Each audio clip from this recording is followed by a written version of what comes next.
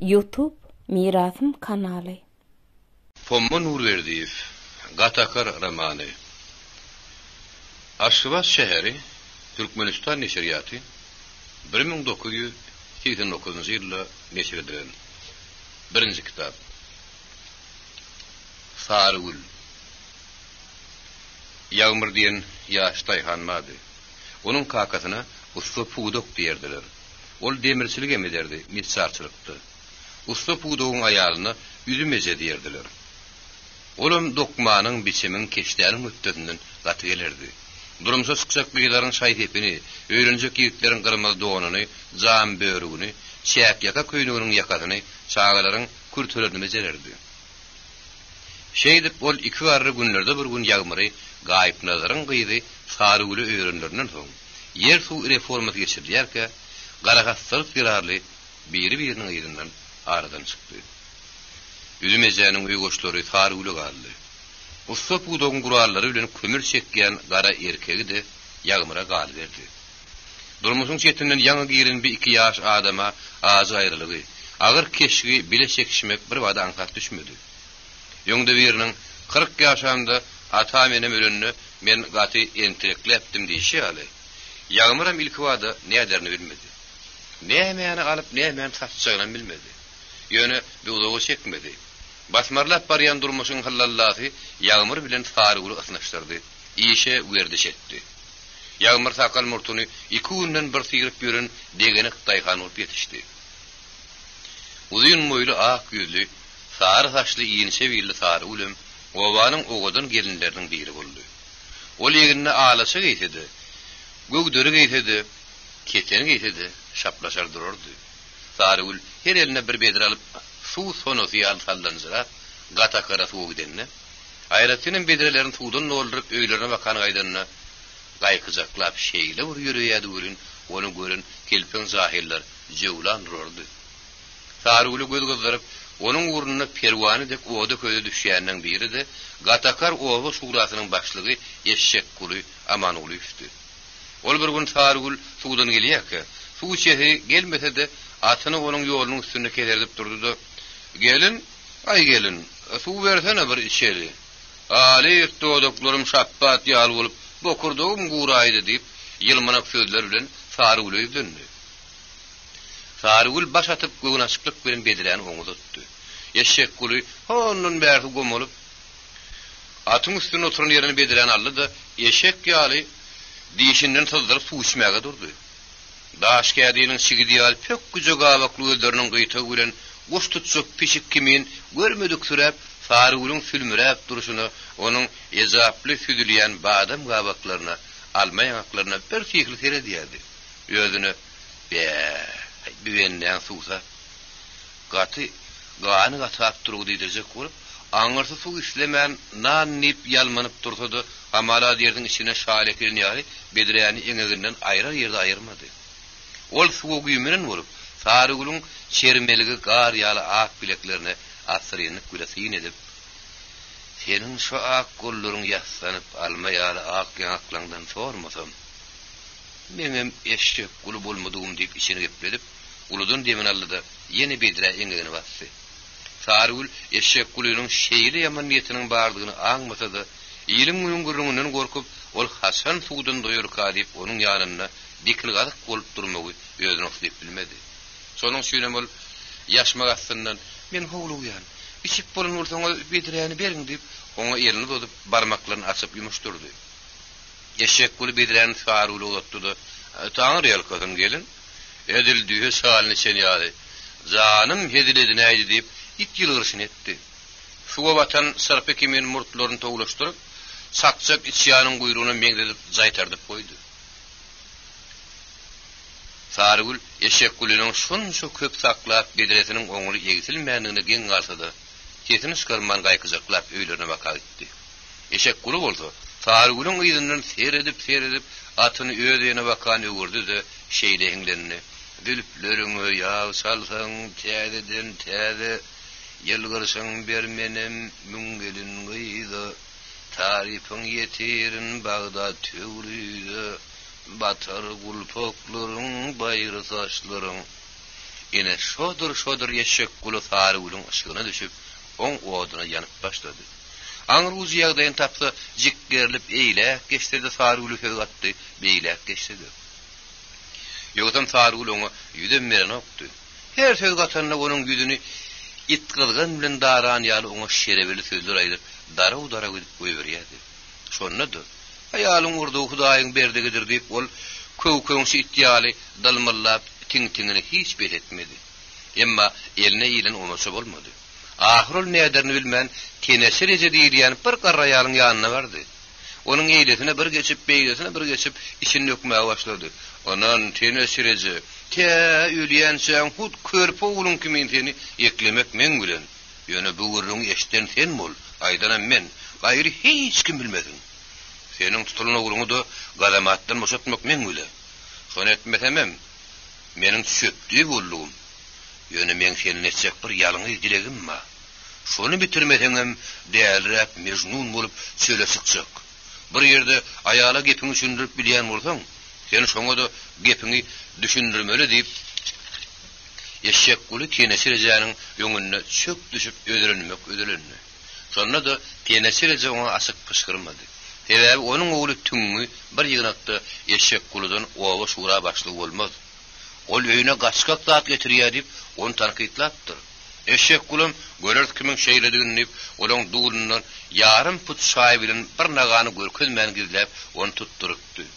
Tenesir ejep bolanda atlardy eşek gulym geliniň bardygynyň düýüpden habarsızdy. Ol şaýlaryň taşlaryny hüjjerdip arkadagyn tapan ýaly begenjinden şumjordy. Ýerne eşek gulzan aýdanyň bolsun. Ölmän kem tüňüzanyň ýüzüni görüp onu bagyryma bassam, men armanym ýok. Aýtany, men haýsa ýaly dilimi düşündirmeli diýip tenesirece yardan deşilini ýaly bitdik gözleriniň ýaşyny kirli gyňyzyň çoğuly süpürdi. Eşek guly oň sözlerini eşitip monsa boldy. Wagt tenesirece men oňa aýal diýip galat gepledim. Ol aýal lel. Gözleri zanal gyzyň gözleri ýaly içinden bagyryňdan geçip barýan mehri ýaly bir mele gelin. Sen onu duullegisir goňa sotyr kaňam bilmeýän nurumyň diýip Sarıgül'ün adyny mort aýtmakdan çekinme. Şonda tenesirece on kim hakda sözleýänini derrew düşünme. Emma düşünmödüge salyp ondan osmakladyp sorady. Beýle meherli gelin usta puwdoň ogly ýagmyryň gelini Sarıgül bolaýmasa mene bilmedim. Wagtça nece bilmedim diýmese näye dil üstünden bardyňla? Şey diýsene, ýer oňa men näme diýmeli? Eşek guly pikirini ondan ýaşyr etmän öz göwüne gelişýär göde gaýtdy. Ya şol men göwünimi alsyn. Ya da janymy. Bolmasa şo gelinem ýerine gowuny perweremde maňa piçiň atyp bermez. Gal guruluşyna garşy gurrun edip adamlar azarýar. Hökümet ýamanlaýar. Özüniň asliýetem gulak diýip sygyryň dili ýaly kagaza hat ýazdyryp peşat basaryny bilen. Oňa ýary gitsegelmeden çykar. Ondan o ýeriniň gülküsini näle öýüniň depesinde baýgyşyň zakyrdysyny eşder. Walla tenesirece. Sen şoňadan men taňa ýürejigim aýdýan. Eger men diýen etmese men oňa ýer bilen bir tümmek boluşmakdan aşak däl. Iň ýaşy sen oňa barda aýt. Men onu serçe tüýdüle temredip pilen içinde kursuk kimin ýüpege solap saklamasam atamyň nälet bolsun. Ýok canım. Olar ýaly abreyli geline beýle gabahat sözler aýtmagy başarman. Ýen onuň ýaňa hatirjem bolay diýip tenesireze kiresi kilim kakylmaýandyny aýtjak boldy. Eşek gulym oň pikirini bilen ýaly. Alby saňa menden sowgat bolsun. Muňa göwersin ýaly uşun atyp duran galberi diýerler. Isli köýüne gedin isli de sat, o men işim däl. Bir maşada gara gaşly ýüme bilen ahar keteninim oňa sowgat ber diýip eşek guly getiren atlaryň tenesirije gowşurup oň sözüne eperti pulum berdi.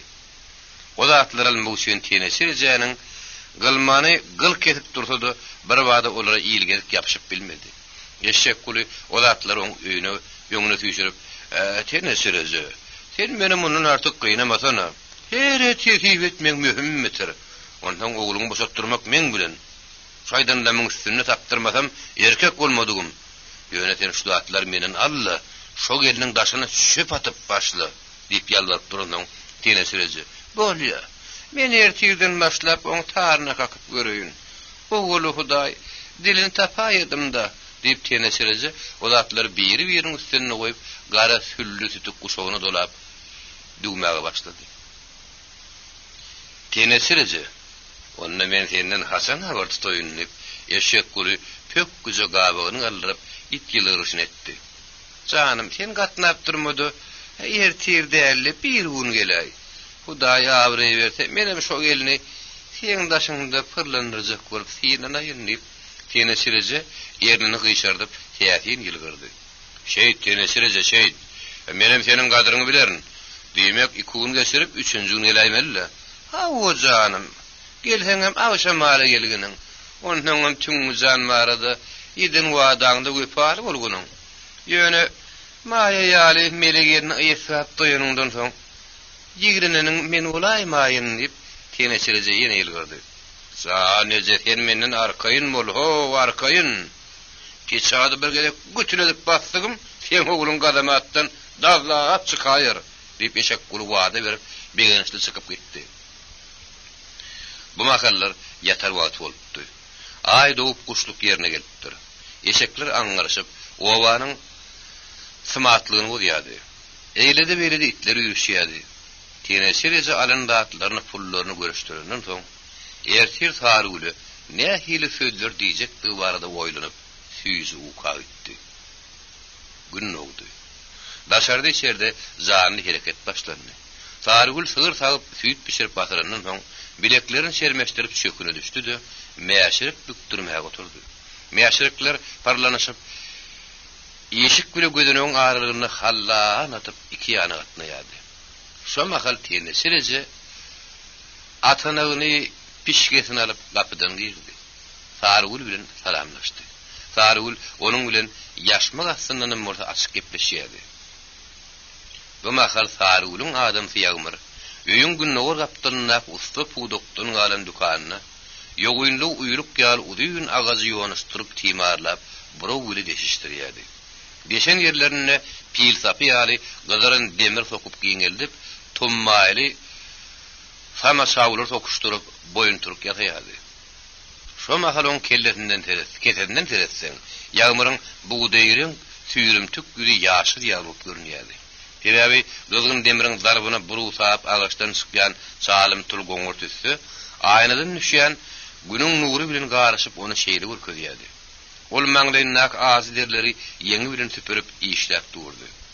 Tenesirece Sargül bilen ilki pukuraçylyk baýyl kakyny görüň edip, ahyrynda şol akşamky ýüregini besläp goýan pikirin üstüne bardy. Sargül oňaýdan dağlaryny ýeşitip ýüregi ýarlaýjak boldy. Böküp baragada kempirin bokurdygyny okuraýaty geldi. Ernesigen bolsa, oňa el garmakdan saklanyp, "Garry, çalyryň başyny tiýranym üçin saňa zat diýmedim. Ýöne inniden beýlek seriň aýagyň bizim bu sogamyzdan tekmedin" diýdi. Tenesirece haýal süremedi. "Azym burun bolma gelin. Bagda gül bolsaň, insanna ayal isleseň islemeseň saňa elem ýetirerler dilem. Bir adam atda howyna döräli bäri bardatdyr. Bardat bolýan bolsa, öz gyýdyň eltde şo kelmekke jogurun goltugyna tay" diýip Sargül adım gepdi. "Gaty gitme gelin. Äriň galyp owada garşy diýse, äriňden diýnersiň." Sargül gaharyny ýaşmagyny ýerip, "Nirden galyp owada garşymyşyn? Ýa-ma galyp owada üçin 3 boyun turuk gülen 2 günde ýatyp goýdy. Dogurda durun birläni kilen azal ýatrady. Ondan o nirden galyp owada garşymyşyn? Ol galyp owada üçin goşun adel, başyny gurban etmäge taýyn. Bir de beýle möhdet edip, ol uralyp bilmez diýip Sargül ýanyny gepledi. Tenesirece Sargülüň beýle dogurlarynyň gaty gorkmaýanyny aňsady, sürünni. "Ay gelin, hiç Hasan şahibide gedanyň boyuny deňelmez. O bir hökmüre wan adam. Ин ýagşy sen razy bolay. Eýäm saňa garagaş öýme bilen ahyl ketensinem getiripdir. Olar häzir men öýümdi. Sen olara menden alay" diýip oňa tarap goray-goray tüýüşdi. Men oň zadyny başyma ýapaýynmy diýip Sargul oňa hemler jogap berdi. Emma tenesirece bir hemläň ýüzüne alman. "Uy gelin, sen näme üçin beýle gaharlanýaň? Bir ýerde gaharyň biterjek işi ýok. Sen ýöňde iki tane ýol bar. Ya maşgala durmuşyň bozmaly. Ya da eşek guluzanyň göwnüne aglymaly." diýip tenesirece ýuwaş ýöne ören sallamly gürledi. "Sen maňa almuran bolma. Men bu zatlary seniň günüňi bulamajak görüp Eger sen onuň meýline garşy gitseň, o seni ýagmardan juda etjek." Sargul ilk wada batyrga ýugurdy. Ýagmardan aýra düşerin diýen gorky oň kalbyny howsula turdy. Sebäbi eşek gulynyň sözü ýörgünlüdi. Ol näme jogap berjegini bilmän, biraz ýaýdan zırap durandan soň göwünü bir ýere baglady. Häzirlikçe bulyň garşyna gitmäýin. Soň her iki zadyň uğur tapylarla diýip pikir oň kelletine geldi. Bolýa enesi. Siziň aýdyşyňyz ýaly bir bile peşäniň oýun deňgeljek däl. O zatlary getiräýin diýip jogap berdi. Tenesirece ilk başa iyi götürdüm hasap edip begencine hasasynan taşlap öýüne tarap ýumlugaýdy. Ol gidişi ýalym hasanaklap zatlary goltugyna gyzyp okly kirpik emin ýorgulap geldi. "Al gelin, al. Bu zatlar hany bege sultana laýyk. Siziň araňyzdaky iň pynhan sırlaryň ilkinji açary şular bolar" diýip tenesirece gara güllü tütük kuşawynyň dügünlerini çözüp gara gaş öýme bilen ahal ketenini Sargul'a tuttu. Sargul o zatlary görüp "Enesi, size bir üreşikden yetmedimi?" diýip ýatama ýelgirdi. "Hawa gelinim, hawa, maňa da ýetdi" diýip tenesirece de ýerini gyşalyp ýelgirdi. Sargul getirilen zatlary kadar tarap aldy, kinaýal sözleri bilen "Enesi, bu zatlar siziň aýdyşyňyzça bar ekeni, getiriniňiz üçin we taňyr ýalkasyn. Ýöne siz o adama aýdyň, eger meni ýan bolsa, bir iş udagy çekmän, hut şu günüň özünde men ýanyma gelsin. Men onuň bilen egri oturup dogry gepleşşek. Şonu etmede tamasy gylýudan ýaly bolsun" diýdi. Tenesirece gasala getdi. "Uy gelinim, hi beýride burada dolarmy? Tene gyýyr gerekde tiýir gerek edäýdiň. O bolmady ahyryn. Hol ha adamyň teşe tonkurdadyp ýöz aýdyşyň ýaly boyun turup künne ýasap otur. Ondan onu edip kellesini etege salyp gelsin." Sargul jogap bermek üçin gudak pikirlenmedi. "Korkmasyň. Oň gorny özüm taparyn. Hemme oňa hoz gerek. Hemmem hozyň mürrügi. Waq gelin zan, men oňa ýene 3 günden habar tutdydım ahyryn" diýip tenesirece jibirindi. "Enesi, men siziň üçüňizden bilmedim, üçmediňizem. Siz maňa dowa eden ýaly, meniň gopmajak ýüregim gopturdyňyzmy utardy. Ertere galsak, men waswasa düşen ýüregim buğuz bolar. Onu men häzir görmesem, men beretim gelýär" diýip Sargul şuna berimsiz sözledi. "Aýt gelinim, beýle ýagdaýda o ne edip görünmän gelsin" diýip tenesirece onuň gysganyp sorady. "Ne edip gelerler? Özüm şonuň ýanyna barmaly bolsam, oň aýalyny ýekesi de gypynjatjekler. Erkek adam meniň eşigine girip barajak. Olam men ýanyma gelenni sabyt bürenip geläýdin" diýip Sargul tenesirejäni bek ynandyrdy. Tenesirece eşek gullara gitmäni näçe kıyın görse-de öz gepi gögürmändim gitmeli boldy. Ol ýoldan ýorgulap barýaka.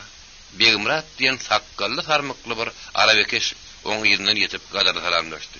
"Ýeri, tenesirece yer ýeperek ýaly ýaparlyp nire barýasyň?" diýdi. Tenesirece kasasyna daýanyp dikerlidi şeperini gözüniň üstüne köregöredi. "Sanym, sen kim bolarsyň?" diýdi. Arabekeşiň oň ýüregi awap, "Tenesirece bolsa da sen gaty garraýpsyň. Seni hemen tanamadyň, o maňa Durdum Müjeniň ogly Begimrat diýerler." "Şeýdi seni inni tanadım malam. Tanany bolsaň men araba. Nire barjak bolsaň, seni men anjytman elti. Şeýit balam, şeýit. Men alys ýere gitjekdäl. Arsynyň kabarjak" diýip ordan araba minni. Toňul bolar tenesirejäniň oglunyň ykbaly barada gürüňleşip eşek gulyň öýüniň deňine ýetdiler. Bu mahal eşek guly garmyz doğanyny ýelbegi ýatynyp ýüpek guşawyny selledinip gadym türk sultany ýaly bolup bir mehman bilen çaý içip oturdy. Ol ostoğu Türka teneçireceğinin "Salamalik" diýip kapydan yapyrlyp girini gördü. Dere ýerinden turdy. "Ýör garry, ýör. Ne bardyň bolsa daşardaý. Mihmana azar bermäli" diýip onu oturmaga da goýman daşary galyp çykdy. Daşary çykandaram şolu gölün eşek gülü ýegilikmi diýip gorkul sorady. Teneçirece gaşlap "Wagtçanım, ýegilikli. Onu men edil muhimliklik ýal etdim. Haýsy deşikden geçdiň, ol eýleligine de, beýleligine de gymdyrlyp geçjek. Ýöneten maňa başga näme hile berjek? Al bu saňa men häzirki peşkeşim diýip eşek gülü oňa 100 manat pulum berdi. Enni tüňmüzanyň uğruna çykaýsaň, ertir uğruna çykar narkayn olay. Teneçirece begenjen ýylgyryp, "Bere kella janym, bari işimi köredip saňa buuşlama geldim. Sen oň ýanyna häziriň özüne barmasaň, ertir oň ýüregi buz bolar. Bu tonuň özü maňa meniň gopmajak ýüregimi gopturdyň. O meni ýen bolsa, şu mahal gelsinidi. Sen häziriň özüne şo tarapa eň" diýip teneçirece sozap ýepledi. Ýöňden beýle hoş jogaba garaşmaýan eşek gülü aljaň haly nädern bilmän şeýle diýdi. "Wah, ýer ýerde gaýdypdy diýsene. Indi men nädeýin? Men mihmanym bar ahyryn. Men seniň mihmanyňam bilmen medwanyňam. Nany tamdyr gyzyny ýapmak gerek" diýip teneçirece gastaýjy görnüşde eşek gulat eretdi. Eşek gül bir meýdan böwrüniňläp, "Oň er ýöýde barmy?" diýdi. Teneçirece sürtkelik jogap berdi. "Bar. Dükanyna dömürlüp galhoz üçin boyun turup ýataýar." Eşek gülü sıkkıntı ýagdaýa düşüp, "Men oň dükanyny başyna ýumrup ýatan boyun turugyny öz boynuny atarardım gülün." Birden diýýär, "Ha, bolmaz iş, bolaýmy mahmallyr" diýdi. "Wagtçanym, ýüregiň barmakda bolsa, iki ýanyňdan hanjar diýilip, depeňden paltynjak bolup durkada barmak bolarlar. Eğer bilen yatan aýalyň ýörgönüne girýän erler görnäýär hilerke. O görgülle de çigidiň bu ýaly günäýi ýok. Öz işi bile gara başa goý. Senin onjyda gorkýan bolsaň, oň bir ýekece ýoly bar" diýip teneçirece Sarygülüň özüne öwrüden emellerini eşek gula aýdyp berdi. Soňra olar daşarda wagt pışardaşyp durdular. Sarygül teneçirece giden badyna ýagmyr öz ýanyna çagyryp, "Aýy ýygra, mene gaty ýadadım. Sen meni materiýadandan. Geri kemiden dyýyp oturuşyp çay başyny gürleşeli. Bu dünýäde bilen görjegimiz näme? Hani ýeling tut" diýip Sarygül oňa su akydyp berdi. Ýagmyr elini ýüzüni kelletini boynuny ýuwdy. Soň ýyrtyk tüýnükli ýaglyk bilen süpürnüp taşagyň başyna geçdi. Sarygül gyrmyz şäýnekden ilki ýagmyryň kätesine, soň özüniň käsäýi goýdy. "Hawa ýygra. Men hogonlarymam, sen howaslarymam. Men bugünmelerin gelişi alam, sen ýanymda gurrun etçi. Ýöne sen gaharlanyp öz janyňy ýakma, men kinem. Darykmazlygam paýhas bilen şoğar depetine çykan eşek gularsını puşman ettirmek gerek. O seni ýasgirmen ilki maňa dil ýetirdi. Indi ýetirjek bolup maň azar ýaman berýär. Ýöne demiň içinde bolsun, o şüýerek geljekdir. Sen men bilen gulokdoş bolup Sarygül ýagmyryň ýanyna içini dökmek emin goýmady. "Gülüm, peradan tilki hiýine bakyp ýürýändir. O ýürsin wakary. Hasan gelse, sen maňa guk diýäý. Özü çadam görýärmi ýa-da ýok" diýip ýagmyr gahardan ýaňa ýardyra gelse-de, sırsaklap çaý sürüp güle uğurlu seri bolman işine etdi. Sarygül ýene mäşerini bükdirmäge durdy. Soňam büktürlen ýüpi şepeline mäşirge tarap, "Hay duruber. Seni bir 7 metret kelmek gejegönüp." Sarygül eşek gülüň gelerini garaşýardy.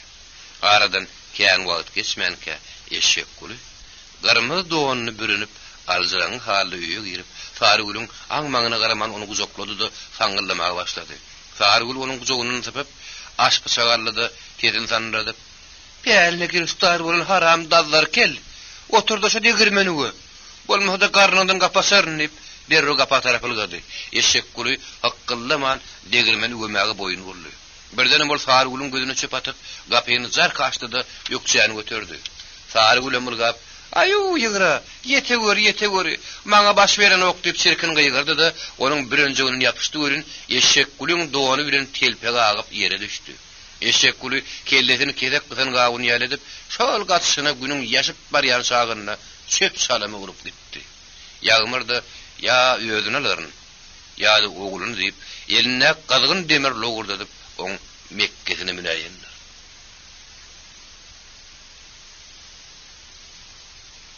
Aňarsyndan bäri ýakyn. Ne bir ölü, ne de diýeri, içki geýimli, ayagy ýalaňaç, gara ýaga, şahar gara buýra saçly odun bir ýigidi daňdanyň ala garaňsyna, daýaw iki adam alla götür edip gellerdi. Kirşenini ul ýoluň üstüne goýup, ýene gelen taraplaryny howlukmasy ylgaşyp gitdiler.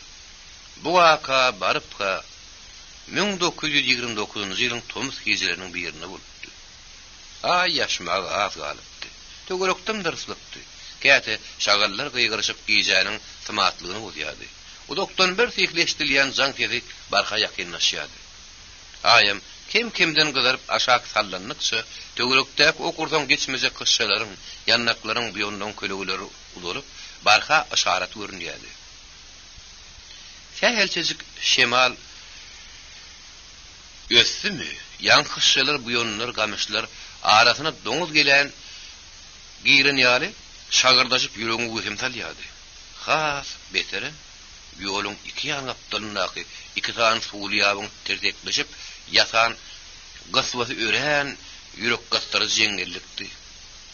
Moňa gorkuly satyrgam diýerdiler. Popşuň orudy, gapanam diýerdiler, dudakdy. Şo satyrgy iki ýaryp ul ýol geçýärdi. Bu ýol şo mahallar Mariýanyň iň gatny ul ýollaryň biri taplanýardy.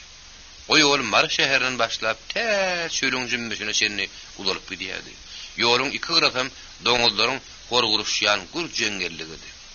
Bu jeňellikde ýöwel jellat diýen ejide ganym galtaman girilip ýaşardy. Onuň Orazzaly hem Baky Batyr diýen ýaranlary ýaşardy. Olar ýölerini tanatmajak bolup helle uranyp eňeklerinden aňardylar. Olar Galapin Badyr gününiň agşamy şo şatarykda durup adam talardylar. Garşylyk görkedenleri öldürerdiler. Sonuň şeýlem halk o satyrga gapanam diýerdi dudakdy. Meni oňa şeýle diýmejek. Şol satyrga gelen adam edil gapany düşünýär bolaýardy. Ve adamdan 50 bigar geçip zanyny guturup ülse müňde bir rady edi. Çünki o galtamanlar adam öldürmek hiç tasyda görmezdi. Şol keterip ýatan buýra taşly gara ýaga ýigidem Orazzaly bilen Baky Batyr 7 ýoluň üstüne goýup gitdi. Ýerne ay batçak bol turka şöyle tarap oduna baryan Düýkeş hürrük goşup o ýigidiň üstüne gelýär. Şeýle de bolsa Düýkeş onu Bagdabat görüp bilmedi. Çünki ol aýşygyň üstüne ýanyň oturup töwrüne howatyrlyk edýärdi. Agyryp ýatan ýola seretmek ýadyna da düşenokdy. Onuň iki ulugyny hallap saraja ýürep gelýän eşigi ýol uğruna keterip ýatan garany görüp kulaklaryny şördüp ürküp bir gapdara terpikdi görün. Odalam gorkup gelýän Düýkeşiň dägredi ýaryldy. Göz garaňkyrady. Ollykyn nämäniň näme bolýanlygyny aňşyryp bilmedi. Soňra ýödüni dürsep eşegiň ürkün tarapyna seretdi. Keterip ýatan garany görüp geňaldy. Onuň adamdygyny ýa-da başga datdan bir wada aňşyryp bilmän onuň töwrüni oýturoklap durdy. Egilip seretdi de ýatanyň adamdygyny aňlandan soň kögöjekläp oňdaşyna aýlanyp "Hey, sen kim?" diýip seslendi. Ýatanyň hiç şeýle çykmandan Düýkeş kim oňa ýakynlaşyp "Hey, sana näme boldy?" diýip ol ýene seslendi. Gezerip ýatan adamdan ýene de jogap bolmandan Düýkeş oň üstüne abanyp egilip seretdi de baryp ony dik oturtjak boldy. Emma ýatanyň göwregi şalkyllap diýen etmedi. Düýkeş ony ykçam guzoklap ay ýagytyna tarap ýogurdy da onuň ýüzüne seretdi. Bu asyl şo gatakarly ýigit eken o. Onu da gatakarın iň gowy ýigit eken. Oňa näme bolka? Munyň janyny kim kassetdi ki? Munyň ýernamyndan gan çykan ýerime ýok. Ýa-da bir ara geçip kellesi göçüp şermesiň biri bilkasdan ata urdurup ötüpdimken ay şeýle bir dady badarla bolmasa munyň agdyndan burnundan gan gelerdi. Ýa-da bu gaýdylarmyka? Geň zat. Beýler ýaly munyň näme etmiş bu arka diýip diýekeş, oň döşüne gulagyny tutdy. Bir eli bilenim onuň böwrüni barlap gördü. Munyň böwre çalaja mümkinligi. Şany bar. Şany bar diýip begenjinin gatyr-gutyr oýluny alyp onu dolamaga durdy. Şoma halam 3-4 tane adam ylgaşyp geldi. Olaryň biri "Way ogullip oň üstüne ýykyldy." Beýlekleriň arasynda da "Way dogone" diýip onu uzaklandyr boldy. Diýekeşiň zähireti ýarlyny ýaly boldy. Dogurdan ol galtamanlar munyň janyny näme üçin kastetdirerke? Ne onu öldürüp dururlar, ne de güldürüp dururlar. Biýigidin günähi nämeke? Inni ol adam bolurum bolmazmy? Gelin onu barlap görelim. O gelin adamlara bu wakany ýem kim habar berdike? Ardaly mehman. Garagyş gygyryp gelipdi. Çölle borjokdun, dağda jenewitden başga owady da arsadan gaýry dermanlyk diýdiňem göde görünip durar ýekece de gök agaçlary çöküp almandy. Beýlek agaçlaryň hemmeti ýapraklaryny düşürip syp ýalaňaç gydaly şeýbik bolupdy. Yer doňup tarka ýarylmasa da, onuň ýüzi ýegeti ýaly kesmeklep gatapdy. Günüň şöhretine ýetirip ýokdy. Ol ýerken skorkan adam ýüzi ýaly agaryp ören öçügüdi. Käte-käte gaýmylaşyp gartolgulga çýady. Gün matardan multy ýüzüňi dağlap barýan aşyrym sowuk şemal üsýärdi. Ýere dökülen suwlar doňup nabat ýaly diş bolup durdy. Emma gatakaryň suwy ýabyň iki ýangırasyny gyrpatladyp goýýardyň. Dağdan ıňdarylyp gelýän sil suw kemen bulanyp, togulunyp demirgalyga tarap zymdyryp akyp ýatyrdy. Biýabyň gaýratynyňky ak mekdebiň okuwçylary sow kowan duýmaýan ýaly uly şatlyk bilen ara ketme mahaly topor gaçdy bilen top oýnaýardylar. Olaryň göçkünini şowhunlary, şat gülkülerdiň bir ýöldüriniň däl, töwrüňnek tomaşylaryň da ruhuny götürýärdi. Olar okudýan oğlumlar bolsa, mekdebiň ýykyşynda durup, okuwçylaryň şagalaňly oýunlaryny keýp edip syrnaýardy. O pelleden o pellä ýetdirmän, elip pökküle urdurman, ýene ýygyny ýokçaň götürýärdiler. Eşekçiler bir-birini "Ha ýokla da haýgap" diýip gaçyp barýanlar koguraşyp ulgow edýärdiler. Klasa girmäge tägel sowat garynna, birden bir paýtun ýoluň egreminden zompa çykyp, okuwçylaryň şagalagyny tappa ýatyrdy. Ol paýtun mar tarapdan gelýärdi. Oňa goşulan atlaryň biri ak, beýleki bir bolsa, ösgün ýarly garatdy.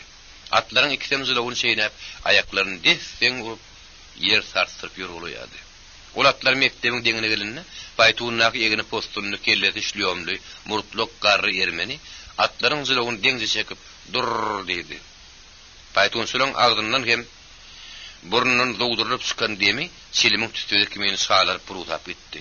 Atlar paýtunçylaryň ketini eşdenden sakka durup, başlaryny aşağı ýokary galdyryp, horgurup, burunlaryny arçadylar. Olaryň da burunlarynyň ýerlerinden çykýan demi bu ýaly şaýlaryp ýokary göterilýärdi. Şu tagadyň özüne okuwçylar paýtunyň daşyna hyrra aýlandy. Atlary olaryň zulawyny, paýtunyň göwletini hem tigirlerini hyrydar göz bile teýindiler. Ola okuwçylaryň käbirler syýyndan bilen oňman paýtunyň tigirlerini, atlaryň ýarlaryny ýerleşdirip gördüler.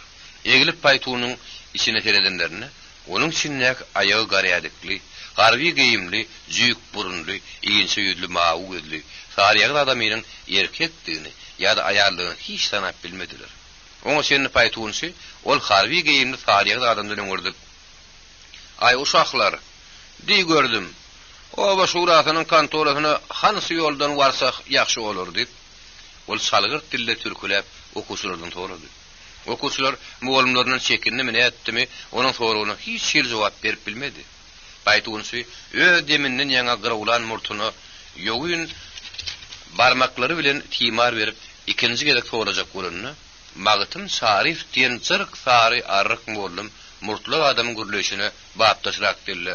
Gardaş, buna bakgyna, lap o ýoldan gidip paxta bazasynyň daly bilen sola dolansaň, bundan da çok ýaxşy ýol çykar. Ondan çykmada gidiber. Lap alnyndan bir balaja aktan çykar. Ona girgine "Vesselam" diýip, ýöl gepleşini goşal bolup, ellerini hereketlendirip oňa ýol salyp berdi. Elbette paýtunsy oň gepleşine oňa düşünürdi. Çok ýaxşy diýip, oňa minnetdarlyk bildirdi de, naý ýegri şeýbuni otlap, içgin sorup gidiberjek boldy. Oňa seni paýtunyň içinde harby geyimli adam oňdan mawy gözlerini güldürip iýinçe resbilen türkmen dilini öýren arasy eplep paýtun saýlyny. Atam biraz saklasana. Onun erkek adam bol. Ayalyň kıyar iýinçe sesli eplemegi. Onda da büdür-büdürsü türkmen seplemegi. Tögürüne küşerleşip duran okuwçylar geň galdyrdy. Hatta mekdebiň direktory Magtyma da gaty geň görünýär. Okuwçylar bolsa bir-biriniň ýüzüne seredip ýylgyşdyrdy. Bu adam giyimini göre däl eken o. Eşitdiňler? Türkmençäni ýedil suýaly bilýär. Özüm göreýmegi ayala salim edýär diýip, olar bir-biriniň böwrüne ürdekleşip pysardaşdylar. Bu zatlaryň bazysy häl sahalynda bolup geçdi. Baýtunsy okuwçylaryň bir hyşywçylaryna hereketine üns bermän, sönüp barýan şyýbygyny bir kerek ýelpedip, çalymtyk goýtuşdan ýutdy da agzyndan burnundan ködüp asman üfläp goýberdi. Tüsde onuň gür sakkaly bilen tapyşyp duran murtlaryň arasyndan tütäp çykyp, ýeňiljek bu ýaly gaýmylap ýokary göterildi. Şomahal klasy girmek üçin jan kakyldy. Okuwçylar ylgaşyp mektebe tarap etdiler. Baýtunna harby geyimli saryýagy adam Magtym Şaryf öýdürni. Ýoldaş, siz muallymmy? Magtym Şaryf oňa muallym duny hemde müdürdigini aýtdy. Ol saryýagy adam mawy gözlerini güldürip Magtyma ýene bir sany gyzgyk soraw berdi. Belki onu siz kommunistsiňiz. Magtym Şaryf onuň bu beren soraw üçin birjik de ikirjiňlenmedi. Hawa men kommunist.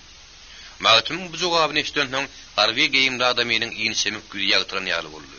Onuň sözüni tasdikleýän nek ýerliýinden başlatyp Magtymyň üzüntüni özüne çekdi. Şey diýsene ören gowy, maňa gerek adamdan biri siz ekeniňiz.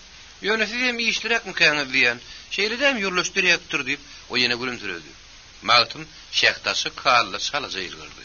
Çünki ol saryýagy adamynyň soňky beren sorawy Magtyma düşünişmäge de açyk gepleşmäge ýol açdy.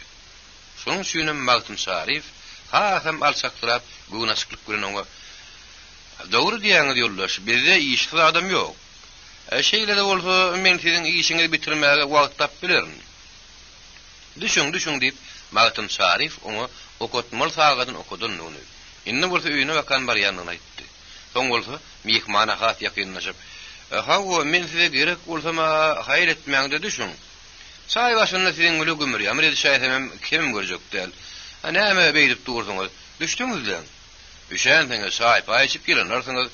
Düşün. Meýdana gelmediňiz ahyryn.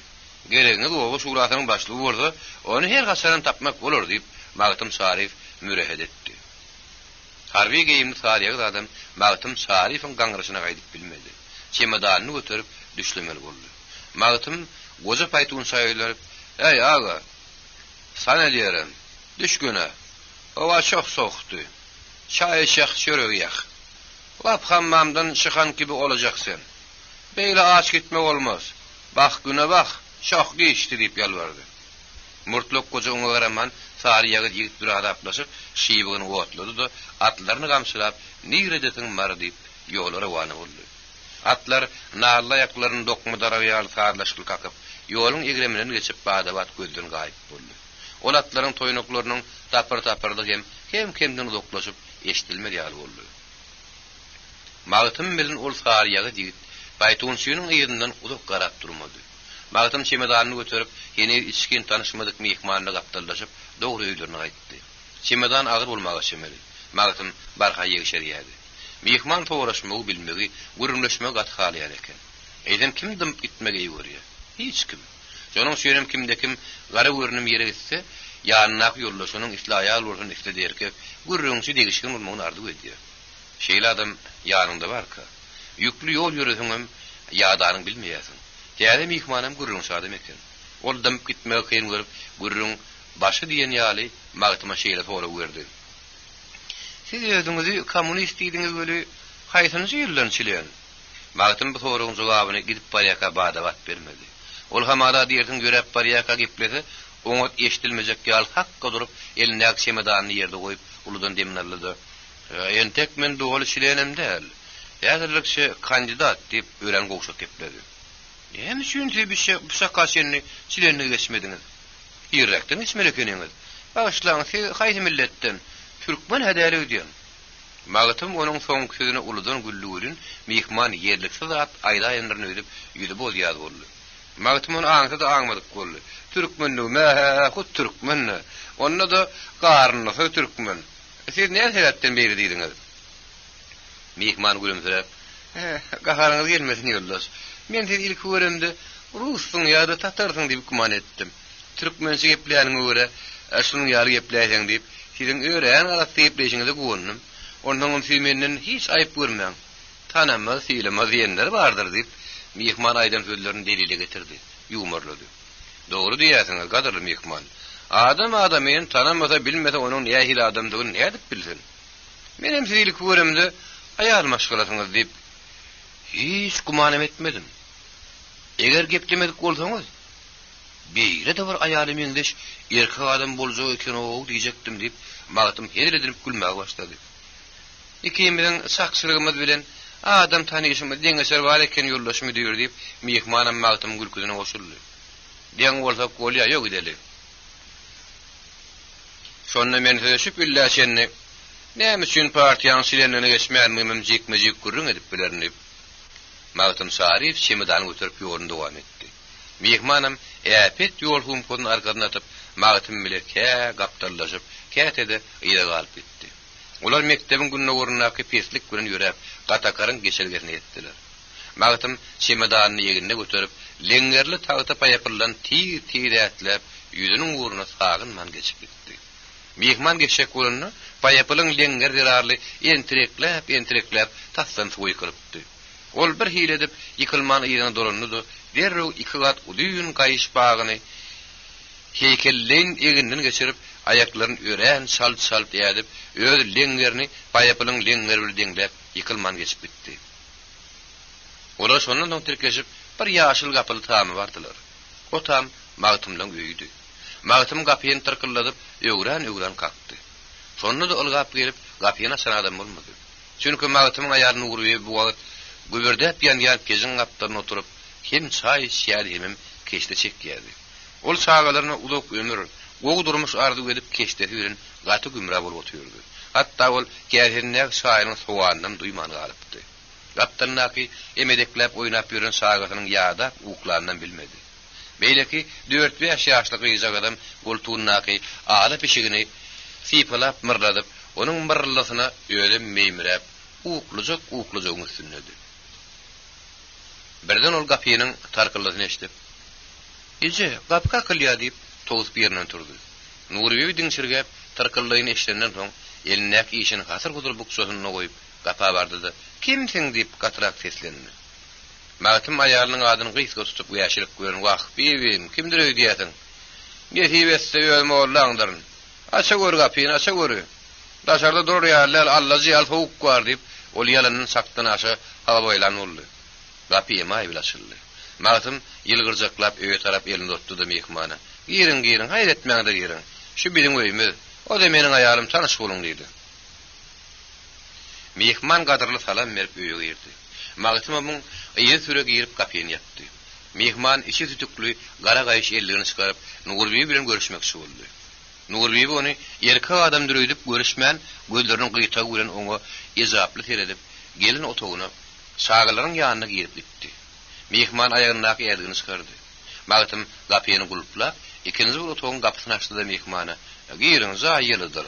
Edil öýüňizde ýaly arkaýyna oturuň" diýip mehman ikinji otogda ýerleşdirip gapyny ýapyp çykyp gitdi. Mehman ilki bilen kerpikmen mawy gözlerini gezdirip içeri ýerdirdi.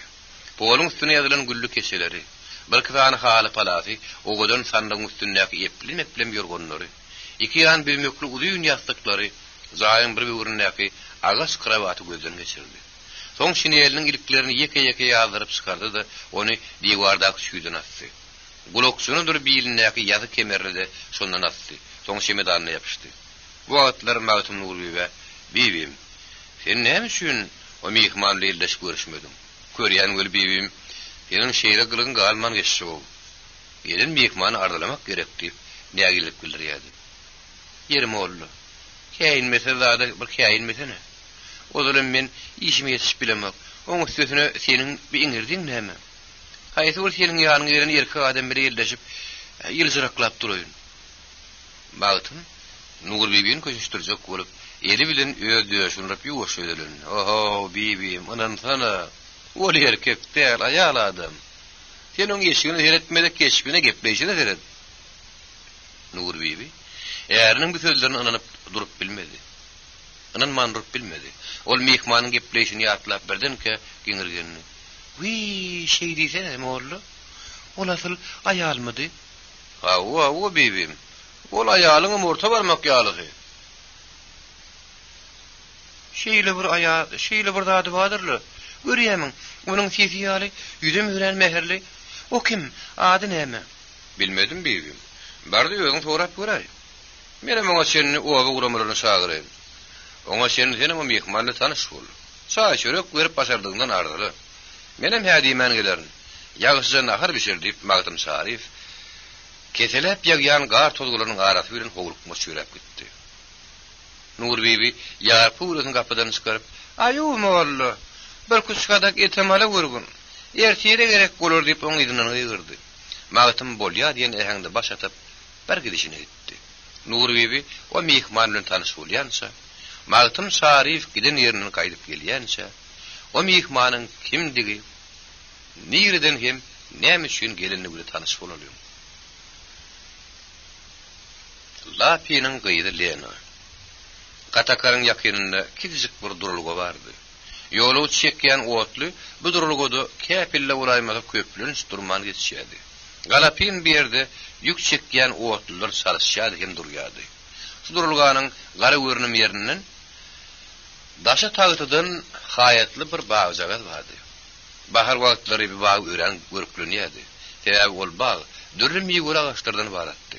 Şonuň üçin ol baý bahar bolanyny dürli gulleri bilen beslenip älim boşurdy hem owadan bolýardy. Görünüm gödügi diýerdi. Onuň töweregininden eýlek geçýän ýolagçylar o baý jagaty görüp göwün göterilen soň birden hiňleni bererdi. O bagda gulleriň ışgynyna perwa durup saýraýan diňe bir bilbillerli. Beýlek saýraşýan guşlaryň hetdi azaby ýokdy. Aýratýany bolar agşam ara hemem täher wagt saýraşyp bu jagat bagy joşa getirýärdi. Şu bagy ekenedi, bakanady Stepan Gavrilovich Lapin diýerler. Ol hasan görsen gödäýnekli, ak yelken papakly, ýeli gaýşyly ýa-da pilli, halynyň ýetdiginden şu bagyň içinde işläp ýörenler. Beýle diýsen, şudan ömrüni bagsylyp bile geçirin öýdäýmen. O bag var näle? Köne felçer. Stepan Gavrilovich bir ýerde köp ýyllap işlemek göle köp türkmeni melhem edip hastalykdan, mama keseliniň körlük hem goturluk belasynyň alyp galypdy. Köp şagany gyzamyň gazabyny saklapdy. Gözlerini pomidor ýaly gydardyp, göz agyrdy tük gödüşip ulaşýan bir şäherleň müňler sözüniň gözüni bejerdi. Beşin filmledip dällep uzun giýje derin dökýänlerden Stepan Gavrilovich'in bejeriniň hetdi asaby ýokdur. Hatta onuň ýaş tünden helek boljak bolup ýatan aýallary azalyň elinden alyp garan ýerlere az bolmady. Şeýdüm Stepan Gavrilovich köp türkmeniň diliniň senasy gözüniň gowunjy boldy. Stepan Gavrilovich Lapynyň bitiren işlerini sanap utorýarlar. O revolýusiýalaryny bolşevikleriň gizlin guramasyna gatnaşyp, eliniň giren kömegi olardan gaýgyrmady. Ýejerini täden atýança onuň sırasy dönmezdi. Demir ýolçy revolýusionerler onuň öýüni mektebe dönüpdiler. Stepan Gavrilovich'den möhüm sapa galyp, olar Türkmenistanyň gowgulaňlary, aýratynam 1916-njy ýylyň gowgulaňyny işeňi gatnaşdylar. Başşa hökümetinden ýangyny garyp türkmenler daşyny toplap, demir ýol bolup köpürleri ýykyp gatnaw bökdäp, bolşevikler köp peýdaly işler etdiler. Grajdanlyk guruş ýerlerine iň batyrga ýögeşen bolşevikleriň biri de Sergey Gavrilovich bolupdy. 1919-njy ýylyň maýynda Ravninany böwüzüp Gurban Gala zawd edilendi. Stepan Gavrilovich düşmanyň topakyna sağ aýagyna alyp şeýir agyr ýagdaýa düşdi. İki aýagynyň birini agaçdan edip öýüne gaýdyp geldi. Onuň ömürlük ýoldaşy Vera Pavlovna keýtiklep gelýän Stepan Gavrilovich'i garda uzaklap, "Ýeridim, bir ýagdaýa nädip düşdüm. Indi ne edip günümüzü geçirirtip demine yetmeyen kellesini Stepan Gavriliç'in döşüne koyup möngürüp ağladı gülün. Onun bağırın parlap baryan darin tetine hiç gözgeleri yal olmadı. Stepan Gavriliç näse mertresedi. Dozoklarını kemşerdip hamsyk mandurup bilmedi. Ol Vera Pavlovna'nın saçlarını dipalap, äli yüzünü bir yere jemlep, "Goý mehribanym, goý ağıdan peýda ýok. Muňa söýüş diýmeýärler, uruş diýerler. Onu da görnäýär hiluruş. Adatlyk erk uğruna kuruş. Buruşda ölenem maýyp bolanam köp bolar. Garşylyk gazy uturmaýar ahyryn. Muňa şükür et. Menki ýene ýaşy. Ölen bolsam näme derdim? Hiç çakladyň barmy? Ýok. Ýöňde biriniň dögülen diýişim bolsa, altyn başym sag bolsun diýişi ýary. Bilen muňa şükür edelim. İki elim sag. Ýene köýnek ýere başlar. Gorkma. Gor bolmaz diýip, ol Vera Pavlovnany zordan diňdirdi. Şo günden başlap Stepan Gavriliç köýnek ýerine hasam işkin ýapyşdy. Küstüniň ýetdiginden bagyny da serinjam berýärdi. Onuň aýaly Vera Pavlovna bolsa, öýdäki biş düşkem göýlele tagyry bilen tovuklary, öýerdek garlary iş bolýardy. Ine şeýle gylykly hasardy bilen iki garry günüň nähil olup, nähil ýaşanyny bilmeýärdi. Olaryň perdent uğrundan ýekize gyýlary bardy. Oňa da Lena diýerdiler. O da ýaşlygyndan kakazyny kömekçi bolup, soňam Mariýanyň Lenin adyna mektebine oturup, Daşkende universitede okuýdy. Gamsmoluň üstünden ol şo ýerde partiýanyň şeýerine kandidat bolup geçdi. Lena okuwyny oturup beren soň, Mariýanyň iň daşary ýonlarynyň birinde işläp, aňarda bir ýyl geçip geçmänke, Urazguly Artikow diýen gara ýagal uzyny Gamsmol ogluny durmuşa çykdy. Emma onuň bu durmuşa çykyşy şogul bolmady. Urazguly ýaşlar Gamsmoly çekmek üçin gowag edenne, kulaklar tarapyndan wagşyryp gürüldirildi. Aradan 9 geçenden soň Urazgulynyň meýidi bir gorkyň içinden tapyldy. Ony uly ýaş meýitini bilen owanyň merkezine jaýladylar. Leninçi Gamsmol Urazguly Artikowy naýensaplyk güli öldüren ganhor kulaklary atmaly diýip, halk hemme ýerde gahar galyp biletdi. Soň o ýerde işlemek Lena ýeňil düşmedi. Ol Mimar şäherine gelip, Reispolkomyň ardalary bölümine işe ýerleşdi. Boýdaşlarynyň şahat gülküleri, goýaşy degişmeleri, işin gyzgylany, ine şu atlar Lenany gaýgy gamyň hasratly ustadyndan kim-kimden halat etdi. Lena işe has ahlasly hem jogapkärli ýapyşyp, yerlerden gelen arda şikayetlary wagtyna barlap, dogry netije çykarmakda derrew özüni tanatdy. Ony hemme kişi alady. Hemmeler oňa hormat goýýardylar. Oburdan gelýän paştalyonlar da onuň bilen degişip gülüşmedi, bir zatlary kemýaly lapke solup gaýdardy. Hayratynam şar gara buýra taşly, gara ýagyk peşeneli Günnowdy diýen gatakarly ýigit onuň bilen köp degişip gülüşerdi. Diňe bir degişmegem däl. O Lenany ýüregi bilen söýerdi. Emma syryny Lena duýdurup bilmeýärdi. Käwat Lenanyň ýanyna gelip, oňa seredip hiç zat diýip bilmän, beýderek oturup gidýän wagtlarym köp bolýardy. Tomsun soň günlerine bir gedek, kömelek işanyň ýigit bilen gelip, Lenany oňa kiredinden görkezdi. "Ine ýegen, men söýýän gyýdym şo. Maňa şondan başga melek pergolda gerek däl. Arman men oňa syrma aýdyp bilmeýän. Näme de bolsa, men oňa şu gün buzaga gaty berjek" diýip, ol buýra taşly ýigit ullokan tumpodyna gatlary çykaryp Lena berdi-de. Onuň bilen sowuk sala hoşlaşyp gaýdarman boldy. Lena da onuň hereketleriniň keýpini kökdärligini aňyp, "Näme? Sen bugün keýpin ýokla" diýip onuň sorady. Onuň sebäbini şuň içinde bardyr diýip, ýalky gara ýagal buýra taşly ýigit oňa bir hat çagad berdi. Lena onuň hatyny okanyna ýennamy jegilep, üstünden gazgyn suw ýylanýaly boldy. Ýüzüni boz ýad edip begenjegini bilmedi gynanjagyny. Uludan demin alyp kellesini galdyranyny, o ýigit kömelek işan bilen eýýäm da musonyal bolupdy. Onuň şo gidişi boldy. Dolanyp gara bermedi. Lena muňa gaty geň galdy. Çünki onuň goýup giden kidiji gaty Lenanyň ýüregine ullokan howsuly turdup, ony öz ýytyýaryna goýmady. Ony köp pikirlenmäge mejbur etdi. Hawa Lenanyň her güni şunuň ýaly bir wakasyk bilen baglanyşyp, onun gamlanmaga da goýmazdy. Ol şu işli işläp ýörke, oňa Sowet işgär hökümini, partiýanyň şeýlenigini de kabul edildi. Bir gün şeýle bir zat boldy. Özüm Gysga Bazar günüdi. Guýdyň şigirekli günleriniň biridi. Demir ýolçylaryň Seýet Muradov adyna klubyny Marynyň ähli owa aktivleri bilen şäher aktivleri hyryn dolupdy. Şonda Türkmenistan Halk Komissarlygy Sowetiniň başlygy Gaýzy Atabayew, Türkmenistanyň Kommunistik Bolşewikler partiýasynyň merkezi komissiyetiniň hemde Türkmenistan hökümetiniň adyndan gurrun edýärdi. Ol ýeke bara huzurlukdan arkalaşykly huzurlugy, ýagny kolhoz guruluşyna geçme hakyna taýyk gurulýar. Ähli aktivleri şu möhüm şähere işeňir gatnaşmagy çagyrýardy. Şonda ilkinji çykyp geplenleriň biri de Stepan Gavrilovich Lapinin gyzy Lenin boldy. Ol halka öýlenip partiýanyň, hökümetiň bu çagyrşyny dabarly utlady. Ýoldaşlar, siz meni bagyşlaň. Meni şunu diýmek isleýän. Şu barlaşykdan pi görüşde meniň adamym Urazgul Artikow kulaklaryň neji ýerinden görüp öldü. Meni şonuň ornuna durup kulaklara garşy görüşmek isleýän. Şoň üçin mehriban ýoldaşlar, men partiýamyzyň çagyrşyny ikellep kabul edýän. Mira hem Hasan neydi? Men hakkı çok etmän häzirem bolsa gitmäge taýyn. Diýip ol gene sözüň oturmanka güýçli ýyl sarpyşmaly ony geplemäge de goýmady. Lena il sarpyşmaly köşeňden soň Atabayew öýlendi. Gaderli Konstantin Sergeyevich, maňa Lapinin Lena diýerler. Özüm kommunist. Meni isleýän şahstyň diýerin. Men erkek adamyň burun ýerine durup iş bitirmesem namys ederim. Anhada ardam diýip Lena ýeline kardasyny Atabayew uzatdy. Bu tapar gel sarpyşyk ýöňküň senem bolmady. Çünki Lenanyň çagyrşy aktiwiň gögünden turdy. Men nästem kem diýip käbir ikirjiňlä oturundyrum rahatlanyrdy.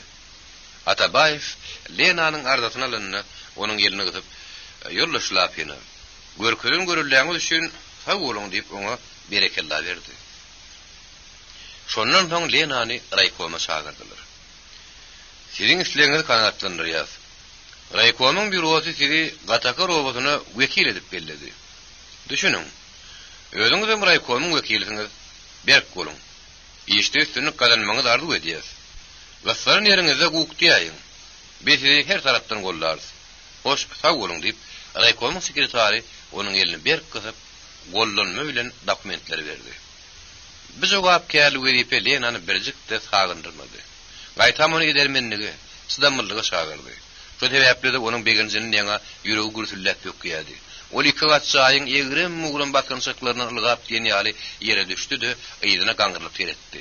Üstüne abanyp turan saat bişen kerpiçden edilen jaýyň daşky diýwarynaky Türkmenistan Kommunistik Bolşewikler partiýasynyň Marray komy hem Marray raýon ijraý komiteti diýen iki uwudun ýazgyň içinden okap haşla uludan demin aldy. Men her edip ýerip edip özüme tapşyrylan bir bitirmede kıyın ýumuşy bitirip yine gelip sana raport beren. Oňa sen hoş, mehriban idare edip ol hyrry ýygyna dolandy. Baltaras köşegine düşüp dogry gün matar demir gadga tarap dogum ýürep gitdi. Ol ýer gününe giz etmejek bolup käýerde mele taşyny kerkilledip ılganyny duýmaýardy.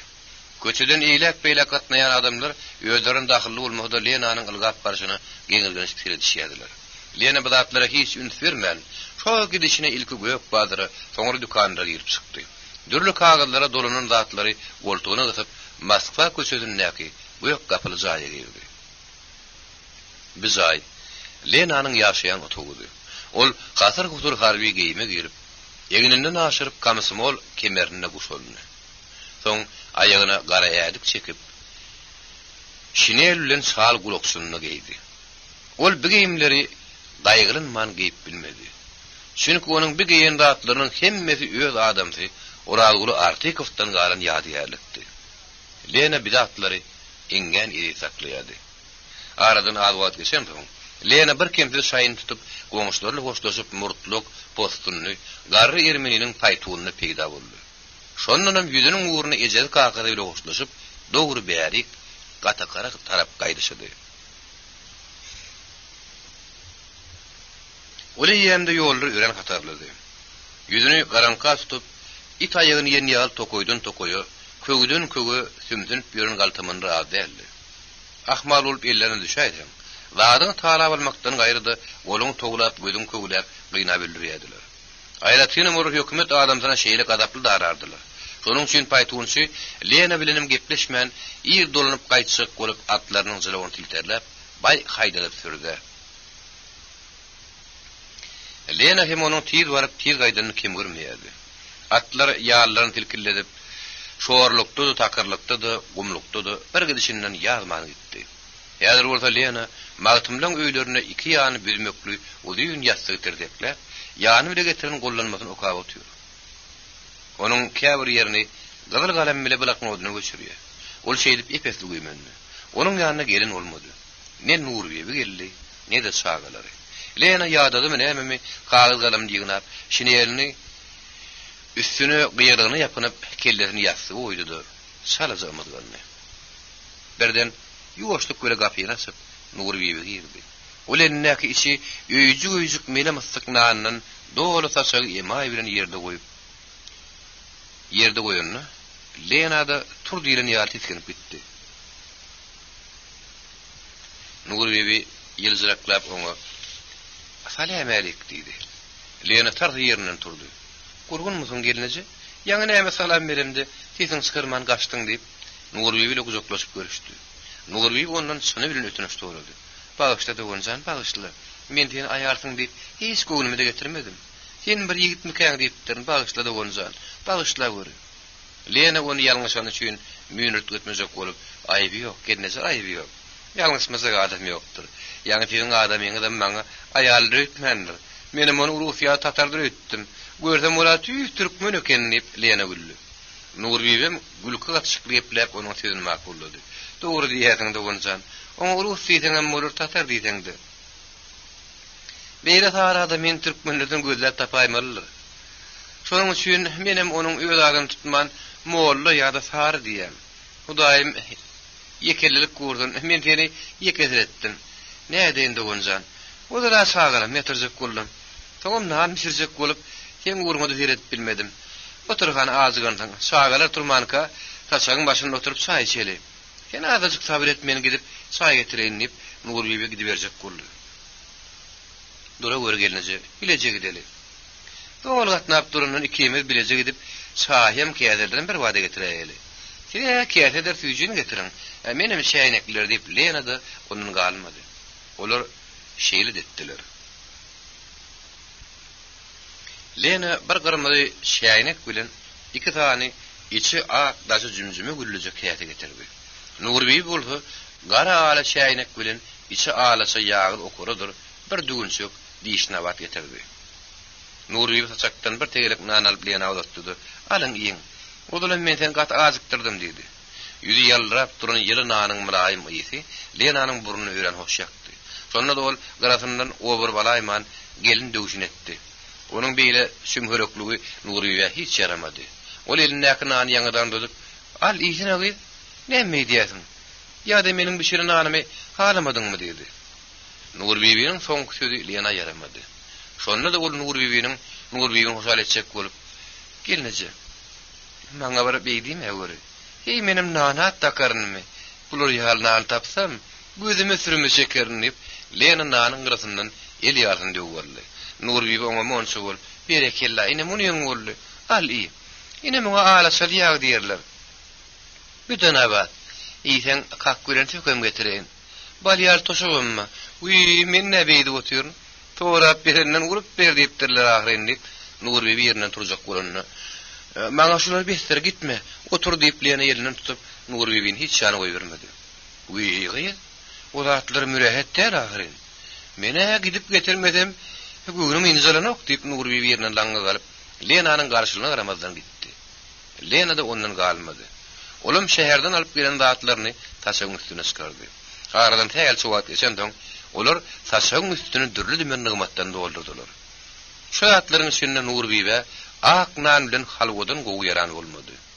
Alaçal ýa bilen ýylynan, göýökçay bolsa ýadap gelen Lenanyň janyna jan goşdy. Ine olar şeýdip bir-biriniň adyny soraşyp iskin tanışdylar. Soň bolsa çay başynyň gürrüňine geçdiler. Lena çeýnäp oturan nanyny ýuwdy, çaýdan bir kowurtlady da Nur Bibi'den güduranlarynyň nähilini soradı. Yaman nälenejan. Yıkma yıkılma geçip dur deyip Nur Bibi onun soruğuna kıyıtkazık yönükü cevap verdi. Lena onun bu cevabıyla kanatlanmadı. Bu nähil yıkma yıkılma kıyız? Adamın bir mektebin direktörü olurdu. Ne edip durmuşsun yıkma yıkılma olyamışsın deyip Lena onun sınırga edip soradı. Yıkma yıkılma deyip ağzının uğruna ayda yan. Mudarımız oňuşma söýdärler ýöne. Oň iýenini şenni burnuna getirýärler. Lena onuň aydan sözlerini takiklamak istedi. Bu näme üçin? Elbetde sebäp bardyr ahyryn. Hani onu boluşy ýerde burun bersene. Nur Bibi ellerini hereketlendirip söýledi. Wagt Lena jan, iki ýepin başyny çatyp bilmediňem bir gurrun bolarmy? Näçekde? Essen gyýyp dolýar. Näme üçin meniň adamym owa şurasynyň başlygyny para horlugy üçin tokma gurupdyr. Iň gowy meni gepletmän, ýödüň okap göräýseni diýip Nur Bibi şkafyň şekerinden bir tokmak jurnalyny aldy da Lena uzatdy. Başlady diýen goşguýyn oku. Lena'nın gözi ilki bilen o jurnalyň daş ýüzündäki bir gülkünç tugrata düşdi. Tugratda bir habarçy ýeli gyzyl naýdar okturlyp barýardy. Onuň öňünden orta para horlar, moğolly işanlar, baýlar taýdarlyp gaçyp barýardylar. Olaryň käbiriniň telpegi, käbiriniň ola telle gaçypdyr. Käbir büdüräp tuýdurylyp barýan ursa, käbir naýdanyň darbyna sydaman termagarlatdan gaýdypdyr. Ha o sura şeýle gülkünçdi. Lena onu bir lay gözlerini geçirecek boldy. Oňa senden uruýy taklanyp bilmän. Agyr Lena, bular soňgursaň bolurly. Gaçyp gitjek ýeri ýok. Ine şunu okusana diýip jurnalyň gatyny açdy. Şo goşguýyny süýüm barmak bilen basyp Lena görkezdi. Lena sesini çykarman içinden okujak boldy. Emma oň uruýy hiç rady bolmady. Agyr daşyndan okusana. Ýene mereşdeýinne diýip ýalbaryny ýaletdi. Lena oň garşylyk görkezmän, ýöwüşçüňip gülen sesli okumaga başlady. Gatakarın owa şura başlygy eşek gulu elini terip başlady. İçip ip arak bilen şişligi aýdurdyň öýünden örüp başlady. Baba gulu baýdyr ýakyn aşnasy. Walla şoň boýunna çilimenasy.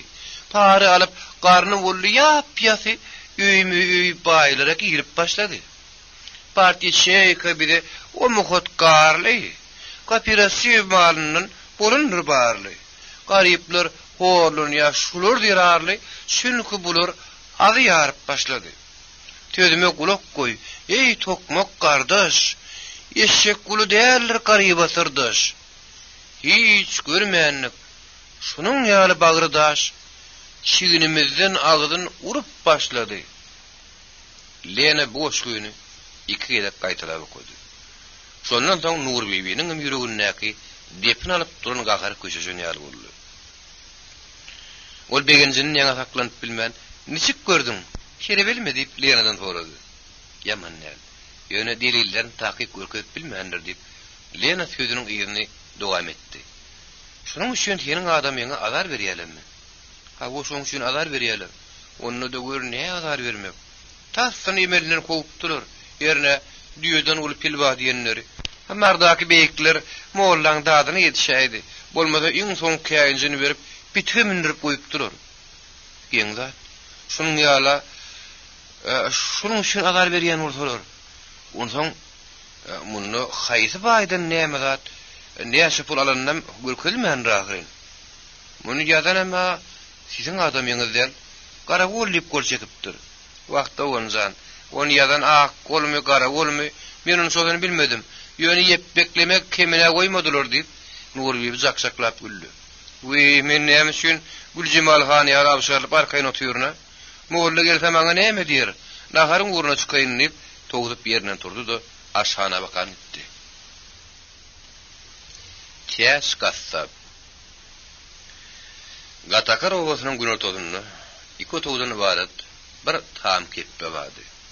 Bir ýepperli oturan keppäniň özüne çekici görüp bolmady. Moň gelip gidýän adamlaryň hetdi gasaby ýokdy.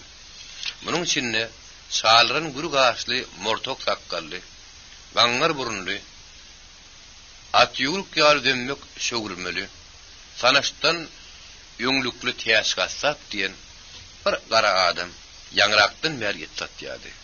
Onuň öýünde kempirinden gaýry hiç ýerde hiç şeýle hostar ýokdy. Tiyas gassabın özüň aýtmagyna görä, eşek guluynyň kakada amanly, onuň bilen babadaşmyşyn. Şo sebäpli, onuň malyna kogulaşyp, tiyas gassaby ýarym bir mundan öň kesar kaşdan göçürüp getirip onu yer tuğullu etdi.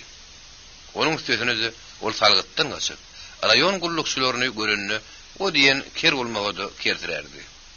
Titremeyecek ellerini titredip, geplerini de ağızlarını kıyışardıp, zögülüğün ehli görünüşlerini oynayadı.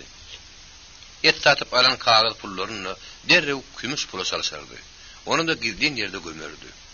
Tiyas gassabın teresinin iki başlı dengdeldi. Çünkü zamının biri mis oldu, beyleksi galaydı. Çeku daşlar da iyilin kelmeňleşdirdi. Olaryň arasyndan gurupluca ýyl managyny tapşykmanyn ýokdy. Onuň ýödüniň ýygynan çeku daşlary da eski düýlen gaty kerekden, döw kerpiçden, kenekden, gara tankanyň jürnüginden, çäýnek gapagyndan, sakky tapyndan topozdan barat.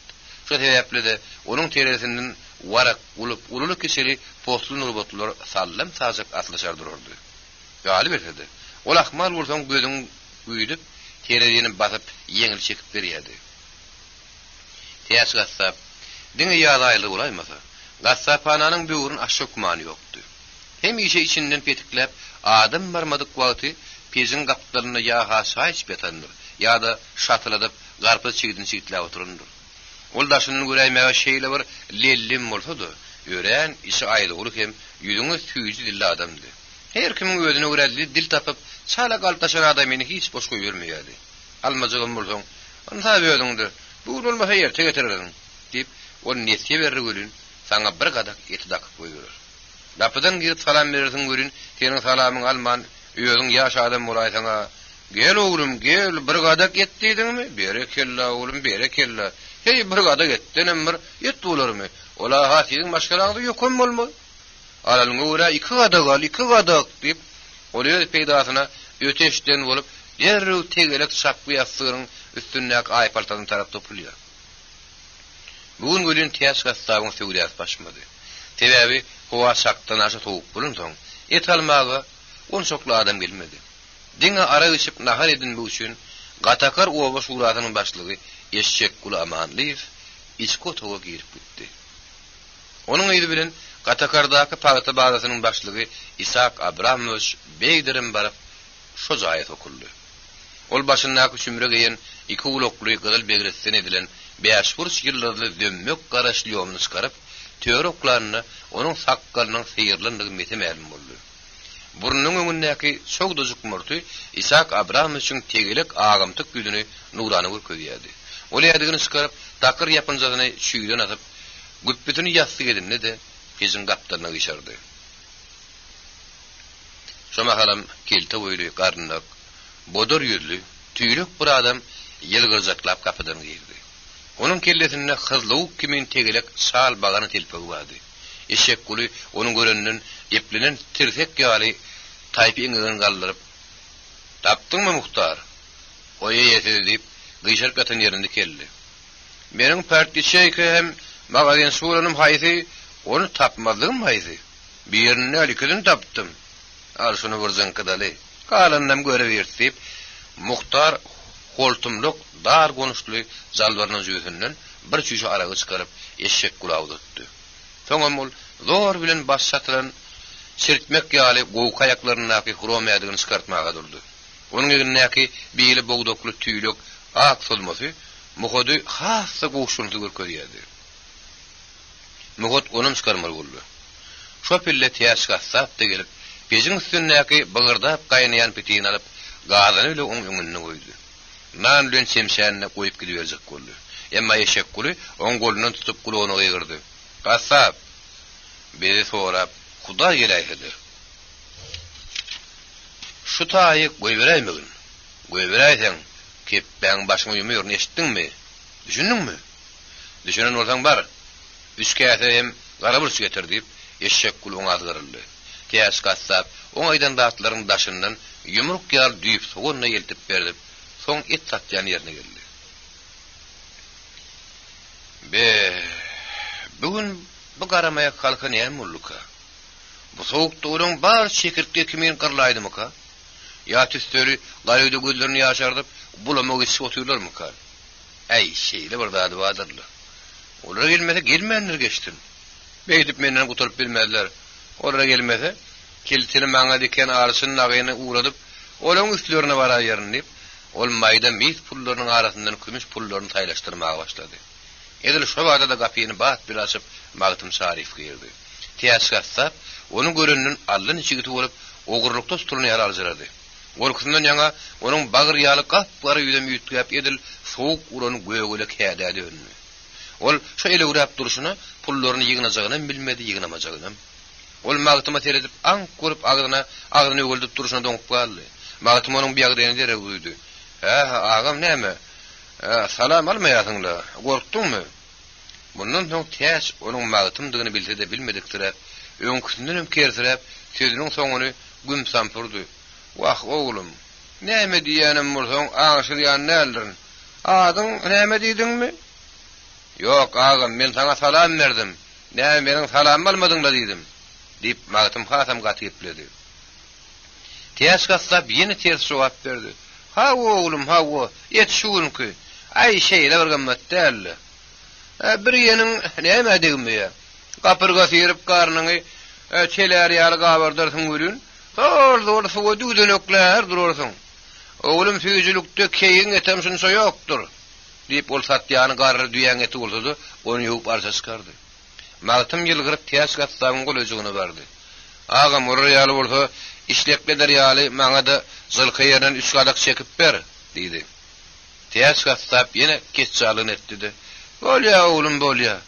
Gereğin kol üç kadak olsa, yağıl yerden çekip ber yerin. Temizlikte lakka bağlı mümkünse yoktur, deyip paltana tarap yöneldi. Magtym onun kolunu tutup katıgıyı gördü. Beydip menden peyda verecek olma. Bana üç kadak gerek. Yok oğlum yok, peyda neydi, rahat neydi. Deregim hem çıkanak. Men böyle gepleşeğinde oğlum, yedil Allah bilen gepleşýän ýaly. Ne sagadak gerek bolsa bana barmaň görköz barmaň. Hawa. Beýle kalzylar bilen men şeýle gepleşýän. Hudaýym kerlik gursun kerlik. Magtymyň aýdyşy ýaly üç barmaň görköz gerek etin aldy. Bir söýüp bile üstünden geldim. Gel şonuň hökümeti töreýän nalaw bilen öz adyny anyklaýyna diýip onuň gulagyna gyrdy. Ağam, sen adyň näme? Täş gassap ýene öteşden boldy. Adyň näme diýämiň? Wah oglum, men şu görünüp durun şokorduk postun bilen iki doğulamçı yetimden başga da adım bolmasa näçek? Öýde de kördüň ýene ýaly berseň iýje kursaň öljek garry heleýimden başga hiç de adım ýok. Olam ýan gaýdyşym ýaly menden 5 beter ker hem kör. Ağzında da yeken oýbasy ýok. Yetim oğluk saklan ýaly ağzyna bulamak salyp ordun günümi görýän. Diýip täş gassap gülmänişman derinmäge durdy. Ol gülmesedi, Magtym gülmän durup bilmedi. Ol larly gepleşýän ýaly ellerini hereketlendirip bir hatly kağıda peşat basynyk ýumruny basyp "Ağam, peşatlanan patentin barmy?" diýip gaýyrdy. Täş gassap düşünmedip görüp "Bol ya oğlum, aýdyşyň ýaly sapar-saparda kağıda dolap berýärin." diýip Magtyma gülkünüş jogap berdi. Magtym oňa eli bilen "Maňa hiç zat gerekderliň işaret etdi de, gepini düşündirip bilmän öz dokumentlerindäki tegelek peşadyň ýydyny oňa görkezip, "Şular ýaly peşatlaryň patentini ber, patentini diýen." diýip gatyly ýyrmak bilen gaharlanjak ýaly etdi. Täş gassap oňa samsyk bilen bolup, "Wagtçahan oglum, meni peşat nämiş dedin peşat? Men arşyn näle ahyry? Arşyn al, amanlyň oğul eşek kulahyryň. Sen peşat gerek bolsa, şoň ýanyna bar oglum" diýip, olýankiden hiç ýakyn jogap berdi. Şopordatda da eşek kulyň nakat gülküdi Magtym Sarifyň gulagyna ýaşgärleşdirildi. Magtym şu tarapa gulagyny gabardyp, "Ağam, eşek kullaw ustandymy?" diýip, içki otağa ýerine dötdi. "Otamda näme diýämiň? Gaty kelle öle diýen hamyndan gaýry hiç de adam ýokdur." diýip täş gassap Magtymy alajak boldy. Emma Magtym oň bilenem gitmän. "Ağam, bar oňa aýt, bärik bir gelsin. Men onu gözläp ýörün. O gaty zerur gerek dedi. Täsgassap, maňa diýämim diýmän paltasyny güttürledip esapmagy durdy. Magtym onuň aýtmajagyny bilip öýe geçmek istedi. Emma täsgassap bir eli paltary magtymyň döşünü tiberip, "Sen meniň jaýym barlyma kim bolupsyň? Çık garaň ölkezme. Senden ýaşyl papak bolmaz." diýip bokurdygyny tygdygynyň gyýgyryp, daş keşikden adaral gitip başlady. Magtym Şarif oňa garamazdan güles ýalas edip girjek boldy. Täsgassap bagır ýaly ýüzüni has azydyp, "Sen meni gülüp ýeňip bilmerdiň haw. Bollun da mollu. Geçimi ýekil gullatmak üçin senden doga aljak gumanym ýok." diýip oli kellin döşünü iteklep goýberdi görün. Magtym entreklep garyň üstüne omp oturdy. Magtym Şarif ýerinden turup üstü başyny kakışdyrman gapa gelip Täsgassapy, "Gelmedik sen gapyň bolsun" diýip gaharly çykyp gapyny ýapdy görün. Täsgassapyň sag eliniň 4 barmagyny gapşady. Täsgassapyň dyrnaklarynyň agusy ýüregine dökülenden soň iki gözüni ýumyp ýer depdi. "Tat arsyn, ýete göri" diýip elhen çykyrdy. Eşek guludagy oň sesine aldan çygyzy bolup, laňa ýerlerini galdylar. Ak girse de, aň girmedik. Magtym Şarifde Nurliýy da gelip köp garaşdyryp ahyry geldi. Ol ýeke gelmedi. Onuň ýanynda özünden başga da 3 adam vardy. Olaň hemmesem Magtymdan başlap edil gary sümçykany ýaly. Olar da eşikde durup eşikleriniň garyny kakışdyryp, aýaklaryny tüpürüşdirip, ýeke-ýekeden koridora geldiler. Lena olary aşgaran aýnasyndan asrynyk güleseredip ýene iş bile boldy. Magtym Şarif başynda guloksunyny, ýeňindäki keltek sesini çykaryp koridordaky askyçdan asdy, çagyryp bilen mehmanlaryna garap, "Aýakgaplaňyzy çykaryňdy, haýr etmän, şu jaýa gir beriň" diýip, olara Lena bilen Nur bibiýiniň helki çaý içip nan ýen otugyny közdü. Mehmanlaryň galoşuny çykaryp, galoşdy da ýadygyny çykaryp, şu otuga ýeke-ýekeden girdiler. Ilki girinim eşek kulu amanly üstü. Ol parawudy gyrmyz donunun, jehekleri hem bagıjy gyzyl nakdan, belegleri dürli begresten basylan, bagana postuny tüý taýyny daşyny dägeden ikeplep, jaýyň böwrüne keserip duran agaç karabadyň üstüne bat sürekledi. Onuň üstünden suw kimin tolukuna atyp duran tilkme telpegini burum tüýlerini teşelendirip emaý bile goýdy. Isak Abramovich Beyder daş keşiklerini çykaran soň köýneginiň etegini çekişdirip kemerine timar berip törege oturdy. Mugat garlyf boldy. Oturmaga goşuny ulman soň biri bogdokly ak solmasyny çykaryp, göwünli göwünsiz burra bolmaz epleşdirip eliniň tersi bilen karabadyň aýag ucuna taşlady da arkasy bilen daş çekip gelen ýaly haşlap tirtegine gyşardy. Amanlyf saçy düşen kellesi giyjep, o dalp barýan ýaly başyndaky iňgeden çykma zammörini ulyň barmaklary bilen öňe ýyda tüýşürip ilki karabadyň üstüne oturjak ýaletdi. Soňam öýüň içinde öýdi emzirep, sarnyň üstüne ulyň ýasyklardan alyp ýollaşlaryň herden birini taşlady. Öýden birini aldy. Emma ony ýassan manka, onuň gözi Lenanyň şüýden atylgy şineli bilen şal gulokçunyna düşdi. Ol bir elini ýere direp ýerinden turdy, ilki şineli tymlady, soňam gulokçuny. Ol gulokçuny fiýindan bilen oňman ony ýerine alyp ykçam barlap görmek razy bolmady. Ilki bilen onuň içine şingerlip seretdi. Soňam nakyslygyny edip onu iskap gördü-de, fiňirigini ýygyrap ýüzüni tutup şüýden eldirdi. "Magtym, ay Magtym, sen mehman aýal diýädiň öli, munuň geýimini aýaryň hoştap ýyry ýokly" diýip ol ak girdi aň gelmezlik edip, arkan ýüregini gaýjyp, iýinsel ýogyňly sakır güldü. Mugadam onuň bilen bagyryp adaşan ýaly, gyşyryp ýatan ýerinden tertegini gallady. "Ya eşek, guru senemi oňardyň o. Hani ýön kulur kimin keçen köýnekli, eýläňe beýläňe patardap geçen mahaly, gülüň ýeti gelip duran gelin wamy näme diýip lokluk edip, eşek bullun gaty güldü. Ol şeýle gaty gülen soň, onuň guşaklygyndan ýokardy, basgylanyp edil, semre goýuny medilen garman şeýal tanra titredi. Olaryň şeýle kelpedligi Magtym Şarify yaramasa, ol birden ýüze gelýärmäni kyn görüp, "Siz oturuň, mehman bilen işiňiz bolmasyn. Men derrew çay getireýin" diýip, gaharynyň geleni bildirmedik filan bolup çykyp gitdi. Şeýle bolsa Isak Abramovich, bedilýän hereketleriň Magtym Şarify yaramanlygyny aňyp, eşek gulu bilen muhada öýlendi. "Muhad, siz ulada meňdeşdi alo. Gülmese zady gülýärsiň. O mihman ayal bolanyň näme, erkek bolanyň näme? Oň bile hiç şeýle daxil ýok ahyryn. Ondan siziň öýüňize gelen mihman hakyna başga bir şeýle gulagy ýakmajak gürrüň edip bolgusy gülüşdi. Siziň öýüňizde yaramaz ahyryn. Şeýle däme diýip Isak Abramovich muhada gaharlady. Muhad tüýlük hem tegelek bodor ýüzüni kete togup Isak Abramovich'a hiç şeýle jogap bermedi. Oňa şenni eşek kulamanlyf udyň ýatsygy ikeplep bagyrtyla başlady. Isak, sen ondan ýaňa arkaýyn bol. Munyň ýaly erkeklik bilen aýallygy tanylmaýan mihman bile gelenem däller gelmedem. Asyl gelesem ýok. Gelse de getirmez. Şeýle däl muhad diýip ol ýene şo iýinçel ýogyny sakar gülküsen etdi. Bu tapar muhad on gülküsine on çoklu goşulmady. Çünki ol ýene agzyna geleni tamakyllasa, Isak Abramovich'un halamyjygyny onuň ýoňky sözünden aňytdy. Şonuň üçin bir eşek kula göwünse garap ýere bolly eşek kulu. Aranmazakda agzam alla diýip tüýlük ýüzüni kurşartdy. Be soňky ürünleriň hiç birini magtym şarik eşitmedi.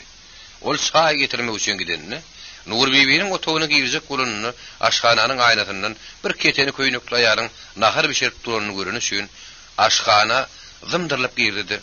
Bibim han ol mihman aýarlyp ören howlukmaş sorady. Lena oňa bakyp güldü. "Ine, men mihmanyň. Bibiň öýde" diýdi. Magtym Şarif Lenany tanaman, ýalňyş şonu üçin utanyp ýüdügdardy. Bir hiri sakanyp gör nämedir diýmekçi boldy. Oňa şenli Lena onu geplemäge doýman, onuň näme diýjegini bilen ýaly gelen mihmandan gördüm. Bar ora çaý ber. Naharam haýdy men taýyn bolar diýip Lena magtym gyssap goýberdi. Magtym Şarif bolýa diýip derrew çykyp gitdi. Bu wagtlar Isak Abramovich dagynyň maragyna niýatarlyk dowam edýärdi. Çünki eşek kul amanlyf hälik tokmak jurnalyny görüp bolmaz bolup oturdy. Şobordatda da Magtym Şarif 3 şäýnek çaý soňam taşak getirip onuň önüne goýdy. "Alyň, çaý içiň nanyň. Käte bilen füýjem şo şkapda bardyr. Näme beýle oturýarsyňyz? Alışdyryp berseňizler. Menim hädiýmängilerini ýene ýygyna çykyp içek boldy."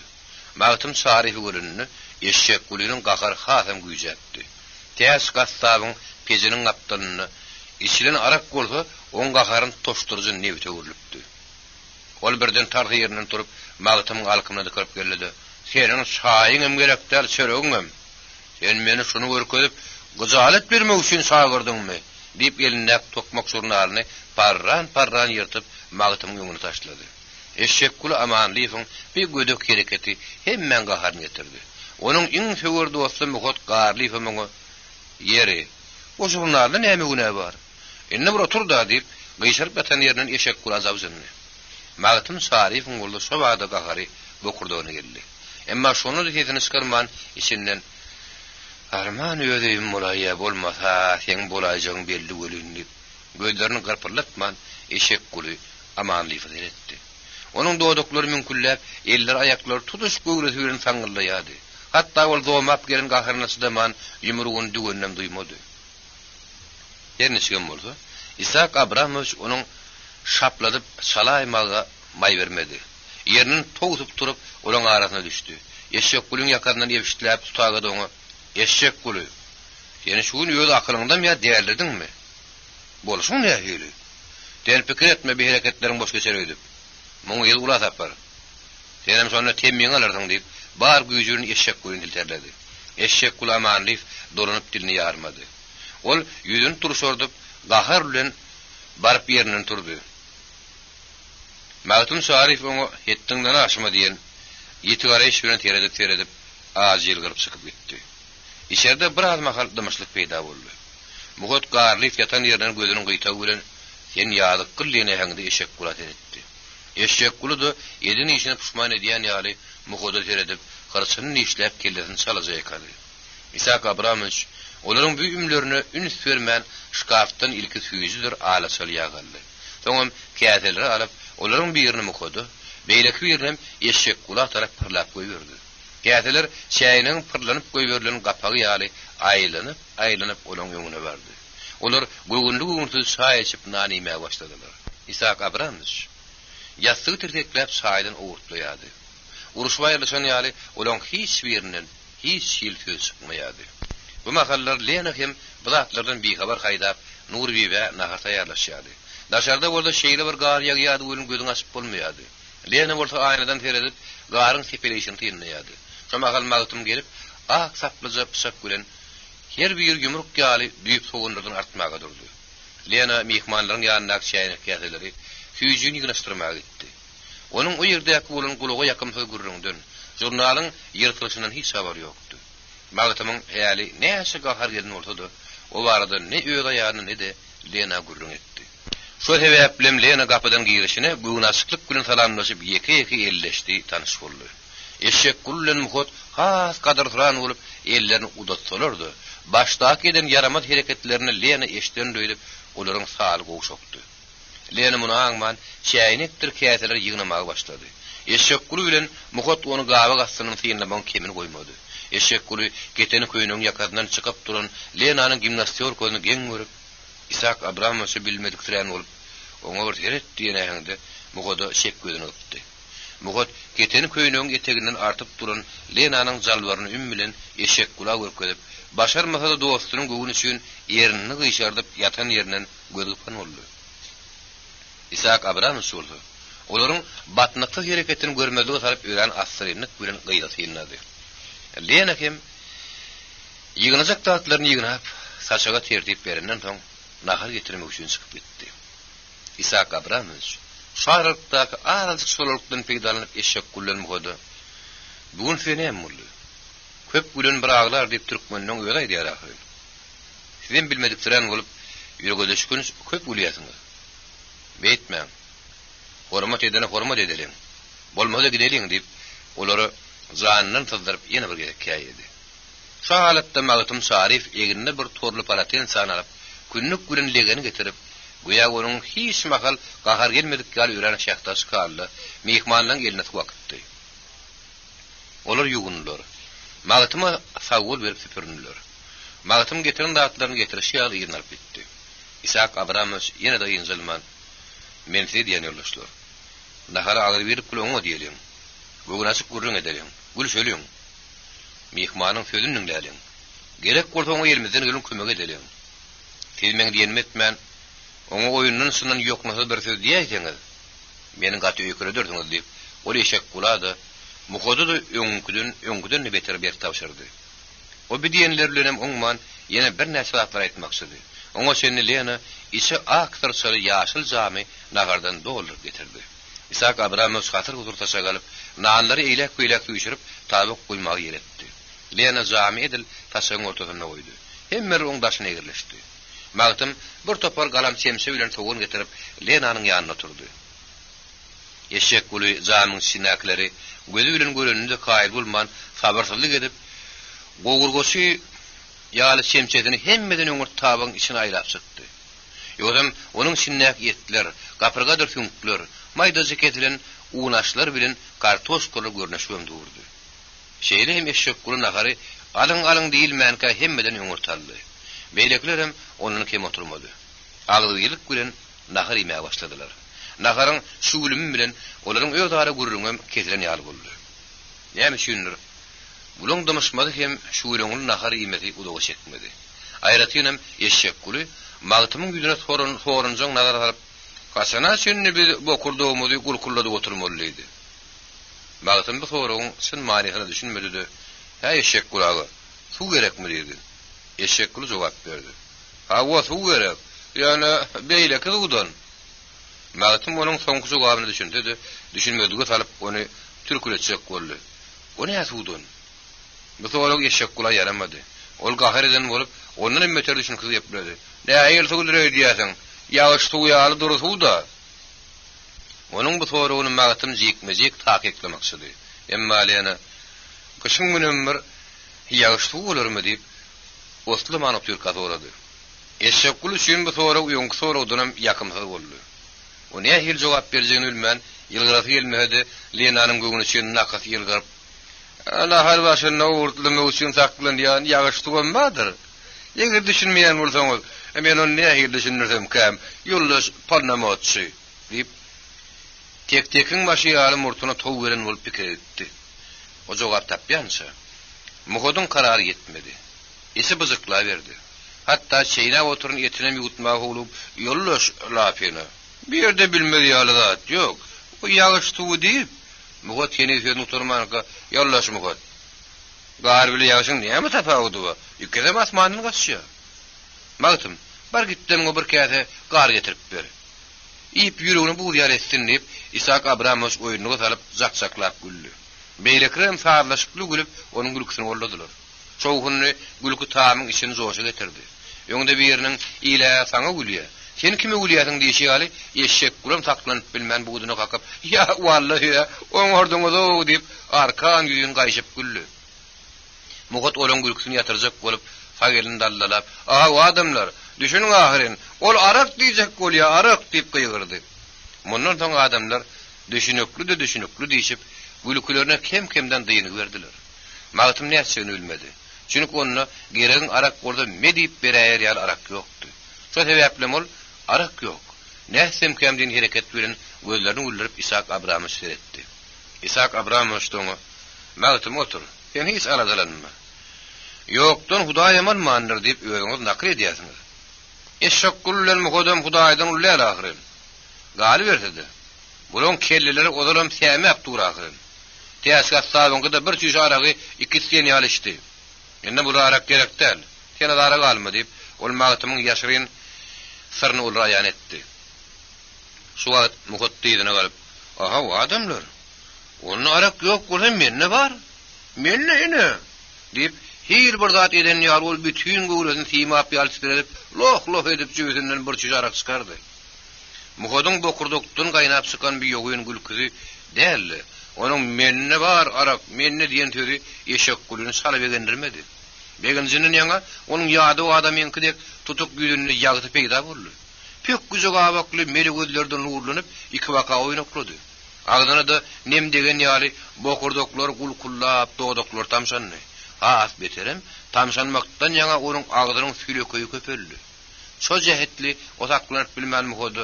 Ba bolsa guýda guýjak gördüň. Näme tamşandyryp goýaýdyň. Ýa-da başga bir buyruk araşýan o diýip ogulukmaşdyk edip şkafta käser alyp muhodyň öňüne goýdy. Muhot ara içmäge onuň metal howlukda da howlukmadyk surap eşek gülü ýüregiň ýerini almasana. Guýmagyň zat ýöne ýollaş lapina halajakmy halamajakmy ne şo belli däl muhot spaýçylyk etdi. Lena da ondan çekinip durmady da ýollaş garlyr. Bir ýerde meni bahan edinmän. Hilanyňyz üçin sagwurun. Şonsiz iştäňiz zat almaýan bolsa arazyk için. İştäňiz açylsyn diýip ol eşek gülüni hatam begendirdi. Horas parnama çuruda detdimi gutardy. Goý halypy diýip eşek gülü aragy muhodyň ýerinden dartyp aldy. Soňol çüýjäniň güdündäki bir baş buğdaýyň suratyny heretmän sagerli onuň keýine bir kere urup goýberdi. Çüýjäni de kızdan alyp gitdi. Halyne muňa ýagyşyňyz bu diýerler. Goý halypy diýip eşek gülü ony Wons bilen ýyljaraklap muhody ötdi. Muhot käseler ýödüňiz ýürdi. Aha o adamlar. Kim eşek bolsa dilleni bermeliydi. İshak Abramovich eşitmedik ýaltyny çykarmady. Mağtym gepin gelişine görä muhody. Mene eşegim däl ýögüjem diýip ýylgyrdy. Eşek gulu halym sırap durman. Sen haýdy boldan şobol. Mene eşek diýdi. Lena bolan hemmetiň tersine tilişdeňiz için, içmeteňiz içme. Mene ýekiz adamdasynyň daçyk därlerini diýip garaşynlar aýtdy. Eşek gulu nädirgäp oňa eşirjek boldy. Ýollaş parnama atşy. Seniň begdiýmän hiç bolanok. Hiç näme içmän? Sen içmeseň menem eşek däl diýip Lenadan ýokş görün bolup tykyrady. Lena da onuň söýäp almady. Ýollaş amanlyk. Siz beýle diýmän. İçini içer içmedik içme. Her kim öz şüýüni içýär. Sen men şüýüni içýän bolsaňyz içmeň. Men aşoň ýüzüne diretjek därlip Lena içmejekdigini ýene bir gerek sürtgedi gaýtdy. Lenanyň bir pikirine İshak Abramowich'un goşulyp eşek gülü ýurlaş lapyana dogry diýer. Sen içtin içmedik içmesin. Ýöne mağtym azagyk içmeli bolar. Mugat senin beýde oturmady. Ha goýjaksyň käserle goýuşdurdy diýnidi. Bütünden soň eşek gülü doran keplemedi. Mugat emaý bilen çüýşäni ýegyp käserle goýmaga başlady. Arak çüýşeden lık edip dökülüp uğranına eşek kulu şondan tetelli tapıp uzayıp yılgırdı. Muhut Magtymynka adyra. İshak Abrahamowyňka ondan bir demek köpüre. Öýdüriň köýlen eşek kuluň köýüne pürle. Çüýşärem yatan ýerinden elinden terdi bilen arkadan togulap goýurdy. Alın kädeleňleri. Göteriň ýoldaşlar. Iň ýaman günüme edil şuň ýaly geçdin diýdi. Magtym kädeler aýdyryň bolsun diýdi. İshak Abrahamowyç kädeden has ýokul göterip men şuny partiýanyň hem Sovet hökümetiniň alyp barýan işiniň rawaşlanmagyna işşek diýip şakşdyryp başlady. Eşek kulum ýölgelegini İshak doguraýdy ha. Ýaşadyn şular hökümeti diýip käden başyna çekdi. Onuň ýedi bilen beýleklemişdi. Eşek kulu diş ağır tutan ýaly elinin ağzını tutup ýastygyna gyşardy. Muhut ýeke tokluda haram ölen ýaly tedini çykarman ýüzüni çytyp kellesini ýaýkady. İshak Abrahamowyç diýen alman gatyr gutur soğuny ýetkadi. Magtym soğuny urap aýrylan ýaly göýlerini ýaşardyp, adamlardan dilalat isleýännek töwür ony ýaltaklap bir çemse suwar biçdi. Ine şu kıyın burdatdan eşek kulüňdy.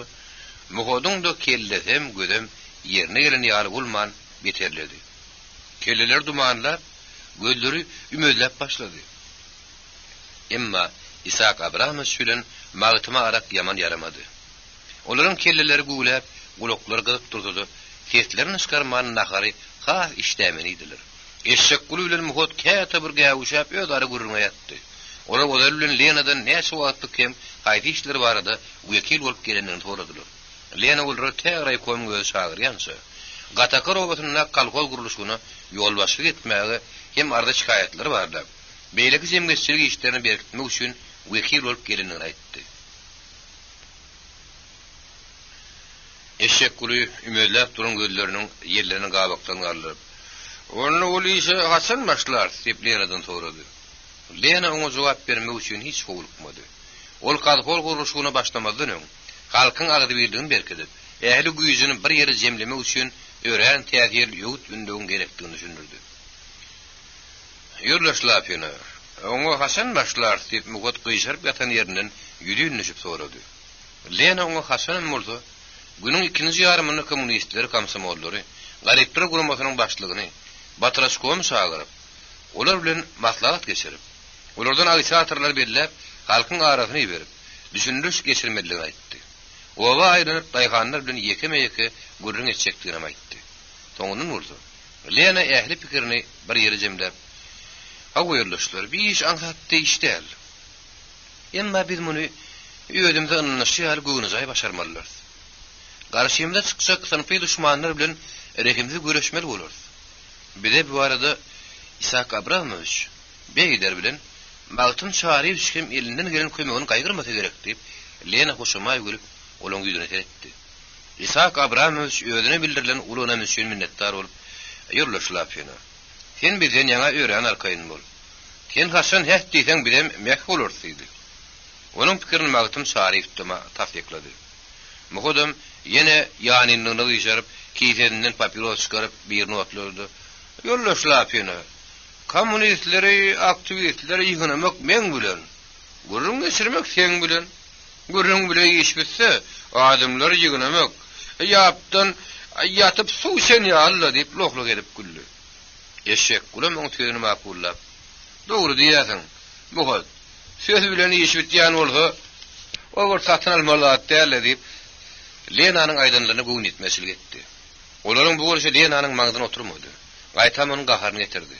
Şonda da ol bildirmedi. Magtymyň hem olara näçe gahar gelse hiç bir zat diýmän okura çemçeri ýygnaşdyryp saý getirmek etdi. İshak Abrahamowyç mugodyň hem eşek gulüniň pikirlerini düýbüni razylaşman. Mugod, siziň ikiňizden pikiriňiz näde dogry? Daýhanlaryň nirme üçin oňa düşündirmelermi näme diýip edili ýerine onuň özüne sora berdi. Mugod onuň beren soragyny inkar edip bilmän, "Elbetde düşündiriş gerek" diýdi.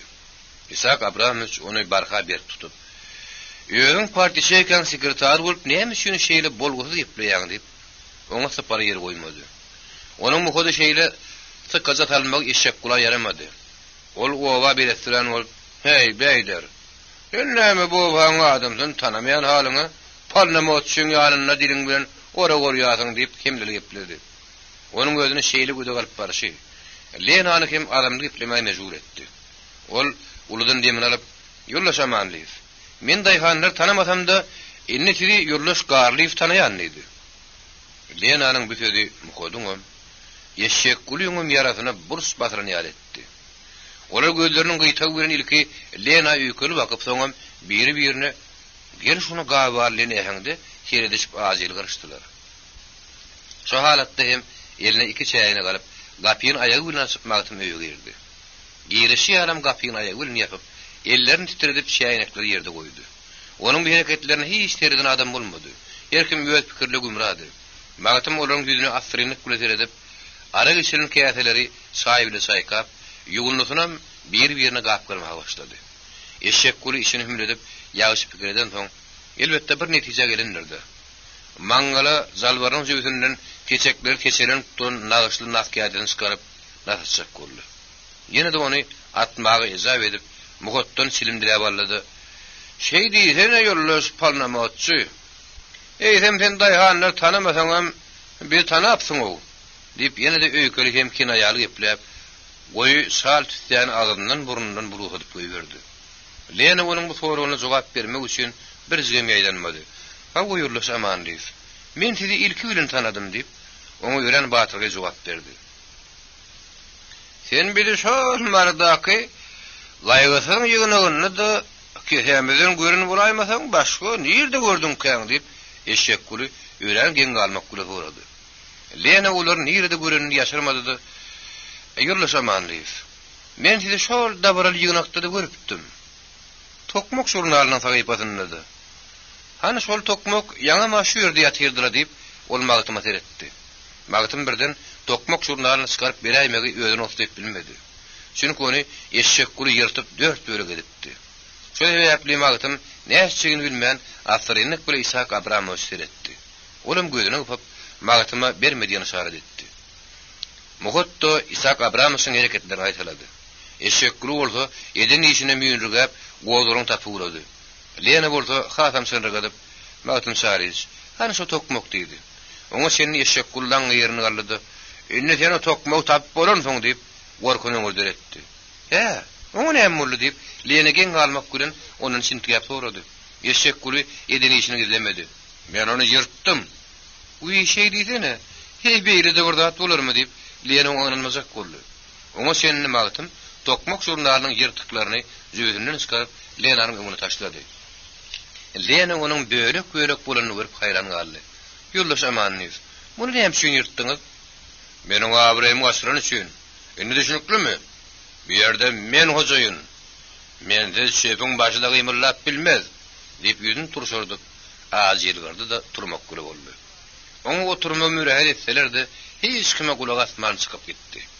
Muhottir Isak Abramow şem Lena bilen hoşlaşyp onuň ýygyna çykdy. Olar bir-biri bilen gepleşmän, tekir ýagan garyň ýüzüne aýaklary bilen nagyş talyşyp öýleýine dargady.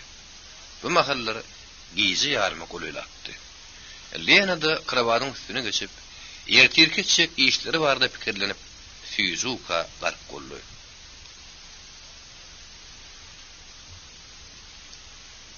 Ýeriniň murteken. Eşek gul amanlyk ýerden ýeke çykan musafir adam däldi. Ol dem bilen degirmen ýürüdýän gadaply adamlaryň biridir. Onuň tegitine terrorun kakasynyň gaýrida 7 çarşyn men başyny geçiren 2 tany aly ýaryn dogan oglan agahamady. Olaryň hiç birim aklap ýerde epip çörek şeýlen adam däldi. Onuň iň gulagasy Haydar guly Nikolay wagty eten maýyň puluny göterimini alyp, ýyryň arasynda paýtagym ýuň tügdäsine derdi. Onuň kisagasy Hudaý guly bolsa, Mara şäherindäki şirin ýen bir peýdakeş garry ermeni bilen satlaşyp, peýdasyna şäherlik baganadyr hal tügdäsine derdi. Bular şeý dip eten maýaly, harwar pully, garagulok diýeli, terim agar türlü tüçar baý bolmasady. Ýöl owasynyňky barly adamlaryň iň başy boldular. Eşek gulüniň öýe kakadam hywa haly bagana atnadyp, onuň doň ýüpek okura çemşe getirip, iki bagasyny atyp, ömrüniň köpüsini tügde edip ötürdü. Bular şeý dip agry birlik bilen alys çalyş edip, gapylary bedegli, 12 erkekli, ýöý bedegli, tasağı nanını ördü çemenni, in guru adamdan biri boldular. Ular ilişinne gatnaşyk edenlerine de, öldür ýaly ýakaty dik adamlarla gatnaşyk edýärdiler. Gıyız alıp gıyız verip garnaşlyk asanlaryna da öýlerinin pet adamynyň gapsyny açmazdylar. Eşek kul amanlyfyň, 3 tan durmuşa çykan aýal dogundan başgadyr. Öýünden kiçi sen durda men ölüýün neşip duran 4 tany derek deýin tüýtdüş dogunna bady. Olaryň min kişidiniň 5 tany perdendi bady. Beýleklerinki ýatyryp sanaýmasaň adyny tutup aňaryna çykarýardy. Ýekin ýetgädi eşek kulunyň "Golumy tutan howunlarym ýok meniň" diýip aýdym aýtmaga beýle dursun. Warynnap çala zihinlenmäge haky ýokdy. Çünki onuň howstlary ýaly jany howstlary hiç kimde ýokdy. Onuň dogunlarynyň biri deri bejerip der tatsa, beýleki bir eşek alyp eşek tatýardy. Üçüncü bir bolsa 7 ýoluň üstüne oturup pulamaýatýas garyp daýganlaryň goýun geçişini ardan alyp gymmat satyp, ýady gysy diýin man gassapçylyk edýärdi. Olaryň iň kiçidem öýdüni han geçen badarynyň menden dellarynyň kim görmezdi. Telpegini şahyna geyip, öňürüp çögürmek kuli meşgul bolardy. Zuda bolmanyna telpeg alyp kelpek tatardy. Ýöňde biriniň munça türüniň içinde bir agta bolmazmy diýişýäri bularyň neberetinde.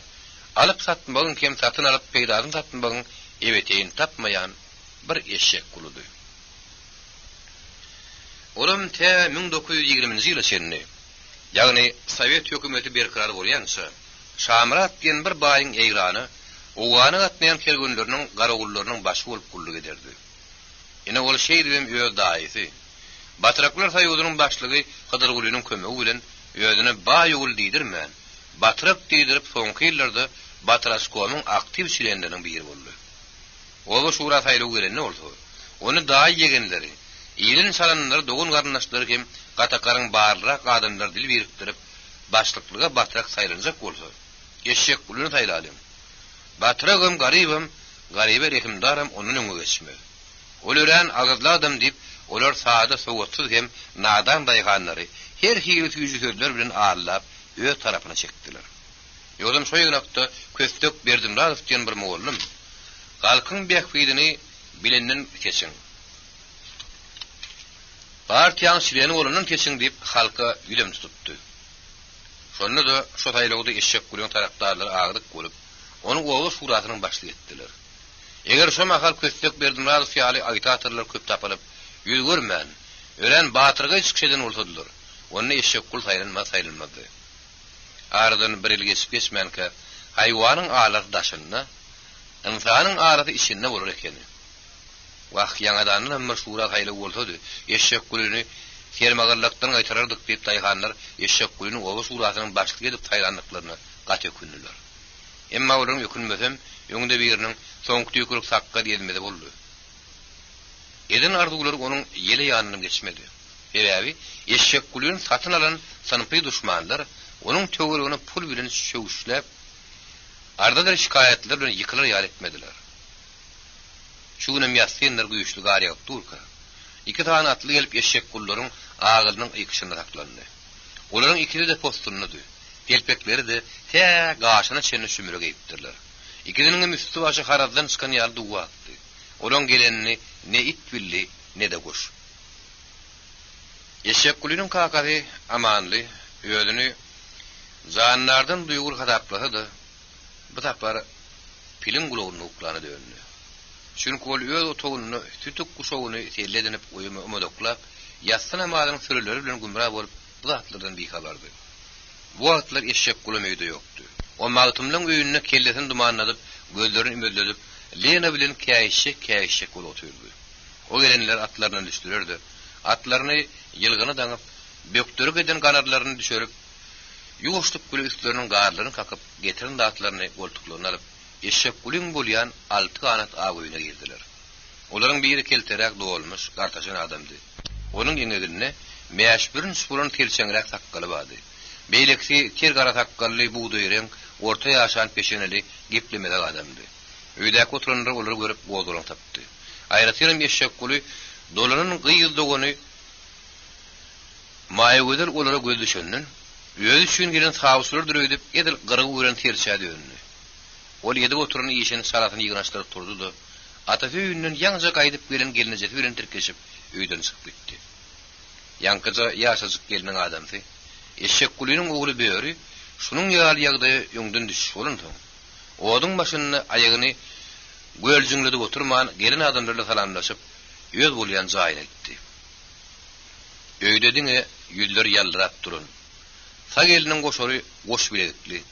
Alyn 12 siyim egmeli. Sa gapdaly tylla ýanjykly, şep kümüş heýkelli, uzun boýly, gara gyşak, sary diş aýal galdy. Baýalyň adyna Ardygozel diýerler. Öýdem 23 ýaşly ýigidiň enesi bolup, 50 ýaşyň Mekkesine müntöde heni garlyk duýurlarly.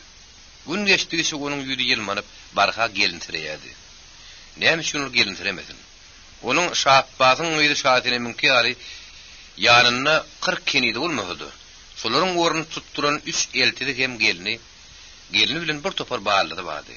Şonuň üçin o elini ýyl suwdan soğuk suwa sokman, näme gerek bolsa, aýu anna Jemala suw getire göri. Aýu bibi sultan, çay getir. Aýu maýy gödele, sygyrsak. Aytilla gödül, gel hamiretden almışır. Aýu dursun Jemala, naharyň duýdun dadyp gördi, gap sanaklar herişdire göri. Hally gödül, senem men aýagyma çyk diýip, ol hamana 12 sana kamera birden ýargaşlap elejilär oturardy. YouTube Mirasym kanaly. Görüň onsoň ol nädip gelintiremesin.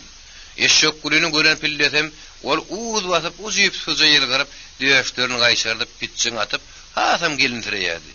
Eşek gulynyň ýanyna abrayly bir adam bolaýta on göýü elýärdi. Ol ödüne gow hem ýaşaýan liderjek bolup, zylawuny şeýnäp şekdirmelek atýaly, ýaşmagyny şeýnäp dylmyllap, ogusyny atyp oturan ýerinden baý hyzmat edýär. Ol bilezikli elini töre tarap uzadyp, gelin mehmanlar ýaşmaga sanıpşyrda, "Töre içinde çay için. Oňa şeni bir zanym kakadam gelir" diýip, ýylgyryp geplemek bilen ti gaýnar ýaly tüňşäni owadyň içine düşürdi. "Ýok gelin, bir şaýym şekde çöregemeyjekler. Bereket bersin, taňary ýarkasyn. Sopony meýle saram" diýipdirler. "Biz ýolly bolmaly. Göçenmidi ýel birsin, gownanmady gollyp, ýankylan iki mehmanyň kelterägi dowmuzap ýepledi. Emma Ardygozel mürehet edinelim oňman, olary ýary gelýänçe güýmejek bolup, içinänden noltaça goluň öňüne gütüledip goýdy. Mehmanlar gat howlukma soran soňlar Ardygozelyň göwüni üçin taşaga maçmadylar. Nanyň duýdunam datman, diňe bereket bere diýdilerdi. Olary ellerini okurap, oda soýunyp ýylmakly boldular.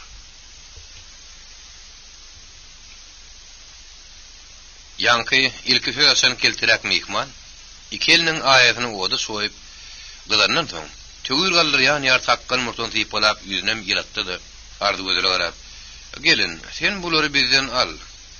Arsynyň goýup güdenmi törli esprawkalaryndan bize ber. Baran ýerimizde bular nireň adamy kadidirip, özümizi her ýetene kowladyp ýörmez ýaly, o bize öýrän ulut taryk bolar. Ago gelin, biz arsynyň getirdiğin atlaryny getirdik. Bizden az görmesin. Şurubay bilen Porhan gelip gitdi diýsen, oňa öýdi biler. Bilmesek ýene gyssanmasak geler durarys. Belki gelip gitmegi Hudaýyň öýdi meýsir edýärdi. Arsyny biri gözden tanymasa, molla Porhan kimidem, onu gözden tanymaz diýip, ol öýdüniň köýüne ganara dolap getirin böktürgüsini Ardygozele bermekçi boldy. Ardygozel o böktürgüniň daşyny köýüne görüp, onun içinde hem oňuldat bardy etmän soň almazak bolup ikirjiňläp ýaýdandy. Şurubay onuň bolşuny duýup ýylgyrdy. "Al gelin, al. Sen munyň daşyny eretmedi. Belki dersgül içine seret.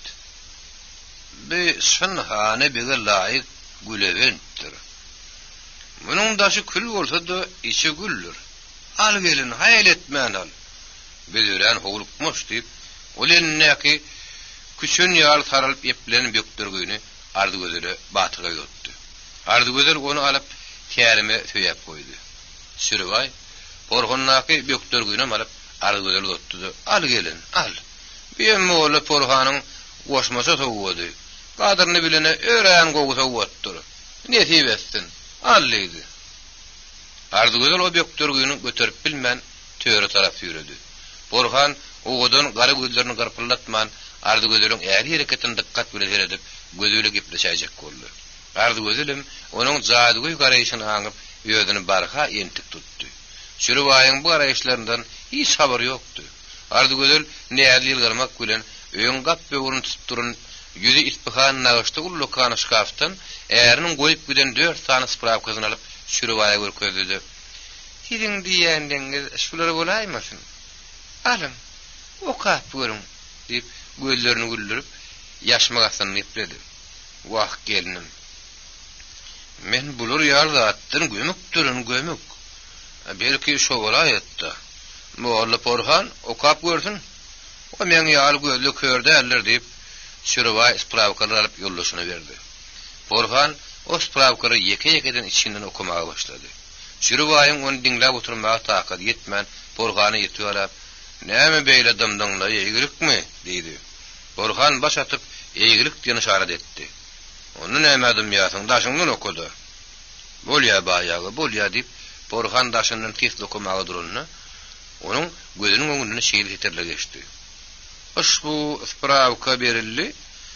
Gatakarow şura tarapyndan şo boly sürü hapyl ogluny. Ondan ötürki mezkuruň öýde baýdyn pes garypdan ýokary ýarymdaý hallar. Öýdüniň arzy berip oba şurasyna ýüz tutmagy boýunça mal garady hem ähli pata-potasy bilen arkaşda garnaşlaryň ýanyna göçüp gitmäge ruhsat edildi. Mezkuruň öýde hökümet bilen alyg bergisini ýagyn nalogyny üzdü. Enonuň hökümetde gara köpük algysam ýok bergisem. Vatakar oba şurasy tasdik edip peşat basýar. Şüruway bu sözleri gulagyny şördüp dinlärden soň onuň göwrüme giňep depeli göýge eten ýaly boldy. Ol uludan demin alyp berekella. Bolsa da arşynyň mürdesi hatda adam ekeni. Kimin goýmanlar? Ýalyp bilipdir ellerine güller bessin. Bir de diýmelisem şeýle-de. Juda işime gaýtmadyk bolsa, bir aspravkalar bize hydraty ýaly kömek eder. Şo gelin. Edilýärdi, hoş. Biz gitdik gelin diýip, Şüruway sözüni toňlady da Porhany garady. "Molla Porhan, belki seňem diýjek goýjak zadyň badyr, çekinmede. Meniň hakydamdan çykan zat bar bolsa, aýdy berdi." Porhan agyr ýükün aşagyny paşkan ýaly haşlap uludan demin aldy da aşak serilip biraz pikirlendi. Ardygylarym onu näme gip berkä diýip ýaşmagyny şeýnäp ondan ýylgyryp duran torunjyň gözlerini aýyrmady. Porhan birden kellesini galdyryp oğudan gara gözlerini ardygylaryň näwhügürlik gürýär diýen gözlerini dikip ýylgyrdy. "Men diýjek zadym sag oturuň. Dilegde boluň. Saglykda görüşelim. Sagaman arkaja aýrylaşyp şu ağla dağdan aşıp bilsek, nehip bolsa ýangadan ömür gelerin. Şonu saňa bir dünýä ýaşylygyň üçin 2 sany Iran biledigi bilen gaşyny ýüzüň görünip duran 10 barmagyny 10 sany pöwredi ýüzünden başgadyr. Şirmaýdan edilen aýyny başlara getirip bererim. Saňa libas azap ýaraşýan eken. Hoş ta boluň. Dilegde boluň diýip, ol Şüruwaýy bildirmän bir gözüne kapıp yerinden turdu. Şüruwaýym oda kukurugyn girip oturan yerinden "Hawa gelin, Molla Porhan dogray" diýdi. "Dilegde boluň. Elmän ýene ýüzüýi dolaysak, arşynyň beden ýaşylygyny bizem kıyamata goýman, arty bile ýanyşdyrjak bolar. Häzirlikçe hoş ta oturuň" diýip, iki elini diýerine söýgüp edip garry turuşyn etdi. Oňa şeň ardygyl taşapdan bir teýlek nan alyp edil ortasından ikepledi de Porhany tutdu. Porhan saly ýylgyryp onu almajak boldy. Emma ardygyl oňa gara gözlerini nazarlap meherli ýylgyrdy da gatyrap pişirdi. "Alyň, nan ýoruňda gorasy bolar. Sagaman bararsyňyz" diýdi. Şüruway onuň bu sözüni eşitden wadyny "Berekella gelinim, berekella. Ýaşy niýet, ýarym döwlet" diýipdirler. "Herne agzyňyzdan Hudaý eşitsin. Al onu Molla Porhan deyip, ol Porhan'ın eğinine patladıp kalktı da çıktı. Onunla Porhan hiç ikirzinden men durmadı. Ol nani minnettarlık bilallı da koltuğunu alıp, "Vah, men gidetim gelmeye de gitmeli oldum. Sen kara gözlerine kurban olayın" deyip, yoş şeplep, ardı gözüyle ahmarlık arap kapıyını açtı. Şu mahal onun arkasından barıp, ardı gözülün onun karta kuzoklaya geldi. Emma icap etti. Ol tiyiden daşarı çıkanını, ola yiyem atlanıptı. Orhan ardı gözülü, "Hoş galip perim" diyene hangda elini kaldırıp yatırdı da, atını yöngden türüp, Kürün obanın gayreti bilen ul yolu düştü. Ol doğru demirgaga tarap gidip, tiz ardı gözülün gözünden itti. Ardı gözül ne yaşa yaparlap seyretti de, olan suluğunum görüp bilmedi. Çünkü gıytaklap yağıyan kar, olar da ağırlığa edil ak perdi şeklini yaletti. Ardı gözül, önkü edenlerim onman, yine şu tarafa kaygılı seyretti de, "Gör ne hil oğudan adam. Yusuf peygamberim onsa yoktur. Tiredin de gözün doymuya. Tiratını tiyinna mehrim ganmadı. Şeyli meherli oğudan adamini, ömrümde birinci yolu görüşüm. Sözünün ballamıp dur, yüzünün gül. İnnur gitti. Men canımı otlur talıp gitti. İnni diyen vakti dolanıp gelayse hene yavşi. Ey Allah! Ol ya da senin hem edip yörüne işlerini düşünür ya Allah. Neymişsin onu bana uzul kabat getirmedin deyip, ardı gözül ağır usta öyle öylerinin önündeki, on miro toğulu ağıktağımın eyvanına gelip, her eline bir gözünün daşına kallap, öçüğüde sırılı bir otoğun aynasını seyretti. Ol, gangtarlıp at yağlı yağıl kravatın üstünü dağlaşıp yatan oğlu bilen gelini görüp, öz yaşlığını yatlar, birden ayıda çekildi. Onun ernamına karnıcı yürüyenler, maydacı çümüşüllü peyda oldu görüldü. Ol öz değeri bilen ilki uzaklaşan naksiyali, süngün saklap bilmen titrep öyünü girinne, helki oğdu oyun tüngsözük kaynap tatsan uturun eken. Ol tutos almağa da hoğulup, yeni öyle tuttu, tüngsöyenler o iyide çekti. Son olsa ol yanan kesinleri ölsölüştürüp, yerine ayağını yırattı. Helkirin getirin, Gülebendini aşşak yal edip, yine asman eğerinin gelerini koyup yatmaksa olunna. Kumardan utulun yağlı yüzünden gözünden gar yağlarıp eşek kulu geldi. Ardı gözel onu görüp, güler yüzüyle karşıladı. Eşek kulu yeginindeki bağına postunun alıp erecelipler, onu yükün üstüne koydu. Uşağını şöylep telle edilmeye durumda oldu. Ardı gözel onun telpegini alıp, gey matalayan yağıdan ilerdi. Eşek kulu, ardı gözelin bu hoşamay hareketlerine hiç üns vermeyen, mescidini çıkarmaya oturdu. Ol mescidinin bir yan tayini çıkarıp, ikinci tayini yapşanını, ardı gözel ona duydurmanı gelip, onu arkanına bastı da, yanağını koyup, "Arçın, ayarsın. Men sana kogu bir zadi bu uçlutum. Bana ne em verirsin?" deyip, ol hamala, yanına gidip gelin yarın nedir gap bersiredi. Ardı gözelin bir niyaz gelişmesi eğer üçün, pişik koyu konup mırlarına inay olmadı. Ol göğlerlip arkan yatan yerinin ardı gözülün döşünden tip, "Ayrılsana hele, gar oynasa gaytur etmede ait. Bu ıhtacak dağdın neyme?" deyip, ağzını soğuğaran yağını ıskınsız yepledi. Eşek kulünün şeyli gödük katnaşığı ardı gözülü yaramadı.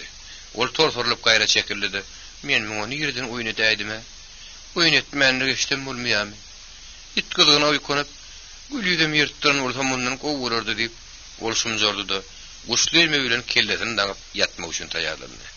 Eşek kulu, ayağının ötkür kızalatlı sözlerini eşitip, dongürek kulluğundan eremeli oldu.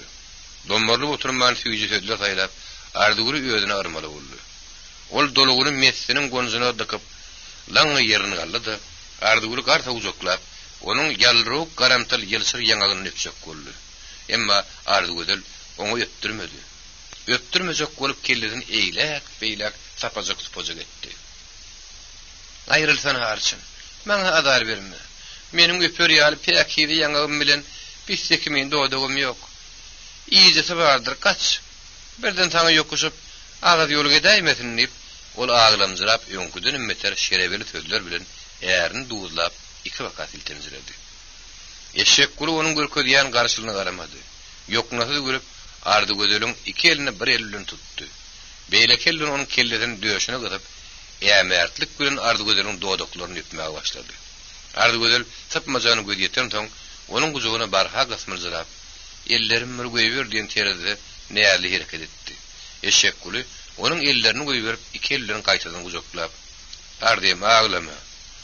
Olarym men galmagallan göpünen hali ýadap gaçyp geldim ahyry. Kellem adan şeň gümmedi ýalçyjyp dur. Goý aglama. Eğer näme diýjek bolluň ha? Aýtany. Gara saçlaryň gurbany bolaýyn. Hey menim seniň göwüňe degermi?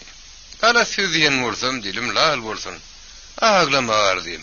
Aglama diýip Eşek Guly onuň saç uzatyny şaňgarda okly gara saçlaryny damar bolup duran arryk elde ýypalady. Eşek Guly ardy gözelin öýködüni ýardym edenden soň iki elini onuň ýangagyna tutup alkymyny galdyrdy. "Ardym, häli näme hil gowda aýtmakçy bolluň ha?" diýip ardy gözelin ýaşdan dolup duran gözlerini seyretdi. Ardy gözel gözlerini ýumjakladyp, dodaklaryny kemşerdip, gülbentleri ärini görkezdi. "Ana, şolary çürübaý bilen Porhanniň bir adam getirdi. İçinde daşam mabul söýülmedim, mäşem. Öýde ýüren agyr, asram görmedim" diýip, öýmesiniň goýuýla gözüniň ýaşyny tüpürüşdirdi. Ýerden aglap, diňenin soýjyny edip, "Ha bu arşyn, aýtmady diýme. Olar şu zatlyň diregine senin bu hatlar duruş öýle tylladyr. Ýüren berk ýygyna" diýip, "Maňa goýup giden hatlaryňa alyp gitdiler" diýdi. "Aýb ýok, ardym. Aýb ýok. Olary beren bolsaň gowy edipsiň. Gel açyp göreli. Sen o beren hatlaryň pulu bolmamuka ýa kül" diýip Eşek Guly ol gülebentler açmakçy boldy. Ardy gözel ýerine näýerli garap, "Astan açgylyn arçyny gördi duruber. Çürübaýyň sowgadyndan oňulda çykasy ýok" diýdi. "Sen açyp görmedik bolan nerden bilýäň" diýip Eşek Guly gen galmak guly sorady. "Ýedil açyp görün ýa-Allah. Ardym tersen bolaýmasyn? Ahi, o ýetilmiş garry köpegiň sypaty nähili? Ýedil bir ýerge pelek ýaly hep berlep otyr. Ondan soň tetelle adamdan ömür oňluğa çykarmy? Çyksa beýlekden çykar" diýip ardy gözel sürübaý ýamanlap gülük açyklyp dedi. "Ardym sen oňa beýdilmi? Onuň görnüşi süprük de bolsa, o porgany garanda has ýaşykdyr. Ýeň ýasa şekeresip durman ýoňda beriniň emedan daş boldy kädi ýakyny da ýerle" diýip Eşek Guly ilki bilen porganyň eten gülebendini açdy. Porganyň gülebendiniň içinden pulum çykmady gülüm. Daşana saraja gan çykan ullukan düňçek gülen ýüňlek goýunyň deretini dıkalan bagry ýükün hem ýagly çykdy. Beýleki ganly düňçekden olary geň galdyrjak da çykmady. Araslanan kelle baş ayak gülen goýunyň garny çeger çykdy. Bulary görüp begenmekde algaýtam Eşek Gulynyň myrry hatlaryny.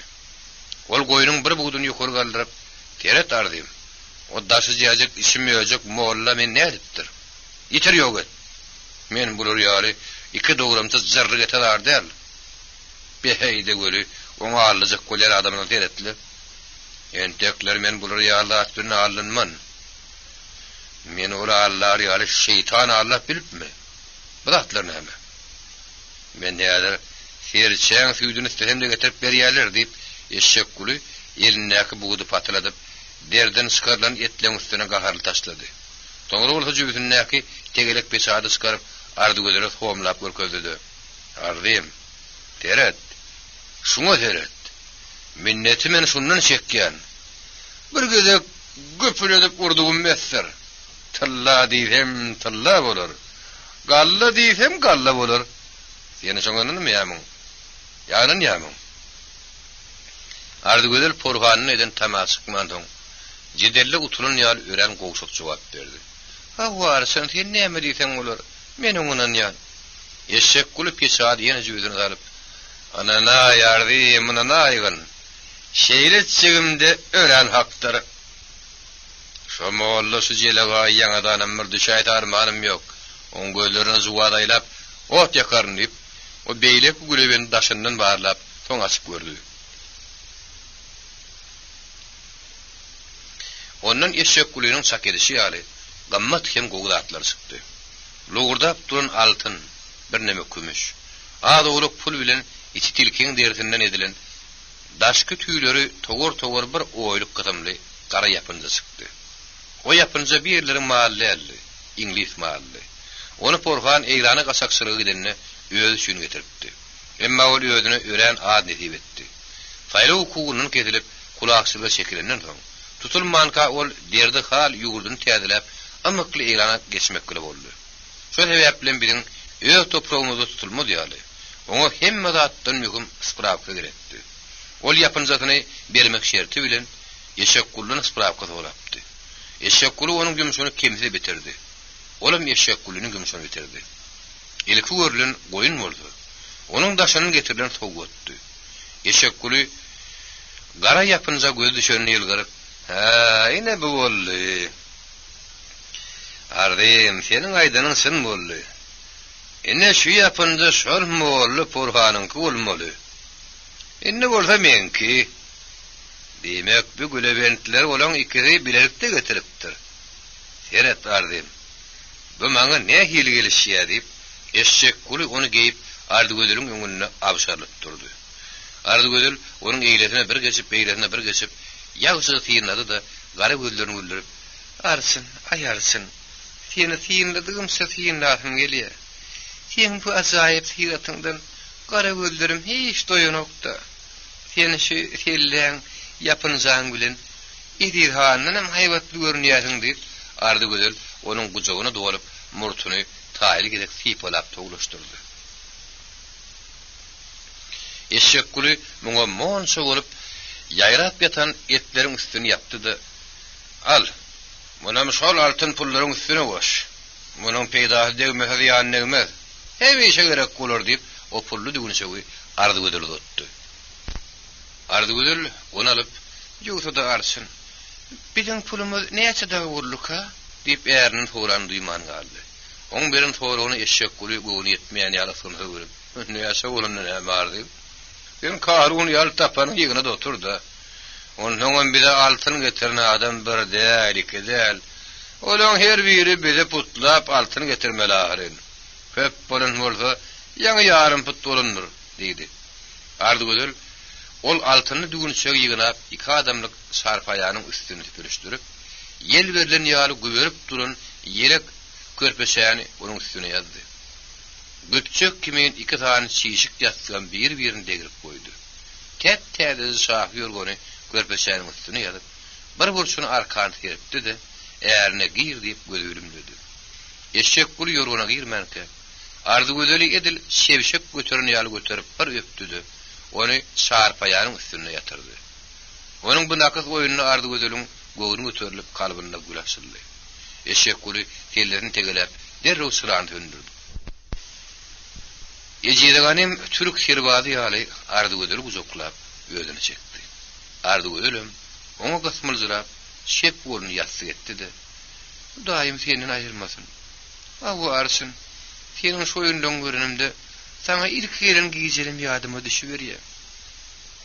Men göwnümi hen-henidem garramadyk ýaly-da" diýip Ardygödül ýanaklaryny ýeriniň agzyna, murtuny oýkap gyzynyp titredi. "Ýaşlyk ýaly gowdat ýok. Aýu arsyn, men saňa diýen, işdiýämiň. Äli aýnadan açyklap, oglum bilen geliniň gördüm. Olar ýylan ýaly şulaşyp ýatan ekenini."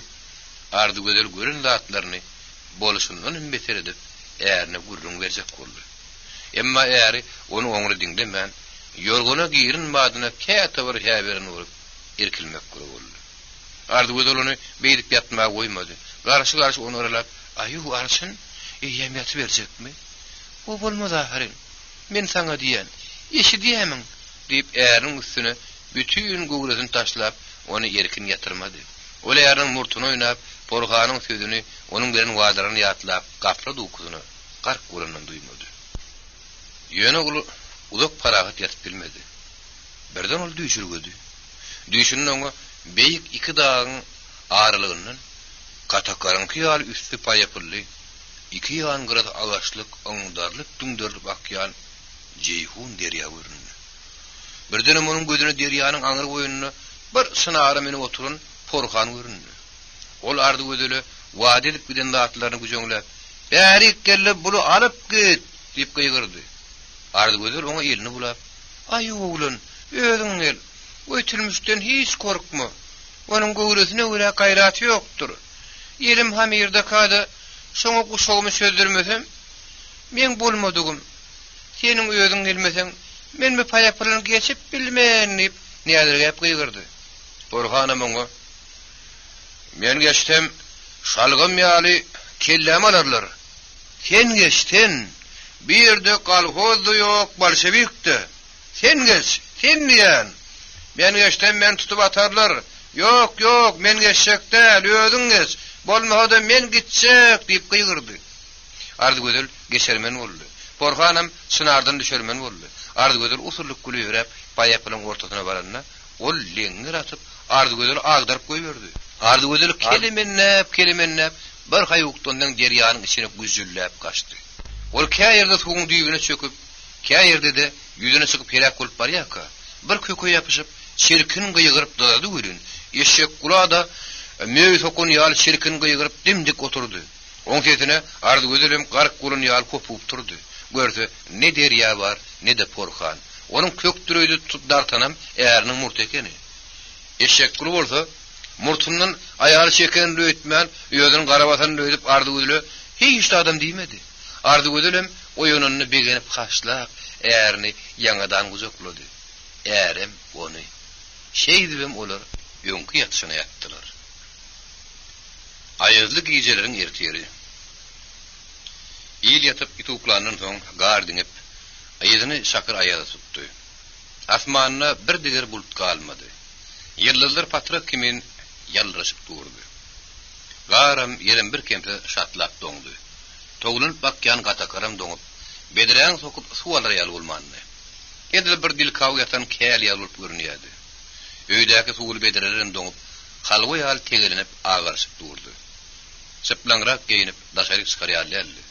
Öýleriň arlygyny, bosogulary, gapalary, odunlaryň üstlerini gar örtüp doňupdyr.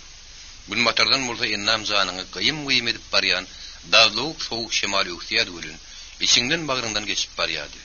Kätede uçgunyň külü ýaly gar tolguty gaýmalaşýady. Goşyň çillemez erkekleri diýişlerini çalyşyp, agyzlaryny ap köpüge edişip bir-birini kükrüşýärdi. Ýerinlerinden haltasyny çykaryp lumurdaşyp etireşýärdi. Kellilerini hütüredip hataba urýardy.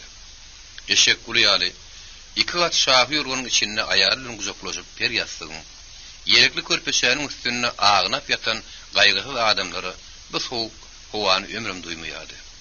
Üstüniň ýapynjasy ýukarak, tamda dälli, eşigi biwat gary öýlerdi. Yarasyny yer ýuwdan ýaly garaja oraşylyrdy.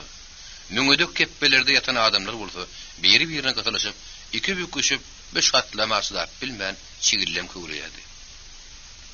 Bir sowuk bir günne, iki günne gutarmady. 3 günden geçti. Onun üstüne yine gar güpülep düşdü.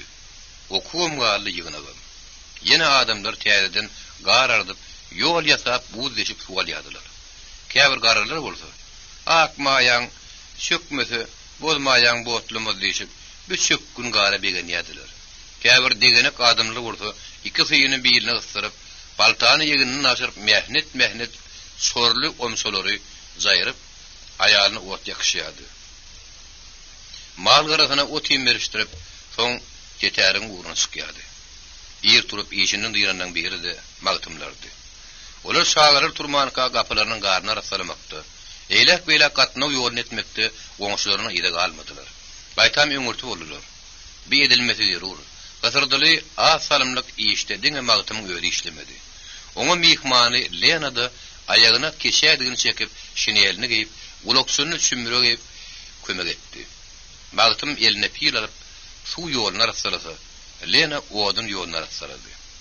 Nur bibi aýagyna güllü zorap bilen galoş çekip, egine de güppü giyip kellesine gara ýüň ýagyr gurap, towuk ketegine hem hazırkhana ýol açýardy.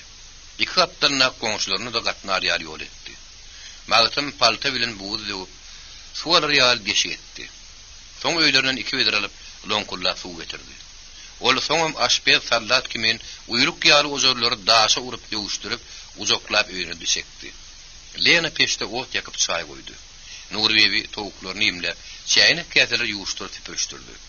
Bular şeydip eli yuvar, ikel birip yüzü dirişi ali, arkalaşıp hem şagalanlı işlep, teterge senini edilmeli işlerin hemmesini asarın içinde bitirdiler. Gardı buluru kâr etmedi, havdavuk soğuk şemallı. Gaytam galışıp ertirlik tetergi ne hil tayalanlıklarından bilmediler. Toğumur orta tasak yazdılar. Taşın üstünlü ağzın kendin ne hili, ne yazlığımıt diyten badı. Gışın içinde in bir şöl zat nar bilen alma. Şolardanım birdir yarım vardı. Halgu da vardı, ak nanna. Kempudum vardı, meske de kişmişem vardı. Ak nohudum, balam vardı, balmıgam. Olar şeydip gışın ayarlı ertiyerini, yılı otoğuda bir inanın yetiştirin maşgılatı yali, ağlı bir oturup ertiyeli edinler. Nur bebi sayın başını Lena ağırap, "Ağır Lena, men senden her gün soracak golyan gol yadından çıkaya. Yoksa da sen bizim obamıza näme iş bile geldin ha?" dedi. Lena ona gıyıska cevap verdi. "Men sizin obaňyza kalpoz kuruşmaga geldim." Şey diýsen agyd. Kalpoz diýeri öl şo näme?" "Kalpoz arkalaşyklyk hojalykda." "Bu nähili arkalaşyklyk hojalyk?" "Gelnije, men sana nähili edip ýöneköý dille düşünürdüm kem. Biziň düýün kim şuňky işleşimi diýali iýgin işmän, arkalaşykly işle bermeli. Bisenki, bimenki diýip hiç keçeleşmeliler. Hayda bir işle bermeli. Oňa giren adamynyň men ýekelli diýip derinji hukmany ýok. Indi düşündiňmi? Waýgy, ola tüýs men ýaly ýekelli şun amatleken. Oňa men ýaly şagyryny marýalarmy kadip Nurbi begen sorak berdi. "Hawa, ol sen ýaly şagyryň ýeri. Oňa sen ýalyny ikelle balarlar." Ýöne sen ony öýe ýanyna gelýän aýallary düşündirmekde bize kömek etmeli bolarsyň diýip Lena kalgodyň aýallary guzak aşýanlygyny Nurbi we sady dille düşündirdi. "Bolýa Lena jan, bolýa. Ola ha sana dil kömek eken. Ir kömek gerek bu Hudaýday. Haýdy hileýe gepin düşündirip bilmeden maňa guk diýäy.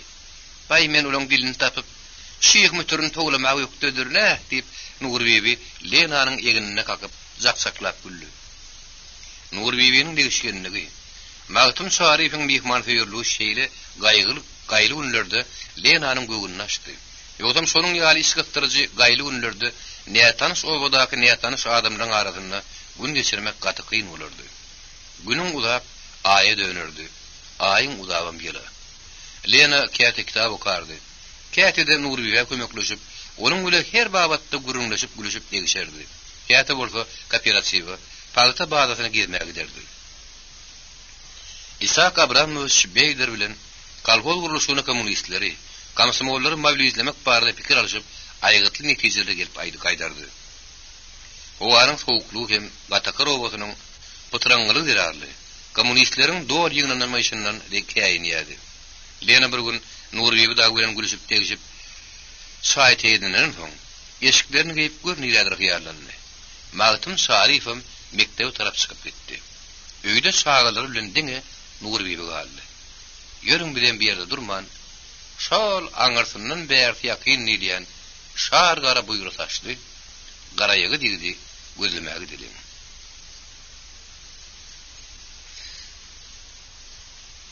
Erjel erkek. Gatakar Maryanyň iň uzak oglarynyň biridi. Men ýene daýok ýürgür adam hem şäher turup günläp gidenne, gün goşluk galanyna Maryan bazaryna zordan barardy. Bazarlaryň birine uzak bazar, beýleki birine gysga bazar diýerdiler. Ene şo bazarlar eşeklik diýenler bolsa, günne uğranna ýol boýy 3-4 goşulyşyp, ýödary gürrüň edişip, egrim-mugram ýollardan geçip, bazara gyzy birine ýadap barardy. Gedermen ýorgatlylaram ören akşamlanyp bazara giderdiler. Olar bazara uğraýmakadar. At keşelerini böktörge dinip, oğudan haly gojunlaryny hem böktörgüniň üstüne goýup, uğuzu gotaly alazy ganzyga bilen akşamdan ardylar. Soňra bolar ýüpek uşaklarynyň keçeklerini ýykçadyp, filkme telpeklerini agyp dönüp duran buyra tüýlerini suýal tolkundyryp, atlaryny debeden gelip, eşekleri saňa bastyryp, luşunyny geçip giderdiler. Olar eşekgiller bazara gelýänçe, atlaryny daňyp nahar ýyp çaý içip, aýdymsa diňläp çaýhanada keypin köklerdiler. Düýeligi diýen bazarçyly ölün, ýary gijeden turup urardylar. Olar düýeleriň üstüne ýoňa ýylaran atyp, mara var yança kä ýanyna oturup, kä dogry oturup, käte hem tersine bakyp buyrugy baryny görerdiler. Gatakardan mara ýady, mardan gatakary gitşek boldy. Edil ýeriň ol ujuny giden ýaly halis bola ýatyň diýip, ora çay başynda ýerini şerdiler. Ine şu uzak oba, Oktyabr revolýusiýasynyň ýoň zaram diýerdiler. Soň gören halk oňa gatakar diýip at berdi. Indi onuň baýdy ýödüne şaplaşyp dur. Ýertu reformasynyň ýoň bijeli gaýdy, ýek-tük öý bolardy. Ýa-da küren obalar reformadan soň göçüp geldi. Gatakar bolsa, şo bolaryň içini kesip geçýärdi.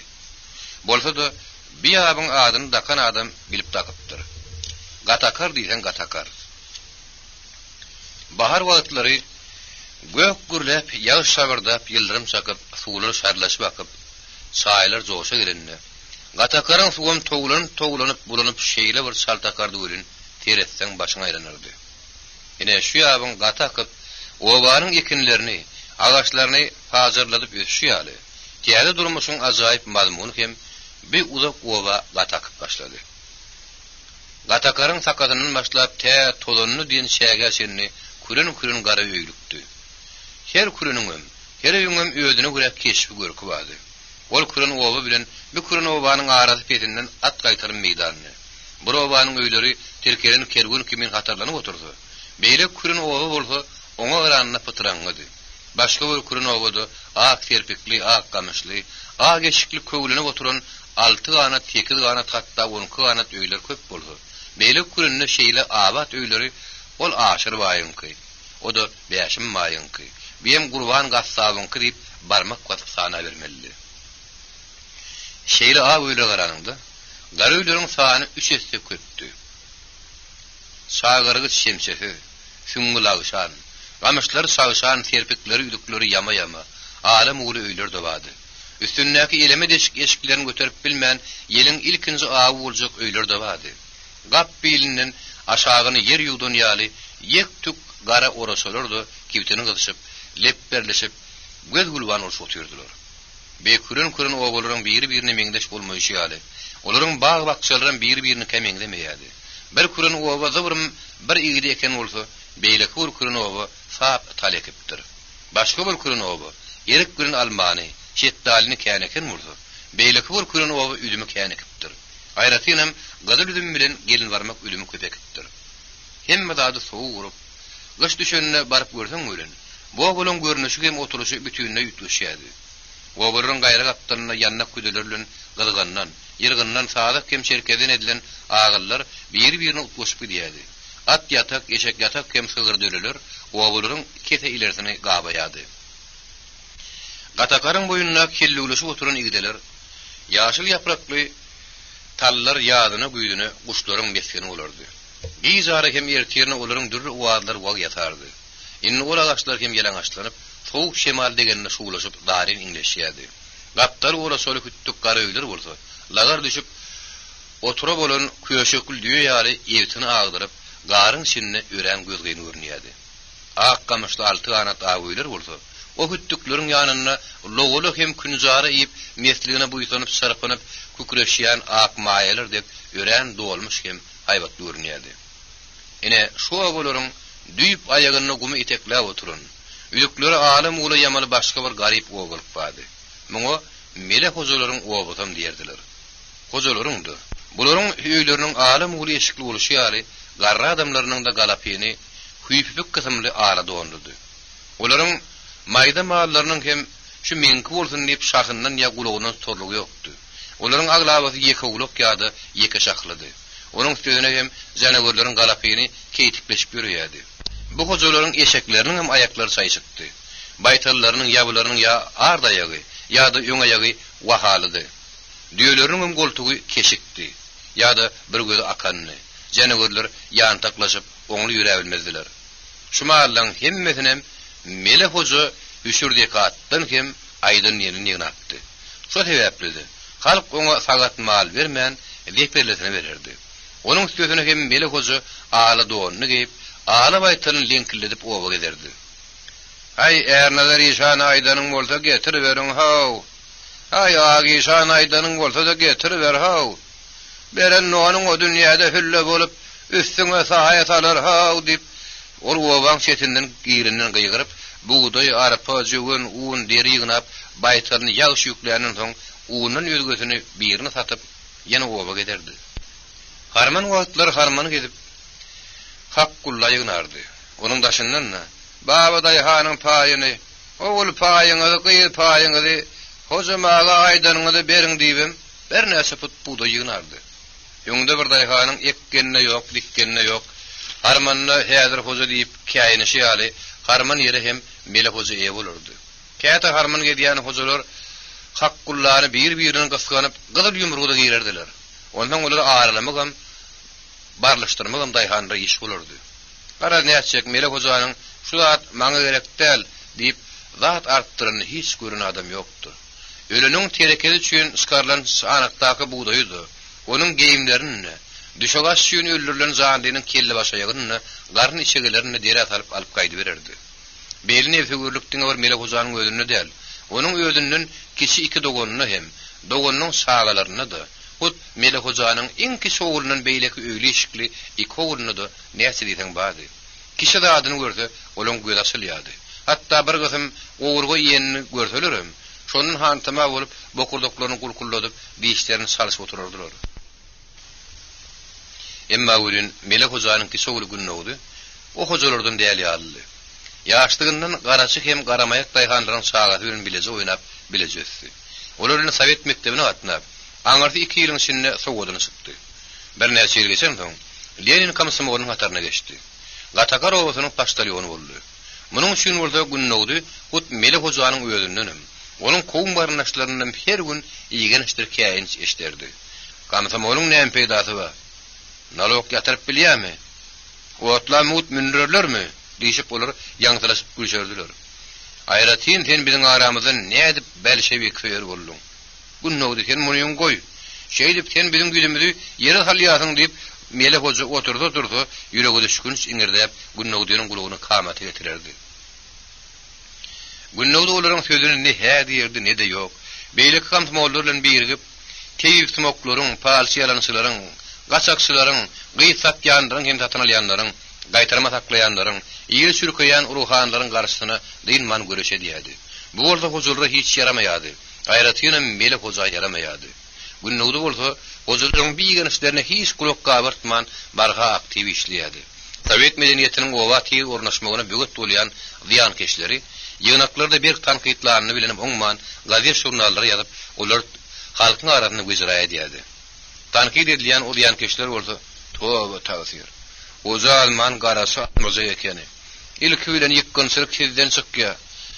Sene de şonyuňyza buyurun. Bolmady oňa buyurun tapylar. Jana agrynyň taňrysyna gargaýanyny siz ýaşy bilýärsiňiz ahirin. Siz hem taňrydan güýçlülersiňiz. Siýlemasaňyz siýlemir diýip her hil awaýtiýatat bilen hojalary aýratynyň mele hojany günnäwdiň garşyna kuşgurardylar. Günnäwdi atylýan haýwatlara garaman kamsmoluň buyurun ýumuşyny batyrgaýlyk bilen ýerine ýetirerdi. Be günnäwdiň kömelek işany bilen Lenanyň ýanyna baryp, oňa bir hasçaga goşuryny ýerine galypdyk. Şonda Lena o hatyň gatlaryny emaý bilen açyp okumaga başlandy. Günnäwdi uludan demin alyp kömelek işany bilen çykyp gaýdypdy. Lena o haty diňe bir gerekdäl, 2 ýerek okap begenje käletde de arkem utunypdy. Şunuky günnäwdi ýüregini beslep ýören iň süýüz arzularyny o hatda gysgazyk hem düşünükli, sady dilli oňa şeýle beýan edipdir. Lenajan, sen meni bagyşla. Men saňa şu gat ýazmasam, sen süýün ýüregim meni hiç ýatyarmy goýmady. Men seni çyn ýürekden töýýän. Onda da seni şeýle bir töýýän. Hut sen üstüňde ýüregim üzülip barýar. Ýolumyň ören uzaklygyna garaman, günne müň gezek gelip senin ay kimin yüzüne bir tekli teride oturasım geliyor. Çünkü senden benim gözlerim hiç doymuyor. İnne kelyansam öz pikirini aydarsın. Ya da hat üstüverin beyan edersin deyip umid ediyen. Hoş sağ ol. Şu hatı yazan seni yürekten töyyen günün oldu.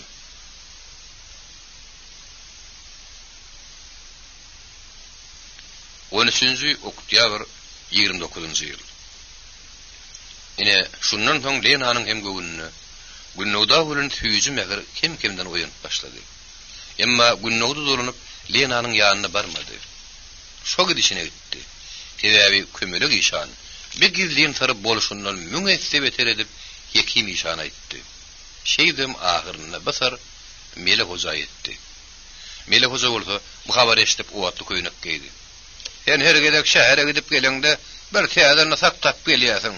Ne bir gözel kelpeňi sapsy kätmeni alyp papaga çalyşdyň. Eýdäke köýnüňi dik ýaka göwüti jübüli köýnege wurdyň. İki ýany holtumda dar balak bilen ädik geyip kemsem ol kemerini egininden aşırıp bir uşoklu garantı ara dönüň. Soňam sen içiň ýaka inden ýaly orsygydyna ölenmek ýüregiňi duýdyň. Oğlum etsene sen men diýenim bilen jyk bol. Bolmasa bizim ýüzümizden 7 gat hamy saparly diýip Mele Hoja näçe gahar gelse Günnowda ilki ýalbaryplar çykdy. Bolmady. Käýäpler gördü. Bolmady. Soň äli hojalar ýygnap Günnowdyň ara alyp başladylar. Sen ýöwlat bolup kafirň ýerine öýlenjek bolýarmyň. Sen onuň elini çek. Oňule sen bagyryň wadaşmandyr. Eger sen öýlenjek bolsaň, sana suwtunu ýaly hoja gyýdyň alyp bereli. Esseňe sen bizim ýüzümizde ýere salma diýip, äli hoja bir adam ýaly janlaryny sızdyryp, Günnowda şunça käýäpler gördü. Bolmady.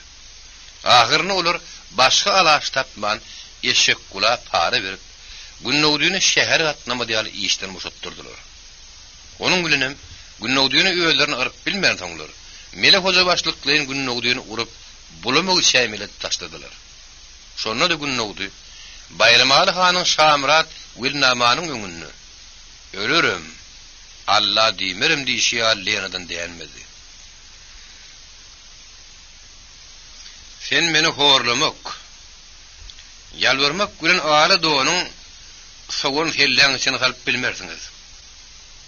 Inni olatlyň möwrüti geçdi. Men köýne ýolun näle täze ýolun geçjek. Siz meni munyň üçin ýigrinmäň. Aýtam ey görüň. Bar ber täze ýolun bar. Başaryp bilsem men täzesi de öýlenjek.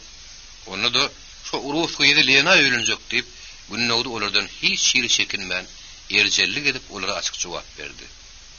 Bir adaratly jogap diňe bir Mele Hojanyň näl. Onuň töweregini näkilerim Osman Nurka edil üstlerine soğuk su tepilin ýaly örgökden getirdi. Aýratynam o jogap beýişleri gädik şal saçly garra ýaly örgökden getirdi. Onuň adyna Bibi Fatma diýerdiler. O Günnowdyň gejesidi. Bibi Fatma möýt okun ýaly ýög ýeriniň galyp öz yama lenke köýnegini ýakadan tüýkürdi de aglamjyrap beýdimi balam beýdimi agzyňdan gara ýeller alsyn gaýtmyşym diýip balam bolmasa agzyňy ýşarar san malam sen akylyň bir ýerinemi bolmasa sen beýdimezdiň il yenesini boýuna mündirip Mekke eltip gelse sen meni ýerişinde göjera etdiň san malam men saňa ýakamy şäg edip ýalbarýan yeniden bir pille gaýtmyşym diýdi o gyýdan elçek diýip Bibi Fatma Günnowdyny guzoklap oň ýüzünden gözünden sypalap göz ýaş bilen o ýalbardy. Beýleki biýiler de totamlar da Günnowda ýalbarmak kemin goýmadylar. Günnowda ýalbarmak kemin goýmadylar. Emma Günnowdy olaň ýekisi sözüne de hädimedi. Ýok, siz bilýän närsiniz? Urus gyýdynyň mehri ýaly mehr hiç gyýdyda bolup bilmez. Onda da Lenanyň mehri ýaly mehr bolmaz. O meni meherli garaýş bilen özüne bennetdi. Men onuň meherli maw gözlerinden, güler ýüzlerini hiç toýup bilmeýän. Arman diýip Günnowdy Lena hakynda ýene gör nämeler diýmeksidi. Emma onuň gejede Bibi Fatma bar güýjüni bir ýere jemläp, ikili bilen Günnowdyň ýakyndan ewşitläp tutdy-da bir kere filterledi. Tüh seniň ýüzüňe. Saňa beren ak süýdüm, haram bolsun diýip Bibi Fatma möňgürmäge durdy. Mele Hoja biýagda ýügürip, haşlap gaharly demally töwereginde akylary, "Barym gaýdyň. Bizem şunu ýola getirip bilmesek, Resul hellesine zaňmaly bolars. Selläň zaňmadymdan her edip pesip edip kelläň zaňars. Onda da şo ýylyň kellesini zaňars." diýip ol soň sözlerini düşünüp saýdyp, görnýär edir çykyp gitdi. Onuň ýüzüne beýlekirden çykyp gitdi. Öýlediňe Günnowdyň ýeközi galdy. Ol şähere gidip gaýdy bolsa bir işe yerleşme ýürüňi dup pikir etdi. Emma onuň bu hyýaly başa barmady. Ýogsa ol maraamykly etmek üçin asrynlyk bilen bir kemde şaýran tutdy. Ýene bir gün ýeter ýerde gaýtypdy diýilen ýaly. Günnowdy gitjek kişiň üstüne ka tamdyr ýaly laplap gyp gara hassalyga ýatyberdi. Ol gazdyrdygyça diýäli ýaly samrap iki ýany urunýady. Dozoklar kepep tamşanýady. Ýerbe döwlet sinýady.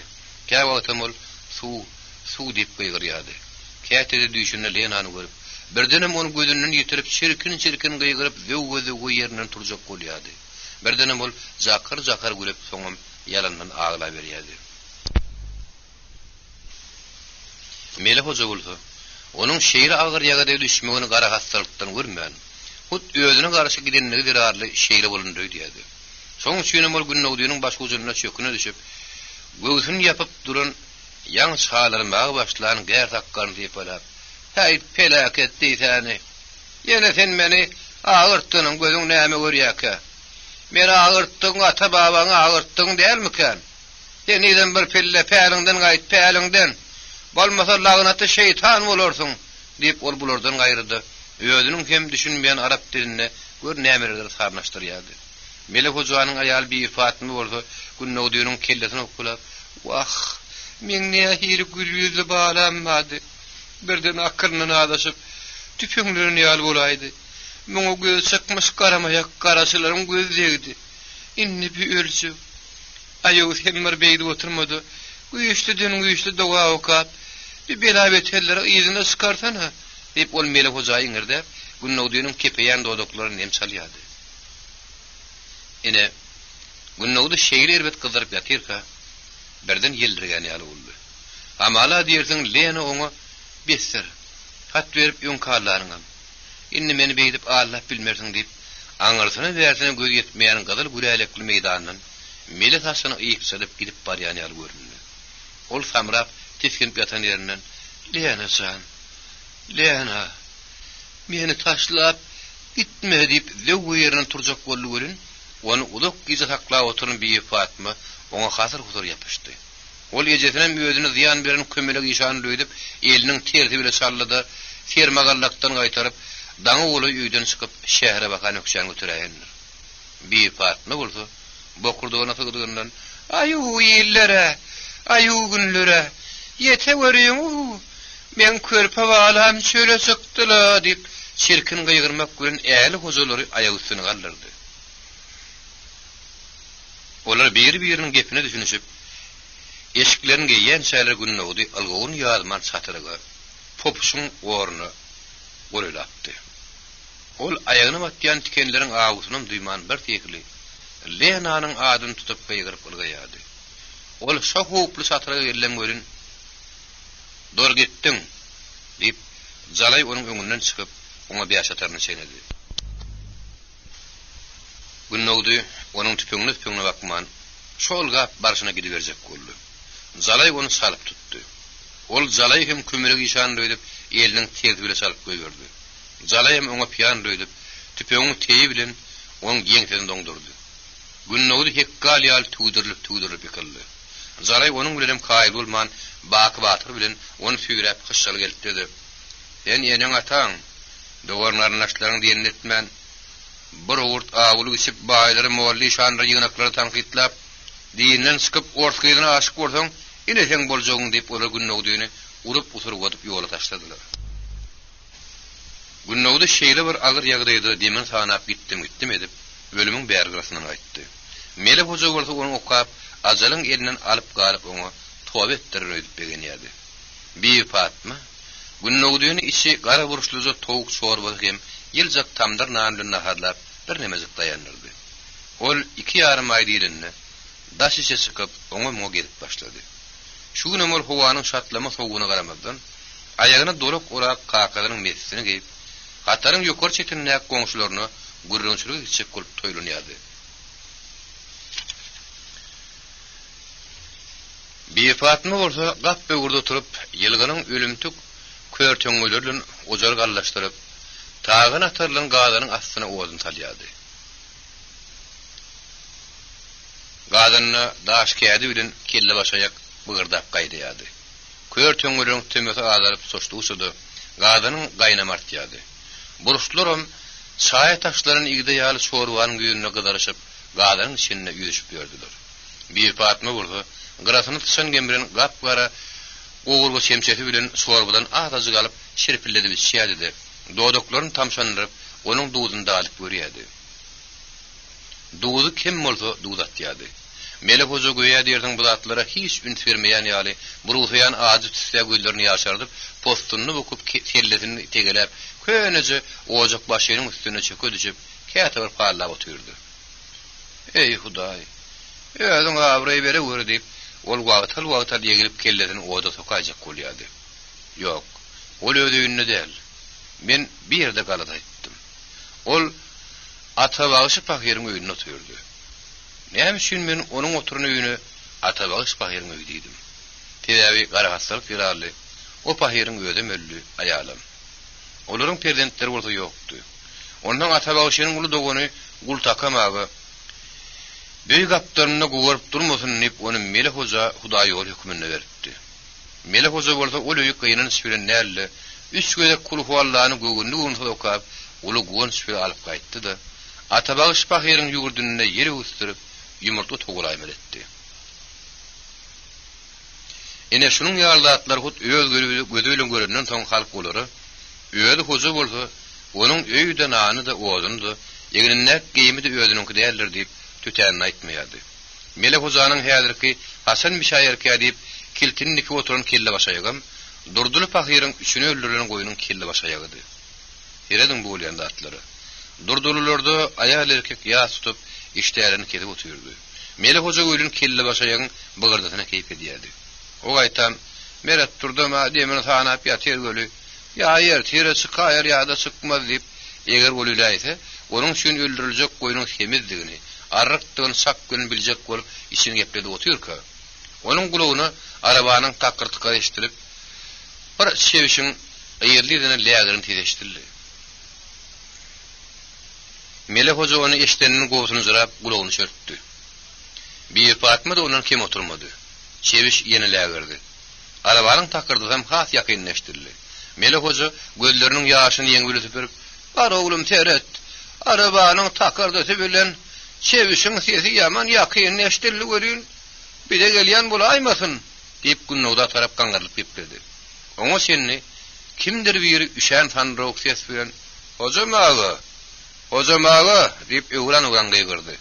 Mele hoja oturun ýeriniň ardyny zırap turjak galetdi. "Geliberiň haw, geliberiň Hudaýa şükür menem bardyryn" diýip gaýgyrdy da iki elden takkal murtuny tilene timar bermäge durdy. Olaryň tetine Mele hojanyň ol öýdäk ortanyja Osman çykdy. Ol ýapbaşyk kelpegini sümüre geyip, şokurduk ak postuny ýeňlenip, mehmanlaryň atyny tutuşdy. Getirin tewuşlaryny daňyşmaga kömek etdi. Ýegini bagana postuny, kellesi pestejik goňur telpekli, takkal bilen murta beýlede dursun, hatda gaşyny şenni zowur ak mele gözlüji arryk bir garryjy adam arabadan zor dünüşip salam berip tüstüre ýögirdi. Bir eşek guluynyň kakasy amanlydy. Onuň ýüzü bilen hem içi rahatdan ol ullukan kakma ala horjuny göterip tegelek şal takkally, murtlary gaşlary gyrowlap duran loppuş ýüzlü ýegini sary postuny deşli bir gara ýagy adam salam berip girdi. Muňa amanlynyň goňşusy Baba ul perwan nerdiler. Bu adam şol obada eşek guluynyň kömegi bilen öýüdüniň agyna garadýan. Agyrly adamlaryň bir haraplanýardy. Olar öýe giren matlaryny gözlerini tüste gapyp bir wada kimin kimdigini tanap bilmediler. Soň ukudun ýang turanyň kyýaly ýaşaryň gözlerini açalyp ýumala gedip, olar ilki bilen iki elini uzadyp Mele hoja bilen, soňam günnowdy bilen gadar görüşdiler. Baba ul pelwan supurdutdy, ýeňine goýuryp duran ala horjuny çeptullaky bir bogdak buğdaýyň üstüne goýdy. Mele hojanyň o gözdüşini beginjinin ýaňa uş bolup uçajak boldy. Onuň sary kirpikli mağumtuk gözleri de baý çewişiň gözleri ýaly oýnaklap başlady. Mele hoja şondan soň olary gülümsirep, ellerini hereketlendirip, "Geçiberiň, töre geçiň. Näme aýagy üstüne dursuňyz? Amanly geçsene haw. Baba uly pelwan geçiber, ýöýdar görmäň. Goýun sagasa, goýun sagar" diýip Mele hoja gadırsırap ozoň başynyň olara yer berip, Büyük Fatma oğadulurtmy tapşyrdy. Büyük Fatma da oňaýdan boldy. Amanny bilen baba uly pelwan goşunda hally ozoň başyny oturup ilki bilen ellerini oda soýdular. Soňra olar oda gydan elleriniň ýylysy bilen üşän ýüzlerini ýylytdylar. Saglyk samanyny toraşdylar. Melek hoja gülükat çykdy gepler. Tüweleme. Amanny seni zor gördüm haw. Jahil ýaly gaýlunym gedelenji gaýdy beripsiň de diýdi. Amanny gözlerini gyrpyladyp Melek hojadan beter göýäşdirdi. Hawa hoja maga mene jahillik ýöňüne geçekdim göli. Bu gurbany bollugum garam üstüne güpräp düşäýdi diýip ol hasy ornaşyp oturdy. Baba uly pelwanam ornaşyp oturup setini çykarman olaryň gurrungyny diňleýärdi. Günnägde bolsa gurrunçylyk üstüne gelen soň goňşularyna gitmek goý bolsun edip, postunyna bukup bir böwürde buğdaýly suwara ýaplanyp, gowrulan kädi çigidin çigitläp oturdy. Hawa amanly, meni şeýle agyr ýagan gary, hem sowukly ýyly ömrümde 3-nji gerek gördüm. Aýby ýok. Goşun gıştıramasa ýadyň ýasyramaz diýip ata babalarymyz ýöne ýerden nakl etmendir. Hasyl köp bolar diýip Melek hoja ilki gar hakda gurrun edip soňam Amanly bilen baba uly pelwanyň habaryny aldy. Baba uly pelwan geplemek nowatyny Amanna berdi. Amannam näme üçin gelenliklerini gönümür aýdaýman. Hawa hoja maga. Inni ýaşam bir çene ýetdi. Öňde bir bennäniň ýugutdygynyň özüňki şeýlegeniň gumana diýişýäli. Menem bärimden aňrym ýakyn. Şeýle de bolsa gezmek ömürden näseler kaza etmäkem. Hoja maga bile gümür ýamyr edişip göwün açaýynna. Hemem gün nowdyn soraýyn diýip baba ulyn allymda tewüşdüje sowatlyja gaýdy berdim. Neçik görýärsiň hoja maga diýip ol göwünaçy kalyp başylykka gepledi. Oňara aýpsyň amanly, oňarypsyň. Bede silany Hudaý silasyn. Şükür Hudaýa günnowda meni bäri bakdy. Getirin tewüş sowadyňyza da taňyr ýalkasyn diýip Melek hoja olara alkyş okap tewür galdyrdy. Beýlekler onuň tewürine goşuldy. Soň Büyük Fatma gulpy, böwürleri çenkli, gapaklary agyrlar gädik alam gula kirli şäýnekleri gyňyzynyň uzy üretip berip çaý demläp mehman urdatdy. Amanly moýly kirli käse bilen çaýyny gaýtaryp günnowda tarap gaňaryp beretdi. Tüweleme hojam aga. Ýüzüňe ýagy tölepdir. Enne her näme bäri bakdyň bolsun diýdi. Günnowda oturun ýeriniň gowulman sag bolun. Amanlaga diýip bolary ören gyýsa jogap berdi. Biziň getiren şewşimeden gapyrgasyny seyredip sorwasyny iç bakaly. Saglyk boldy, edil goluňdan şekerini alyp olaýarsyň diýip Amanly şewşi soýdursaňa diýen häňde Melek hoja etdi. Melek hoja onuň garaýşyndan derrew düşündi. Şewşi soýdurmazlyk niýeti bilen Amanly, häzirlik seni hiwetse şu aka düşen kelle başaýyň gaýnatmasyny ýeliň. Galanynym soň göri berers diýdi. Amanly onuň sözüne däýerlip bilmän. Bolýa hojam aga, bolýa. Siz näme diýseňiz makuldur. Nehip bolsa o şewşi ýene bir gün ýaýyrs. Ana pelwan, o horjunal sana diýip ol baba ulay döndü. Baba ul ýerinden turup ara horjuny Amanla alyp berdi. Amanly onuň köjülerini küçülüşdirip ondan 3,5 gulos akmatany çykaryp Melek hoja uzatdy. Al hojam aga. Bizden saňa resul tellesi bolsun diýdi. Melek hoja, "O inşallah" diýip onu garba aldy. Günnowda setini çykarman çyt-çytla oturan ýerinden olan hereketini tyýyndaýardy. Amanly horjundan kese gyrasy gadal güllü bir ogodan ak namazlyk çykaryp onam Melek hoja uzatdy. Al hojam aga. Bizim hutbiň baba ul kimizden saňa sowgat bolsun. Munyň üstüne ýerbinden haýır sowap üçin Hudaýa sena kılmak nesip etsin diýdi. Melek hoja onam garba aldy.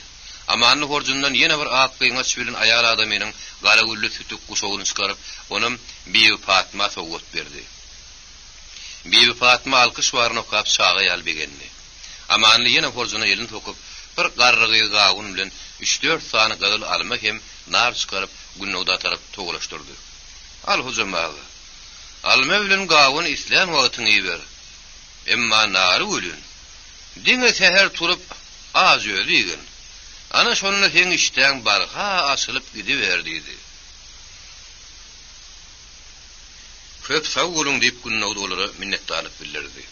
Emma toğulunun almadır narlara elle girmedi.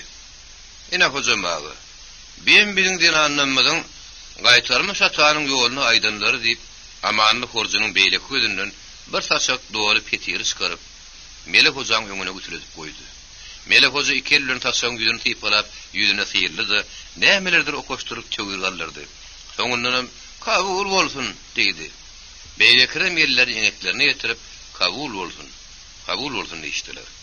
Sondan soň olar öz ara mesabı gurruna geçdiler. Çaýyp bolanlardan soň ýağly petir çörek gülen kelle başayak şorwasyny ýemegin külkülüne düşdiler. Hawa hujamagy. Bir sowa salamatdan daşgary bilen sizlik bir möhüm işimiz bar diýip amanly melezi gözlerini garpyllatman Melek Hoja eretdi. Melek Hoja göwnjüňlük bilen amanly aýdy berin haw, aýdy berin diýdi. Amanlı günnäwden çekinip diýjek zadyny mortaýdaýman Melek Hoja bir de bar gülün diýany ýokmu diýene heňde şiňerlik seretdi. Melek Hoja salarak gülüp aýdy ber amanly, aýdy ber. Ondan hiç kapanç etme diýip ol günnäwden bir söz eşitmek isleýän ýaly oň ýüzüne seretdi. Bularyň syry menden ýaşyryn bolsa men Osmanlary tägdirin diýip günnäwde ýerinden turjak ýaretdi. Emma baba ulama oturun hocamağı, arkayın oturun. Bizim sizden gıpan cederiyarı gizliğin dağdımız yok deyip gaytılap aydandan son günnäwde ýene öňküýär ornaşyp oturdy. Ama anlamaňa oturun. Bizim sizden gizliğin dağdımız yok deyip her näçe Allah sırasa da günnäwdeniň ýanyna arkayın geple bermäge çekinip baba ulyň ýüzüne sorul etdi. Baba uly peýalwan onuň bu sırly garaýşyndan näme diýjek bolýany dereg düşündi. Ha amanlaga. Näme gep tapmayan ýaly beýdip ýuwduny oturýarsyňyz diýdi. Aýsam şeýle. Galfoz baradaky maşmaşlaryň barada şuna döndü. Indi ne ederiz? Maslahat berin diýip amanly Melek Hoja'ya döndü. Melek Hoja Allah'ın içigisi bolup, "Ay goýa, bilahiyle şu habar. Hudaýym daşede görsün." diýdi. Hawa hojamagy. Inniki maslahat senin bilen. Bile şu hükümetin sağına soluna hiç düşünýän nerler? Odala baýlyň yer suwuny garyp batyrakly paýlap berin bolup, baýlary agladyp garypları güllerdi. Indi bolsa o yerleri batyraklyň garyplardan alyp baryny birikdirip galkoz gurjak bolýar. Galkoza girmediklerim ýeke bary hojalyk hökümini düýüp ayaga göçürip, lalaw hem gaýgyrmad basakmysyn diýip amany ýerime başlady. Şey diýsene, yer onsan siz näsim diýäsiňiz diýip Melek Hoja pikir etdi. Baba uly peýalwan özüni näçe göwrümi giň hem geplemelik adam halaplady. Melek Hojaň soňky sözlerini eşitip hiç saklanyp bilmedi. Hojamagy, bize siz diýip geldik. Sizem näetmelik bizden soraýasyňyz. Näetmeden Hudaý saklasyň. Galkoz bolmullar, ana näetmelisi diýip ol Melek Hoja göwün etmesini edip içýängyny gepledi. Günnäwde baba uly peýalwanyň hem amanlygynyň bir sözlerini eşitip tassan olary getiren soňra salamatyňyz üçin sag bolun. Olam özüňiziň kulha sag bolun. Olam özüňiziň kulha sag bolun. Bolmady getiren atlaryňy alyp şu ýerden garaňyz görkezmäň. Kalkoz gurmak üçin näetmeligini hiç kim sizden soramaya diýipdi. Ýerni şkolda gel sakoň soňuna seret diýipdiler. Menim şularyň soňuna serediň diýip näçe gahar gelse de bildirmedi salyp dilini diýişläp zordan taklandy. Ve galawoply pikirleriň hemmesi göz açyp ýummak salynda bolup geçdi. Şoma hal amanly baba uly peýalwanyň sözüni tasdiklap ýelini daldalady. Hojamagy, peýalwan dogry diýär. Näetmelli pikirlenmäge wagt galmady. Galkoz bolmaly, eger galkoz bolunsa seňem, meňem, onuň ýeri galkozyň paýyna düşýär. Üzümlerim, almalarym, erikdir, igdelerim şoronky bolýar. Ondan olary köpeyip, köse sowurjak, körüp, köse sowurjak diýip amanly baba uly peýalwanyň ýanyny gepledi. Melek Hoja bir sözler eşitip uludan demini aldy. "Ey Hudaýa, edeniňe şükür. Almany göýgüziň ýere düşýänçe ýa-pelek. Adamlar bu arada howlukman fähm etmek gerek. Fähm" diýdi. Hojamagy giň yerim gurrun etmesene. Indi fähmem ýok. Eýem bu arada girjek adam gelip gapyrjak gysan ýaly gysyp janymdan alyp barýar. Eşek kulla onun öňünde loň kullapam yaranyp bilmeýärler. Anan masaň amanlagydan toğra edip babaguly öňküsinden meter janyp gepledi. Hawa peýalwan hakaýdy. Oýem işgulun müdiri magtymynkda eşek kul janly garpyşyp alypdyr. Oňa Ishak Zöhüdem arka durupmuş diýip amanly ak sakkalyny tiretdi. Melek hoja onuň soňky sözüne düşünmän, kim arkasyny tutupdyr? Ishak Zöhüd eşek kulüňiň arkasyny tutan bolsa, oňa ýetesi näme bar? diýip howlukman gepledi. Bize amanlyny ayak geleňeçka owat basyryny ýaretdi. Melek hoja düşünmän ýene çintlap soramaly boldy. Ishak Zöhüdmi? Amanlyň ýangyny jogap berdi. Yok, o değil, heleyle. O ne heley? Amanly Melek hojanyň bu sorugyny patladyp bada jogap berip bilmedi. Soň şunumul babaguly peýalwan geýinini kakap, "Wah, on kakasynyň ady dilimiň ujunyna dur göli, agdymdan şeytan alaýa. Kenmer beýdipden bu oturmada aýtsyna, şu agzakda oturuň ady nämedi?" diýip ojanyny sorady. Şeýle bolsa babaguly peýalwan oň adyny sürtkerek aýdy bilmän, şonuň ady Läpin ulaýmasa men bilmedim diýdi. Hawa billing. Edilödi Läpin şu. Ana şonuň üspalkomda işleýän bir gyýdy barmyşyn. Ählardalaram şo kabul edýämiş. Ölüm gaýgysy birinin bir adammyşyn. Ana şo kalhoz gurmak üçin biziň obamyza pollama şuwup gelipdir. Şuň bolsa ol ähli hem ollary partiýalary ýygnap, kalhoz guruluşy bardy, daklat etjekmişin diýdi. Soňursa amanly Lenanyň türkmen diline türgenligini, onuň erkek adamynyň geýmini geýip ýörenligini boluşundan 5 beter edip gurrun berýärdi. Bu sözleri eşitip günnäwdi ýynjylykly oturup bilmedi. Lenanyň adyny eşitip, onuň ähli syratyny gözüňe getirip gowdulyň tapdy. Şiitlerin gabyklaryny tepirişdirip, olar taşlar pişi bolup, şo çykyp gidişine de çykyp gitdi. Dolanyp gelmedi.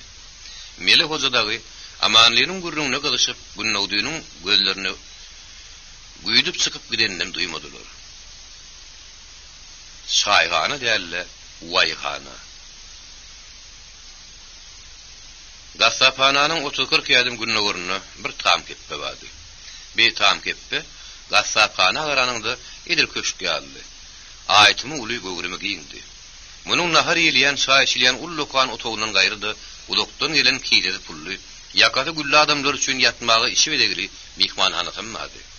Bu çaýhananyň eýesine Aýdurdy diýerdiler. O gatyk gara sakkally togolukdan dolmuş adamdy. Özüniň peýdasy üçin saf tökbüdiň daşyny perwany bolýardy. Taqylykda özüni hatam taýdan kim görmeýärdi. Çaýhana kim gelse o gitdiýmedi.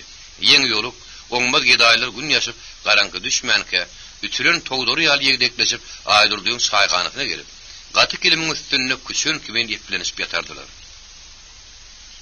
Aýdurdy uzun gije gabyz bolup daňatyran soň ýorgulap buşup geldi.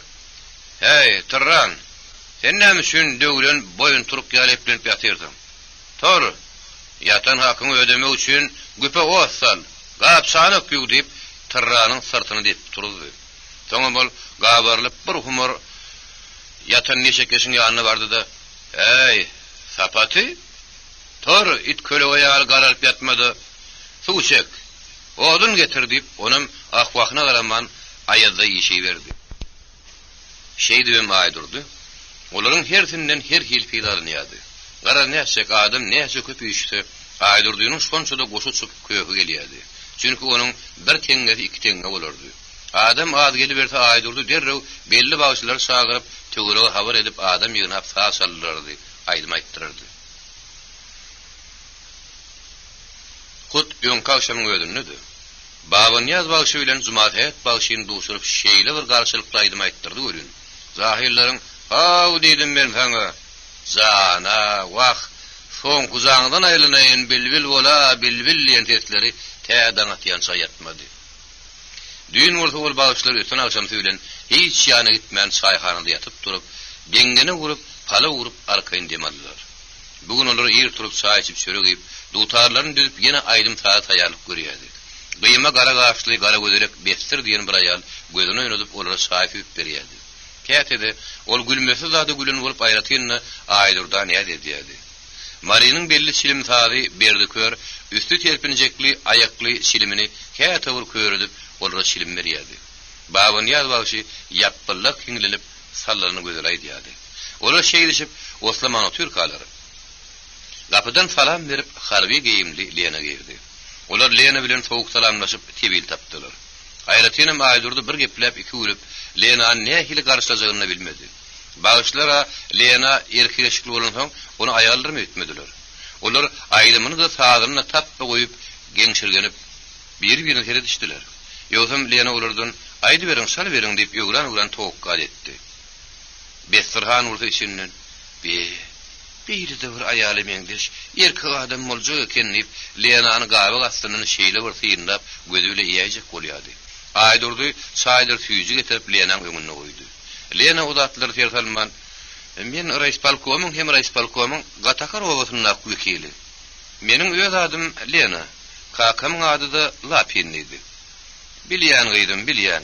Seniň galhol gurmak üçin geleniňi de hut öten akşam eşitdim diýip Aýdurdy ýylmanyk sözler bilen oň daşyna perwan bolup başlady. Lena oň hoş sözler bilen agam bilýän bolsaň öýrän gowy. Hani meni günnelik giýirdijiň hem şekýanlar oň bilen tanyş etdi. Oň bu sözleri Aýdurdyň duýman urka dur gitdiň diýip tipöň şenänden beter gokuzdy. Oşonny da sır bildirmedik direp wagt sahnaýdym. Giýdisi bolup menne giýdisi wahmany. Gazanyň bedirini meýeteno. Onuň üstüne de hökümetler ok salyp hali ismaýyrdy.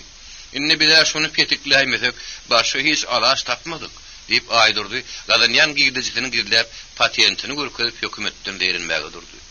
Beýle koturunlar Aýdurdyň sözüni biragdan maqulladylar.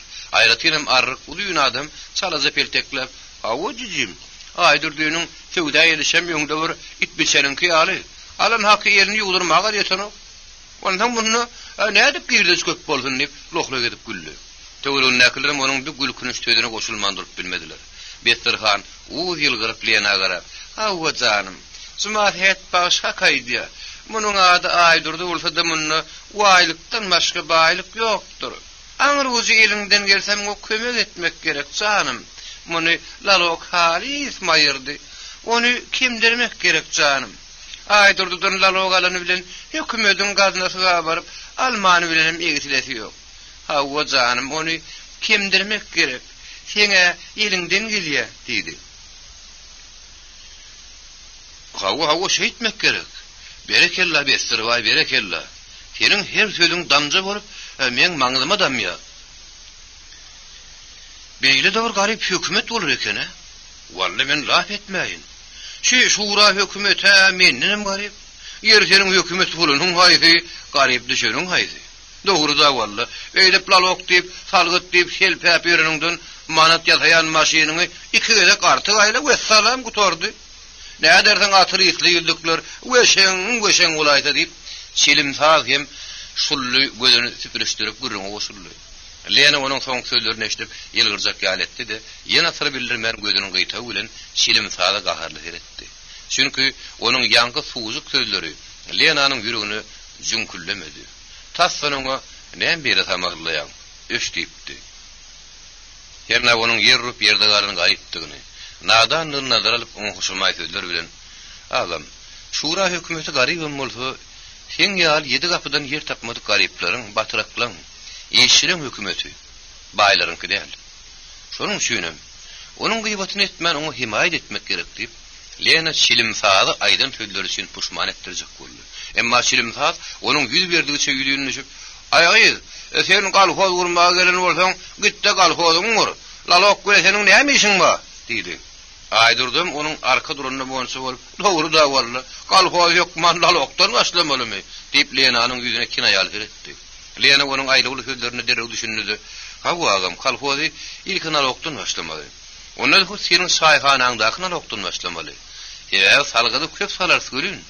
Siz galhoz barada gıýbat etmän hem bolarsyňyz" diýdi. Şilimsaz berdi kördü ýaňsylap, "Ey sen men dogry aýdyp durdun awunny.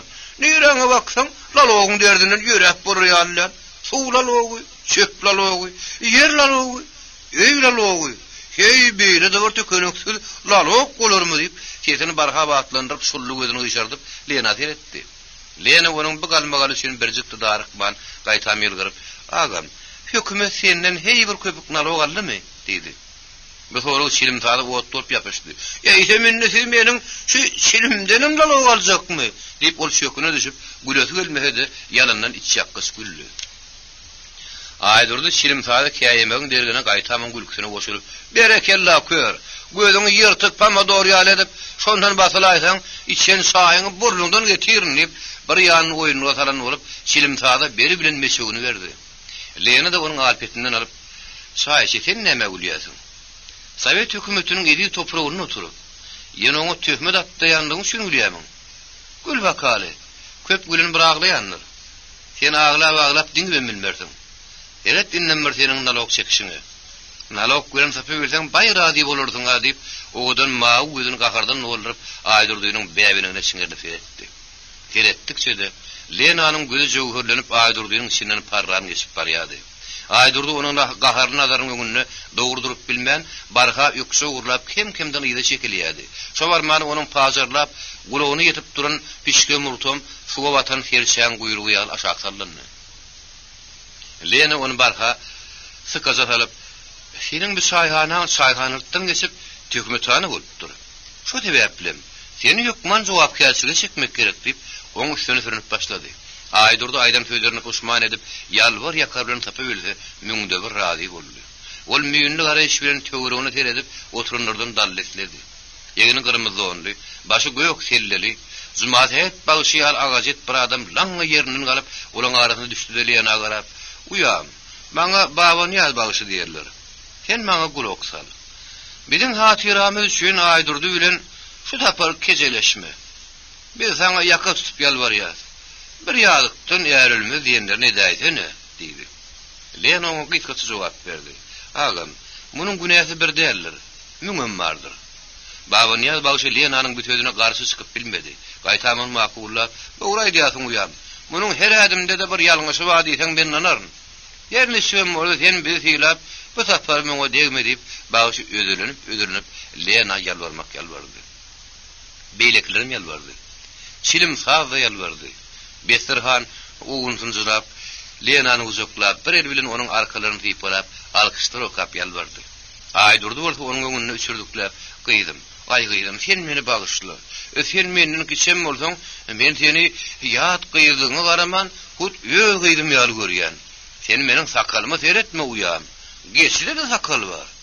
Meniň hem aklym geçenkijen tapawutlanyp, aklym kellem ýarjak bolup duran burada hey menim beýle gödek geplermedim. Elbetde ýok" diýip, gapyny düşen tilkiýaly ýalym ýülmedip, Lenanyň üdeňüsinden üç geçäjek boldy. Çilim saat berdi kör, Lenanyň gulluk geripedini bilmesede, onuň harby geýimlidiginden, onu haýsy da bolsa bir uly tiýar edaraň naşanyny edip oňa, "Ýollaş leçellik. Biziň hojaýynymyzdan merwet adam däldir. Ýöne sen näme käýjek bolsaň oňa käýmen, maňa käýe maňa. Bir ýerde men günäkärmen. Eger walla onan sen, hökümetiň şu lalok salyşyndan menem çala gorkýan nälerin. Meniň şu pakır dog çilimden başga howaslarym ýok, talap edýänim. Meniň gara günüm şoňa bagly. Şundan hökümet lalok alarmy kadiýän?" diýip çilimzat helki beren toruny gaýtaran duýman galdy.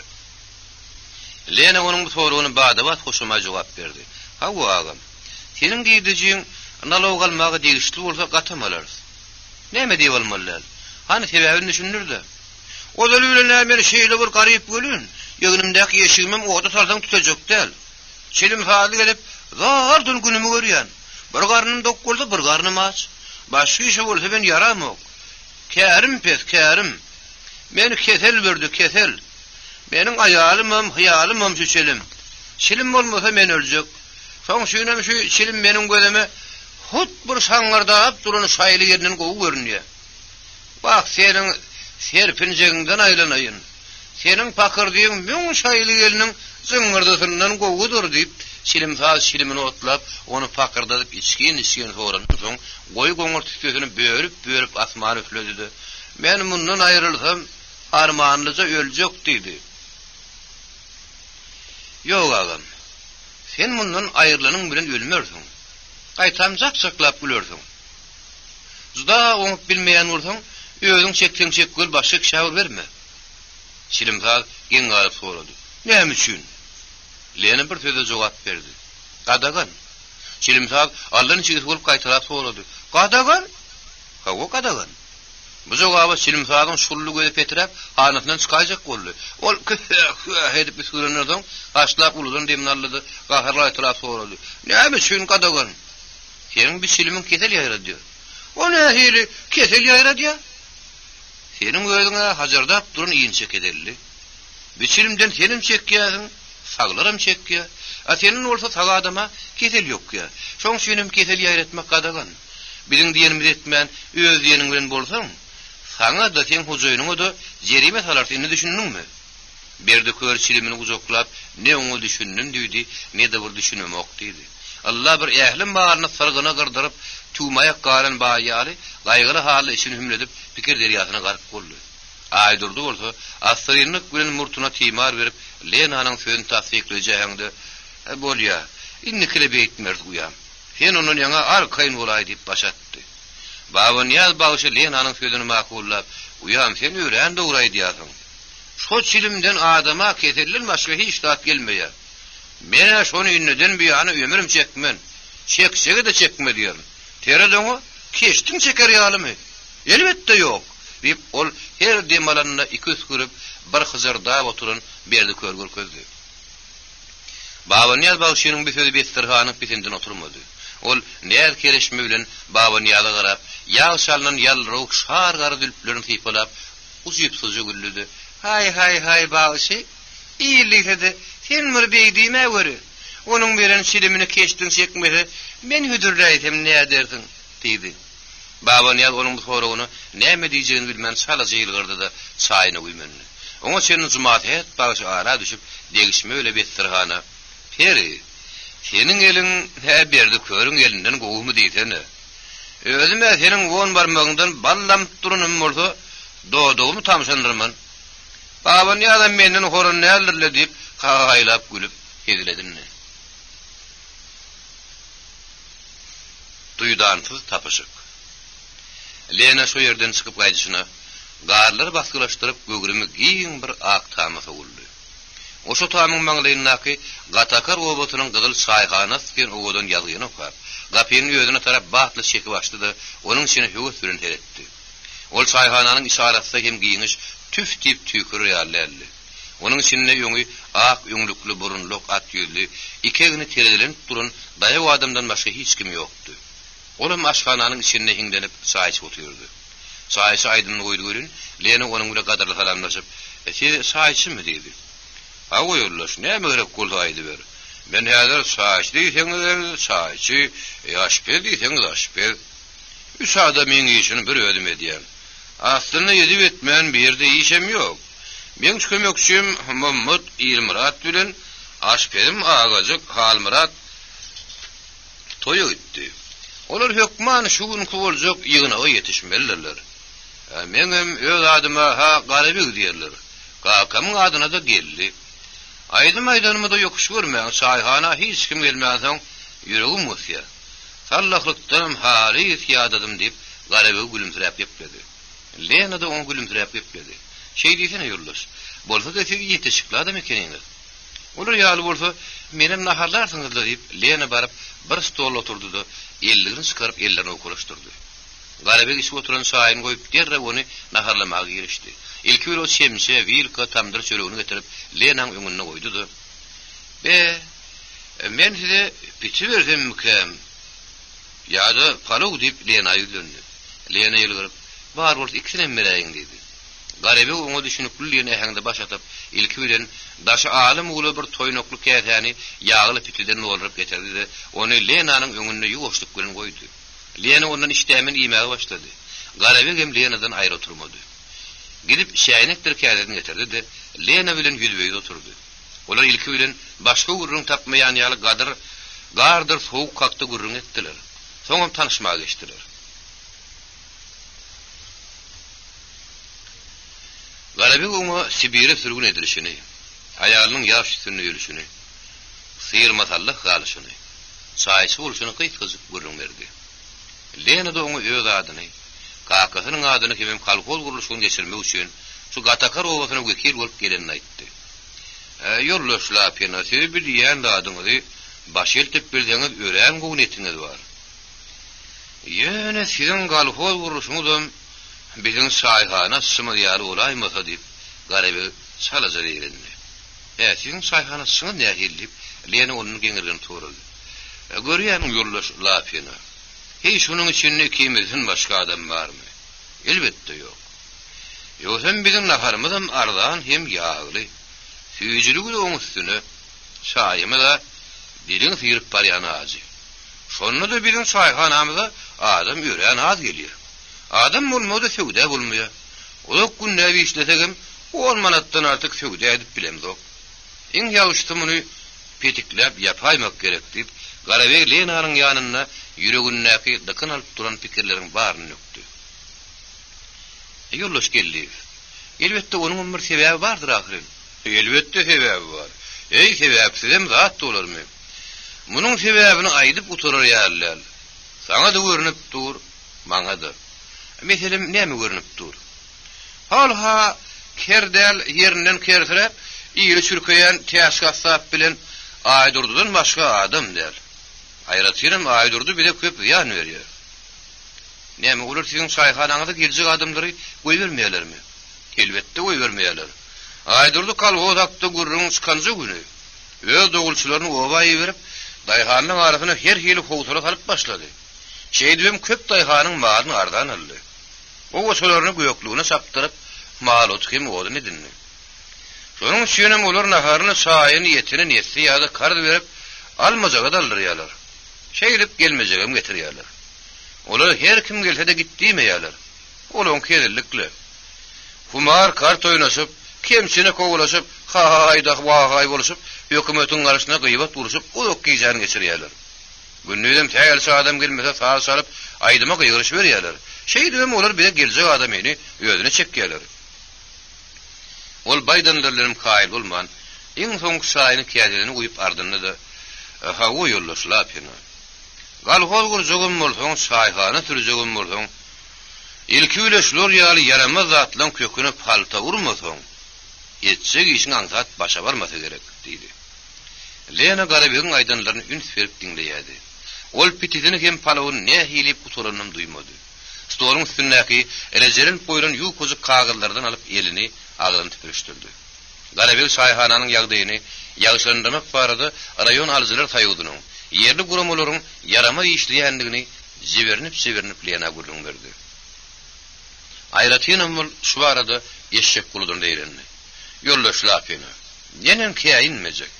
Iň berkijeti bilen owa şura başlygymyz eşek gul amanlyýypdy. Aýdurdy ýal husus söwdügerleriň garşysyna rekimsiz göreşmek dereni gaýtan öz şileýenleri bilen ayda ýylla ýygnat geçirsede bizim sayhanamyzda geçirmän Aýdurdyň sayhanasynda geçirýär. O bolsa sayhana däl, orrum suýunyň oýnuga ahyrin. Onu top atyp tozdursaň da azdyr. Wagt meni ýekiji gün şu eşek gulyň ornuna goýtalardy. Olar ne etmeligini bilýän ne diýip Garabeg garşyny işläp kellerini ýaýkady da şäýnekdir käteleri ýygnaşdyrmaga durdy. Şu mahalam orta boylu garayağı, yeni 30 yaşını yetmedik yegini postunun ayağı metili, kellesi gara uroksununu bir yaş yığıp gelip, olurlun mehaladalanmıştı. Lena'nın gözü onu kaklaşanını, yüzününe şahatlık dörep, oğudun mağudlar begenişte oynakladı. Onun bile illeşenine buldu. Ennamına elektrik toğu degen yali, iyini cigilep gitti. Ve duyduğanız tapışık, olun ikisini de kıştan yağda çıkarın yar etti. Olurun meherli gözleri, biri birine seyredişip doyur yerde doymadı. Ağır keselim, bir näçe minnetli iýgenişler çekip, hoğlanan yigit, söýgülüsün görününü, begenjinin ýaňa gepläp bilmän epesli wagtda durdy. Lena, onuň elini berk gysyp, "Gün nowdy?" diýip begenç teslendi. Yigidem, "Sana" diýdi. Burunluk saýçy bir ýagdaý görüp, aň kolup eline käfedini ýere gaçyryp, kül pagşelennem duýmady. İşin sözleşik. Gün ikinliğinden ağıptı. Ol emelsi ayarın bişirin oğdu yetmedik nani yali, kadar uzak göründü. Yeri yıl vermeyen ýaly. Garlar yağ ýaly eremegiň derigine doňup, kümüş gyrnylary ýaly barha ýyl sırlanýardy. Ayak basaran yerler deşilen degirmen beyin değiştiş bolup üstünden yürüdüň türçeklenýärdi. Muňa bolsa okudan çykyp öýlerine barýan mektep okuwçylary bay begen ýeri. Olar ýapaşak yerlerde buğuň üstünde bir-biriniň ýygynyň taýgança oýnaýardylar. Bir näçe bolda bir-birini kogulaýardy. Olaryň biri taýyp ok degen ýer diň arkan aýtsa, başga bir ýumok ýal togulanyp gidýärdi. Muňa bolsa keseden terediýän şagalar el sarpyşyp gülüşýärdi. Olaryň içinde bir bolgusyz dagyň üstünde jedel edip galmagalaşýardy. Birden olaryň biri, "Halha, 3 tane adam gelýär" diýip dikilerek elini tutdy. Beýleklerim onuň elini uzadan tarapyna teredişip üşörlüşdiler. Galmagallaryň goýup bir-birine gysylaşyp durdular. Olaryň arasynda üşäp elini üfleýänlerim bady. Her köwüşýänlerim köwüşmedik ýaly boldy. Burunluk saýşyly terkeşip gelýänler okusary ýakynlaşdy görün. Olaryň biri o günkü paýtuny gelen aýal tesli adamly. Beýleki birin meli hojaň urgunnawdy. Ona näme öýleýärdiňiz? Olam şo, "Hey, burnuňa sow, meni geçeýin" diýen saýçy da diýip okusaryň degişgen rägi töweregini näkleri gülüşdirdi. Ýuwaş. Olar deriň uçuraýmadyn. Onuň burnu bilen ne işiň bar? Sen kakyň burnu onkudan küçümi näme diýip okusaryň ekabyrragy o degişgen träne zabjyndy. Onuň zabjynmagy beýlekleri de pent boldy. Lena bilen garabeg saýçylar günnäwdi. Ýeginleşip ýörek okusaryň has ýakyn geldi görün. Şagalan bar bir adam ýaly bolup, "Assalamu alaykum" diýip salam berdiler. Lena da olaryň salamyny gadar bilendiler. Aýratynam Lena olar bilen içkin salamlaşdy. Olaryň okuýuşlaryny mektebiň ýagdaýyny toraşdyrdy. Ol okuwçylaryň arasyndan gara jürjün bir dogmulja oglan digdeneklep ýoňa çykdy. Onuň ýerindäki ýamaly doganyň iki ýeňi deňdäldi. Biri udyn, biri kelte. Aşyklyň ýetýär kallam taýjapdy. Aýagynda şokoy bitaýdy. Onuň üstüne çep aýagynda şokoyň burnu lakka balygyň agzy ýal açylyp durdy. Onunam dolok dälle şanyň gulpy bilen çal çäkmeniň ýyrtygy çykyp durdy. Onuň kellesinde şyrdagy çykan telpek bardy. Ol gara jürjün oglanjyk sorluzy eliniň aýaty bilen çylpaklaşyp duran kiçik gözlerini tüpürüşdirip, "Ha sen beni şäherdäki magtym bilen tırnadyny berjek" diýip Lenadan sorady. Lena onuň arkasyna takyp, "Jigin, sen hiç ýokuş görme. Diňe seni däl. Sen hiç biriňizi oňy berjek däldi." Gara jürjünüzi Lenanyň bu jogabyny halaman oňa hasam goluluşyp, "Näme üçin berjek däl? Ýa-da bir keminin tırnadyny berjekmi?" diýip sintiýap sorady. "Ýok, çigin. Dedi oňa diýip berjek däl" diýip Lenanyň beren jogaby ýene onuň göwünden turmady. Gara jürjünüzi bu jogaby tasdan aglapdy. Ol dodoklaryny kemşerdip, gaharly Lena teretdi. "Näme üçin bir oňy berjek däl? Muallimimiz boldy her gün bize kim oňa dokuza öýdüm, ýetim bolsa, şonuň magtumulyň tırnadyna ýa-da kemine ýerleşdirersiz diýip. Sen bolsa ýöne berjek däl diýip durdyň. Näme üçin berjek däl? Ýa-da oňa da baýlyň uly gitmelimi?" diýip aglamjyrady. Lena onu mehirle uzoklap, 2 tane konfet berdi. "Aglama jigin, aglama. Siz okutmak üçin edilişýärden SMK, SKM aşyrs. Siz şonu okumaly bolarsyňyz" diýdi Ulin. Ol göz ýaşlaryny tüpürüşdirip, diýişlerini akçyrdyp, bir ýyzyk gelýärdi. Lena onu mehirle ýaňadan uzoklap, "Jigim, sen adyň näme?" diýdi. Oglanjyk güljek ýaletdi. "Enime taýmyň dakanady ha maňa Gara Nur. Ýöne meniň ol adym tutman maňa Gara Jürjün ýaler" diýip pert jogap berdi. Lena oň üstünde garly kakışdyryp, "Jigim, sen hem huçsa mektepde okumaly bolarsyň." "Hiç dady, gaýgetme" diýdi. Şoma hal okuwçylardan biri arady düşüp, "Hey Jürjün, sumjaryp durmada şekemiň nähili mektepden sorasana" diýip Gara Nur'a ýüzlendi. Lena olaň soragyny eşden badyna, "Şekeyim, daýhan ýaşlar mektebi diýmekdir. Ine düşündiňizmi?" diýdi. "Onda hem nahar bilen geyim aýakkap bererlermi?" diýip Gara Nur Lena'dan çekinmän sorady. "Mudama munyň gara gaýgysy gara garny bilen geyimdir" diýip tilki telpekli, aýagy keşädikli, ýegini güppüle bir tokorra ulan Gara Nur'u eşdirip hüngürdi. Gara Nur'un gepalp galmady. "Men sen ýaly kooperativçiň ogulläl. Men garnym doýurjak bolsam, aýdyrdynyň kepbedine baryp gapçanyp ýumaly. Şeýsem maňa galy nahar berýärler. Ýogsa o da ýok. Geyimi orada jeň ýalakyň taşlaryny alyp geýýän. Onuň gaýgyň garnyň bilen geyim bolay ýa diýip garanyň zeýrinip aýdan bu azy gaýgyly sözleri Lenanam gaýgyrandyrman durmady. Oýjygym goýaglama. O mektep aslary görün. Şeýle geyimem, naharam ýatakhanada bererler. Seni bilen gaýdylar da bile okumaly bolar. Eger bolsa senin araňyz ikisi gaýdam ýok. O mektebe ilki bilen getimler alar. Sen zady gaýg etmezgin. Şo okuwçylaryň ilkinizden sen bolarsyň diýip Lena garanyň hem beýlekler begendirdi. Soňra olar tirkeşip mektebe gelip gitdiler. Okuwçylar Lenadan gat hoşal bolup, garanyň daşyna halkalyny aýlanyşyp, "Görýärmiň? Ola ýal tesli adam niýe hil gowadym eken? O sana ömür diýişiňe degmejek kim pudam berdi? Näme sen onu bize dadyrman, ýeközüň laklyk agadyňa taýdyň?" diýip bir-birine gardyňyşyp, kowalaşyp öýlerini tarap gitdiler. Garanyň digdeneklep, aýdyrdygyň saýhanasyna bakan at salaydy.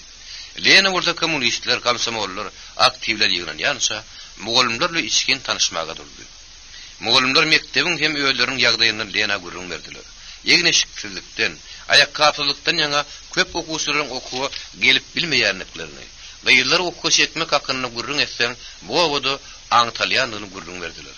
Mektebiň owadan dönüp edilmeýänligini, aýlyklarynyň wagtyndan has gejikdirilip berýänini aýtdylar. Bu arada owa şurasynyň başlygy Eşek Gulynyň geleňsilik edişinden ýaman beýrendiler. Garanyň ýaly howastardy ýetim şagyrdary. Daýhan ýaşlar mektep açylýança şäherdäki internatlary ýerleşdirmek zorladylar. Lena olaryň owadan aýlyk, gaýdylar okuw çekmek baradaky şikaýetlerini bloknotyna bellep aldy. Soňra öýlenip bolýa ýerleşdir. Men size elimden gelen kömek edeyim. Hem maňa partiýamyzyň hökümetimiziň tapşyrygyny hem çağırsyny bitirmek üçin zany hemen yerlerden kömek edin. Ýollaş gydal mugallimler. Siz halkyň saýrak dilisiňiz. Medeni frontumyzyň söwüşçüň komandyrsyňyz. Şonuň üçin siz daýhanlary ýeke waraçylyk bilatyny halat edip, kalgoda çekmek hakynda ählijaňyz bir adam ýaly bolup bize kömek edin. Bilim size diýip Lena owadan mawy gözlerini taýyk edip, olary nazarlap ýetledi. Ýollaşlap ýene. Biz mugallimler bolup size nähil kömek etmeli? Şonu bize has düşünükledip aýdyp bersene diýip, maňlaýyndan tä depedine şenini taçy düşün, ýokurka alynyň işleriniň biri gädip gödäýnekli, orta ýaşdan agan köstek berdim radyp diýen bir mugallim sorady. Lena onuň ýygyrtly tegerek güýdüne ýylgyryp beretdi dep. Ýollaş berdim radyp. Sen nähil kömek diýýärsiň? Mugallim halkyň wagt netigatçylyk hem iň edepli terbiýesi bolmalydyr. Şoň üçin araňyzdan ilki bilen medeni eskerler görüdip, olaryň arasynda gazet jurnallary keslokat bermedi. Galwozyň ýaýmetini daýhanyň gulagyna uýmaly. Beýwar gazetler çykaryp, birleşen güýç bilen ýeke bary güýjü deňeşdirip, kalwoza girjekler wasp etmeli. Kalwoz guruluşynyň garşysyna hereket edýän baýlary, kulaklary, molly işanlary, olaryň guýruklaryny hem olaň gepine gidenleri ötür sözler bilen tanqid etmek gerek. Gören adamlar gülüşip herilediner ýaly. Olaryň gülkünç suratlaryny çekip, jemenden köp üşýän ýerine atyp goýmak gerek. Olary maskaralap merkez gazet jurnallary üzünüksü ýazyp durmaly. Ine şular siziň etmeli işiňiz. Indi düşündiňmi ýollaş berdim radyp diýip köstekden soruldy. Köstek sag elden ýaýnyny salaja ýerini golgap, düşündim ýollaşlap ýene, düşündim diýip ýylgyrdy. Düşünen bolsaňyz ören gowy. Kirhi ştatdan hidiretmeni işläp berin. Siziň arkaňyzda biziň kommunist partiýamyz sarsmaz gala bolup durar. Beýle adalatlysyny töwereşdi. Biziň partiýamyz hiç şeýle garşylyk ýeňip bilmez. Çünki onuň hatary Leninden tapa galyp ody, açlygy, ölümi, zannany bögüzüp çykan töweşçüň kommunistlerden ibaret. Şo sebäpli hem ter galamyny ýiteldip ören akşamdan ýurlaşlar. Partiýamyz sizi aýgytly göreşe çagyrýar diýip Lena sözüni tamamlamanka. Kimdir bir gelip kapyny açdy. Ýollaşlap ýene. Size garaşýarlar. Geljekler hemmeti geldi. Klasda oturmaga orun ýok diýip, o gelin adam Magtymyň kabinetine girmän gapydan boýnuny uzatyp habar berdi de, ýene ýerine gitdi.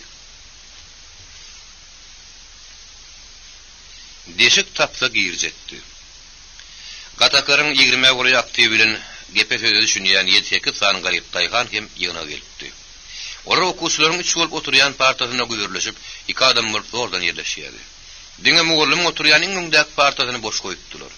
Galapyn olar postunu gelipdiler. Olaryň içinde telpegini çümre geyip, diýşagyrly ýaly telpeginiň ysgaşary ýel ýertan ýagylyp gülen iňigin halanam ýok däldi. Partadan yer tapman, ikelini postunyň ýeňini sokup, poluň üstüne suwutdyr oturunan bar. Lena mugullumdy tirkeşip, gapdan girin badyna oturundyr salam berdi. Soňra içini çekdi. "Vay bu jaýyň tüstüsine ýahil" diýdi.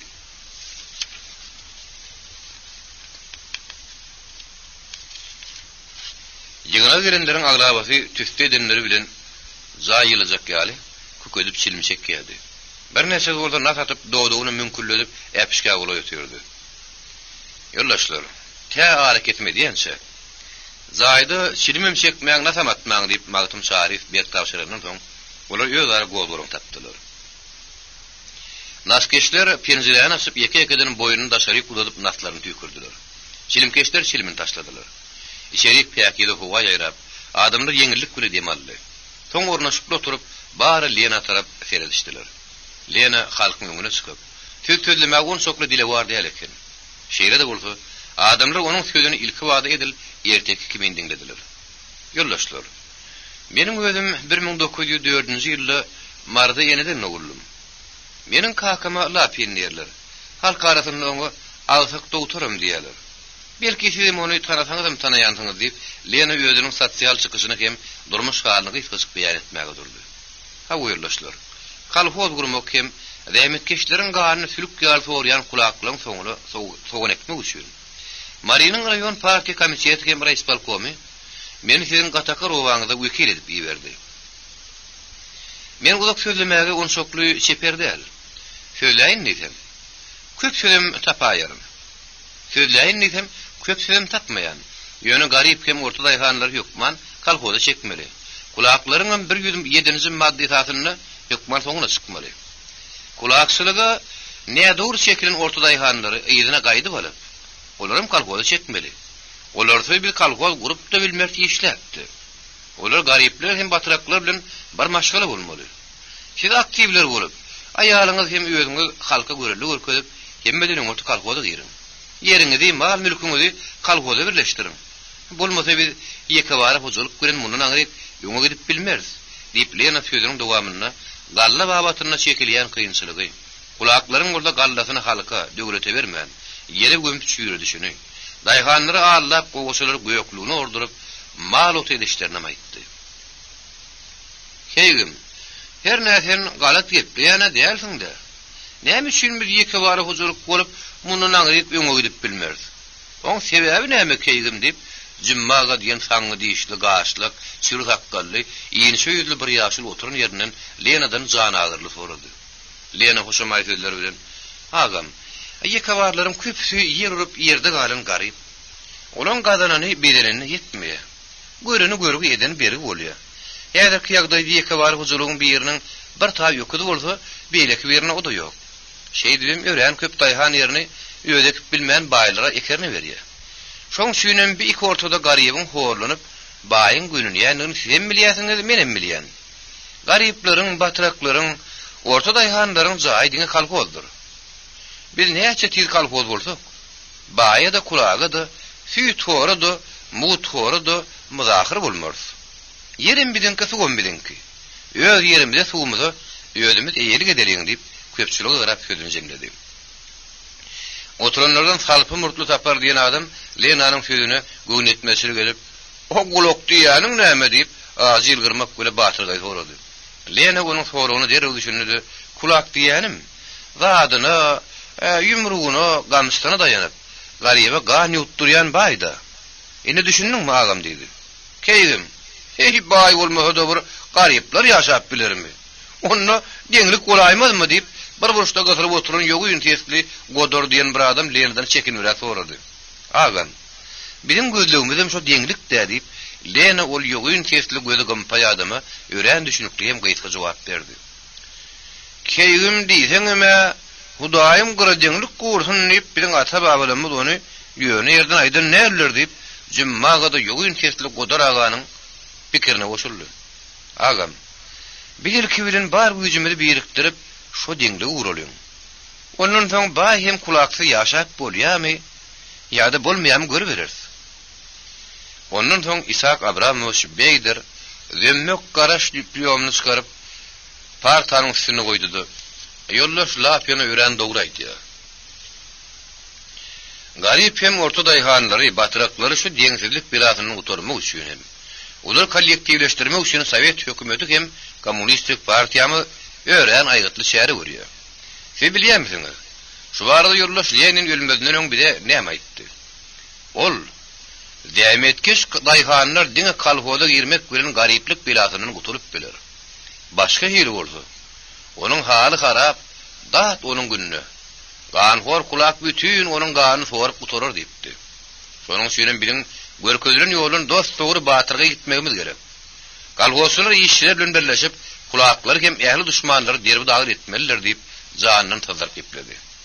Owa şurasynyň başlygy eşek Gulamanyz mele gözleriniň gabyny pek görüp närazy haly ýerinden turdy görün, hemmeliň gözi oňa dikildi. Ol kellesini suw kimin tolkun atýan şar gara silkme telpegini partanyň üstüne batyl taşlap, bagyny postuny da gara ýapynja kimin arkan terpip, ýollaş beýdir, senem göz görtele beýdip durma. Ölüden güýä tutmak ören gabahat zatdyr.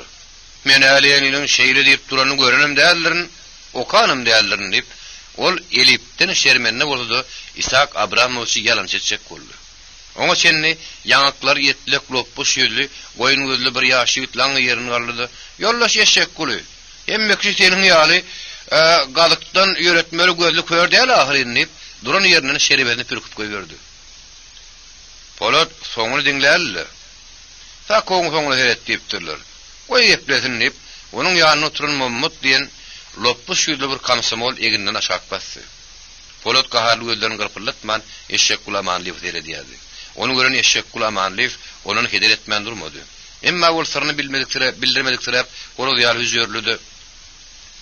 Meniň nadanlygym ýa danylygym seň işiň däl. Näme beýlip göňi jikserden bolýasyň. Agdyňdan süýdüň etmändir göri, göwräňden uly gepläp, men garşyma çykarsaň kim bolupsyň? diýdi. Sen maňa horoz ýaly yüzörlme. Şu güne sen meniň kimdigimi bilmeýän bolsaň, maňa gatakar owasynyň kamsymol içeýkedi, Polat Nurgellief diýerler diýip, Polat ondan söz alyp galman islasy bitmeye başlady. Oňa senli Lena ara düşüp, ýollaş Nurgellief.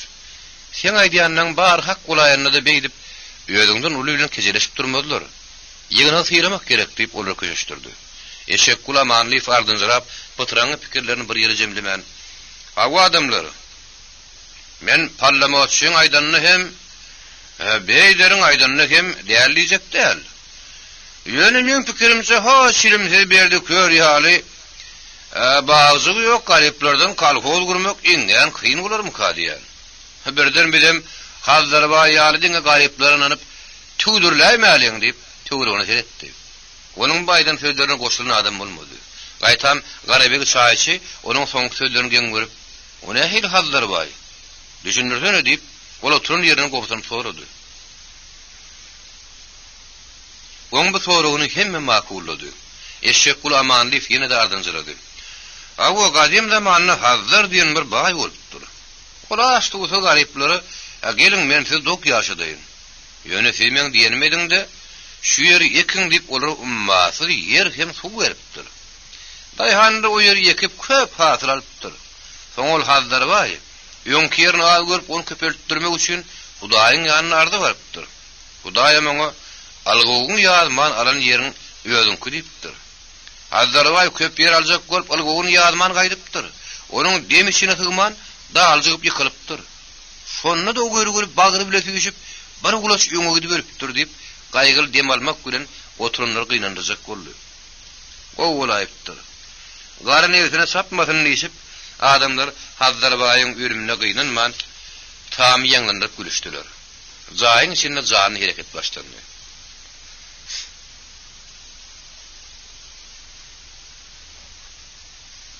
Adamlar biri bilen Adırganyň aşgalyanlygyny henne bilmän urmu diýip Hazdarbaý hakyna gülkünüç gurrun edip jaýyň içine alyp uretdiler. Lena ular tarap ýelini udadyp, "Ýuwaş, ýollaşlar, ýuwaş" diýip olaryň goguny köşüşdirdi. eşek kulamanlyk sözüni dowam etdi. Şonuň üçin mene diňe bir garyp gatar diýip durman, barlarym kalhozy alyberjek diýip töwregine garady.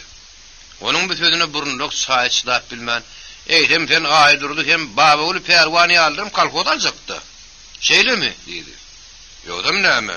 Aýdyrdy ýaryn bolmasa baba uly ýaryny almak gerek. Olarsa kalhoz bolmaz. Öz ýerini ekip bilmeýän garyplara bil baglap köp ýere kogulaşdyk. Bilem şu hazlary baýdan inaý bolmaz diýip eşek kulamanlyk ýerinden turdy. Soň gepleme üçin muhut garlyp haşlap ýerinden turdy. Ol ilk başdan hem geplejegini bilmän, gözlerini tegelep, kızlyk kimin tegelep sal telpegini tüýlek eli bilen öňe ýyda tüýşürip, "Goýa diýersiň kardyna gep soraýan ýaly bodur ýüzüni tortduryp töwregini heretdi." Ýollaşdylar. Men kalhoza girmäge ören högösek. Ýön harman gullukçy bolýan. Onuň partiçek. Elbetde men onu boşatdym. Men onu başarmaýan. Şoň üçin meni boşadyň. Men gorkýan diýdi. Seni kooperativlen boşatmalymy diýip, iň ýyzy oturan godaraga ýygyryp sorady. Muhut garlyp oňa garap, "Ýok, godaraga." Onuň nädip, gysgaça jogap berdi. Godaraga da, "Asyl senin onuň aýrylmarsyňam. O ýerde şöwüntüllä" diýip kinaýaly sözleri soňşurdy. Oň bu sözüne hemmeri gülüşip ýedilenler. Ýoldaş garlyp. Beri sözler diýmek gaty tonuşdyr. Ullugundan gorkmaýan bolsaň, ýeşeýkilykdan gorkma. Bilseni batyr edersin. Gorkokluň haly şin bolsa, galyny soň görüberersiň. Lena halkyň öňünde partiýaşykdan aýryň diýip durmagyny halamady. Mundan soň günnäwdi hem gepleme üçin söz alyp, iki elini parta diýip ýerinden turdy. Ýoldaşlar, mene ýaramy öňgüli öz pikirimi aýdasym gelýär. Biz kalhoda iki ellep gireriz. Ýöne eşek gülüň aýdyşy ýaly girmeriz. Sebäbi göz görtüri ýalym sözleýär. Ýa-ni şunu diýseňiz, o garyplyň dowasy däl. Şu sebäpli, ol galyň biýigine görgüller näk yerden gulakçylyk etdi. Olaryň mal mülküni derip dagyn, başgalygyny ganyna çuwan etdi. Olar dowdy gowasyny taşlap görni ýerlerdendir göçüp gitmäge mejbur etdi. YouTube Mirasym kanaly. Eger siz meniň sözlerimi has takyklamak isteseňiz, ýaşynaryň ogly Gotony, Alyas Gulyň ogly Atajygy, Kesagan ogly Ýülmew şowdan tapyňda. Asyl tapmarsyňyz. Inne bolsa eşek kulamanlyk eline peçadyny daýanyp şadurdy bilen daýhany, usta mämin ogly ýagmyr her hili bahanlar bilen küdümiň kaýyna ýeberjek bolýar. Hiç kimden ýüz görmedek, bilen işeňler komsomolumyz tüňgünem her hili muzabatlar bilen gadamada sallardy. Egerde garlyk ýüzläni, ýyly horlany, paralýany, maly köpü gulakçylyga çekmeli bolsa, ýöňe bile eşek kulamanlyk çekmeli. Şoň üçin ol bermejegim bolsa, onuň elinden peçady hem ählim bilen gaňryp bolmaly. Onuň ödem kakagym Şura hökümetine garşy iş alyp barýar.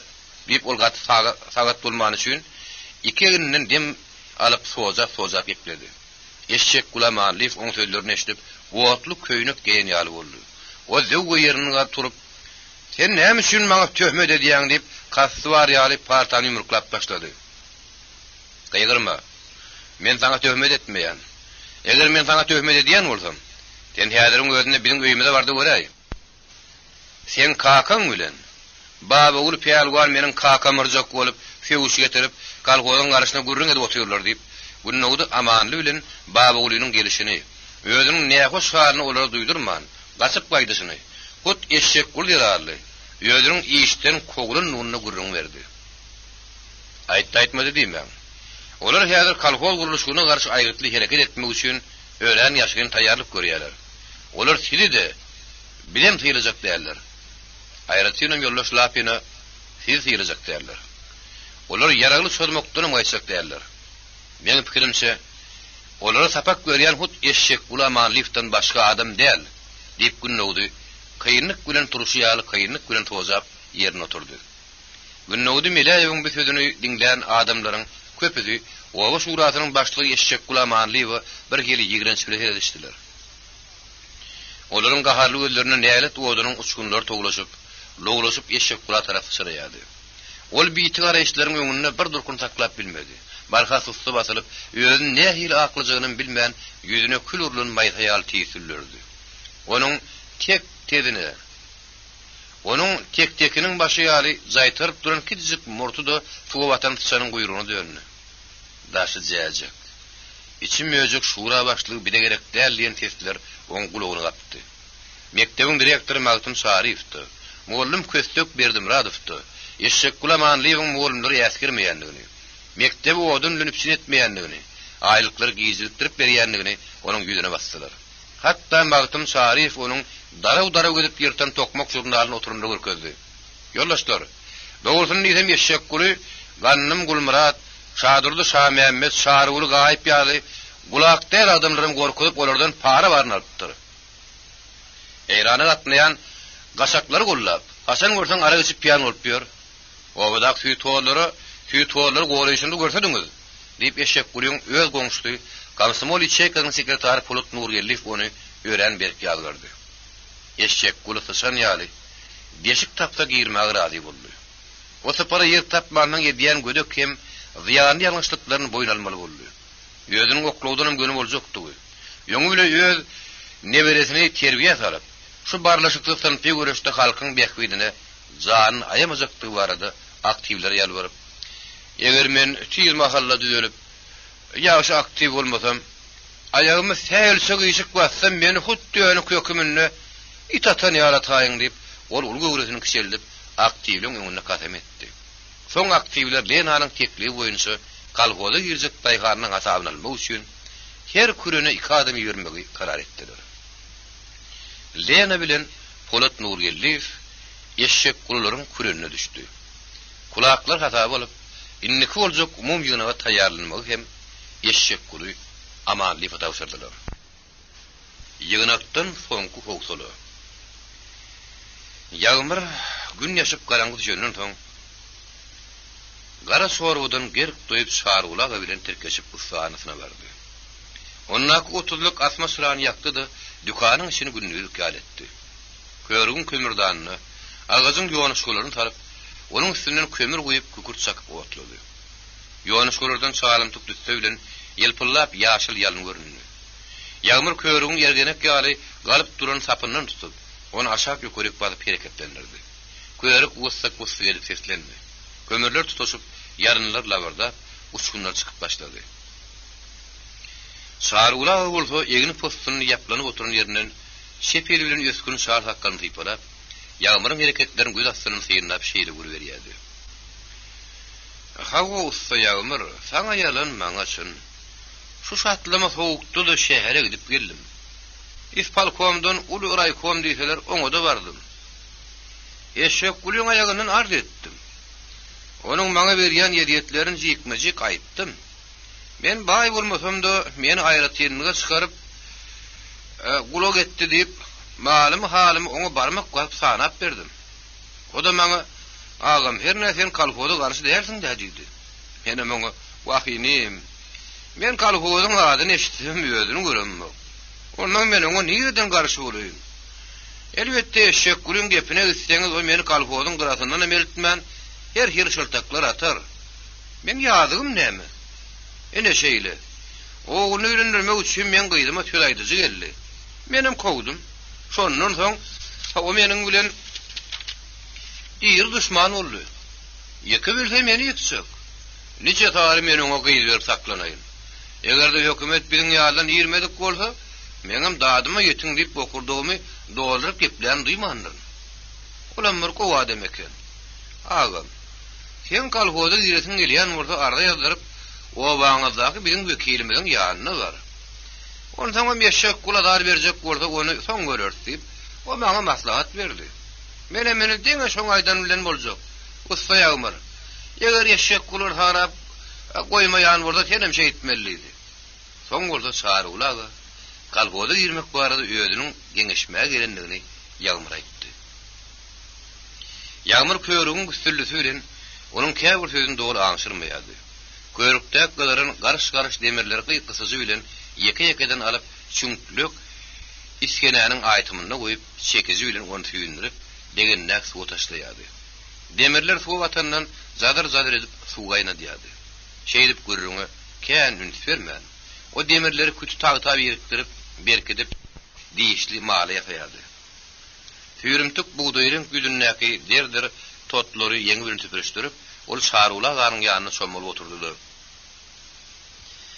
Ýa men körüň sesi bilen seň sözleriň oňa deşdip bilmedim. Şarulaga. Ard etdim diýdiňmi?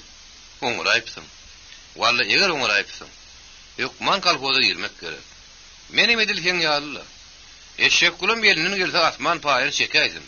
Sen onuň ýaňa hiç gypyny etme. Häl gyssan taň maňa gukdyýar. Endi onuň şeýh mütüriniň bir uzy men elimdedir diýip, ýagmyr uludyň demini alyp şilim çekmek bilen boldy. Soňam ol ağzyndan tüstän asmany filip, hawa şarulaga. Kalgoz eşek kulum kakasynyň ortak ýeri däldir. Oňa ýöňü bir ikimiz girer. Mene kalgoza ýyl ýaly at öküz berip bilmerin. Olar menne ýok. Ýöne göre ine şula atlary. Ýene tüýdünden halal ortalyk etjek diýip, ýagmyr şarulaga bir kuştan künnedir boyun turup kem diýişli maly görkezdi. Dogry diýäsiň usta ýagmyr. Bolmanyda 41 ýaňa gyňyr bir ýaňa edip bolmaz. Ýöne kalhozum bolunjak bolsa bolup diýin aýmak gerek. Mene şol ýerli ogul toýma edilmän ýörnip, ol toý tutmak barada hem ýödüniň eşek gullun gypylja diýenini aýtdy. Toýuň bolsa haýr etmedi, arkaýyn tutuyor. Bu hakda sana edýäniň näme diýen bolmaz. Ondan daş kulakdan eşitişime göre, raýonyň gelin aýal eşek gullun daşyna çöp atyp başlapmyşyn diýip, ýagmyr sözüň soňlamaka, jummaga bilen sapar kezi digidinepleşip salam berip kapydan girdiler. Şuun ýygnakda şeýle bir hedillik bolly welin. Oň ýaly hedilligi meni şu ýaşyma şenni gören nälerin diýip, jummaga elini körükdäki oda goýup, ýaň söze başlandy. Assalamu alaykum usta ýagmyr diýip, odar agada kapydan girdi. Ol oda soýunmagy unutup, alys bir ýurtdan gelen ýaly ikirini tutup, ýagmyrdyr şarulaga bilen görüşip, ikiňizden hem gözüňiz aýdyn. Aýratyryn şarul hen utlaýan. Bagtyň garadaşy ýaryp çykdy. Indi sen diňe bir ogul toýun näl, ulylygyna bagyt toýuny tutmaly bolarsyň. Düşündiňmi şarul diýip, odar aga jummaga nowat bermän geplerdi. Odar agdyňdan Hudaý eşitsin. Sen bizi näme diýip kutlaýasyň? Oň sebäbi näme? Düşünür ahir diýip, şarulaga düýsün sakaly iskelede sorady. Odar aganyň uly şowhunda gelip, jummaga sözüni bölmegini salpymyrt sapar hiç halamady. Barıp, eli bilen onuň agdyny tutaýaty geldi. Jummaga sapardan meter gara söýmezlik edip, odar aga ýüzüni turşordyp teretdi. Oňa murtobyrdat diýip bilmedi.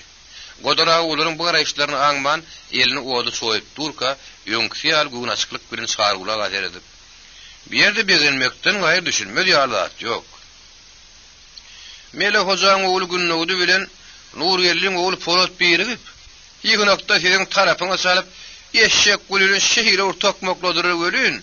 Harmanyň ýerine kyzara dönürdiler. Şäherden gökil bolup gelen şu agsak dogtoryň gyýdym. İshak jöhütdi. Bu nowtdagyň tarapyny tutdy diýip, Godara sözüne diýini görenine. Wah Godor, sen gurrun etmeň uğurny bilen ok. Nowaty maňa bersene.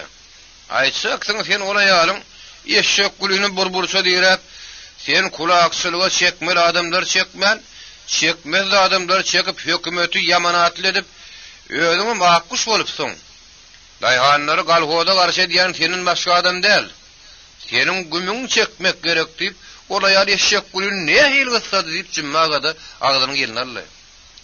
Wa harman, şo ýürekde men ulmandyryn diýip ýagmyrym ahmyrly ýepläp, şilimini sorup legene taşlady.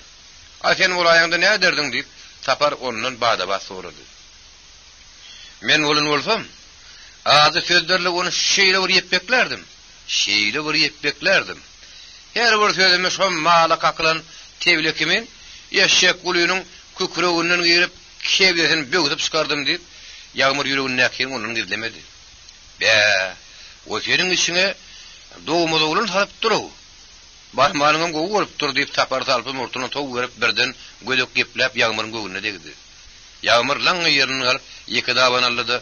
Ýaňy sözüň ýaňadan bir gaýtara eşek diýip sapara tarap okturdy. Salpy murt saparda derrew zonlyk puşagyna ýapyşdy. Çarulaga saparın goşoruny şap tutup, onun golunu toglap, tüdenekledip zor bilen daşary çykardy.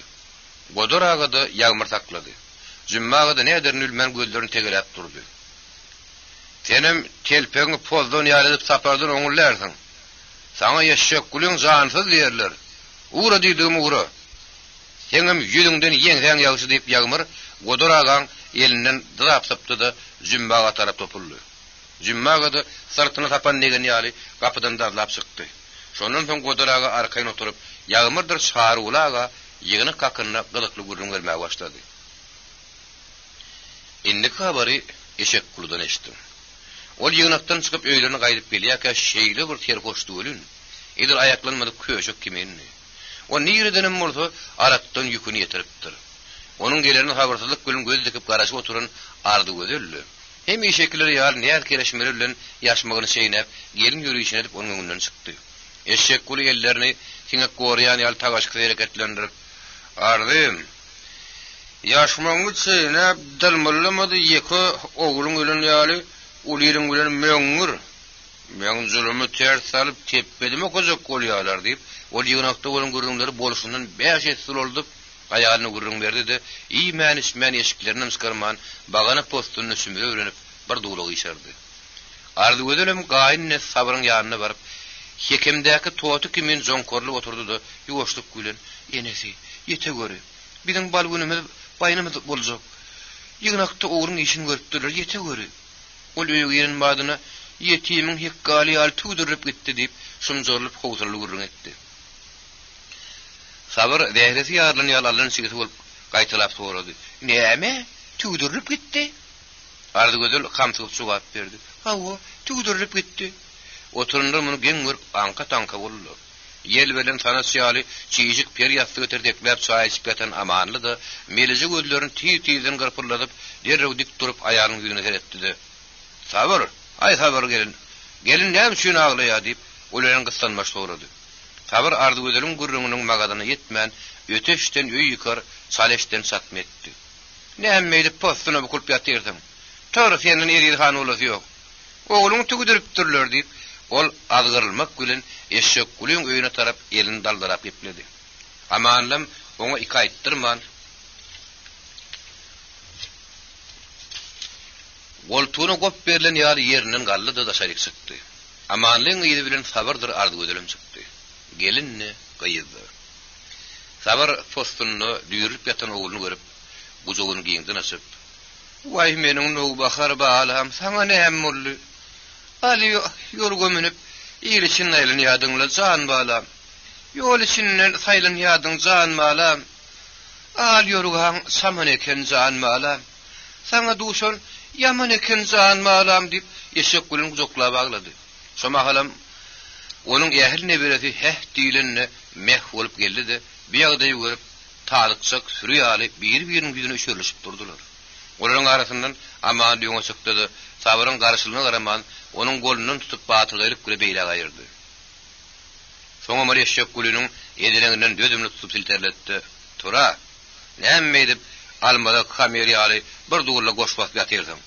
Dur hany, beýmeştel saňa näme boldy?" diýip olaryň üstünden postuny saparap alagady, öýüň törüne eliniň tersi bilen zyňyp goýberjek boldy. Emma eşek gulunu etdirmedi. Ol postundan bir ýapşyp dik oturdy da, ýygynagy ulun gaharyny bir badam morta aýdy bilmän, bokurdaw dolup bir azdamandan soň, "Raýonyň ýylyny hile bilen beýder jöhütdir mollamagatymdagy birip meni arsynlyk atyny agdyrjak bolýarlar. Ähli kimsem olaryň olarlyk boldy. Aýratynam meli hojaň ogly, o günnägdi bilen galman geçen nur gelýän ogly Polat meni ýerden alyp ýere saldy. Meniň atdan ýykylygym siziň topuňyzyň atyllygydyr. Asryny gülen ýokuzdur söýleňdi. Atdyr arabalaňyzy ýüksek ýan döýleňiz ýok etmek bolup bolun. Ýöne demiňiz içiňizde bolsun. Barın, bir ýerde top tutup durmaňyzda dagaň. Olar meni aňtaýarlar" diýip ol tögürüň näkilen aglabasyny gepletmän koýup goýberdi. Diňe onuň öýüne kakasy, ejesi aýaly hem babagul peýelwan galdy. Olar ozukdak güýläp ýan ozar odunyň hem azy göýük çaýyň başynda sınna koý oturup eşek gülüň halyndan habar aldylar. Eşek gülü gaýgyslar geplep, men nenen gamy gark bolmaýyn. Meniň kulak eden adamlaryň köpsini aklap meni arsynlykdan aýyrjak bolýarlar. Züýümdäki möhri elimden gaňryp alagada kulak senin ýöňe geçmez diýip şo möhri men maňlyma aşak bolýarlar. Aýratylym kamsymollar meni tüýtmän iýjek bolýarlar diýip eşek gülü günnäwdürin polutdan ýaňa daady bidat diýrenni. Aman haklanyp bilmän gyrsyny işläp kellesini ýaýkatda baby gula seredi. Quaq, peýal var. Bir gatakma keni. Biz näme üçin günnäwdüniň kül tilkisi alyp gidişinden hiç tat aňmandyr. Aňan bolsak onuň ýanyna beýle gurrun etmezdik. Asla onu goý bermezdik. Wah, mele hojaň sözüne aranıp özüme gapyl bastyrdyk-da. Ýerimiňe näme diýjek diýseni. Biz bolsak oňa ýöne ýerden gawulmy narmy almam eltip berip diýip o sözüne oturmaka sabr ara okur. Hudaýym, şolar oňa derman bolman, bu kurdogyna tek bolup birse ýagyşydyr diýip gargyndy. Wah, siz gynanmasa da gynanyp gargynmasa da gargynýaňyz. Hey olaryň bir adamyň bu kurdogyny tek bolarmy? Göze gadal bagy şewişiň etinden doýandan soň ol almadyr gawunlar ýaly ýylmanyp oň bu kurdogyny degmän geçip gider.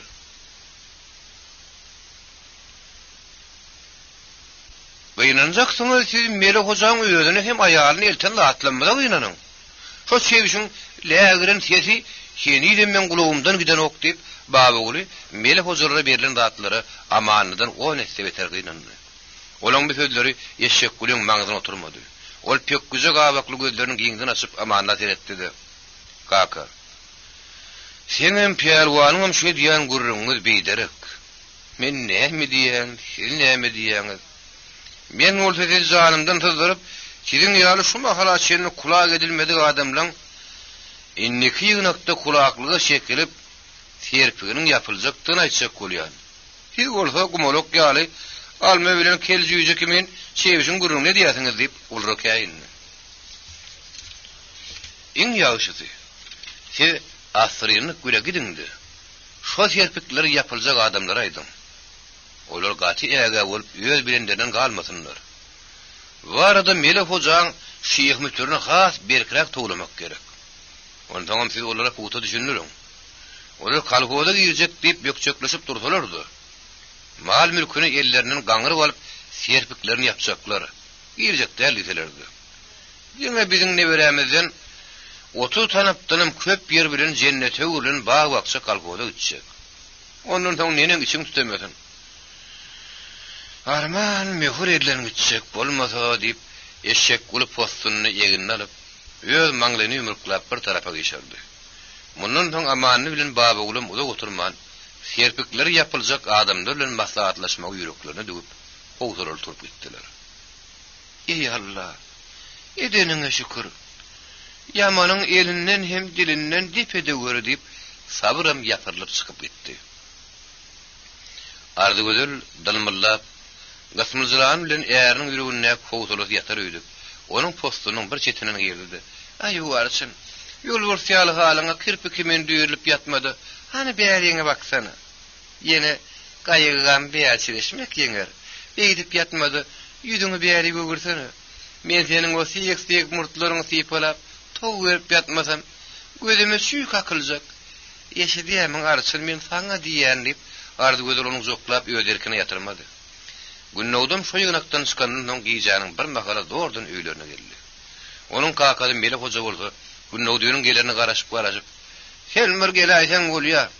Seni bir ýedişime seret" diýip gahar galap bile pikir edip bir ýem uka batypdy. Günnäwdüň ejeli beýfatna bolsa, oğluny görün madyna uzaklap, "Oğlum, Günnäwdüjan, ýür men seni goňşymyza ýatyrayyn. Iýje gop bolmasyn.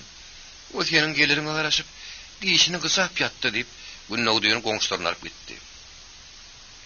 Günnäwdüm ertirki boljak galmalaryň gaýgy edip, öýüň üdükleriň beşiginden görünýän ýalryk ýyldızlara seredip, wagt bile uklap bilmedi. Kalfoz bolmagy razylyk bermän. Ýynykdan çykyp ýagmyryň ýanyna sowulan godor agady, Giýjanyň bir mahal öýüne geldi.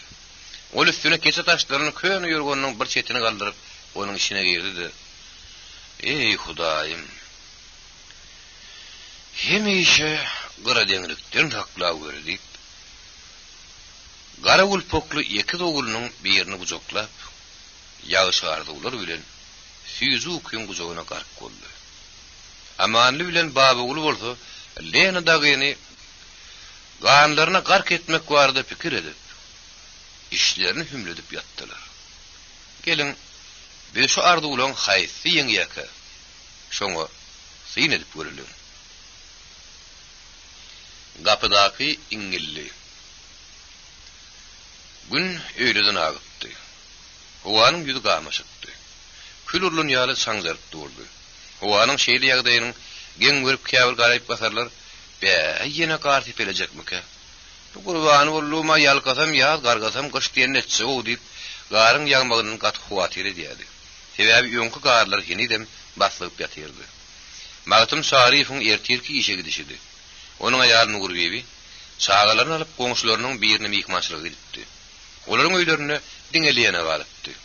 Ol ýöz bolýan otugyň nakys stoluň üstüne süýjüdir bir çaýny çaý goýup Isak Abramovsyň gelene garaşyp çaý içýärdi. Şu mahalla çağrulagy bilen ýagmyr tirkeşip geldi. Olar gelişlerini öýkürtäp girmek öýden ustyp bilmärdiň. Çağrulagy gapyny çalarak açyp, ýar pöwrüne şerik sokup, "Molla Magtym, ay molla Magtym" diýip gatfetlendi. "Magtym ýok, men bar" diýip Lena da çykdy. "Wah, keýin. Biziň geregimiz senne. Biz saňa kolhoza girmek üçin arda getirdik" diýip Lena bilen salamlaşyp ardadan goşurdy. Ýagmyram şeýdi.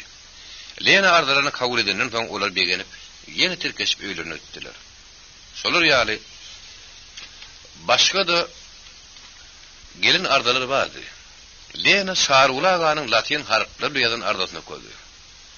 Men gatakarly gaýybyň ogly Şarulynyň tarapyndan raýon wekili Lapynyň gyýry Lena ardy.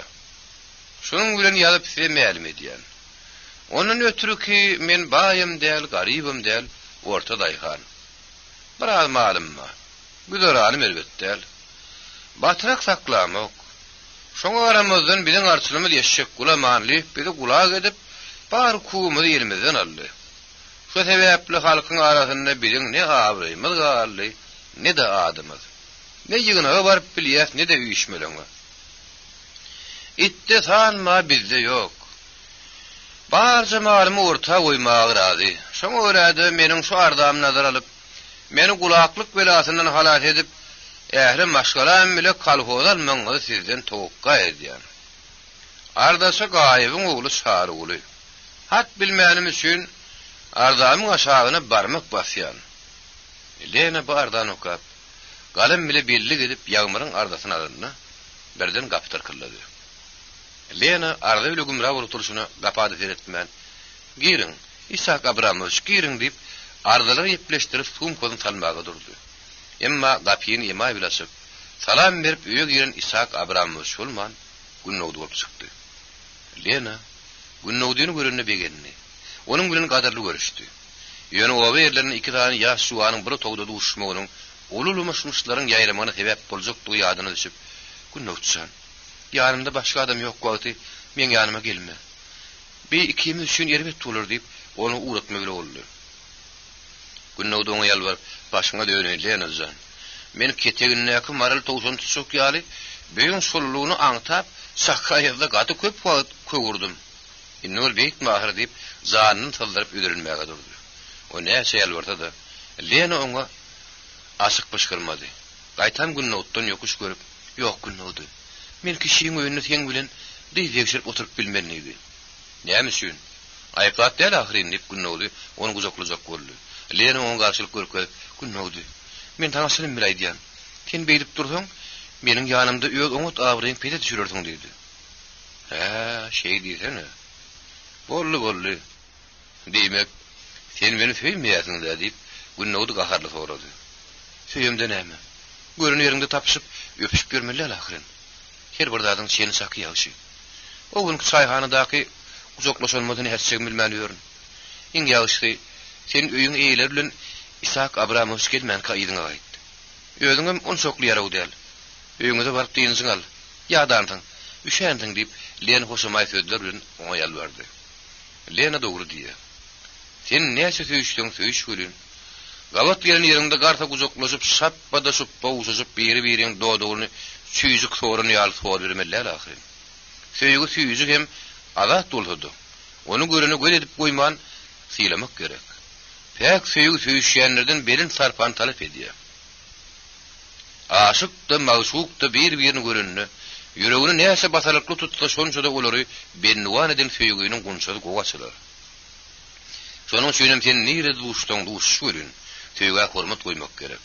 Söýüginiň sarpadyny bilmän guzoklaşyp öpüşip durkan. Öýüň ýeti ýa-da başga bir beýgany üstünden gerekden etçi. Eger ejap dilinde atdan senin ýüzüňde ýekije perde bar bolsa, utanjyňdan ýaňa oda düşen gyl ýaly ýygyrlap ýere giýräjek bolarsyň. Öýe senin meter bolar. Bir kol gaharlanyp syylamadan. Beýgany adam bolsa belki gapdalyňdan Hasan şuul bolup dörer. Bunun akıllı, parazatly bolsa-da, o şeýle gökümli wajyp ýatyýaşlary ýatlyman. Başga bir adamyň öýüne Lenany guzoklap onuň bilen dalaşmak üçin her hil hirnaşyk berip gördü. Emma Lena on göwründen turmady. Şo sebäpli mol Lenadan öýkeli. Ýüzüň sallap tik duran ýerinden men öýümde ýok, öwdarymdy. Sen söýenim üçin meni ähli kowum garynlaşym kowup goýberdi. Indi meniň horjunum arkamda, çemşä meýlimde. O sözüne de men sen söýüp sapan üstüne barman iki tapar ittiýaly ýenjilip usurgap ýatdym. Sen bolsa men derdime derman etmän ýüregime buğd goýdyň diýenne, günnäwdiň bokurda doldy. Indi sen meni söýmersiň. Men ketelle diýip ağlajak boldy. Lena onuň biýagdaýyny görüp saklanyp bilmedi. Asman ýaly odun mawy gözlerini okurasyny ýaşdan bolar. Men ne deýim? Meni beýip ýakmasana ulun. Kesel bolsaň seni kedelhanaýa bereýin. Gitjekmi diýdi. Günnäwdi şo öýkeli ýüzüň sallap durşuny oňa ne bir gitjek diýdi, ne de bir gitjek däl. Gara gözleriniň gabagyny galdyryp, "Ölsem hem senden razy bolmaryn" diýen naýanjar garaýş bilen Lena seretdi. Lena o garaýşyny muny paragat durup bilmedi.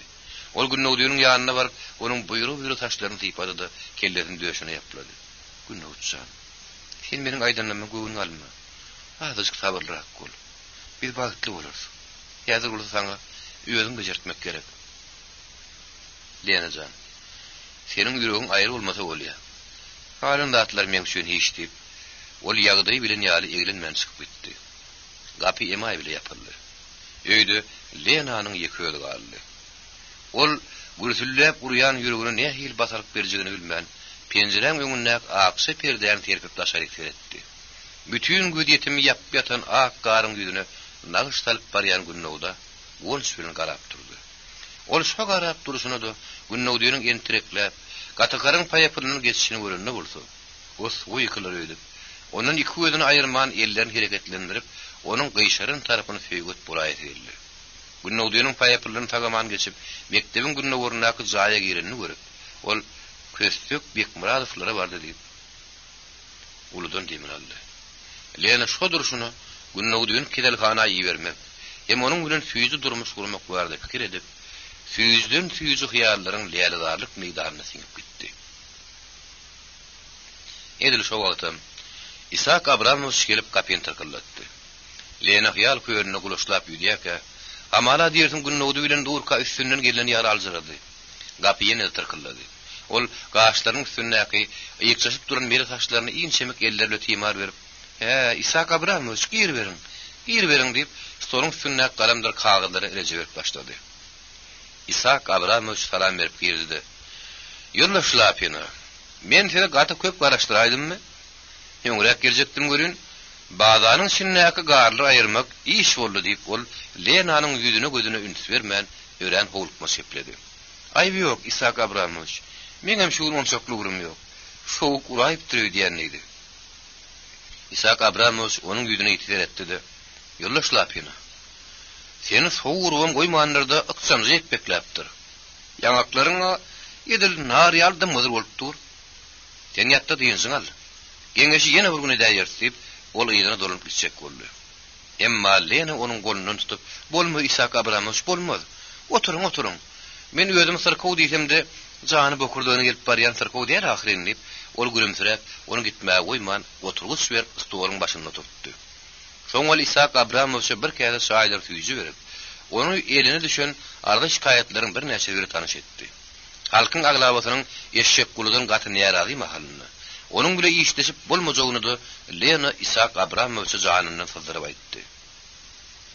Gaýsy wagtyň içinde saýlawly geçirip, eşek guluny aýyrmagyň hem onun ýerine halk bilen ýürekdeş bir adamyny bellemegiň beri urdugyny düşündirdi. İshak Abramovich Lenanyň pikirini makullamak bilen ýollaşlap ýene.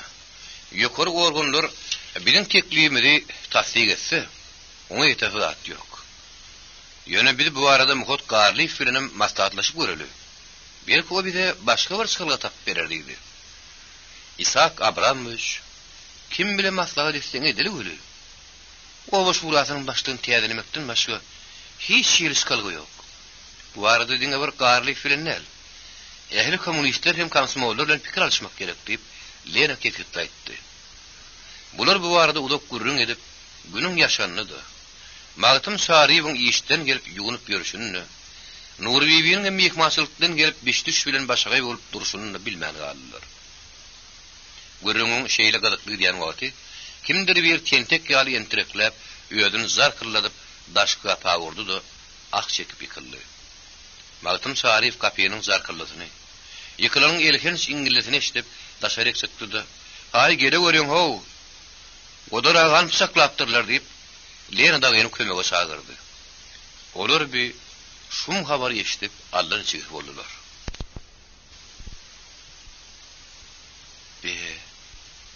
Kim käminiň janyny kasýeden? Göterin hani, derrew muny ýyratmak gerek. Belki adam bolar diýip Lena ýollaşyny öýdürdi. Doğrudanım, bu görgülüğünü kim bir ýagdaýa tarlyka? Gelin, biz onun tersiýetini alyp görelim. Arman dillenmedi. İki ýabyň aragyny, aňartyna bäsine göz ýetmeýän bir jeňgellik ýazyp ýatyrdy. Onun biri ýem gurap giden pür pudoklary gar tolgolar bilen basarly otyrdy. Bu jeňgellikde udok gejelerde kol guruşyp böwürüşýän ýeke apandyr mekazinlerden. İki ýany at salyan tilkidir, garsaklardan biri galman, başga bir jeňgelligi botup giden ýaly. Diňe olaryň aýaklarynyň dyrnakman penjeleriniň ýeri garyň ýüzüne naqş bolup galypdyr. Ine bir jeňgellikdäki bir mahalladan galan, köýüne ýapdyr salmalar da, gysçalaryň, gamyşlaryň, ýylgyndyr gylganlaryň derdinden örtülüp ýürer ýaly bolmandyr. Şu sebäplen bir jeňgelligi gaty beret bolsaňdy, o atyrsa girer ýaly däldi. Oslumoduk yerinden tiyaz durmuşun ganim düşmanları bolan galtamındır, garakçılar, yaraların tamdırın ketewsi alfam olduşup, alkımıdan çıkyadı. Galdır elini. Bolmada mün canımdan bir canımda koyman deyip, seni soğun kimin sıparanın son, uzun gün ağaçlığı saklap giyeceğim bir vakti, dolanıp süceli gayda garan görünmesin. Bir de görenin oyunun sından görün edeysen, senin canın cehennem madarını verip, öýüň başyňy yumror deyip, bir kere kim paýyňa çekip, şu jeňgelligiň goýundan dagy duwara geçmedi ýaly diýerler. Ine şeýle gorkulu jeňgeli iň belet adamdan biri de Melek Hoja bilen amanlydy. Olar ýylyň günüň güzüne gülüm gülmeslerdi. Şu jeňgelligi owrun gelip obanyň içinde köýüne durmuşa garşy barlaşykly görüşýänler bilen. Ýögöz jellady hem onuň ýaranlaryny sypantalar tanystyryp dururdylar. Aýratynam kommunistleri hem komsomollar ýamanlardylar. Bugünem Melek Hoja öýdi ýaly bodoklary baş bolup gün ýaşmagy az galandy.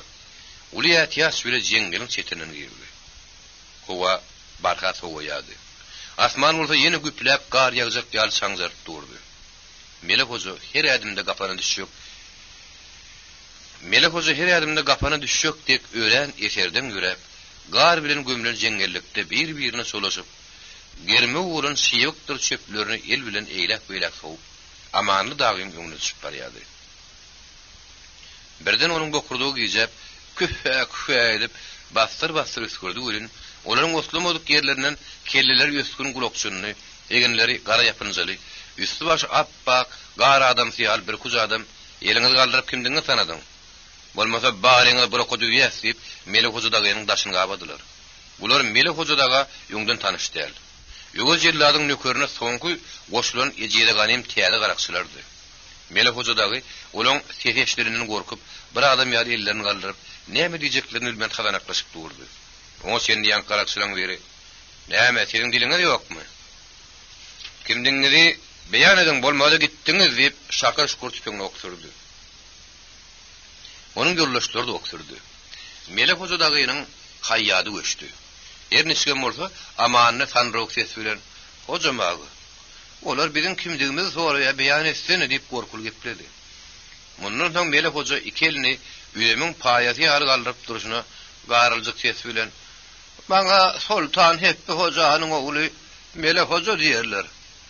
Özümem bir gata karly ýaşullara baş bolup, ağzynlar towa getirýän ýöňe serdaryň aýagyna ýykylyp, derdimi de delala sormagy bar ýas" diýdi.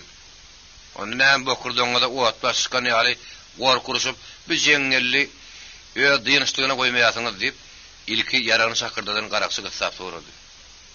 "Serdar bilen biziň ýöňden belleşýigimiz şeýledi" diýip Melek Hoja basyk ses bilen gowşak gepläp, öz sözüni taza getirjek boldy. Ine şundan soň garakçylar olaryň ellerini ýatyrtman, şodurşyny ýöňlerine salyp, hışşaryp köýne ýagyň içine alyp gidip, bir ýer kümeň içine eltdiler. Şu kümeden aňyrdy, Üsruň nowrunyň gar batan raýşy dag ýaryp görünýärdi. Bir surak kepse hakkaly hem gaňyr ýüzli ýöňüz jellat, gazallan bilekseli beýaşatlaryny ýöňüne alyp aýagy doşuny gurup oturun ýerinden turman, Melek Hojada bilen salamlaşdy. Olara ýylynmaga hem çaý içip çörek ýemäge ruhsat etdi. Ýeli goýdyň hem azy göýük çaýyň maşynyny olar atnaşykly oturup öz ara pikir alşmaga geçdiler. Melek Hojadyr amanly, geçen ýygnakda çykarylan kararlar bilen ýöňüz ýerlerde bir kende tanıştyrdylar. Aýratynam amanly, "Hawa ýöňüz serdar. Sen bilen ýemerlen gylyjymy taplap, gaýraty alraýmasaňa biziň iki aýagymyzy bir gonja sokup gümleme ýeberjek bolýarlar. Baba ulu peýalwan ýygnurdy we Gurban Murat Baýdyr aýdyr diýeni gulak edip, terpiklerini ýapjak bolýarlar. Terpiň ýapylandan soň güýsala. Ataň duýdy ýoluna ölen ýaly bolar. Olaň arasynda Melek Hojadyr şakan bilen men ýalaky göýür aýagyny sokup oturunlarymmy? Olar biziň maldy mülkimizi alyp, ogullun gyýdan ýylan günden aýryp sürgün etjek bolýarlar.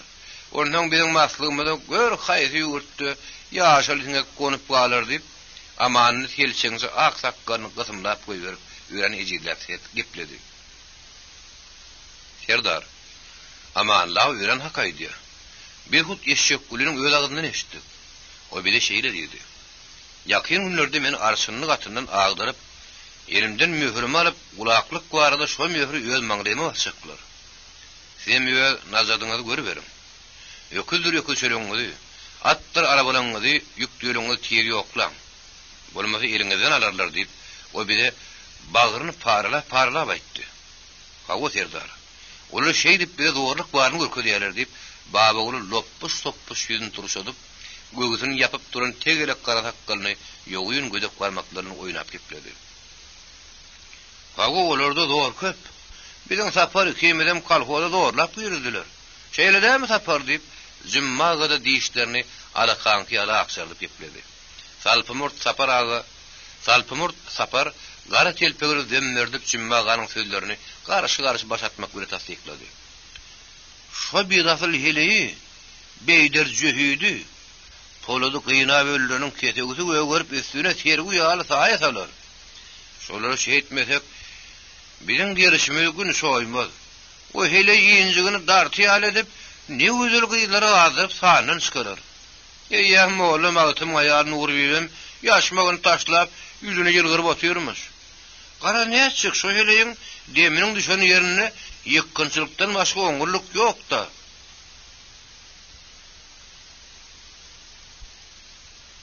Melek Hoja Magtym Şaryfyň adyny ýigrenç bir tutup geçdi. Ýok hojam ağa. Sen pyçak öýüni kesmejek bolma. Ýa many öldürüň kedigi göwürjek bolsa sen oglum Gün nowdyny öldürüň ketegi iki kelek görer. Sen oğlun tüýüs bir ýurt ýykan boldy. O ýygnakda gyýgany pürküp, bilem ýeri alyp ýetege salar ýal etmändir diýip amanly gün nowdyny ýamanlamak ýamanlady görün aýdyr oturup bilmän. Amanna hakaýdy. Başgalaň damagyny ýeňsedinden salyp öldürseň, gün nowdynyň dabanynyň toýmaly diýip ozy berenmi. Ýögüz jellat agras ýüzüni ýokary galdyryp, iki tarapy gyrkylan jotda salymtyk murtun typalap. Hojam, sen näme üçin hoja azman gara salma diýenler ne diýersiň? Ýeride oturmaga goýman, gan usturup ýöreni öldürmeli bolsa ilki bilen sen oğluny öldürmeli. Sen näme üçin onuň bokurdagyny öýderin bilen okulaman bir ýerde güpleýärdiňler diýip Melek hojaň alpetinden aldy. Melek hoja gülmese zady gülen bolup, "Serdar, o bedroy bize el vermän gaçyp ýörse, men nädip onuň bokurdagyny okulayyn?" diýip gaçara gitmek bilen syparny ütdi. Bu bolsa ýögüz jellaryň gaharyny getirdi. Oňa senni "Wah, men onu şoň kaklajakdym gül arman Serdar, sen maňa ýol bermediň" diýip, ak gözli aly gözli diýeşlik bir ýoğun adam hışşaňul polan ýörlen boýry düşüň üstüne gyşyryp ýatan ýerinden tersigen daýanyp ýükledi. Ýögüz jellat oňa ýüzüne seredip ýylgyrjak ýaletdi. Oradan onuň üçin ahmir edip oturmy? Oğlu bolmasa ata ekenni. Ödeli bilen oğluny öldürmejek bolsa bar. Melek hojaň özüni aly hekkatan ýalet. Bular ýaly hojaň atanyň bilen kıyamet gopasy ýok. Ähli unazy meniň oýnumy diýip ol Melek hojaň gepletmedi. Aly ýekdaýly hoja. Oğluňa temmi bermän, ýeriň üstüne köşgürýän bolsaň, "Ane düşeňe" diýip orazalay. Kümüş bilekseli beýaşataryny oksurup ýerinden turdy. Erejen geňdärligini algan Melek hojanyň başyndan haýýady göçüp, ýögüz jelladyň aýagyna ýykyldy. "Serdar, indi köwerjek günüm senden bolsun. Şu taparlyksa men günämi geçäw. Şol oğlumyň kellesini öz elim bilen kesip getirmesem, meniň hoja bolmadygym" diýdi. Soňra mol ata babasynyň gabarynyň andyşyp aýýalady. Muny gören ýögüz jelladym oraz zalaydy, gahardan köşeşek ýaletdi. Onun üstüne amanlydy, babagulydy. Aýdyrdydyr, ýegenurdy baý bilen Gurban Murat baýdagam. "Serdar, sen bir musafir hoja bilen deň bolmy? Eger ol şol oğluny ýitirmedip bilmese, biz onuň üstünden geleriz. Ata babasynyň hem biziň hatyramyz üçin ştapar hoja maganyň günähini geçiň diýip, ýerli ýerden ýalbaryp, onu ölümden alyp bardylar. Ýögüz jelladyň şeýle gahar galap bilen Melek hojanyň gyssaýyşyny görünni, zimmaga bilen salpymyrt saparyň goýkularynyň ýaňa aýaklar sannyňlaşyp, keblerine buz goýuny ýaly boldy. Hatda olar bir-birine gasalaşyp, gaýşaýan süngüni saklap bilmän, agyldaryna köwüş bilen urulun ýaly tasdan doýdoklaryny uçup gaýnapdy. Ýerine düşen bolsa ýögüz jellat bir agys gaharynyň düşüp, "Sen meniň ýanyma geňeşigen bolsaňyz, men diýenim bile bolmaly. Eşek gulýan aýda şu ýaly iş mallaryny satyň. Paltalaň ýok ediň. Günnedir boyun turup ýaly iş gurallaryny döwüň, ýakyn, ýok ediň. Ölseňizem kalgoda girmäň. O guramalyny aňtaň. Şola sykda bize habar beriň. Bagdaky depin alyp duran dagy ýaly pagtany otlaň. Guramalaryň arasyna garipleri köşgürüp agdaryp salyň. Duýdurman olaň janlaryny katledinde gyssansaňyz biziň ýanymyza geliň. Şu arada kalgodyň garşyna wagdaryp barmagy men Melek hoja tapşyrýan idi görün Melek hoja. "Leppeý Serdar, aýdyşyňdan meter hötde gelerin" diýip ýağışdan ýağışı tüýjden tüýjü sözlerle alkyş okap, ýögüz jelladyň dabanynyň daraklygyny geçäjek boldy. Şoma halam sakan gözli, murtunyň bir taý kiçi ýerini ýerip sakan diýen adam sakkalyny şolpýal edip, "Aha, o adamlar. Ýögüz Serdar dogry diýe. Mağlulen gurala beýlede dursun. Mena kalgoda uçly ömerjekler. Gaýtan biri ýer edip, öýler ýugurdy bolup, döwran sürjek bolýan kommunistleri hem komsomolları yer bile ýygysan edip, minnete holar ýaly beýaşatardan çekip, atlanyp, aly dagdan aňry aşaýjak. Şonu nerem görýäňiz diýip, morta soňra berdi. Beýaşataryň ýerine ýatyp biljek, her ýigidiňem gorkmadyk adamyň etmelisem şeýledir diýip Sakanyň sözüni ýögüz jellat tasdiklady. Şondan soň ýerini ýyrk Sakanyň teklibini bir Godoragadan başkalan bar boldy. Godoraga gülün tüssürüs goňur takkan diýip ala "Siz geçteňizde men geçekdel. Kalgozy da girjekdel. Men durmuşda gara deňlik islemeýär. Eger adal bir mesele öz ýerime köp özüm gurup bolmak isleýän diýip işini gepledip zümmagan ýanyna ýakasyna bukup oturdy. Onu gören Ýögeljellat "Ýeri goňur takkal. Kelpeňi ýapas şäher edip näme ýagyşdan ýamandan gepdime ýasyňda" diýip ona ýas gelmedi gelip söz atdy. Serdar aga. Men näme gepläýin? Eger her zat etmese etselerim, men kalhoz bolmajagyma hak. Sebäbi men garşynym deňlik. Ýeňnakda da dinlemen el galdyrmadym diýip, her sözüni pikirlenip üdlem saklym edip aýtdy. Ýögeljellat oňanyň man gaýtalap sorady. "Hiç mahal kalhoza girmezmi? Gatyl ol göräýmese mä girmerin." Ýögeljellat onuň bu sözüni hoşal bolup, oňa ýene şeýle sorag berdi. "Sakkalyň tutuş şäherinde oturmada doýundan gel. Aly dagdan aňyry aşykmy ýa-da ýok?" Godoraga jogabyny gümürtük etmedi. "Ýok, men dagdan geçip biljekdel." "Näme üçin geçip biljekdel?" "Men nasly torbanyň işi bilen Aly dagdan aňyrdan gelmedim ahyryn. Meniň ata watanym şu ýer ahyryn. Ýölse men şu ýedi topragyň kesegini ýatsany beljek. Seniň ömür watanyň bolarmy? Ýokman geçmek gerek. Ýerinde gara uluk duýan galynok" diýip Ýögeljellat abarda berip korkujak boldy. Godoraga oňa ýalbaryp geplep, "Serdar aga, meniň gara uluk duýam galmasa-da iki hany saga emile bir aýalym ızlaşyp galjak. Odalan meniň ýüzüm olara ýer tu paýlaşygyndan soň düşdi ahyryn. Soň şüýrem kelläm alyp gitselerim, göwrem şu ýerde galmaly bolar. Siz isle meni gaýratly bilin, isle de bir gaýrat" diýip Godoraga ýüz gürmän çekinmän pikirini aýtdy. Ýögeljellat onuň ýüzüne alary feretdi. "Ey sen gitsekdälle?" diýip haýbatly sorady. Godor bir duruşuna durup, "Hawa Serdar aga, menden bir sorasaň ömür, müň sorasaň ömür. Men gitsekdäl. Ýat ýerlerde musafirlik çekenden ursa söýse men üçin öz ýerim ýagşy" diýdi. Ýögeljellat oň bu jogaplaryny halamasa da sıra bildirmän. "Ýagşy. Aly dagdan aşmasaň aşmy ölüň gurammalary bir kaklaşma goşul" diýdi. "Ýok. Men gona edip biljekdäl" diýip Godoraga üdürkel jogap berdi. "Näme üçin edip biljekdäl?" diýip Ýögeljellat sözüniň jogabyny sorady. "Olar meniň ganlarym däl ahyry" diýip Godoraga söz gepledi. Ýögeljellat galaplandy. "Onda sen näme üçin beri geldiň?" Godoraga ýalbardy. "Serdar aga, sen maňa azgyrylma.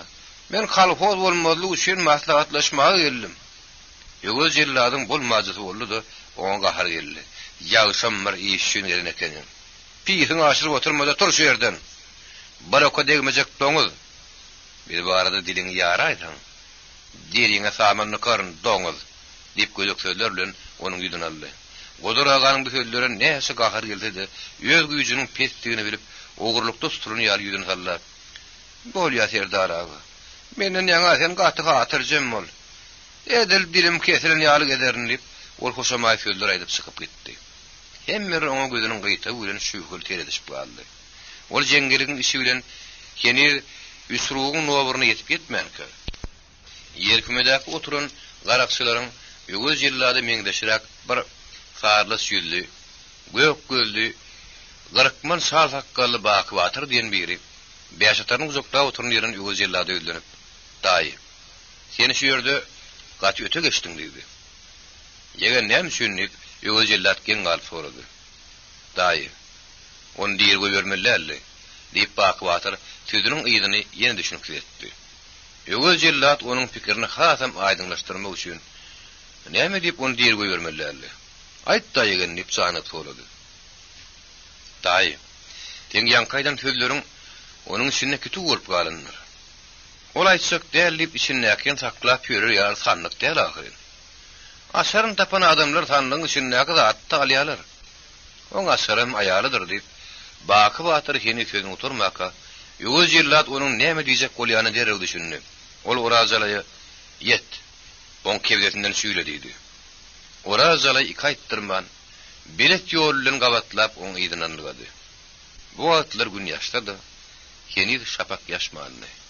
Asmannaki çalımtık bulutlar bir yem sıyırıp gidipdi. Ömürda yılda ozakta garan ozar köýedi ýaly logurdap görünýärdi. Käýerde tukaç jengel ýangrandyrıp şagallara gygyrşdyrýardy. Godoraga bu atlary ünit bermän, aýalynyň hem iki tany bir meňdeşçe gara ulpokly iki ogullarynyň ýanyna ýetmek üçin howlugy. Ýaňy suwulyň obunyň raýyşyna çykanyny naýyn tapçaly. Onuň kebdesinden tüpeňläp goýberdi. Tüpeň ýelken güňleş tetine şagallaryň gyýkylygy da tappaýatdy. Godoraga da entirekläp nobry güzülläp bitdi. Bolsa da ol ören sudamlyk hem merdady meken. Agyr ýaraly aýadly gijede bu ýal sowuk suwuň içinde alzyraman epesli ýere sümüp gitdi de bir buljum ýerden çykyp iň soňky deminne magtymlaň gapysyna doğrudan gelip ýykyldy. Onuň zalkyllap gaýdan daýaw gögresi gapyny tartdyrdy. Onuň sartgyny eşitip magtym bilen Lenadyr Isak Abramow dagdaş çykyp öýe saldylar. Arman ol käte bir gasynty ýeplep eşek gülüň kakasy melek olsa öwü zel diýdi. Sargulun şerti. Ýagmyr aňydangat garly umlaryň arasynda iki gije günlük gandym ýakyp, iki ganar kömür aldy. Soňam öýde ýakar ýaly bir diýe odun ýygyp şilim çekmäge oturdy. Onuň tütüsiniň ýytyna kömürçü gary erkek kompullap geldi de burnu tuttu. Ýagmyr öýde urdun tütüden noldurup ýogran erkegiň burnuny üfledi. Erkek tumşugyny diň öýge tutup kelledin ýaýkap bagşylanyp burnunu açdy. Ağzını hatap ýalaçyp, aýelizine paallap öskün kirpikli gözlerini ýaşardyp humarlykdan açyldy. Erkek ağzı tütüden keýpin köklen soň, Ýagmyr onuň kellelerini, omuzlaryny typaşdyryp atadyndan galan tüpeňi bilen dürbüsini alyp, erkegine mülüp dik durdy-da bütün töweregini nazar saldy. Üstü bir şeýkel biten ýylgyndyr çerkezli kelerip ýatan beýik alaň bärsindäki garagan gatşykly ýannaklyk giň gollotlaşyp gören bir topar keýik onuň dürbüsine düşdi. Ýagmyr 1 2 3 4 diýip o keýikleri ilki tanajak boldy. Soňra tanamasyny goýup, megerem şu demir galygyna bakyp, laşanyp duran olaň çekesi bolsa gerek diýip dürbüniň topuny eýlek goýlak towlady. Gedilýärdi. Men oň arkasyndan baraýyn diýip, ol howduň üstüne ornaşyp oturup, şoňa bakan erkegini dewsile berdi. Erkek çenegör keýikleriň garagörüniň ýanyna telpäp bardy da aýak çekdi. Ýagmyr ondan syýrylyp düşdi de erkek bilen gapdalaşyp gitdi. Öňden eýetiniň kesbine türgünleşen erkek ýadymlaryny giň donurup atym çemesine baran soň boýuny ýaly egrilip durdy. Ýagmyr onuň sag omzuny döşüni berip, erkegiň boýununa tüpeňini goýup, ýagşyny şana alandan soň birden güýhülledip goýberdi. Keýikler tüpeňiň güňleş tetine anka tanka bolup püşürlüşdi. Olaryň biri bolsa şu wagda ýere ýadyryp gitdi. Tüpeň ýene güýhülledi. Ýene bir keýik tüýdürüp gitdi. Janawyrlar onu görüp derrew dabyrdyklaşyp gaçmak gerek boldy. Ýagmyr urun keýikleriniň içaşyna aýryp erkegine ýükledi de hiňlenip goşuna geldi. Ýygan odunlaryny erkegiň keseligine ýükledi. Ganarlar da oňa üstünlük edip her gapdandan bir keýik atyp goşlaryny sergur ornuна goýup ýödüm üstüne minip öýüne tarap gaýtdy. Onuň aýaly Sargul bolsa, ýeňlerini sermep hökümetden alan dokmulugyny ýürtmek üçin ullakan gadan atyryp meşrikdaýna diýdi. Erişleri giýirilip petlemek üçin gadan atyran 4 käse mele buğday suwun gaýnamy bilen ağdar düňdir bolup pişýärdi. Suw aşyrym ýöküp gaýnandan soň gadanyň gap biline geldi. Buğdaylar pişip dänik boldy. Erişleň de giýirip petlendi. Sargul meşrikleri çykaryp, pökgörüşüp pişen dänikleri tüýgüçden geçirip, sorga okorada duýulan otyrka, öýe salam berip Nurbiýe bilen Lena girdi. Sargul olar bilen gadara salamlaşdy da, görüşmäge gerek gelende Lenadan ijab edip saklandy. "Uýgy Nurbiýe, sen nire birlerni ýere? Agamanjy gelip görmeň" diýip bol, gurrun başga ýany howjak boldy. Oňa sen Lena, "Daýda, sen näme üçin meniň bilen görüşmediňli? Gorkma. Seni arkama atyp gidesim ýok" diýip Lena degişmek kule özüniň aýarlygyny aýtdy. "Teretmiňi? Özüň kişi barmy?" diýip başyna kulakçyny aýyrdy görün. Lenanyň mele saçy Sary ýüpek ýal sallanyp uşaklygyna ýetdi. "Wygy, senin etim bilýäli, anjyň taşyň bar eken. Urun zamytyň dogun. Men seni beýletine mütmendim" diýip Sarygül Lena bilen ýaňadan görüşdi. Soň bolsa oduň maşynyň arkasyna turup, Nurbibi bilen halak warda bolaşdy. Nurbibi de oňa "Şükür Hudaýa oňa çyryp, ejem ba oýun öldürip çagyrypdyr. Menim çagyrlyň ýeri erinme" diýip Lena janalyp gaýdy berdim. "Han ýagmyr ýokmy? Gelenme görä onuň bilenem sagyrgaman horuşajykdym" diýdi. Demirçiýenki kömer bilen ýaly olam şöyle gitdi. "Awşa mala geläýti gerek" diýip Sarygül orta şaýdyr taşap goýmak gerek boldy. Nurbibi şaýnekdäki şaýlary gaýtaryp, käseler çaý goýuşdurup, Sarygül bilen Lenany tanıştyrjak bolup şeýle diýdi. "Bu kalpol guruşmak üçin biziň owamyza geldi. Adyny da Lena diýerler. Öýdem şo agzakda oturuňydy da. Mene şu eleli bäri ýadaşkan ýaly ulayıpdyryn." Sarygül minnetdarlyk bildirip başatyp, geplemek bilen oňa jogap berdi. Şeý diýsene gyýdy. Şäherden erkek geyimli aýal gelipdir diýseler, bir görmegiň arzuwyndan göre mazalysyna onu öz üstüme getiräýdim." Nurbibi gara gözlerini güldürüp, şähtaşyk gepläp Sarygül'e şeýle diýdi. "Men hemeňe geregim kömek bolsun. Haýsy hele gepiňi düşündirip bilmeseň men ýanyma geläýdi diýdim. Wa oňa raýypsyň Nurbibi, biziň elimizden geljegem şoda." Lena ýatan mäşerkleri görüp, "Daýda, dokmay urşak bolýarmy? Oňa nähir nagştaljak" diýip, gürrüň özüni aýryp başga ýan hoýup goýberdi. Lenanyň bu soragy Sarygül'ün göwünden turdy. "Men ýönkün etime Leniniň suratyny çekip, oňam töweregini erik güller jümjüme ýary güllerden dolduryp oduny jokdum. Arman onu yetmem bolmady, näçe çekdi?" Lena gyran sorady. "Näme üçin bolmady?" Sarygül uludan demin alyp, "Diýjegini dogry diýmen" öz-özüne käýinip. "Göreniň menne etegimden şaga maslaşyp durmasady, Gyýy Sultanyjanyň gyýdy maýa gödürilen giýjek alaýypdyr. Men erişime girip mäşirimi bükdürýänçem, o begi beslenýänçe batyr basarlaryny edip oturuverdi" diýip ýögürümli jogap berdi.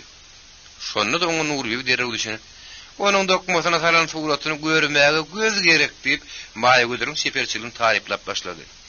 Ol Leniniň suratyny çekdi diýip, "Seniň ikizingden ben näde dogry daýda" diýip Lena Sarygüly düşündirjek boldy.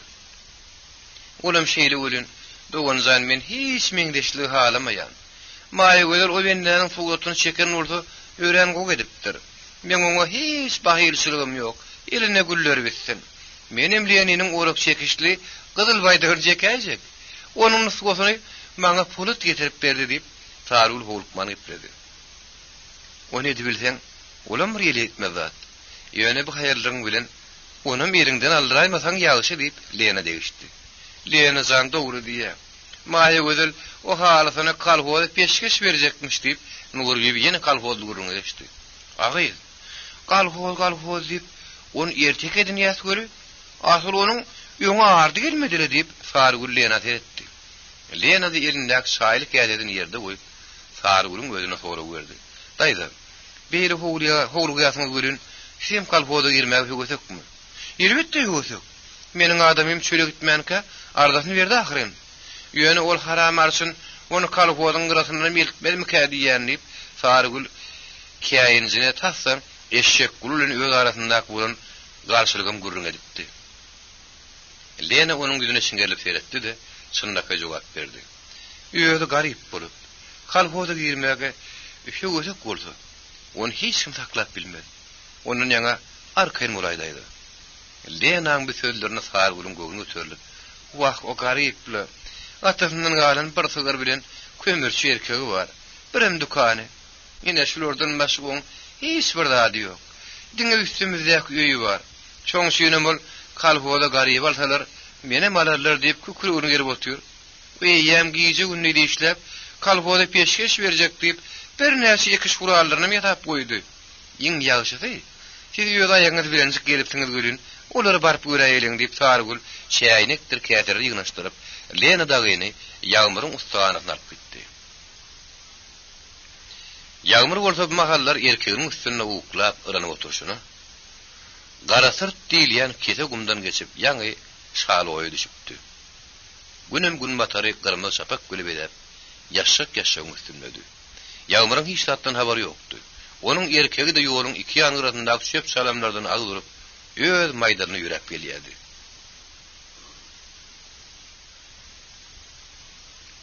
Onun gara görünüm ıydınına bir gelirmen garatlı peyda oldu. Ol eşek kuludu. Kovadaki ediliyen gürünlere ıslap bilmeyen isi gıdıp göğün asma uçuyun ağu bahanatı bilen şöyle sıkıptı. Ol uduyun günün duvamını onun ona neyse felpetedi, ne bir keyik tuttu, ne de bir toğuşun. Onun toğudur deyip tüpönlerim gargı olup çıktı. Son suyunun eşek kulunun ağu edişi de ulatuyunun telegi konuşuyal oldu. Ondan onun göğün asılman gaytam lapı kes olup atını devşenekledip öyüne bakan gaydışıdı. Onun üstüsünü de eşek kulunun kıyadetinin yakınatı utorup dişler sarkıraşıp Allah bir azarlan binne dönüptü. Şöyle yapılı oluyorun ne var yani diyordun. Nasyada şilim soramak maksadı bilen atının ayaklarını kelimenledip geliyordu. Birden o diyölüğünün yağmırdığını tanap. Oho! Oğlum ben onun elinden ölüm öğününe sapıttım. İnne bu atkıranın söründen benim kanımı otur derman etmen koymaz. Neyme de orta bağıtımızı yinap görüyün deyip atanı gamsa basıp asta kasanın namart diyenlerin etti ölün erkek canavar hompullap yolunu soğulacak kollu. Yağmuram atın ayaklarının yer sarsırıyan tabardasına yalpa gözünü açıp ıydını kangarlı ölün. Onun önüne kese koyulan tüpüğünü düyan omuzunun aşaklığına sıyırıldı. Yağmurun tutsak olup usulsa egirli ölün düyanın üstünün ommalıp gitti. Düğüm onun tüpüğünü de yere kaçtı özdü. Şu mahalla eşek kulum atının üstünün sapık suvar yalı yapırılıp yağmurun yağından yıldırım yağlı geçip gitti. Yağmur yüzünün gözünün kumlarını tüpürüyense eşek kulun kararı sırada görünmez oldu. Vah vah ey, armağanınıza kaldım deyip yağmur da erkeğini telpedip öylüğünü tarafla etti. Bu mahal günüm yere eneğini direp gümmözlenip tılla yallı uğurdak durdu. Sarıgül yüpödüdüm düzüm edip teriştirin meşirklerini yığınıştırıp sağ elini gözünün üstüne köle edip günün aşağını seyretti. Loğurduğu şapağın aslında erkeğini kompulladıp gelen yağmuru görüp gons bilen oğusun atıp öğüne girdi. Sigaret turun tüngseyani oğudun seni batırgı üstürdü. Odurluğun gaynım sıkan gağdanın oğudunu lorttu. Onu seninle yağmuram gelip hıh çök deyip erkeğini çökörüp onan düştü de patı putularını düşürüştürdü. Sarıgül şehtasıklık günün oğusunu zırap taşarek sıktı da yağmurun getiren dağıtlarını görüp tügöleme yığıra şengaya bir sapar gülevendin ona ayıptır. Sağırık kolda kalkmaz pişirip yeriz. Bal yağıl edip kaynatma kaynadarız. Men sana diyeni gem kaynatıp sağır yağa buğulap derdi de edip koydum. Onun üstesini de moğulla mağıtım hayali nuğruyu bilen erkek geyimli hayalim geldi. Ola bilin gülüp göğününüz anzayın adam eken. Menem nuskamı görüp dokmağımı tiyir yugurdip tiyir kesmemi arzu etti. Senem yatan kurallarını görüp bir tüy kalboda gerek adam eken deyip adın kağıdına yatıp bitti deyip yağmura kömekleşmeye durdu. Yağmur bana diyemem diymen. Yüzün hırlap tanapları çekiştirip keyikleri düşürüp teyarimin hereginden atıp koydu. Sargul onun bıdımmalığını halaman. Ayu yığıra, dün sana ne emmurlu? Ya da katı yağdaydın mı? Beyli borsa öğü var da çay iç. Ya da ulungda nasıl? Yıkıyı verim düşürüyorum. Erkeğimden karın. Kömürlerde dükkanı çeklerini işleyen mi? Yığıra. Ben sana diyenleyip Sargul onun böğrüne dürtüp beyalçilep oyun etti. Yağmur ona ağlarlık kaharlı veretti de yeni tetini çıkarmadı. Kömürlü kanları kucaklap oğuşun okladı da dükkanı taraf etti. Ben senin yolunu gözümü dikip ilerine intizar oldum. Günün aslında bir gara görsem sen mükemmel deyip bir genzime sağı yağlı kanıt kakıp başladım. Ben senin başka değişeceğimem yok, gülüşeceğimem. Senin beni gözün gülen atayacak kolyasın deyip Sargul'u kamsıgıp beylik kanarı dükkanı bakan tüyürek başladı. Ol ağlamcılar neçe neyet gelişme öykü keyin etdi. Yağmur erkeğin danıp işini uturup öğüne giriyense Sargul'u yağışdan yamanın kelamağı tüyöz atmadı.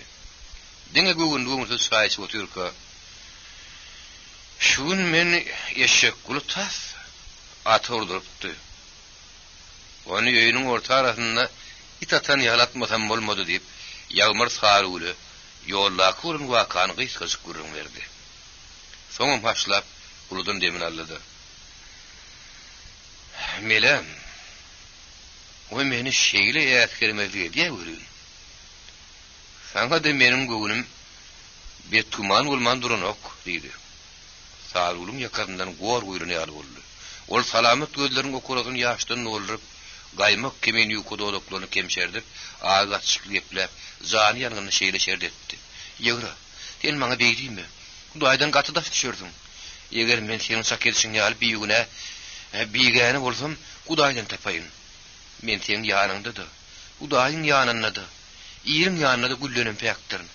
Ondan ikilik etmek men kallamda bar bolsa. O haram marsynyň dil ýeterenini saňa dilim bilip öýdüm aýtmadym ahyryn. Ýagmyr Sarulyň sözlerini eşitip epesli wagtda oturdy-da, birdenim turup tüpeňine topurdy. Saruly onuň bilen sarmanaklaşyp galdy. "Dur, sen meni tüpeňine jökme" diýip tüpeňe ýapyşdy. Ýagmyr kaçlap ulyny demaldy. "Ýok, seni däl ony. Goýber tüpeňi" diýip tilterläp tüpeňe aljak boldy. "Ýok, sen onu atmardyň. Onu galyň army, saňa aldyrman, hut öýüm almasam, meňem heleý bolmadygym. Onu da seniň gözüňi görkezip ağır almasam, sen meni kimsin adaply. Men seniň gaty gorkýan, tüpeňi maňa ber" diýip Saruly aglamasyny goýup tüpeňi goýbermän, eger kimin batyr gepledi. Ýagmyr bolmajagyny göýdýänden soň al tüpeňi. Aýdan gedip bilmeseň, ýa sen maskara bolarsyň, ýa da men diýip gaharly gepledi.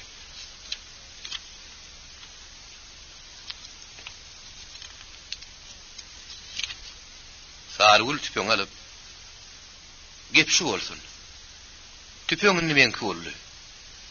Seret şu ýaşyny ýanyp göwürmüş edişime" diýdi.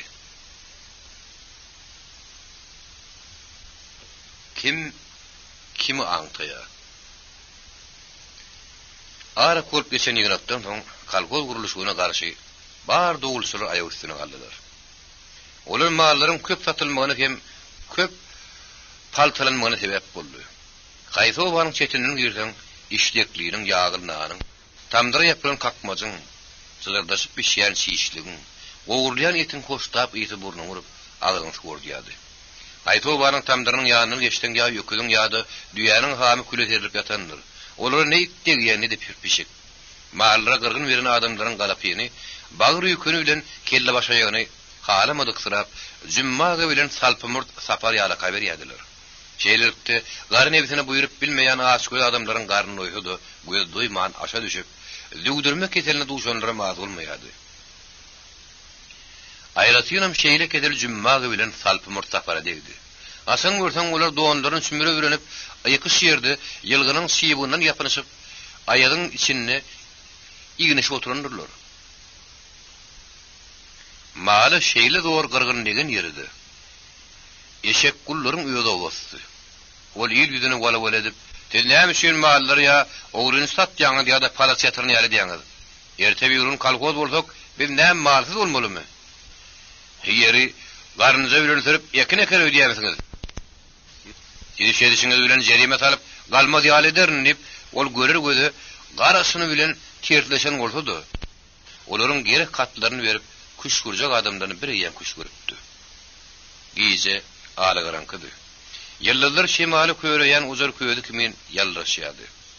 Eşek gullardan takmin tergeti maňyrda şagarlyk diýen bir petlik bardy. Onuň töweregide gysçalar bilen gurşalgydy. Ine şoňa ýyl ýatyp ituklarynyň soň şar tarapdan ýöküldürdiýi attyr baytyr getirip başladylar. Metatlaryň bolsa dar kelleketi bilen agzyny tapyşdyryp kişiňe medýal edipdiler. Bu mallary şu ýere getirýän adamlaryň aglabasy Melek hozadyr amanlynyň, baba ulynyň ağırlygyna giden garyp daýhanlardy. Olar getiren mallaryň eşek gulynyň dogony goskula degmedine berip, gelişi ýarly takyrlyk, syzalyk meýdan bilen öýlerini tarap ýegdekleýärdi. Olaryň arasynda ogur jümürler de ýok däldi. Goskula bolsa, garaw görkezmejek garyp daýhanyň malyny ýaryp bagatyny berip, galyn ýartyny arkaja sagaman baryp gelene goýýardy. On etmejek bolsa, goskulu ögöz jellatdaga daýanyp, garyp görgülüni çete çykaryp, gamşyry ýenji puşman etdirerdi. Ýok.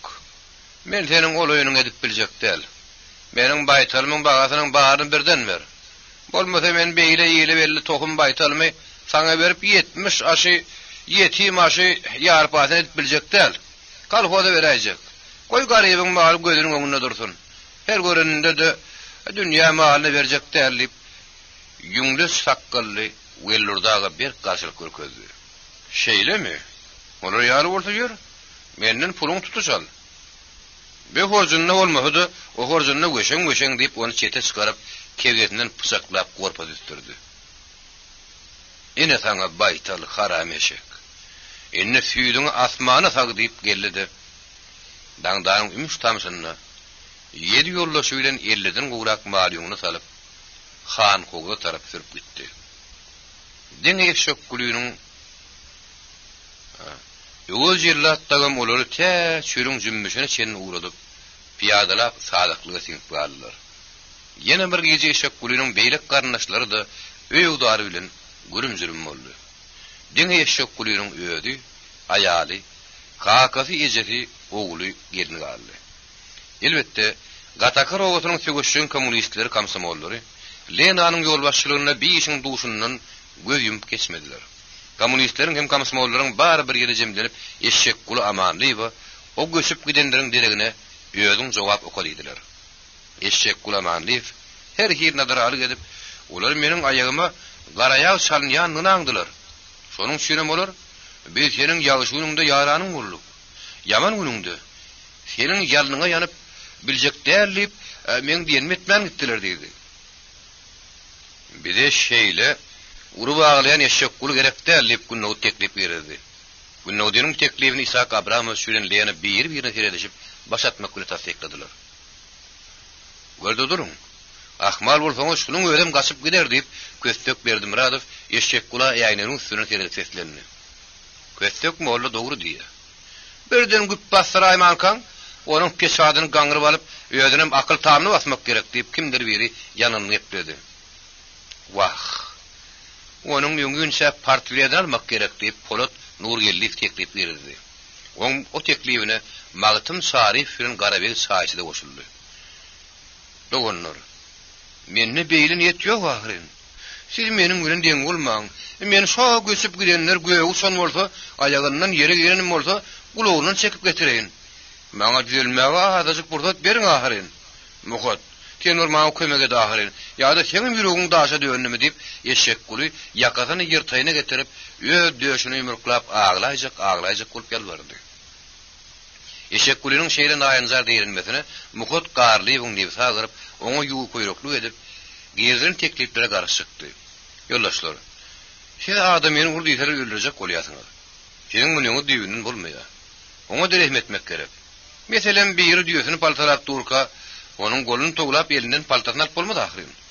Vallahi menin ödeme şeyle iş başaracak derleyip, Muhat qarlıyız, tüylük güdünü kamaştırıp oturundan öykülü yargıpledi.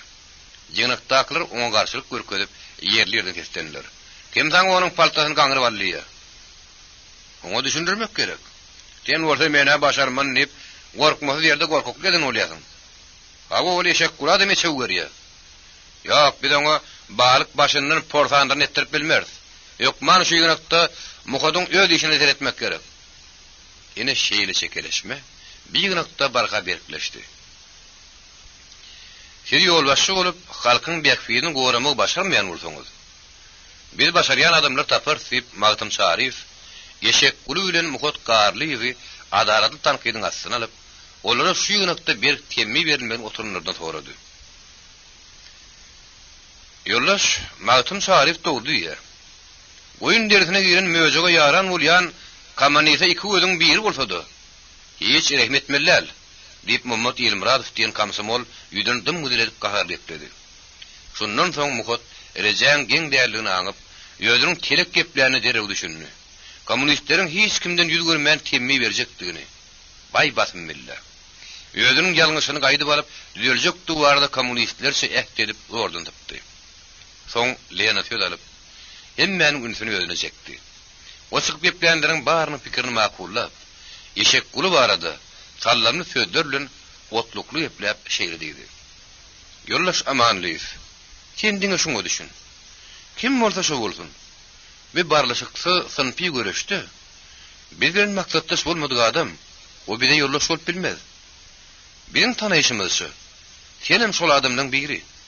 Sebäbi kolxoz gurap, daýhanlar ýeki barlyk bilasyndan gutarjak bolýar. Olary baýlar ýapsa bolmakdan halat edip, bir maksada birleştirip gurup ýaşatmak isleýär. Muňa bolsa sen özüňden başlap, ähli nebireňiz bilen garşykýaňyz. Jümmaga ýaly garyp saýy daýhanlary allap, bilen garşymda kuş görüp, goduragy bilen göllürdagy ýaly kim agalaryň öldürilmegine sebäp bolýardyňyz. Biz muny gözümiz bilen gördük. Şoň şünen biz ýokary gorganyzy torap, adatdan naşar owa şura saýlygyny geçirmeli bolarys. Häzir bolsa, göýberin ýalňyşlaryny, boýnalan zatlaryň dödü berdip, Lena sözüne diýeni görenne kommunistler ýene seslendi. Bir pikir ören gowy pikir. Ýani şokula ýokman käýin vermeli. Oýanyň yarasyna duz basylyny ýaly bolsun. Ýygnatda kommunistler komsomollaryň kömegi bilen Lenanyň pikirini makullap, eşek gulüniň iň soňky käýinjini berdiler. Göçüp giden garnaşlaryny ýerine göçürüp getirmegide oň boýnuna goýdular. Mukot garly ýydy. Şular ýaly barlaşakdan pigüreşde gorkup yaramazlara yaran bolsa, işiniň raykomun bürosuna geçiriljekdigini Isak Abramovich beýderiň teklibi boýunça ýatlyp geçdiler. Olar şeýdip ýygynyň ahyryna mallaryň beýsaýpal gyrylmagynyň hem olaryň degerin degmeden satylyp ýok bolmagyny öňlenmek üçin karar kabul etdiler. Şo kararda hem kulakçylyga nähak şekilde adamlaryň ardalaryny üstlerine barp barlamagy, galgoda çekmek üçin daýhanlardan ardalar ýygnamagy, kulaklaryň gömüp goýan gallalaryny altyryp tapar ýaly ýörüýte adam millediler. Kulaklaryň ýene-de uruş boljakmyş. Azam ýalaňyjam galaryňyz diýip ýaýradan dogulna ananyp, galla salysmak üçin girilýän pagtalaryny, çapylan gowy söplerini asylan hem asylmady gowdurardaky pagtalary ýygnamak üçin ýor etmegide şo karara geldiler. Olar şeýle çekeleşmek bilen öýlenki başlan ýygynagy ýatsynlar dordan guturup, 2-2den 3-3den öz ara gurulmaşyp daşar çykdylar. Polat kysmazlap Lenanyň golüne geldi. Ýurlaşlap ýene. Şuň biriň öýümde gitmesen bolmaz. Men hem garrenemiň duýdun daýyp bir ahyryny diýip, onu öderenmek bilen mehmançylyga çağırdy. Emma Lena oňa, "Polat, sen meni ýokuş görme. Bugün men isede gidip biljekler. Magtym şaharifler diýip, ol Isak Abramovichlara mehmançylyk etjekdigini aýdyp, Polat bilen hoşlaşdy. Diňe ýokuşa urlap, eşek kulu amanlypyň, ýeköýdi ýyda galdy. Ol gaharyny kimden çykarjagyny bilmän, "Size meni bedene basan ýaly diýejeksiňiz gören. Görür kiminde de tutgurka diýip, işini gepletmek bilen oğudan haşamly lafkadyn çykaryp, oň seçekli dykkasyny aýryp kädini diýişine tırkyrladyp nahatdy. Bu mahal daşarda howanyň ýüzüne salymtyk ýeňiljek ümür saýylyp başlapdy. Göwüň bolmasa bir ümür mehriban ýeneňiň üşäni sagatyny üfläp, demi bilen ýyladyşy diýip aýarly gijen kim ýyladýady. Aýam goýa diýerdiň beýik dagyň dik tepedinden taýdyrlyp gaýdan tylla sürpek kimin zymdyrlyp dowur gün matar tarap barýady. Onuň bu görnüşi ümürüň gününe gory bakan ören tiýip geçýänini aňladýady. Ýerdäki gar bilen aýyň aralygyna ýeňiljek ümür girip perde çeken soň bütün gödýetim çap-çarlyk görünýärdi. Lena bilen Mukot garly. Isak Abramovich taw gowlukman. Gatakaryn köpürtünden geçip dogry iler tutturdylar. Olaryň barýan ýoluň sag gapdaryny gazganyny ýögülýä ýatyrdy.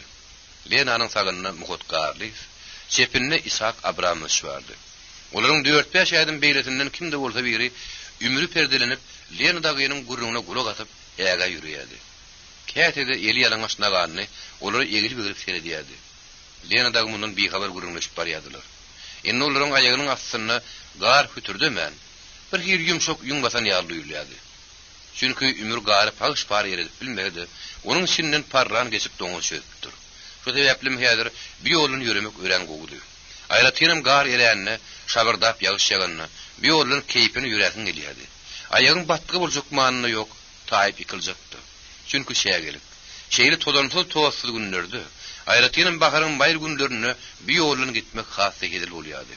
Körpeje taýlakdyr şerketleriň, gannymdyr selinler ýyraklaryň ýüzüni ýalap geçýän mulaýym şeýmal, boz torgoýlaryň uwazy urugyna uruq goşup kalbyňa ganyp bekleýärdi.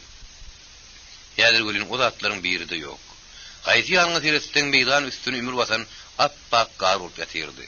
Lena dagam şu ýumşak gar baskylaşyp barýardylar. Olar Gatakarym köpüründen geçip ulak gitmän ayak çekdiler. Tebebi Muhot Garliýew. Lenany öýüne alyp gitjek boldy. Lena da gitmejek boldy. Şonu Isak Abramoviç Lena garap degişmek bile ýollaşlap ýene. Muhotlary ömrüm gidäýmegin. Ol ören gasganyşdyr hem sallakdyr diýip güldü.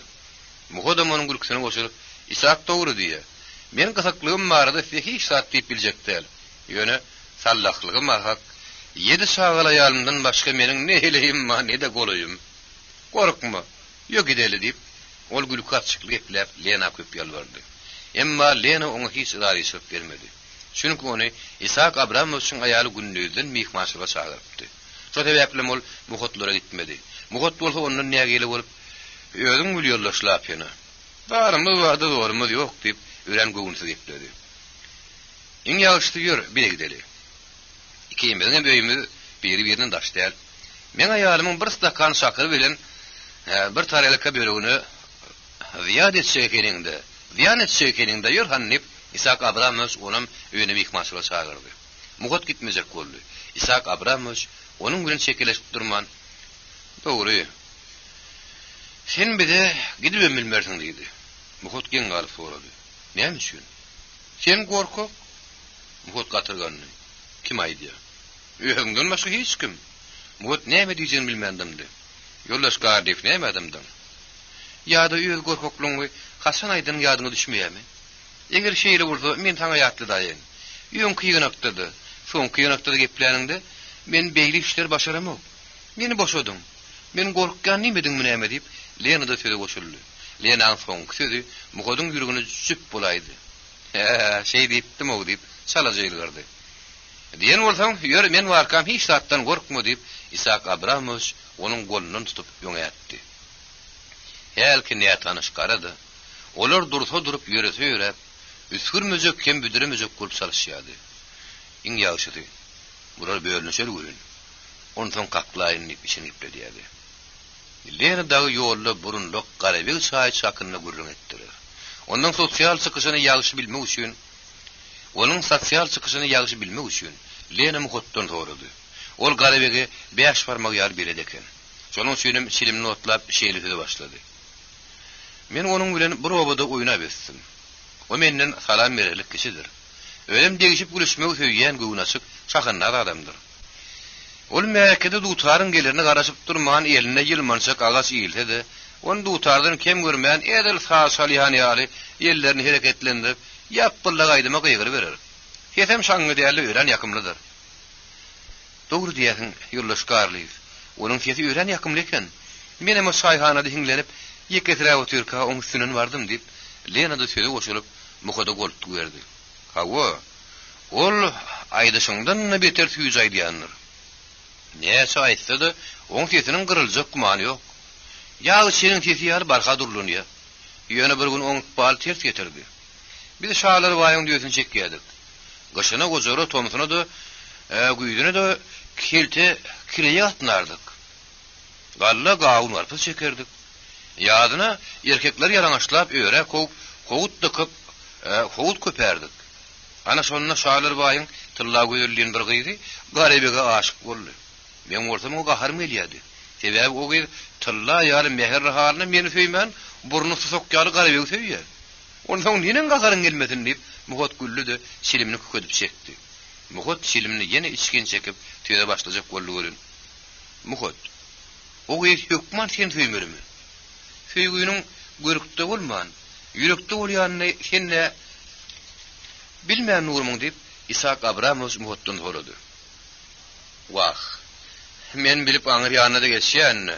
Şoň üçin kim gaýkyny söýýär, kim küýküýini ipdirler. Menem ondan el çekeýin diýip onu gaçmaga mejbur boldum. Ýogsa men o gyzy asrynyk bilen habar gatyp, o ýölemen hart keş diýip garaby ýamandam gördüm diýip Muhot ýödüniň şo halka samyn astyna suw goýberişini gizlemen aýtdy. O gyz saňa näme diýdi diýip Lena Muhoda Osman Nurka soragy berdi. Gyzmy?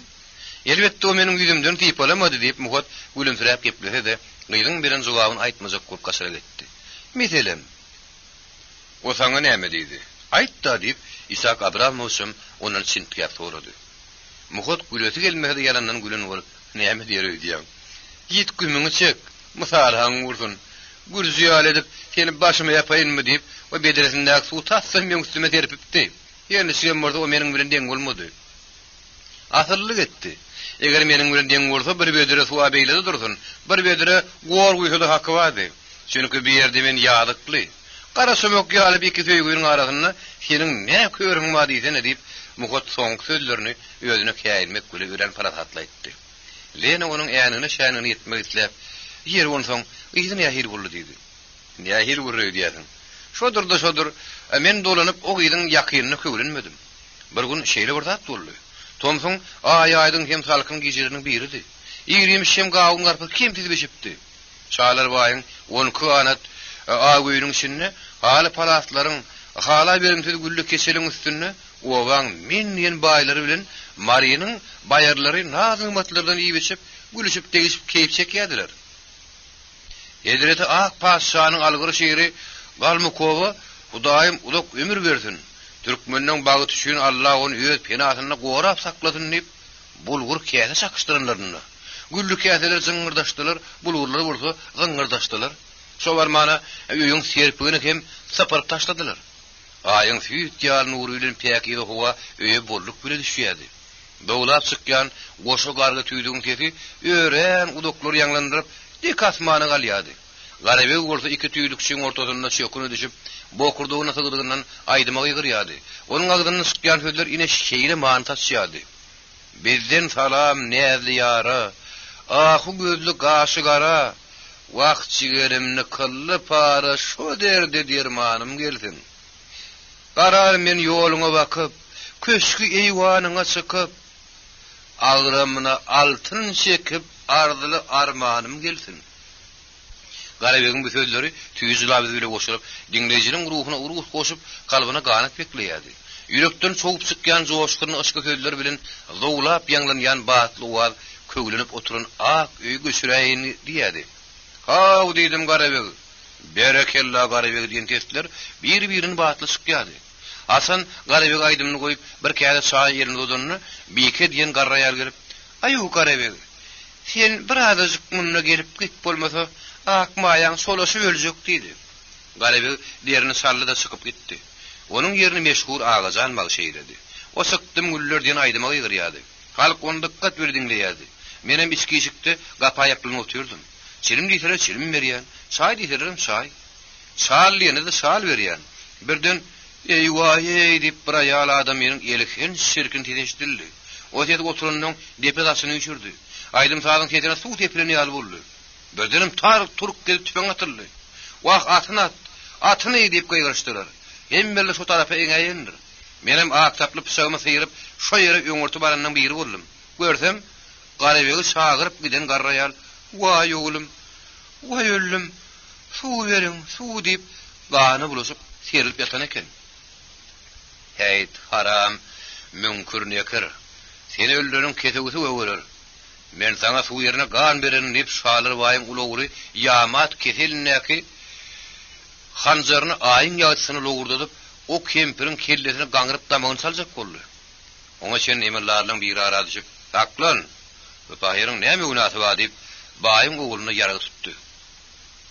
"Meniň aýal oglumy gaçyrdy." "Kim bilen?" "Beň düýkeşimiz Garabeg bilen. Gyýyzda gitdi, mele uçdy. Sen näme bilýärsiň munyň gaçyranyny?" "Wagtçan baýar, sen bir içim ýakmasana. Barın arnыңız hakaştın deyip, bunun uğru alkışıp duranın öz gözüm bile görüp kulağım bile eşittim. Esna salım geçenden son, meğereki sessiz hilimsiz darka hikaye öğrenip, giyin köşe verdi.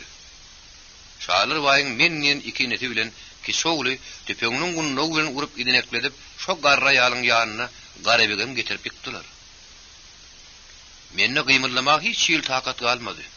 Valla boynum alyan, takat kalmadı. Onu arka durma üçün tegelsiz gerek etsem kellem kerçekdiler. Şu sebäplim tezimi skorman bu şowmy gyýyny talmaly boldum. Elini toglap tüpeňi teýi bilen urup Garabeg'in ýanyna ýynçemek ak güýlü bir gyýyzda geçirdiler. O gyýyz maňa söýüp Garabeg söýün gyýyzdy. Onuň adyny tyllap ödülýärdiler. Bolsa da ol ýören mert gyýdy eken. Şalar ba ýerine pysagar, "Ana aýrylyň. Bular bilen men özüm haklaşak" diýip Yeňlerini söz goşduryp olary öldürjek bol topuluna gyýdyňy. Kaka, haklaşak bolsaň ilki menden başla. Urpu söňňy. Ur diýip batyrga döşüň aşartdy. Şo wagt bir emerler dolu baýagy. Bulary öldürmek gerek däl. Ölenleni meter etmek gerek. Gulaksal. Piyalesiyle garası goğulgulan şu hükümünü hayretmen sürgün edip, Garabegin gözünü ortaydın tokoyunu asmak gerek. O şey yerde ne ölür ne de vurgular. Bir kempir hakta ha gurrunum gerek değil. Eyyam ataplı alıptır. Gıyılına burada yadırlıkçı erinemde girme. Gaharın köşeşenden son oyrulup ceda verdi. Ol Garabegi öldürtmen, 2 tane saldatın yönüne sarıp, mara taraf iyi verdi. Gıyıl darin kes bilen, Garabegi, hoşal, men gara yerin kıvolarını görün, başşan kıvolmun nep kıygardı da, saplı pısağı yüreğinin üstünden urdu. Son bağırlap görsülür, o pısağı men keken. Men onun pısağımı nehir alanını bilmendin. Vay bağlam, doğru deyip kıyıdın ecedem, perişan halde ağlap geldi. Emma giysi oldu.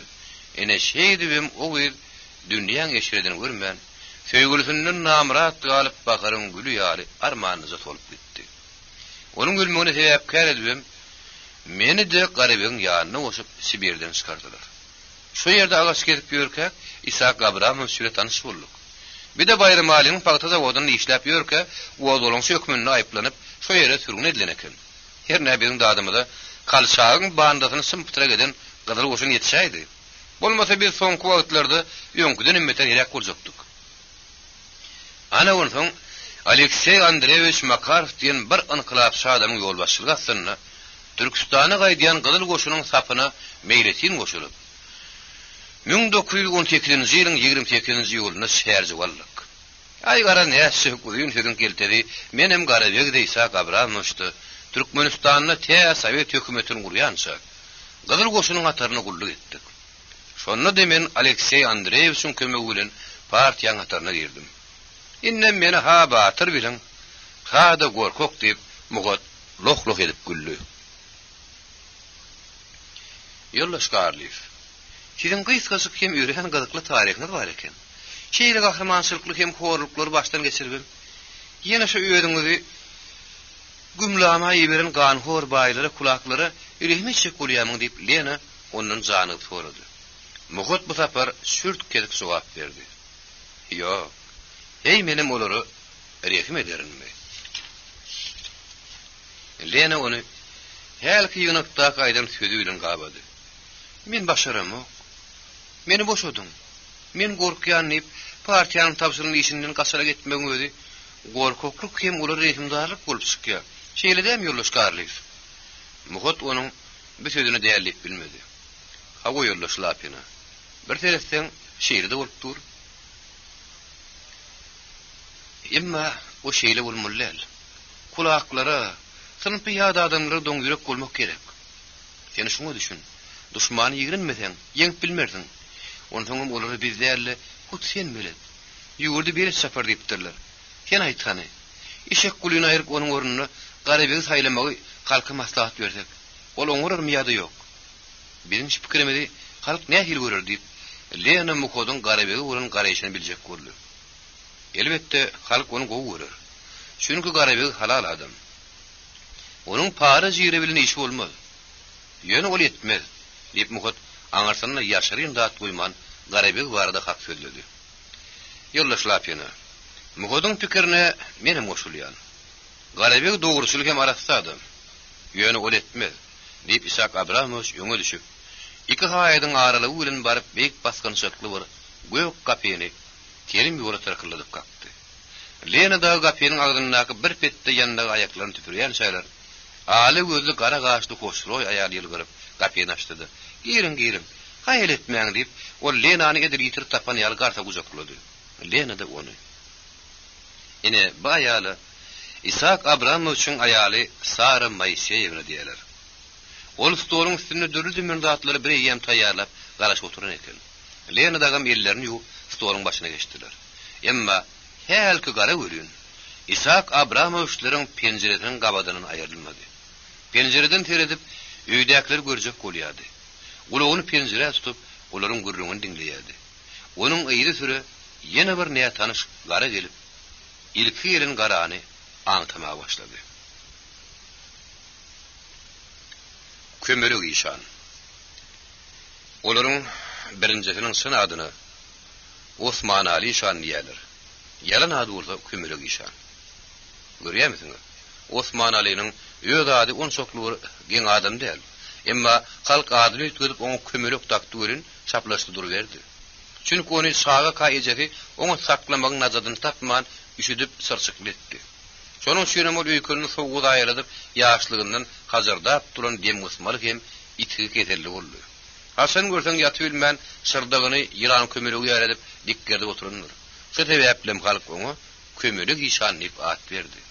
Onun ýene tasam oglumyzyň kölegesi arylmasa bir de bestir diýip Osman Ali'nin ketelini gözele bilen bejerjek bolup ony gözele hord etdiler. Şonda da kakazy Mahmul Hoca bilen ejeti Tawus bibi ony Ali'nin atdy torda ýelde ötmediler. Ýylyň günüň ýasyna toýuny aýda kar ýaly bolsun diýip ony molla berdiler. Emma kömürük işan bir ýylyň dowamyny elip ýem çykyp bilmedi. İkinci okul yerine o zordan kayboturdu kulam sakine bardı. Yoğun moğluğu, men diyenimi deyiver deyip, bir sözü mün gerek keçiklep onun adına salp verirdi. Sonra da o moğlanın ögrüdüğünü deymen, başka vuruşonu men geştat derdi. Şeýle de bolsa, moğluğu derdi hal ögrütsük olup bir gün kitabın üstünü elbilen bastıdı, kan okuduydu. Kömelük işanı o näme diýjegini bilmän, ýerine tutup moğlanın elini kitabın üstüne ayırjak boldy. Moğollu da ona gaharlanıp, çek elini, eşek deydi. Kömürük işan, onun aydanını kitapta badır edip Moğollanın özünü, çek elini, eşek deydi. Onun bu sözünü eşitip, çök dışı oturan oğlunları gıyırlar, gülüşmen durup bilmediler.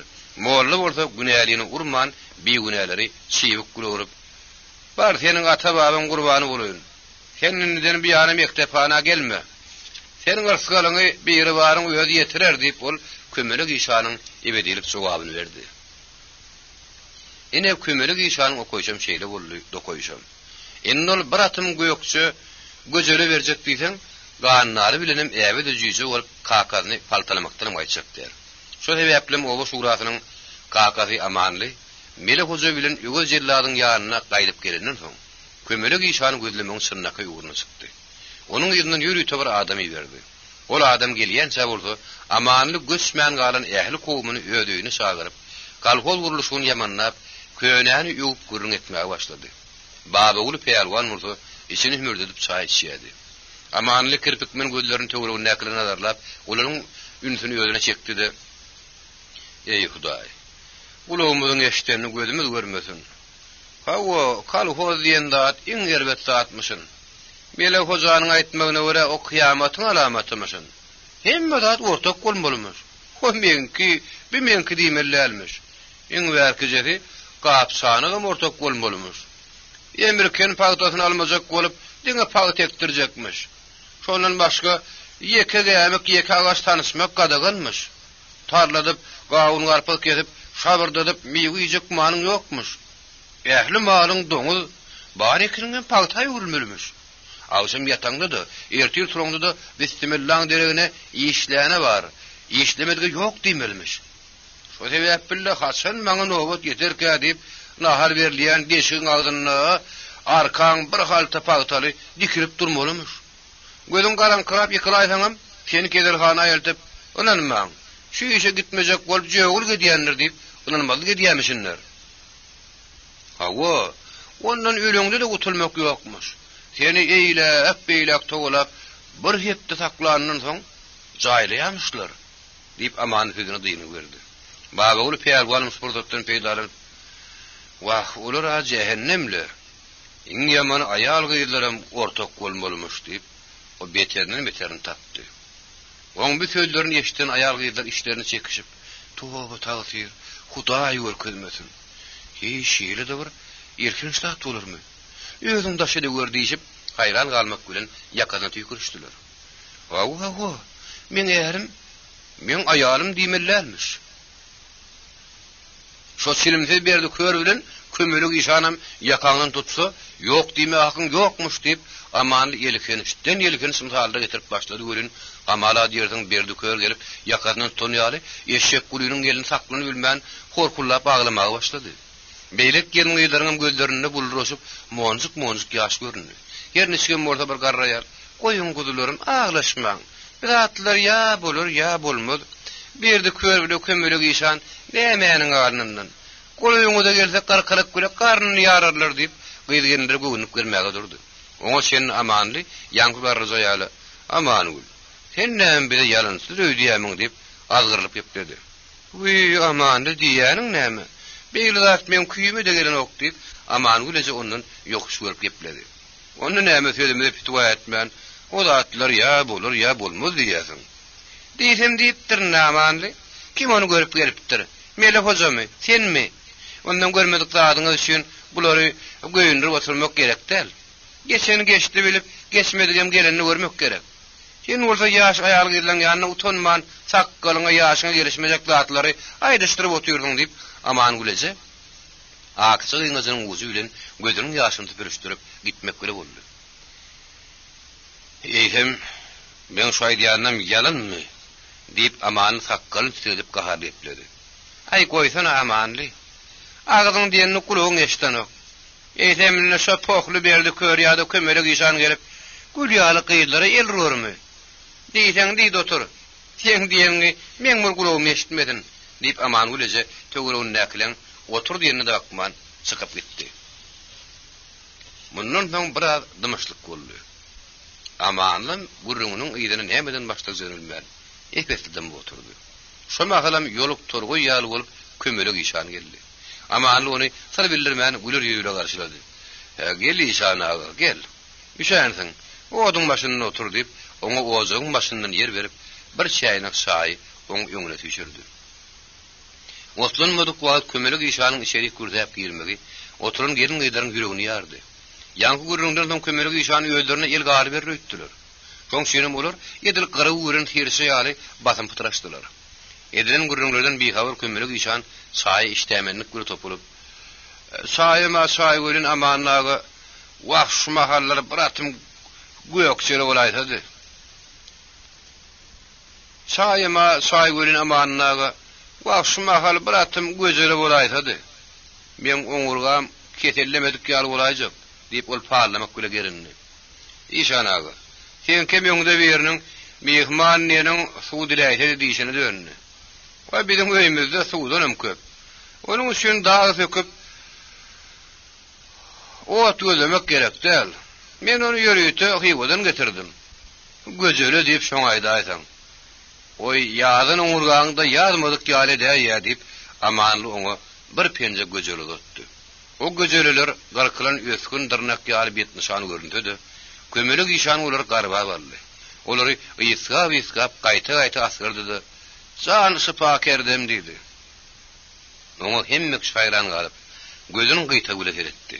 Kömele gýşan bir ýagdaý aňsa da aňmady galyp, iştämenlik bilen kekre kimin göýök çaý içmäge oturdy. Amanlagy. Bolsa-da göjeleňe aýdyşyň sebäp eken. Derdime derman boldy, sag bol. Men göjelem güllep ýetsek derejesine ýetdi. Indi mennek näme işiň bolsaýdy ber, diýdi. Eýle bolsa al. İşan ağa. Bir içindi ýylly gapyrjakdyr henki bolsun. Oň bir çemçeri bir grana barabardyr. Ýagdaýyny tap garşylasaň täp ömrüň ötýän sataňa sowulgy bor diýip amanly göýök gapyrjak oňa tutdy. Ol gapyrjak oduň ışıgyna edil gün nüşýän aýyny ýaly ýallyraýady.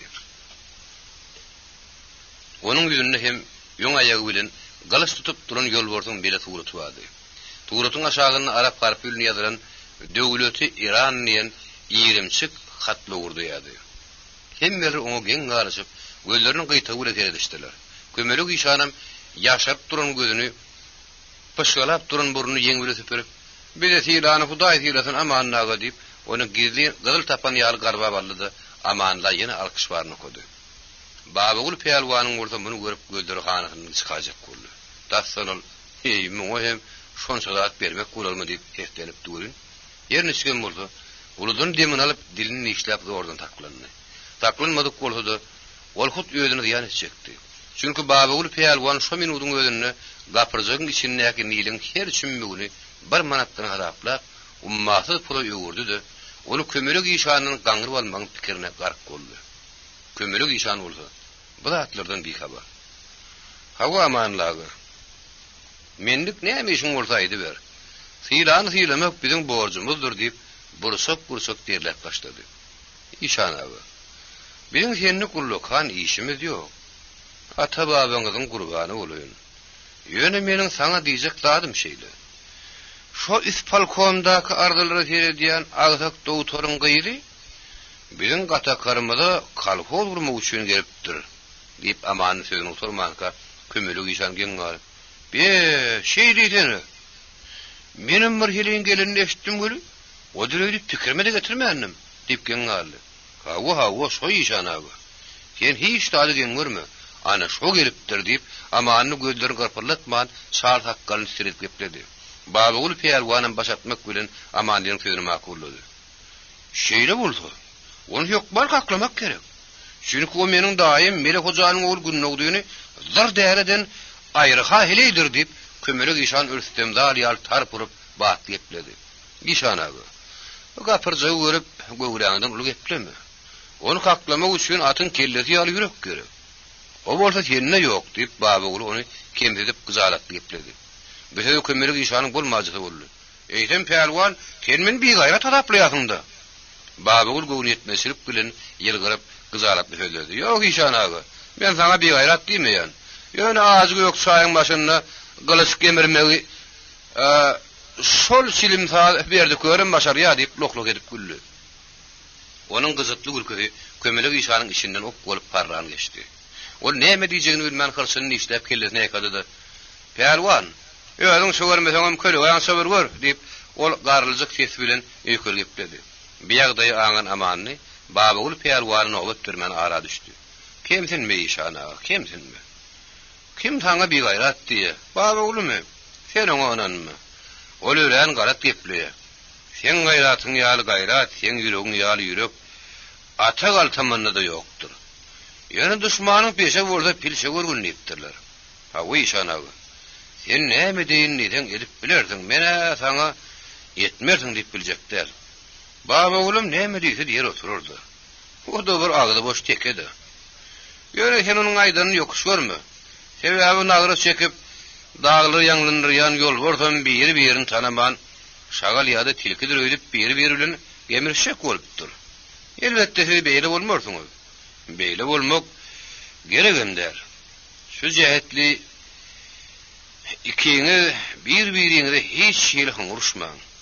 Dağın daş şakışdy, ýerlerden urup daşdan uçkun çykýandy.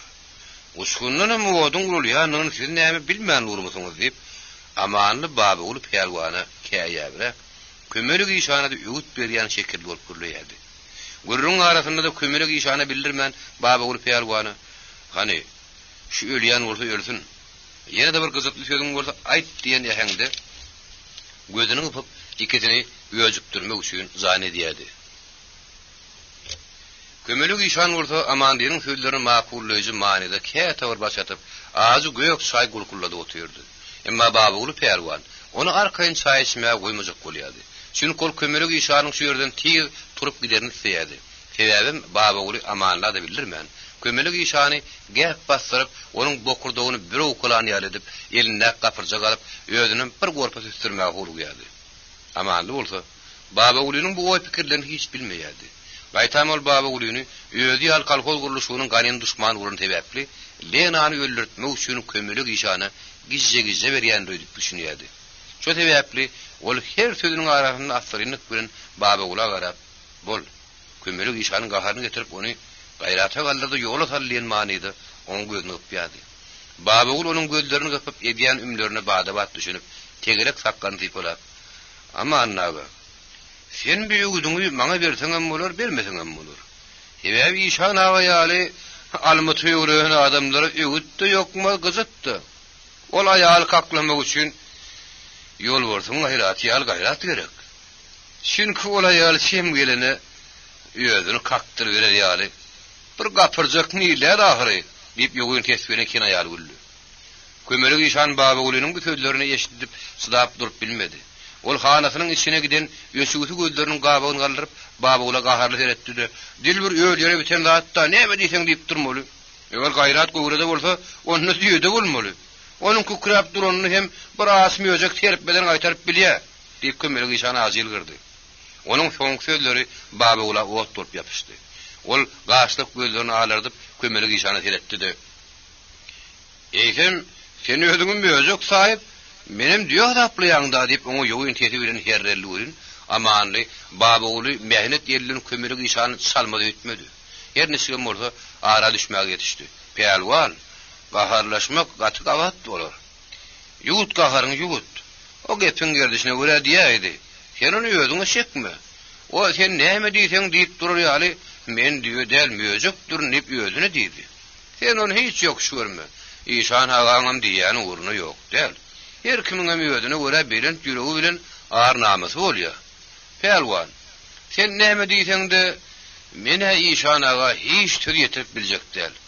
Senem sakoň soňuna teredip gör diýip amanly Baba Uly hem kömelik işana ýalbaryp ikisini dalaşdyrdy. Bolýa amannaga. Men sen diýeniňe deýin. Doranyp şuňa kina ýal söz diýsem dilim lal bolsun. Ýöne göre işan aga.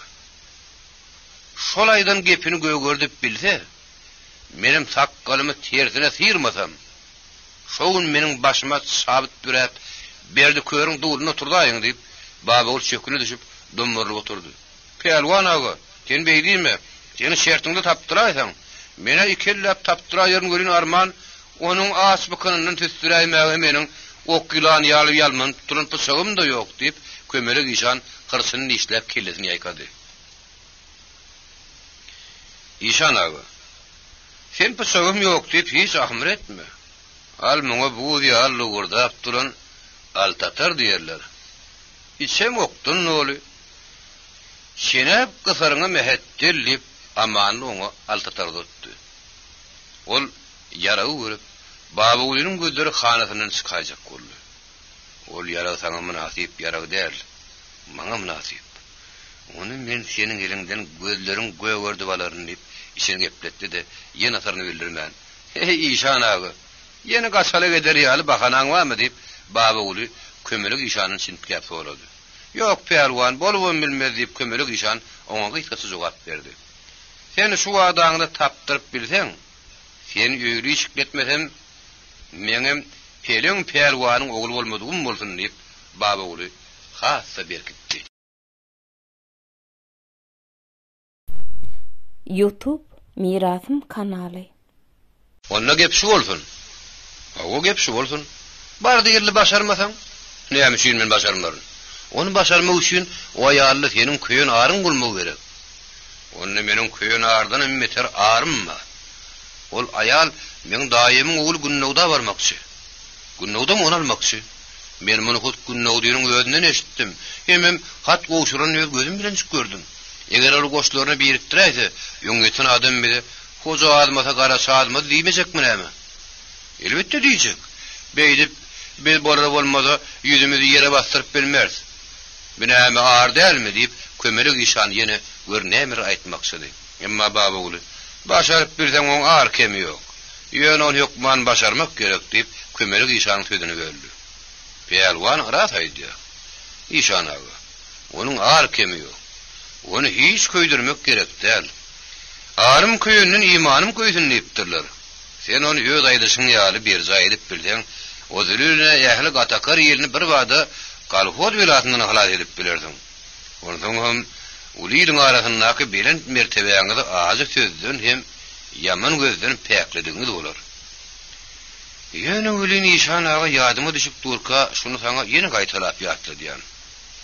Beşte garga kimin gökümli, alı kiminin pehmili olmak gerek. Özün bilýäň heplik bilen goş tutsak şaga da yere garın düşörünü ümürgelerini dilek edýär. Şuna hal şolong ikidem bar. Yer gar hem ümür.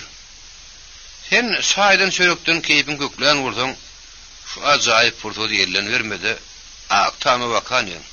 Ola ýaly şo ýerde owan kamenitlerini öşerip ýygnat geçiriyor. Eşek guluzanam şonda turunlar.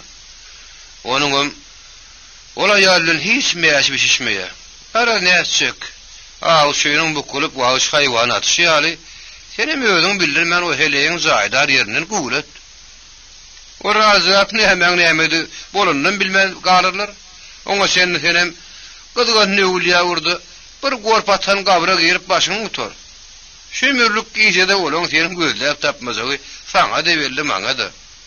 Bar, aldyňa kaçdyn.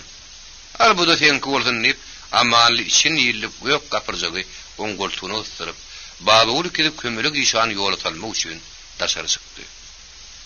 Olar tüstü ýaly salym tuk ümüriň içi bilen bir adys görep ayak çekdiler. Kömelik işan nasatyp, olarly hoşlaşmakçy boldy. Oňa sen amanly kömelik işanyň ýerini kakyp, hoş iş anagy. Allah ýaryň bolsun.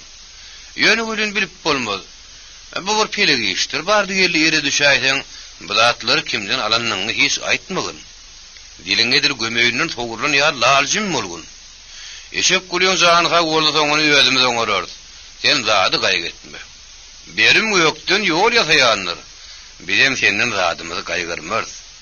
Gyzyl görse Hydyryň adýanlygyny sen ne bilmän nurmuň. Seni gazamatda garratmaz, arkaýyn bol. Ýöne sen ýyly kalhoz welasyndan öz mertebeňizi hem galyň näkes adamyň dilinden halas et. Ata babaň gurbany bolýyn.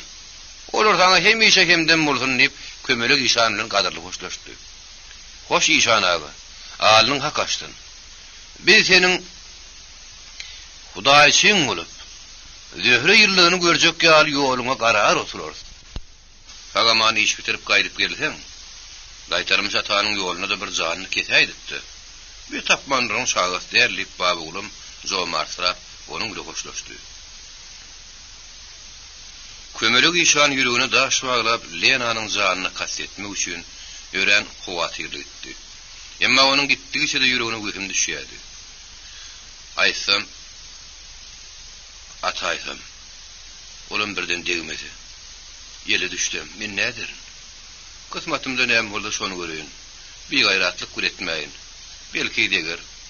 Ondan men ýanymda baba ulum ýumşakkal bolar diýip, ol içini gepledip, bitmedik gawynyň garantysy ýalym myrtaryny aşyryp, ümürlüge sinip bitdi. Hey, kömelik işan, heleýleme. Ýüregiňe edil gudy taňlyny ýaly bolsun diýip, barha elbet niýetemin ýerdi. Baba ulum bolsa, amandy bile hoşlaşyp ýüregine ýamana dürüp, öz ýöňüne bakan etdi. Ol täwüne barýança, men ony üleşige düşündüğü ýaly pudurlap, onuň elinäki nigil satsam gör näçe pul boljak. Ýara ulenem ýol talar. Kaprat ýerler. Olum galtamandan adyna giderdi. Ol ýerine aýt paltany alyp, kömelik işanyň ýygyny etdi. Bu atlar kömelik işan goltuğundaky için ýylly gök gapyrjagy. Gazgandy uglyanyň gapdaryny kesip geçýän ýabyň boýundaky ýeket düýüp tuğduň ýanynaky gylgynykda gidiler.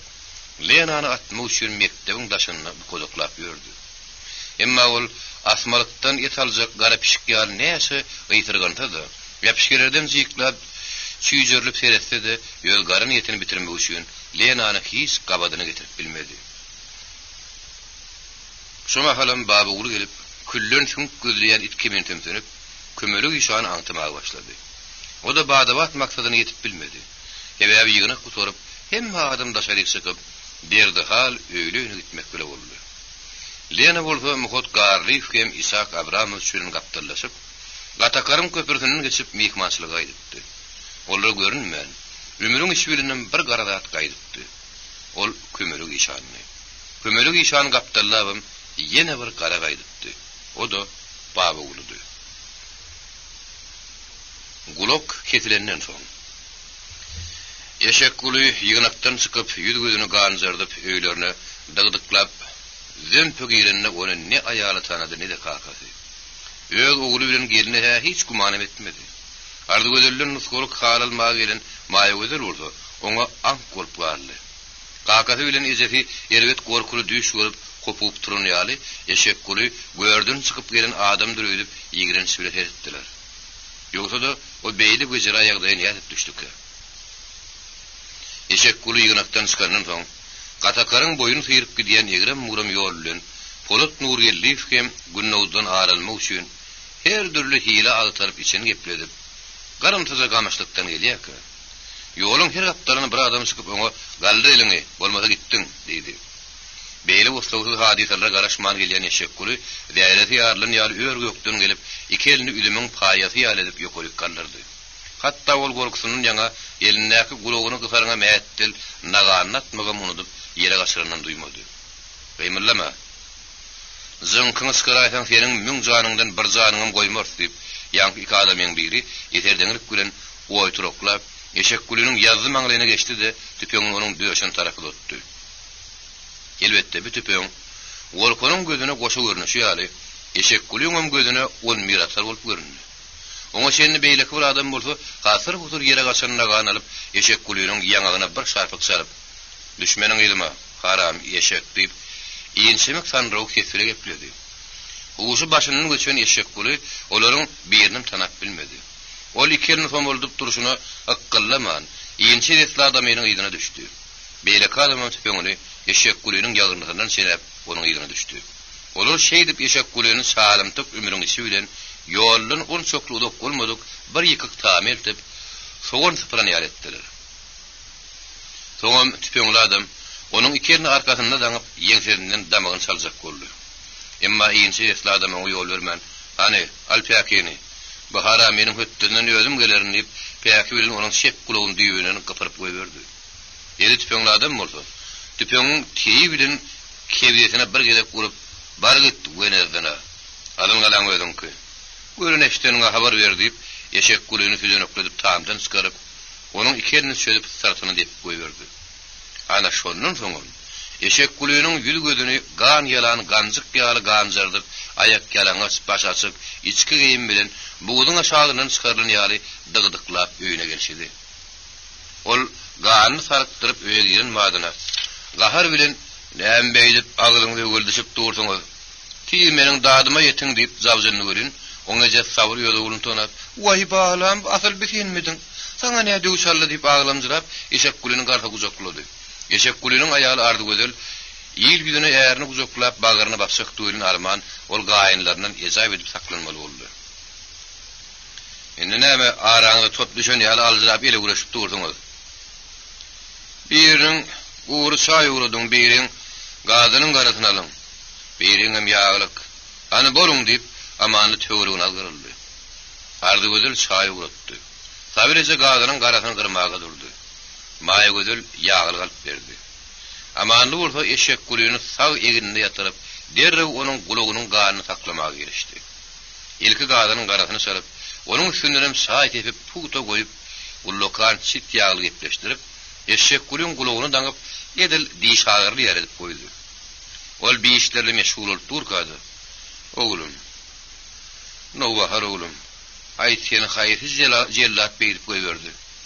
Ayet bir on gülen, tükönüşür sığır o ağrımızı hiç köydürüm verstiyip sağını sorayadı. Bilmedim kaka, bilmedim. Şu ayratın sılığa, şeken adımlarımızın olaymasa. Bilmedim kaka, ben bilmedim. Olan bir ila inçi defte adamdı. Şu ayal ortada ahmarlayıp eşek kulü, başının geçirin vakanı boluşu yer edip aydıp verdi. Beyle karadan aytmada ayal kim olur ka? Bollu. Sülgün han bilen dövhanın başka adam değerler. Olur ayratenliğe şekilin şargulu bilen şadur zatın alıp, sen üstünü verindirler deyip, amanlı ödegin nek postunun eşek kulüğün üstünü yapıp, bir yağlığı yılı su edip, onun güdünne katağını kandırtıp görüştürdü. Oğlum, sen nemsün bir vaat yıkıyordun aydiyasın. Polat türün bilecek aytsan kulmayamı deyip onu iğrenli. Bütün eşek kulüğün tözlep duran şivanının üstünden batan yağlı oldu. Kaka, sen nemsün men yarama bursu atıyasın. Poladın mı? İri uğuş yönetinin möngürdüp tuğula baktırmasam, benim sen oğlum olmadığım. Amanlı oğlunun katırdan bekledi. Koy beyler attı mı gavahat olur. Sen ona beyler yağlı o sana ne emetti? O yığınakta Günnowda öyle birleşip, Şo hele geleli ber tokmaklap menin külümü çıkarya dip men sana yoňam aýrypdym ahary. Ösüsüne de menin bugünkü maskarasylygym diýenne eşek gülüň tat bokurda bolupdy. Apa bolma oğlum. İmanymyzy köýdürür görün, paarymyzy köýdürmüyoruz. Ya şo biziň öýümizde oğrunsa gelýän garakçylar da gelmesini keser. Ya da olur çağrı oluyon, şadırdıyon, günnöğdüyünün, poladyň kelletini kert berer. Hanul kömürek işan o yerde hiç şiir gozgulun turulmadı mı? Teşekkür. O ne şiir gozgulun turulacaktı? Ey oğlum, men oňa şol raýonyň yerin aýaly öldürtmek üçin bir gapyrjak niýet bilen altatar berip goýberdim ahyryn. Oňarmardyň kaka. Oňarmardyň. Oňarsam da şeýletdim oğlum, oňarmasam da. Men näme üçin oňarmandyň han aýtdy. Ola ýaly günä awer ölün belan körüg ýankaýdan iki doňulumda kaka gelin bugurun goýun ýatalyňlar. Men enne täýülýän çämili çykarlygym galmady. Beýle bolundan men ölünüm has ýagyşy diýip ýylyň sinnäk ertirki boljak gürrüňleri özüniň şum ýadydan ýatlap tük gözüşdi. Mundan soň amanly töwregiň näkre adgyryp bu arada diliňi ýaraýmaň. Ýörüň gidip ýataryň. Emma ýene bir gerek diýen hiç ýerde hiç kime şu barada diliňi ýaraýmaň. Bir ata çykar. Çete çykar. Ýere ders, ýetibe ders, asıl baharymyzy köýdürmüyoruz. Gelin. Senem oň eşiklerini çalşyrda ýatyr. Oňa göwnük berdiip amanly oğuluna garanjaklap çykyp gitdi. Oň ýydy bilenim gaýgyly hally beýlekler çykdy. Öýlediň ardy göderilen eşek gurganly. Bu wagt Polat Nurberdi fiýanakdan gelip çaý çölegini ýatsak bolup durdy. Amanly eze orta oň kalkoz baradaky amanly bilen baba oğlunyň giden gürrüňlerini aýtdy. Oğlum Polatsa, kalkozda aýarla gyzy gelinem ortalyk bolmalymy diýip ýylydan soraýardy. Ýok, ece. O atlaň hemmesi ýertu elinden giden baýlar bilen şol ýarlar tarapyny edilýän muzabatdyr. Sen oňa hiç ynanmagyň ece, ynanmagyň. Biziň bagtymyz kalkozda bolmaly. Bir ilkiniz bolup kalkoza girersi ece diýip Polat doğanyny ýatsy etmek üçin epleşdirýärdi. Aman gülece Poladyň ýataryna gatymy hetdeldi. Ol işigi içinden ýyldyryp pelteli sırany döndürüp Hudaý çağıryp ýatjakdy. Şo mahalam maýy gözel gelip kapynyň daşky dülpetini salaja çykyrdyp "Aman gülece, men maýy gözel" diýdi. Aman gülece haýır etmen kapyny açdy. Maýy gözel howlukmys kapydan girişine Polada ýyldyryp "Aýy oğlum, sen beýdip arkaýyn ýatsak bolmady, ak tama tarapyň. Meniň atam kömürek işany bir gapyrjak niýet bilen altatar berip şäherden gelen aýaly öldürtmäge beripdir. Ýet, o ütülmüş birden bir işe dämesin diýip gelişi ýalym howlukma çykyp gitdi. Polat onuň şeýle gyssanmas gidişinden Rejan geň därligini aňyp kasır otur eşikden geýmäge durdy. Aman güleze boldy. Oğulunu goýberjeginem, goýbermejeginem bilmedi. Kömürek işan İshak Abramovçlaryň öýüniň töweregine kimisgenip ýördi. Ol asgyr many köp köwejekdi. Emma daşary çykan adam bolmady. Ömür bolsa köpelýärdi. Şo barmany onuň beýle ýanyny kimdir biri "Kimsiňe" diýip şatlygy durdy. Kömürek işan onuň batyl sesini eşitip gorkup örgökden geldi. O ses ýene gaýtarandy. Kömürek işan onuň Polat dugyny aňyp ýalçy it ýalyallak "Inim Polat bir senmi? Bir men ahyryn" diýdi. "Sen ordan bir ýerde näme işleýärsiň? Han bärik gelle amanlydan näme alan bolsaň şonu maňa ber. Özüm seň fiýlegini ýetirerin" diýip Polat hoşama ýepledi. Kömürek işan onuň syptyrmajakdygyny aňyp Poladyň alkymyna geldi. "Ýetseňe git" diýdi. Polat oňa gitmejegini aýdyp onuň eline ýapyşdy. Şo wagt tüpeň tezi gümpüllep ömürlük ýyjyan ýanglandyrdy. Poladyň "Ah, öllüm" diýen tezem tüpeň tezi bilen garyşyp bitdi. Kömürek işan gaçyp barýaka kimdir biri onuň öňüne edip iki ede gysgyrdy. Kömürek işan onuň gysgyrlygyny eşiten madyna Baba Ulluň derrew tarap şo tarapy ýapyrlyp seretdi de ömürüň içinde Baba Ullunyň salgy matyp duranyny görenden soň ýaty-ýaşdyň ýanyna barıp "Pelwan, mene öweli bolmasa gelje daýyndyr. Asaly, men Polady kakladym. Sen näme üçin geldiň?" diýdi. "Hey, şu aýda nişan, ýagşam rişeden ekeniň. Men sana şunça ümüren düşünürecek gollum göre sen hiç düşünmedin. Ayta meniň bilen gaharlanyp jedelleşýärdiň. Şu gapyrjagyň içinde küllen başga işlat del. Hey şonuň üçin bir adam atarlarmy? Diýip Babagul sözüň toňlamaka. Ay goýa diýip kömürek işan wagt diýen ýaly boldy. İşan aga. Sen ay goýa diýip onuň mazdyk etme. Bir ýerde seni allap men görjek peýdam ýok. Ha o işan aga. İslänen istediňinmi? Oýa diýişiň. Ýöne men ony senin ön gözüm bile görüp öz yerim bile bağırlandın soň onu sana aýtmasam. Allah'ın önünde de sen ata babamın önünde de günahkar boljak diýip gaýdy berdim. Ýöne sen meniň aýdanmy hiç kim aýtma. Egerlenmasam, ýa-barlap göräýeli diýip başga da her hili onan rızı sözler aýdyp onu öňüne düşüp gitmäge mejbur etdi. Şaý başynyň gürrüňi. Günnägdi agşam ýygynakdan çykyp Maltym şariflere gelenden soň süýjüli göýök şaýym. Tagamly nafaryň başynda onuň kalby güllep urukdy edilenmi. Maltym şarif fireçini döküşüp yatar wagtym yatmadylar. Günnägdi Maltym şarifa gara hastalyga yatyp diýäli ýal tamraýşyny. Gylgyna sylap bilmän ýellergenlik öýden çykyp gaçyşyny. Galtamandar hataşyp itten meter ýenjilişini, ýola taşlanyşyny gürrüň berip, ýüregine poslap yatan gaýgydyr gamlar döküp ýeňillik göredemaldy. Maltym şarifiň aýaly Nur bibi, "Wah wah hey beýlede bir zalimlik görme. O kalman geçen galtamanlarda eýekim şefagat ýokdur" diýip oňa duýgudaşlyk etdi. Günnägde meňe gelneje. Indi men o galtamanlardan na gara hassalykdan na diýindim. Men indi ýagdaýym öýräň oňat. Ýöne bir düýelmesi kıyın kemçiligim mi? O da sallaklyk. Şondan mutlaýdym. Ondan meniň doktorym diýdi boljak diýip günnägdi. Gülesi gelmese de gülün bolup gurrungy derre başga ýana sogdy. We günnägdi sen diýäniň näme? Bir düýelmeli sallaklyk bolsa, ondan satat ýok. Näme köp dünýede duýuz bilen gyýyk köp. Haýsy gyýdyň ýakasyndan toňda bolsaňa, "Way bidade" diýip sen düýeşiň deliti berjek. Özüň ýaly hojanyň gyýdy gerek bolsa da, hadyp çemalyň ýakasyndan tut. Garamaýyň gyýdy gerek bolsa, eşek gulýanyň dogany ulany maýy gözüň ýakasyndan tut. Elinden dilinden dürde külýär. Ýüzünden gözünden nur diýip, Nur bibi maýy gözüň tarepini getirdi. Günnägde uludan bir gülüp behe gelneje. Sen öýlenmek edil, ýagdan gyl fogurlyny ýara aňrat etdiňle diýdi. Bibim dogry diýär, Allahlyk ýararly diýilip bermekden peýda ýok.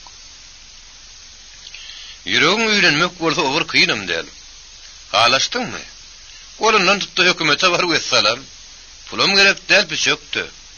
Malam gerek däl garada diýip Maltym şarifim tede goşuldy. Nur bibi äriň tözüni tasdiklap, "Hawa mollaň aýdyşy ýaly öýlenmek üçin hiç bir zat gerek däl. Ýöňde biriniň iki gün bir bolsa, garry ene neýler diýen boldy. Hal bizim obamyzdaky gylyjyndan gandan bilen Nazarbaýyň bike diýen bir bay aýaly godun ýydy bady. Ana şo gyýdy, gapylaryna gelip biren diýsepon, "Otlyň birine basyp, "Nerdesin aşgabat?" diýip gözlerini gaýyp bolaýdyr. Sen şonsa da ýokmy? Ýöne sen biziň diýenim diýsek bolsaň, sadap jemalam diýme, sahip jemalam. Hutmaýy gözüň perwanasy bol. On görmege madam kärçiligim, ýeriniň hünerim bu zagal gyýdara gaýra dur diýe. Ýop onu arsa çykardygym däl.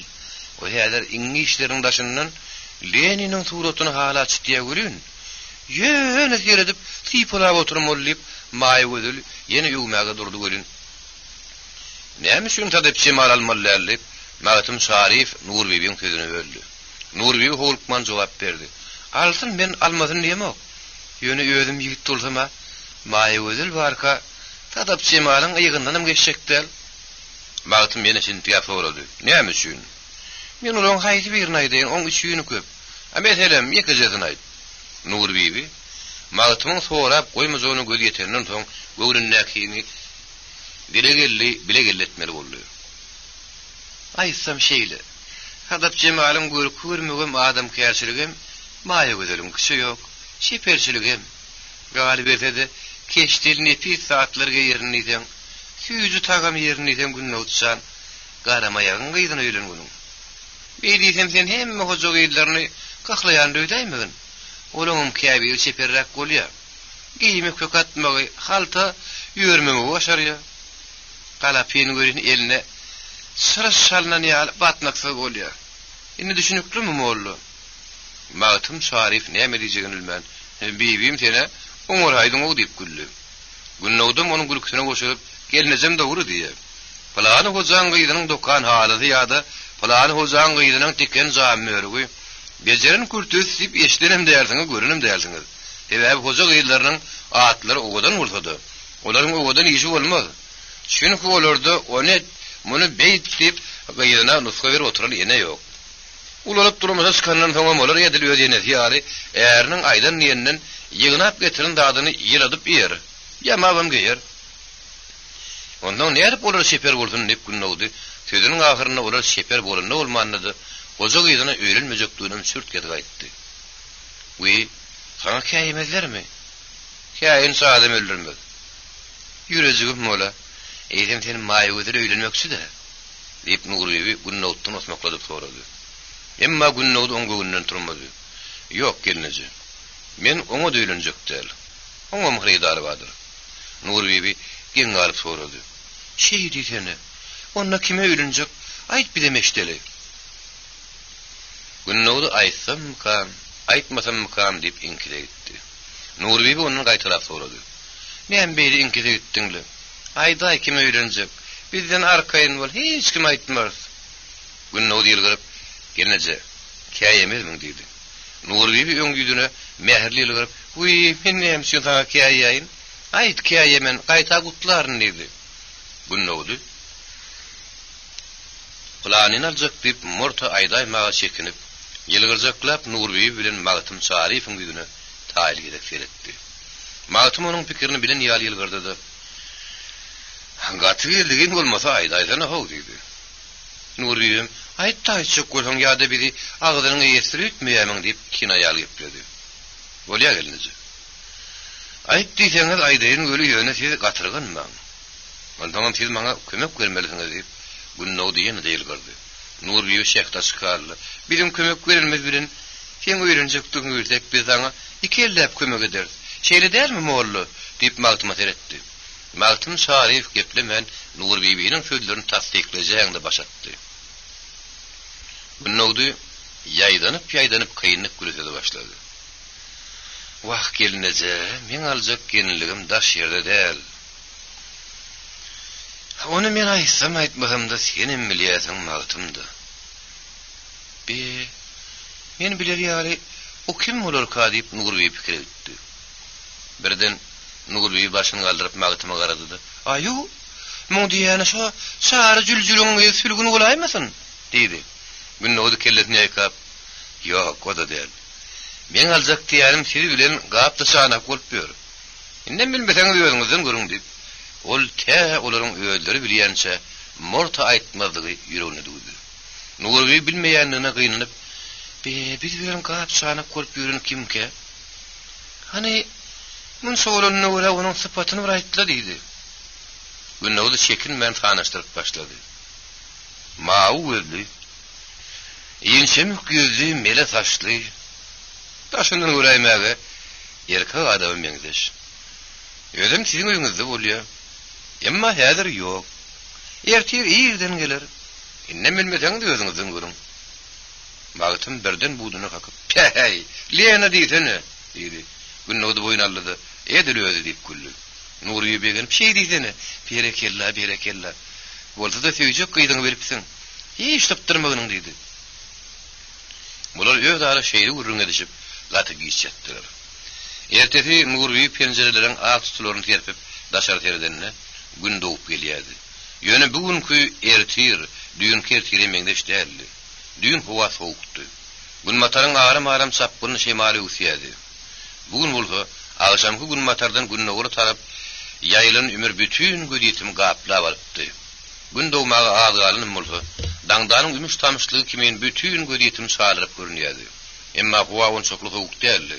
Şonda da ýenlik boýunça Magtym Şarifyň öýünnäkleriň şagardan ödgöz turup, el ýüzlerini ýuwup peziň başyny üçüp, Lenanyň ýatýan otogyna çaýdyr toşup, süýjüdir ýağ bilen ertirlik edilmäge başladylar.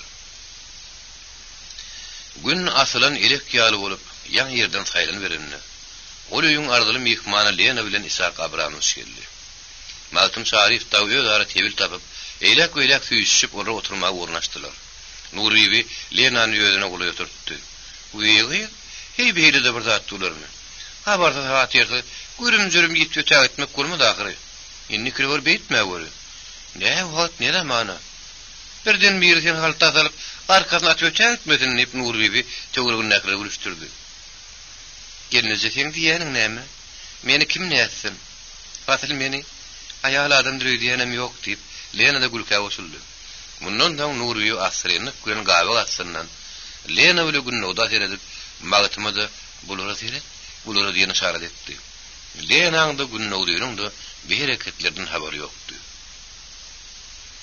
Isak Abramovich şolsa Geyşerip yatan yerinden käte şilim çekip bazıda galak kaçak palataları mara iyi vermek hem goğuta çiğden getirmek barada.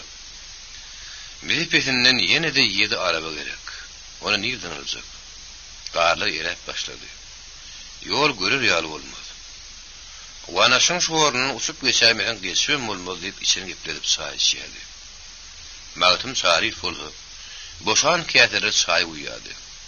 Birden Lena ümtümlü bolup koltuk süýünden goýak buksul hat çykaryp, "Ýolla Şarif. Şu hat ötün akşam kıygınamyzyň netijesi. Şunu raykom eltip bermek Isak Abramovich muhot garly şüme saňynannak. Şoň şünem ýer bilenjik üstüň basa ýerleydik. Belki sen hem şäherlik işiň bardyr" diýdi. "Wagt men şäherlik işim köplü. Galam kagaz hek gerek. Sıralara uymak üçin ýeki adamja nebitimiz ýok. Şu derarly akşamkylyk biz okumadym ýatyp garly. Gelip getirilýär ulug ýok. Her kimden bir kuruşga nebit kardalyp bermäge de berýärdi batdyk bile. Gidip getirince nebitimizden iýlep aýlap, ýene paýlap oturmaly bolduk. Eşek gulaman gulýufdan low sorasam amaňa, sen nä şähere gidip şaňgardap durun gelin getirjekmi? Men saňa berer ýaly üstü kejebeli atarabam ýok. Hal gulaw guýruk edik, göýe şeýle menip gidendem, sen zeriň döküresi ýok gidiber diýip iç ýaky şowap berýär.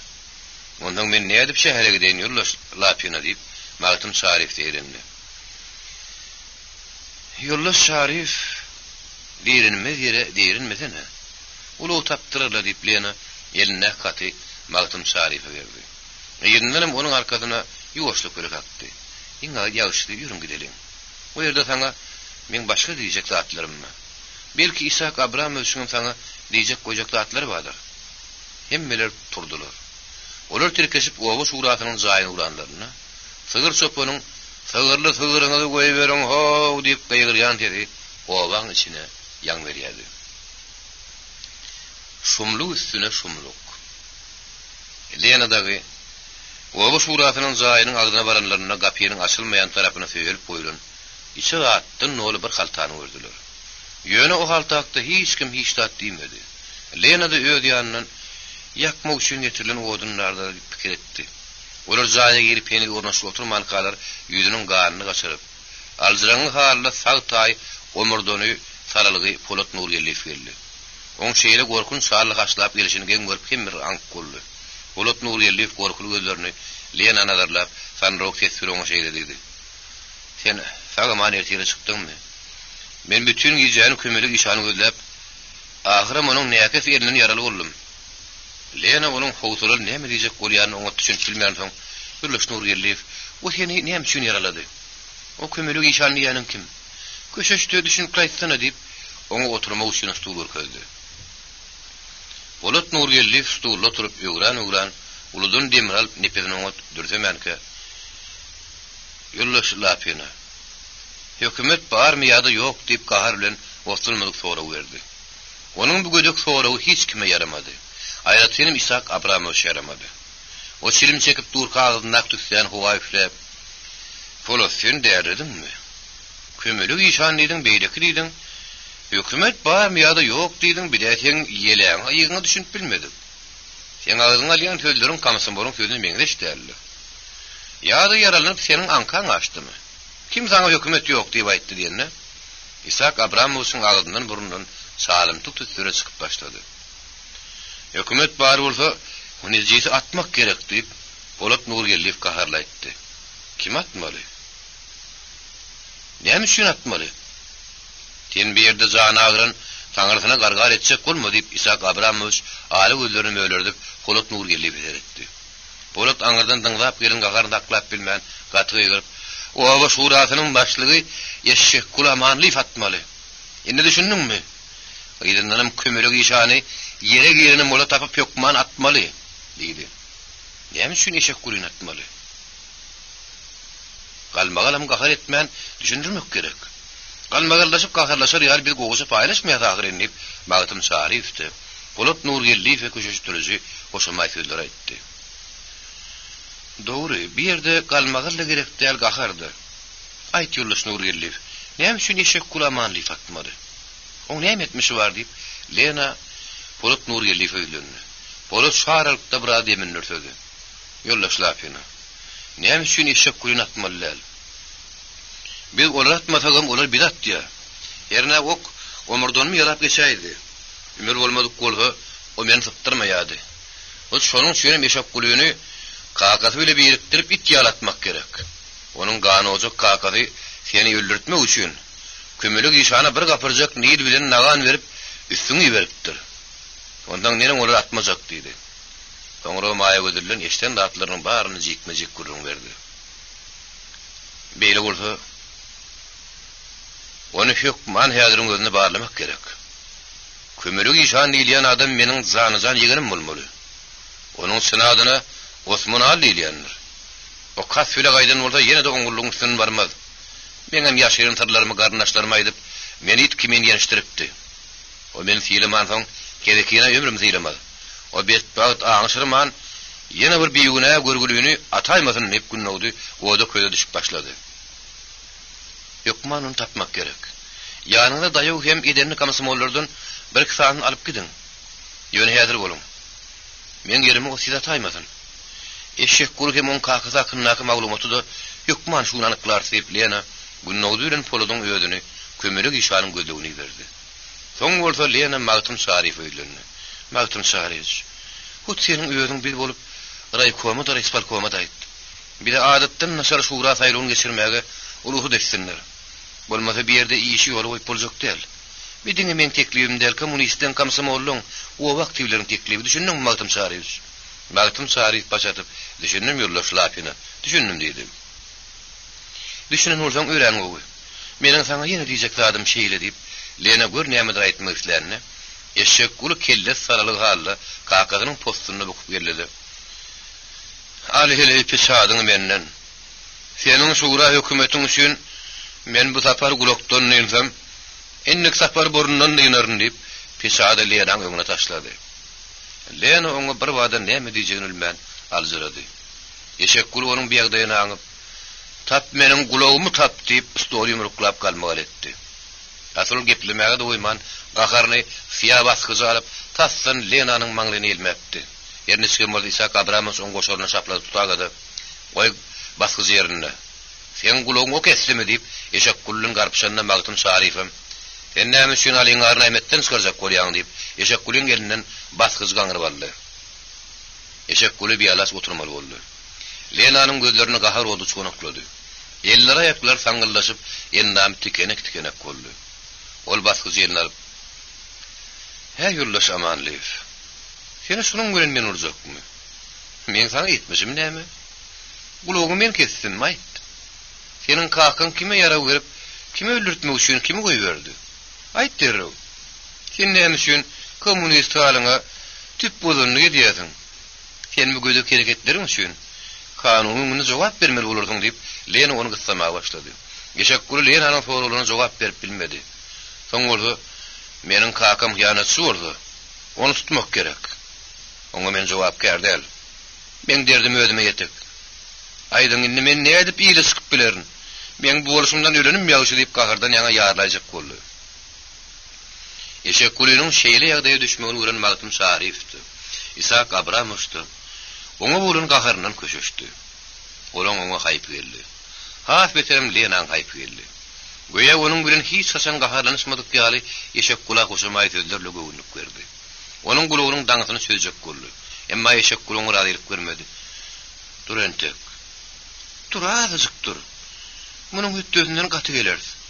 Yöne sen sabır et deyip Lena onu emetmekçi boldy. Eşek kulum on çoklu karşılık görüp durmadı. Lena onun guluğunun daňasyny ema berip şöyle bayırdı da tuğu tağzir.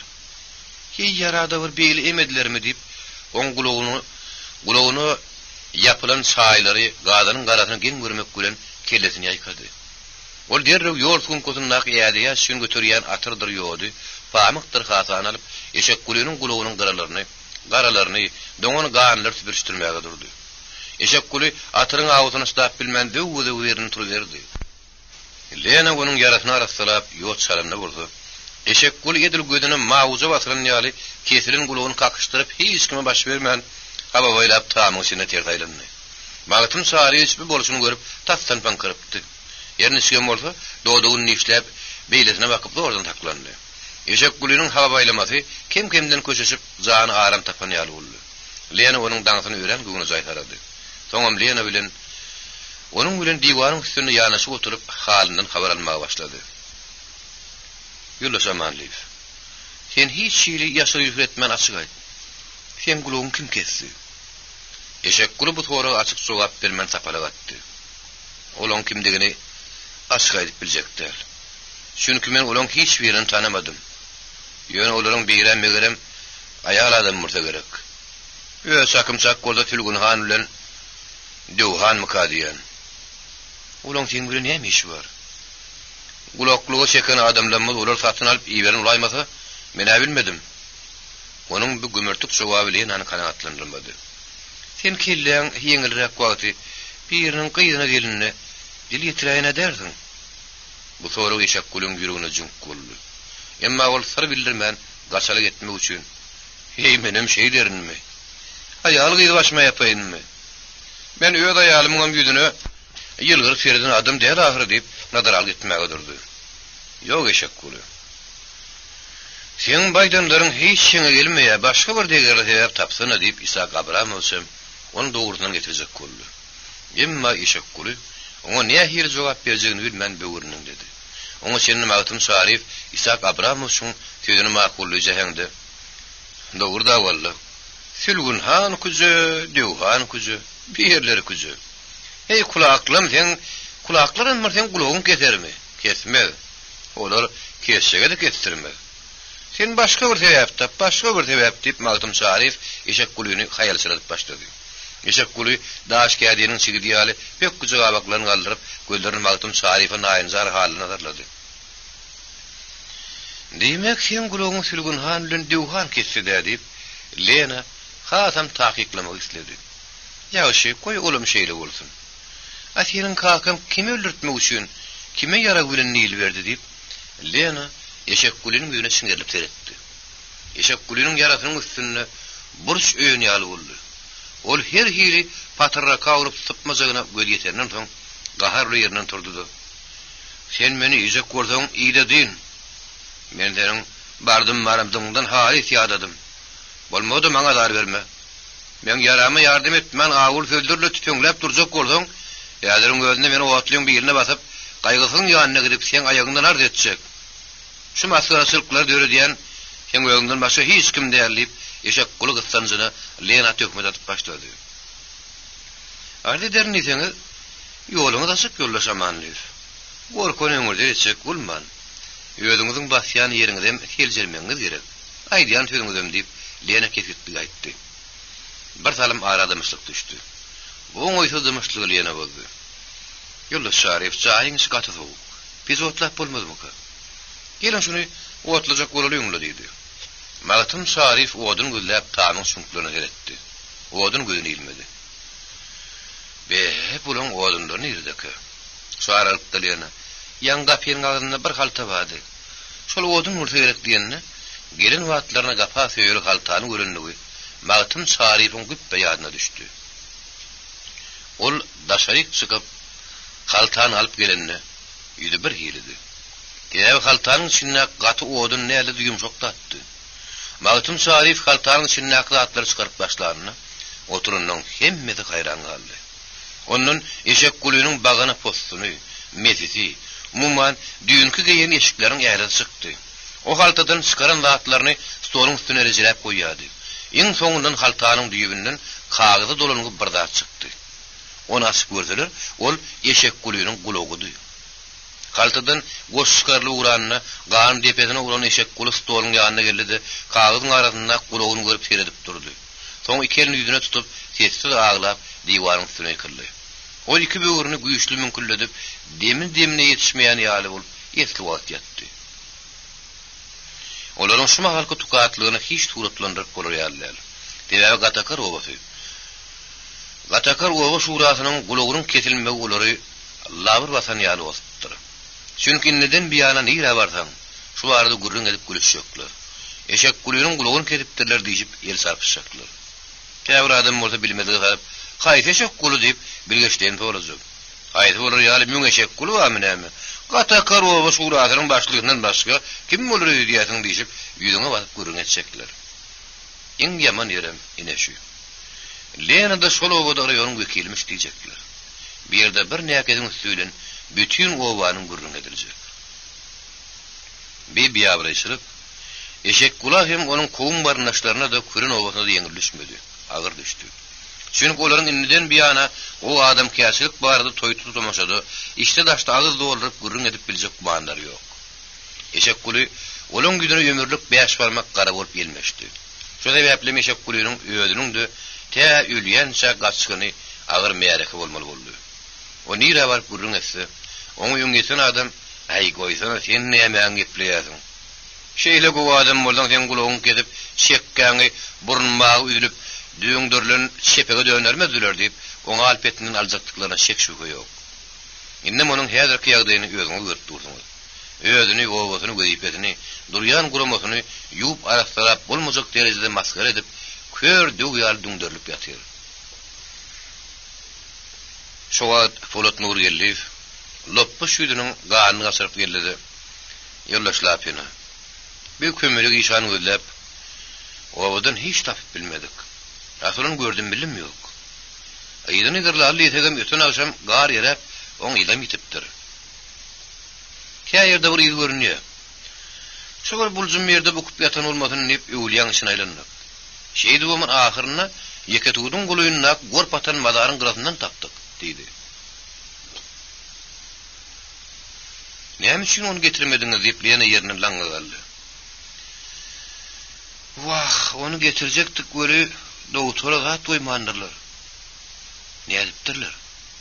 Paltalapdyrlar. Ölüpmi? Onuň boýuny bir de sapan ýarydan toňlarym. Hey olam ölmedimi?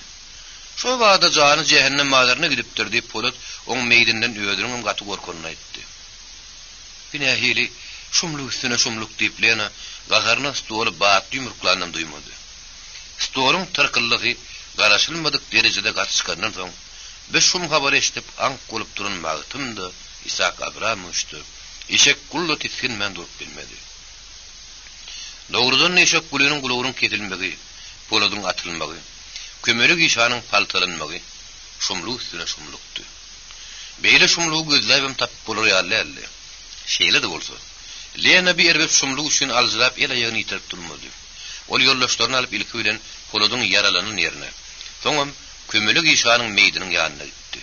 Eşek guly bolsa, özüniň kömürlük işany ýaly paltalanmagyny 100 000 şükür edip diýwanyň üstüne postunda bukup galdy. Lena berden marşyna kömürlük işanyň maksadyny görüp kyrşyny işläp kellesini ýaýkap, bir sehli agyny jukkullatdy. Palta onuň boýunyň sag taýynyň düşüp, çala ýylteşip goýupdyr. Ödüm gorpatan gabyry başşak ýykylypdyr. Demek, benäme de bolsa bir zady alzyk bolup ýa-da goýjak bolup eglenip paltalanypdyr diýip Lena netije geldi. Onuň şu netijeden gaty dogrudy. Sebäbi baba uly bilen sataşyp gaýdanlaryndan soň kömürlük işan için ýylly gapyrjak aljak bolup kükürt sakyp eglenine baba uly onu bir gedek paltatalanyna galmady ýaletdi.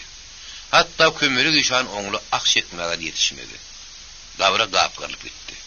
Baba uly hoglukman alzyraman. Onuň boýunyny barlap ikilens paltalajak bolman. Onuň ýaragy bilen için ýylly gapyrjagyny alyp gaýdy berdi. Kömürlük işan bolsa çukura taşlarının köyünü küçüğün yağlı iplenip yatıverdi. Lena dağı, onun bir ağdayını görüp o yerde udak durmadılar. Telefon üstüyle aray milisiya hem prokurora haber verip, eşek kulünün deregine vağıtlayınca garabegi bellediler. Son eşek kulünün poladı da, Durdu müzenin oğlu Bekmurad'ın arabasına bindirip, Marı şehirinin kelelhanasına uğrattılar. Mağıtım Şarif olara baş olup gitti. Mağıtım Şarif, yol gatir betleşenler, eterden vurgun. Şu gün barsanam, hükman telefon etkin. Bolmasa bir gatı bir incil kolor sipleyene, arabanın yüzünden yerini bulap beygirip kaldı.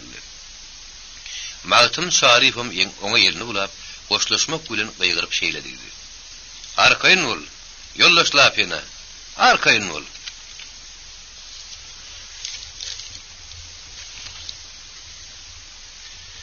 Hova maylap edil yağdın bir günü yağdı oldu.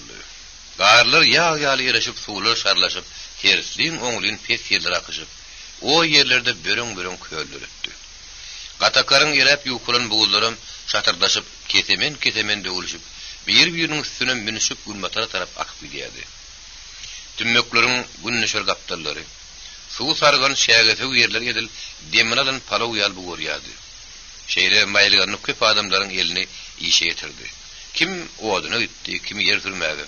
Kim de mal bakmaya gitti. Mugot garri filen Lena Mağıtımda yeni şehre uğradan son. Yol boyu batgılap kulağıksırga ne hak şekillenderin hem kulaklan hatablanmaya gitti. Olar bir näçe yerle ulaşıp durun qatar yedi, ağaçların aşağı güle gidip, Kurun ovanın gününe orunaki ileride at yataklı, gayrafı gılgandan ağıllı, yeşigi gamşı abat üç öy tarafı gullular. Bir söyün gününe oradaki ikidi, çok kulağıksırlar ne hak şekillen şadır duyun kudu. Gün matardaki hem dayhanın kudu. Bu mahalla şadırdı öyün güneş tarafına geçip, arkasını gamşa yapılap, ayna seyredip, makrad müçönüğülen sakkal murtuna timal veriyadi. On beydesindeki zıncırı yağmadan, eğildirilip arabanın arşının üstünü ikayarın tallab oturan Babaoğlu şadırda, polodun yaralanışından, kömülük işanın öldürülüşünden, eşek kulüğünün kuluğunun kesilişinden gurrun veriyadi. Ol neyse canı gurrun versedi, şadırda ona hiçbir tuha etmeyedi. Teveye Babaoğlu, eşek kulüğünün adamları sermagallaktan gaytarayan zantadı. Son şenem şadırda onun gurrunun kusuruna karışman, eşek kulüğüyle kömülük işanı şeyden vurdur, öğren oğulayıptır. Demek kulların ikisi peyalinin tapıptır deyse ne deyip yoğun güllü. Şadırdı, sen onun şeyle bulanını beğenip güllüyatın gülü. Kulun ne ahir elbet peyali vardı deyip, Babaoğlu onun osmakladıp soradı. Şadırdı aynanın yüzünden ayırıp, Babaoğlu'na yetişir etti de kina yağlı ağacı gülüp. Peyali var, sen onu menden soruyasın gülü, özün ne bilmen nurmun. Belki sen mendenim kuğrak bileyen olma, bolay mı? Senin gözünü çekişerdip bilmedik sıran olma. Eylem eşek kulüğünün gadab edip, men yağlı ortadayganlar ne hak ayrat yenini çekip nalağı bastıran yalan mı? Onun ehli pıssapıculuğunu bileyen kamasım olagdası, cep barın oğul tüngüğünü her muzabatlarla gadamada bastırıp, tenesileceğini göz yaşa gark edip koyun yalan mı? Eğer sen iki gözün yerinde bolsa, adamçılık kuzdanın barbosu doğruyumdan gel. Pelvan, doğruyumdan gel deyip şadırdı, onun çekinmen gaharlı epledi. Babaoğlu onun günün keceleşti. Turup özüyle dikleşer öydüp, yüksürlep şeyledirdi. Vay şadırdı, sen emirden beyli kızı verdinli. Ben sen baydanlarına hiç değerliyim yani ahirin. Şadırdı yerini turdu da, Pelvan, men şunu sana gatı kakarım gerin sana edeceğim. Dağı duvarı men yanımda eşek kulüyle, kömülük işan hakkında nevt ağırcılık gurrun edenin en sonu olsun. Hayratiyem eşek kulu hakta düşündün mü? Dedi. Ben senin beyle gırrak aharın geleceğini ne bileyim? Ne düşündüm şadırdı. Düşündüm deyip Babaoğlu gülös yalat edip yallaklamaya başladı. Düşünün olsan Pelvan, eşek kulüğün kuluğunu kesmeyen, kömülük işanın kıyarı kellesini kesmeleken. Armanın kuluğunu kesen adam ormandır deyip şadırdı, makrad müçönüğü bilen aynasını yığınlaştırmaya durdu. Pelvan, menin bu guriyanın sının orada bir emenden hiç mahal osmakladıp gep soru mu? İkincidenem, eşek kulüğüyle kömülük işanı görüngde dik otur deysen, men göğürümden tururdum. Babaoğlu gülösü gelmedi gülünü vurup, bol yaşadırdı. Men näme diýdiň? Diýerin göri olary kim meýtdik? Hey bilmedingmi diýdi. Bu saparam şadyrdy kina ýaly bolup, ya Pierre var hela on wardym o. Ýöňde biriniň men tökdi ýan göli, sen ýene maňa näme şoluň bar diýýäň diýişin etdiň o. Men sana ýap-ýaňja etdim ahyry sen bolsa, olary kim meýtdik diýýäň. Sen bilmediň men näme bilen. Eger bir zat bilýän bolsaň aýt. Men emeşdeýin diýip şadyrdy. Babagyň ýüzüne etdi. Babagy öz ýeri bilen edeni işini bildiler. Kömelik işany kimin paltalany ha bilmedim görün. Ýön eşek gulyn gulugyny gypyrdyna şulgun hanlyn dewhan müstiýäler diýdi. Şadyrdy takyklamak istedi. Kim diýär onu? Babagy jogaby gümürtük etmedi. Kim diýär diýýäň? Elbetde amanlagy. Analmagyň perwanlanmagyň şulgun hanlyn dewhanyň eşek gully näme köýüne aryp alýşmy? Babagy amanlydan eşitenlerini gizlemedi. Ay näme bilen şadyrdy. Sen ýary gulokluğa çekilen adamlar olary pulostan bolaýmasa diýerler. Şadyrdyň gahar geldi. Kim diýän orada pokyny ipdir. Bilmiş olar pulosçy. Eşek gulynyň gulugyny kesmek üçin özüme ýekici gara köpgen pul bermen. Peýmüň diýen zadyny terede. On gulugyny kesmek üçin sülgün hanlyn dewhan näme gerek? On gulugyny içi kitugly keleyem kesip biler. Anan magynyň peýalwanyň magynyň. Sülgün hanlyn dewhan olarýyna bular ýaly işe baş boşmaz. Bardy geldi baş boş aýtdy. Onuň gulugyny kesmän günüňden güni amanlyň gözüniň öňüne gyýgyrdyp damagyny salardy. Babagy şadyrdyň bu sözlerini diýerlik bilmedi. Şadyrdy. Eger gaty görüp gahadanmasaň senden ýene burada sorajak diýdi. Şadyrdy gülüp gatyşyk geplep, "Peýalwan, sonra gatyny görsün" diýdi. Uluk bolup, burun bolup, beýlip, horlanyp ýöreningden ala dagdan aşaýsan bolmaýarmy? Şadyrdyň gahar gelip oňa zabjyny jogap berdi. "Peýalwan, men dagdan aşar ýaly o ýerden gelmändir." Babagy gurrun başga ýana tugdy. "Ýa-şe men senin eşek guruyla araň nähilligini oğlanyň bilýärdim gölinne, hasam anyk bildim. A kömelik işan bilen sen näme jetligiň bar diýip Babagy şadyrdydan sorady. Şadyrdy ondan sırrını hiç gizlemedi. "Peýalwan, biletin gelýän orada o şeýle. Kömelik işan meniň dolymy egismedi." Babagy onuň pikirini dogul aýdaryna howlup, "Eýsem onda sen ony kesesinden ýigrenip ýörsiň" diýdi. "Ýok peýalwan, onu kesesinden ýigrenmeýän. Hut onuň erbet pikiri bilen sypatyny ýigrenýän." Babagy ýene saklanyp bilmedi. "Meselem onda nähili erbet pikiri bar?" Şadyrdy onuň garşy soňra görüp sözüni bölüp durşuny kejikdi. "Peýalwan, sen beýdip sordy bol men pikirimi berip durmasyna. Eger howlukma sorsaň ýene bir gün geläýsin" diýdi.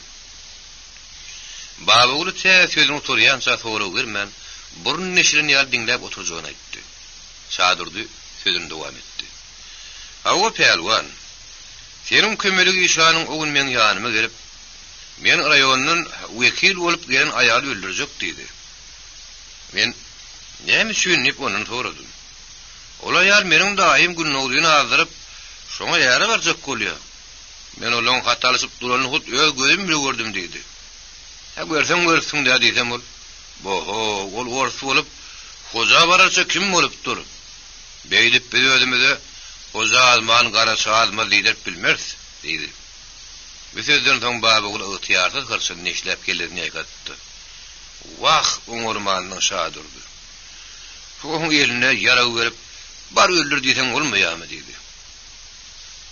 Şadyrdy allan çygyt bolup sorady. "Men näme üçin oňa beýdiň? Aý bir diýen düşmana farz orsa, o öldü näme, it öldü näme? Men üçin hiç farky ýok. Sen düşünmän galat söýleýäň peýalwan. Men atam bahyr bilmänki. Adamyň gowsy orsdur. Onu da zırk sarı zorsdur. Şoň bile dost bolsaň agyň bal tapar ýeliňem hüner diýipdi. Atam bahyr gaty doguraýdan eken. Ýügürdümde ors geleli bäri biziň onuň görün diýanymyz ýok. Aýtam şakmagymy kükürt boldy. Bu ýonumyz göýök çaý. Ata baba gözümizin görmediği dikeş kanıt bilen pürçüklü pampada da on daşından nip şadırlı onun gep alıp kalmadı. Baba oğlu bir vada aydar gep tapmanın dine. Şey deyizine deyip işini mümletti. O pelwan istesen doğru bir istede yegri. Men orta garayışım şeýle. Doğrusyny neysem adamyň köp bolundan köp ölünni dileýän mele hojaýaly hojalara baryp yüz tonumdan. Ýöňde biriniň berimsiz baýlary bar, man gudratly dağlary bar şeýaly menem hut orta baryp yüz tonumy ýüretse gowy görýän. Ýöne arman oňa dilimi düşünip bilmeýän diýip şadyrdy. Özüniň rus dilini bilmeýän üçin ökündy. Baba ul içini hümledip ýagyş pikir edenden soň "Oý olam sen aýdyşyň ýaly boldyň" şadyrdy. Eger ors dürse adam bolsa, onda sen näme üçin orsaň seni guloklugy çekişini ters görýän diýip o şadyrdyň degnatyny degen toragy berdi. Bu toragy şadyrdyň näçe gahar ýetdi. Näme üçindir bu tapar gaharyny daşyna çykarman, özüne basaryp berip hemişe fiýal azyl gyryp "Ýok pelwan. Sen galat diýipleýärsiň. O beýle däl.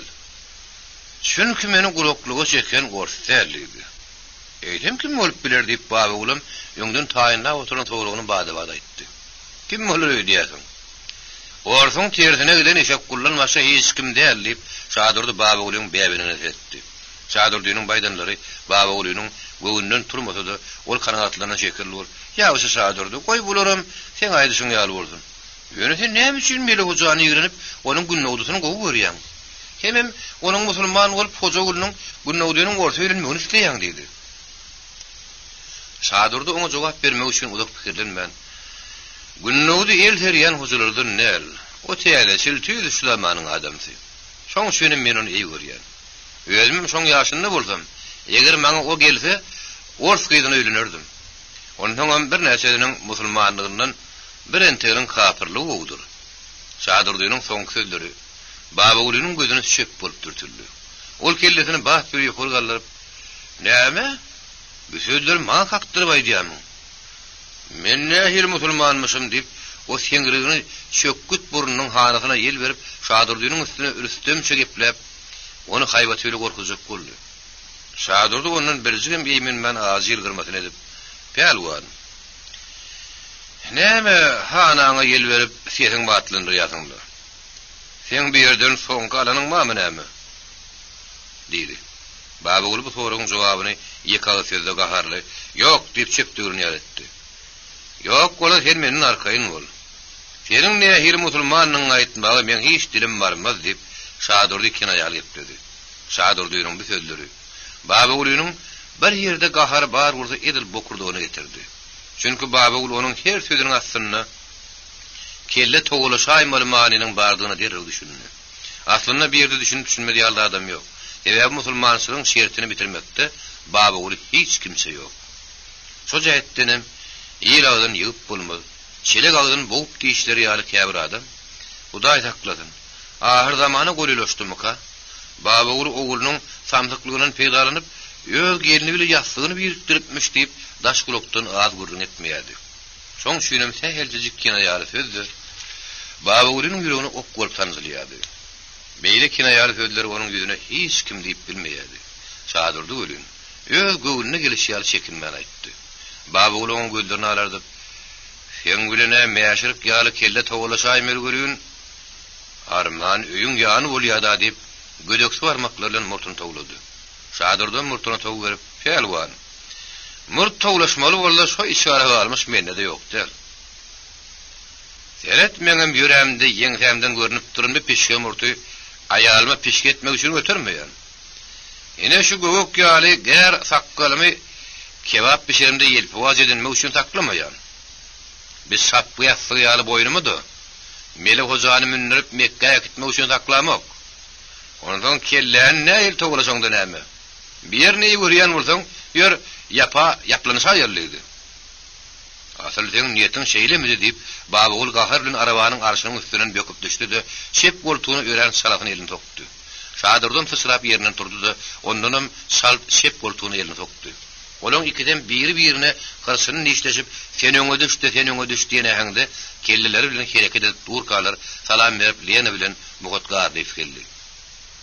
Baba ul şadyrdy da olar görüp saklandy. Şadyrdy goýa derden hiç gahar gelmedik ýaly, olar bilen şeýhta çykdalanlaşyp gadarleşdi. Baba uly Lena da bilen askanda salamlaşyp soğuk elleşip, Häzirlik seň bagtyň getirdi. Zanyny sanlykda taklap bilseňim, men taňa ýer Mehmet diýerini bir şey gepletdi-de, Şadurda seredip gitti. Şadurda meň ýerden seredip, "Perwan, men şunu awy uçjak. Senem duşaryn diýsen, garatar tabara diýip gaýgyrdy, bokurdugyny gaýnadyp azy güldü. İki ayarım gürrüňi.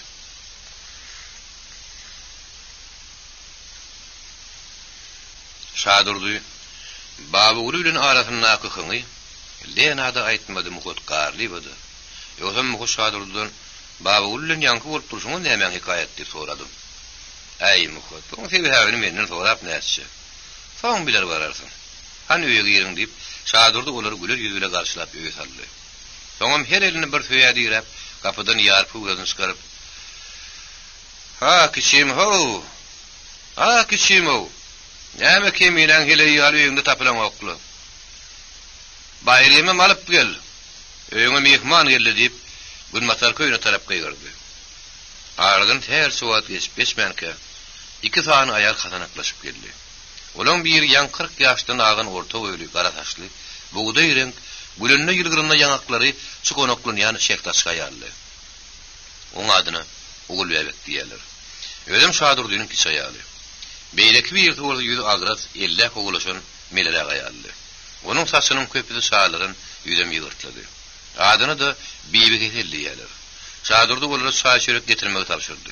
Şu wagtyň özünde Ugul Bebek türlü şäýnek bilen çaý, käse tüýjü getirip, "Haýır etmäňdi işi berim. Diýem alyp durun çaýdyr" diýdi. Bibi Ketelem içi ýyly nanly, dol saçak bilen bir okura alasalyğa getirip Şadurda awdatdy. "Takkar indi näme gerek?" diýdi. Şadurda meňe seredip, "Indi iştat gerekdäl. Ikiňi de motoruň" diýip olary ýödüne goly ýoturtdy. Soňam ol bir takkarny tiýip, "Hawa mehmanlar, näme diýip gelen bolsaňyz aýdy berim.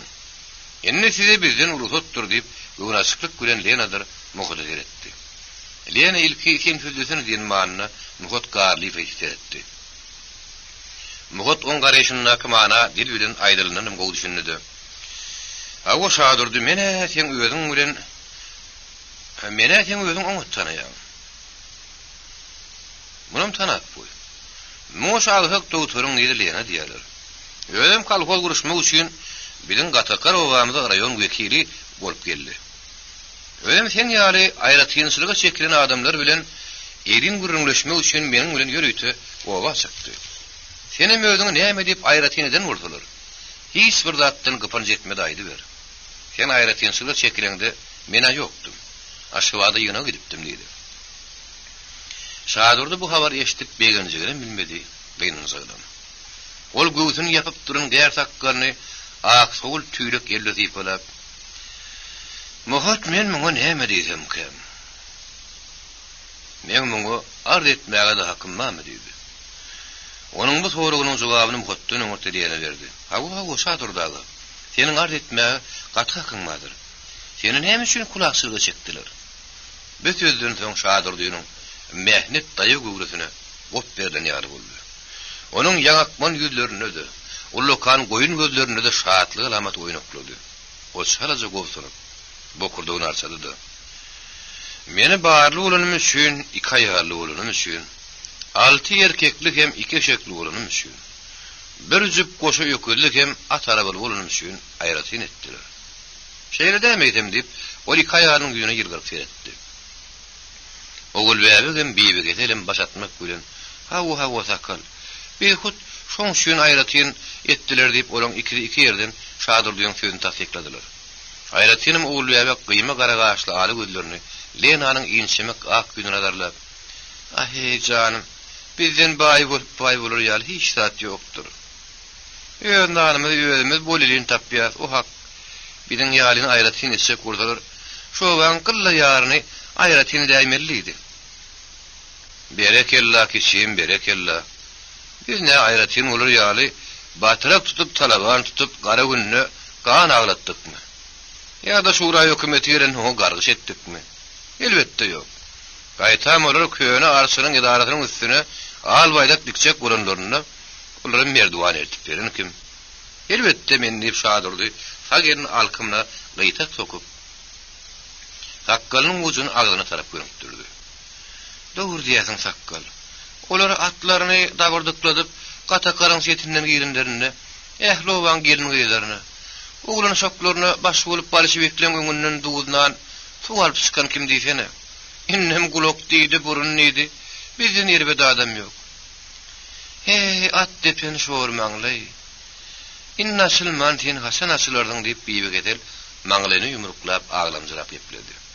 On bu gaygılı hem gaharlı diyen sözleri, süyücülük yok, çay içip, ağlasalı yağ bilen yeri nani oturan diyen anam mukodu da, şadır duyunna, oğul bebegen tukatlanırdı. Onun üstüne de oğul bebek. Bizim neberemiz barışeviye giren olsa, onun oğullar bizim ömrünün için nasıl ak pamuktan edilen, oğul bolludan beri, ak bebeğimin adını barışevik takmazdılar deyip, ol kıyma kara ağaçlı gözlerinin okurasını bulduruyan, yaştan ne olur. Gaygılı giplemek gülen, onları hakan tukatlanırdı. Hani, göz yaşı koyup, gülke geçsin. Yoksa için. Miremizlik nanilin ağlasalı ya giyin, nehme deyip, gavuşağını deyip, koğuşa diyanıldı. Yine şeydi biyetiniz deyip şadırdı, ulu bir deyişlem nani, ağlasalı yağa batırıp, lomoylu gülü ağını salladı. Bir tay uğurdunu sişirip, ağını pakkılladıp, iştemenlik gülü çeynimeye durdu. Lena, nanın kırasından gelin növüşün edip, demek şadırdı ağı. Siz özünüzü baygat aklı mı yasınız da deyip, orta atıyor attı. Şadırdı kaptalı yaşıl güllü kâsetinden kopurdadıp sayı ortladı da. Vah, keygim. Özün gülü otuyordun ahirin, men yankı sanan rahatlığımdan başka malım olmadı. Ondan men nereden bay buluyun? Bay bulmak için kumda Karun'un mali alıp yösmöşüp, meyleşip yörün, en söme türü koyunun bulmalı. Garıuluk düğülerin bulup kimin tüyüşüp, boğdaşıp, yötümüne boğutlaşıp yörmeği gerek. Garlıva asyalı gittiler çektirmedek atın üstüne takkalın şemali yüksadıp, o malları herediyen talabanlar dürreyle gamsılap, gırzır edip yörün, bir intap adam olmak gerek. O da atların da, o hayatiyetlerin de, hiçbiri menne yok. Ondan men ne edip bay oluyun deyip, o şeyh taskılıp gülenliğe nazir etti. Ağam, ona neymiş gün sana bay diyeler deyip, Lena on göğününe gelmedik sonra verdi. Şadurdu sakkalın titredip uludan mırgüllüdü. Hay keygim, hayırı bir bay değiline, bay han değiline han, muollo değiline muollo diyecek. Eğer şehir rahatların anlasa, ona ha silimti berdi körüm, gamsından gağanlam turan han olmalı. Elipten şermenine, ak koyun, kara koyun, egil günahlı koyun nip namazı koyan, diyor sahada muollo diyorlar. Yemek sizinse olur muollo da. Garı köpüğe dar bulup ömürün gedaşılık gülötürün süyorlu yalanıcıdır. Gel bayağı diyorlar.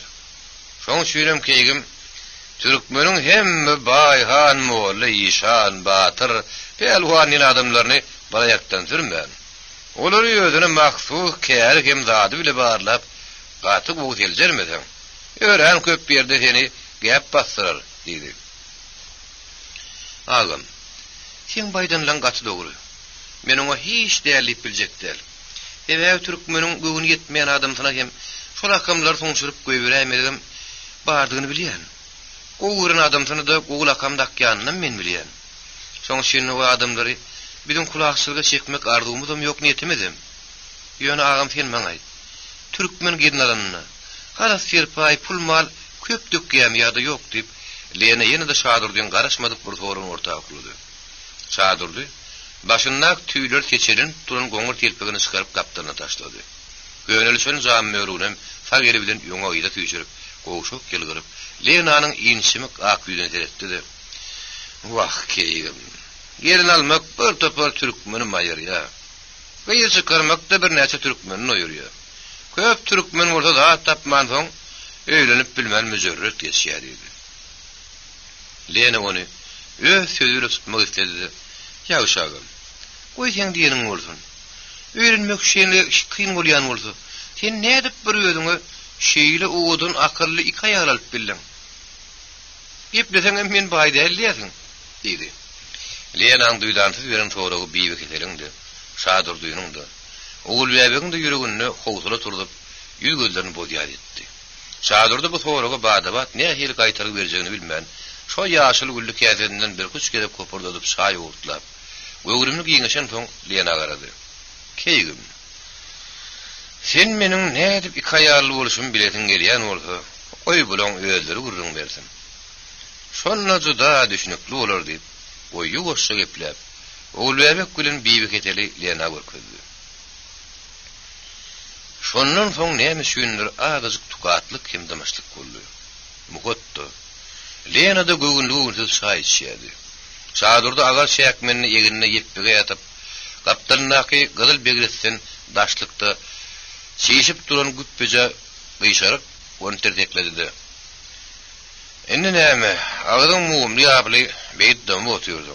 Bol hany men seni nädip alan bolsam, başdan ayak boluşy ýaly bolar gurrun berdiip, o ilki bilen bibi keteli döndü. Bibi keteli şo makalyň ödünni uludun demini alyp haşlandym duýmady. Çünki tägel şu wagtyň içinde gara bagyrda bukulup oturan şeltek boboty oň gözüň öňüne geldi. Ol boboda gulpugyny tatyp oýnap ötüpdi. O depe çykyp, o bar ýa, göwresinde gul bar ýa, gaýt gelnesi agam saňa ýel bar ýa diýip öýe boýdoşlary bilen aýaýdyň gijeleri ýaňlanyp beýle kakapdy.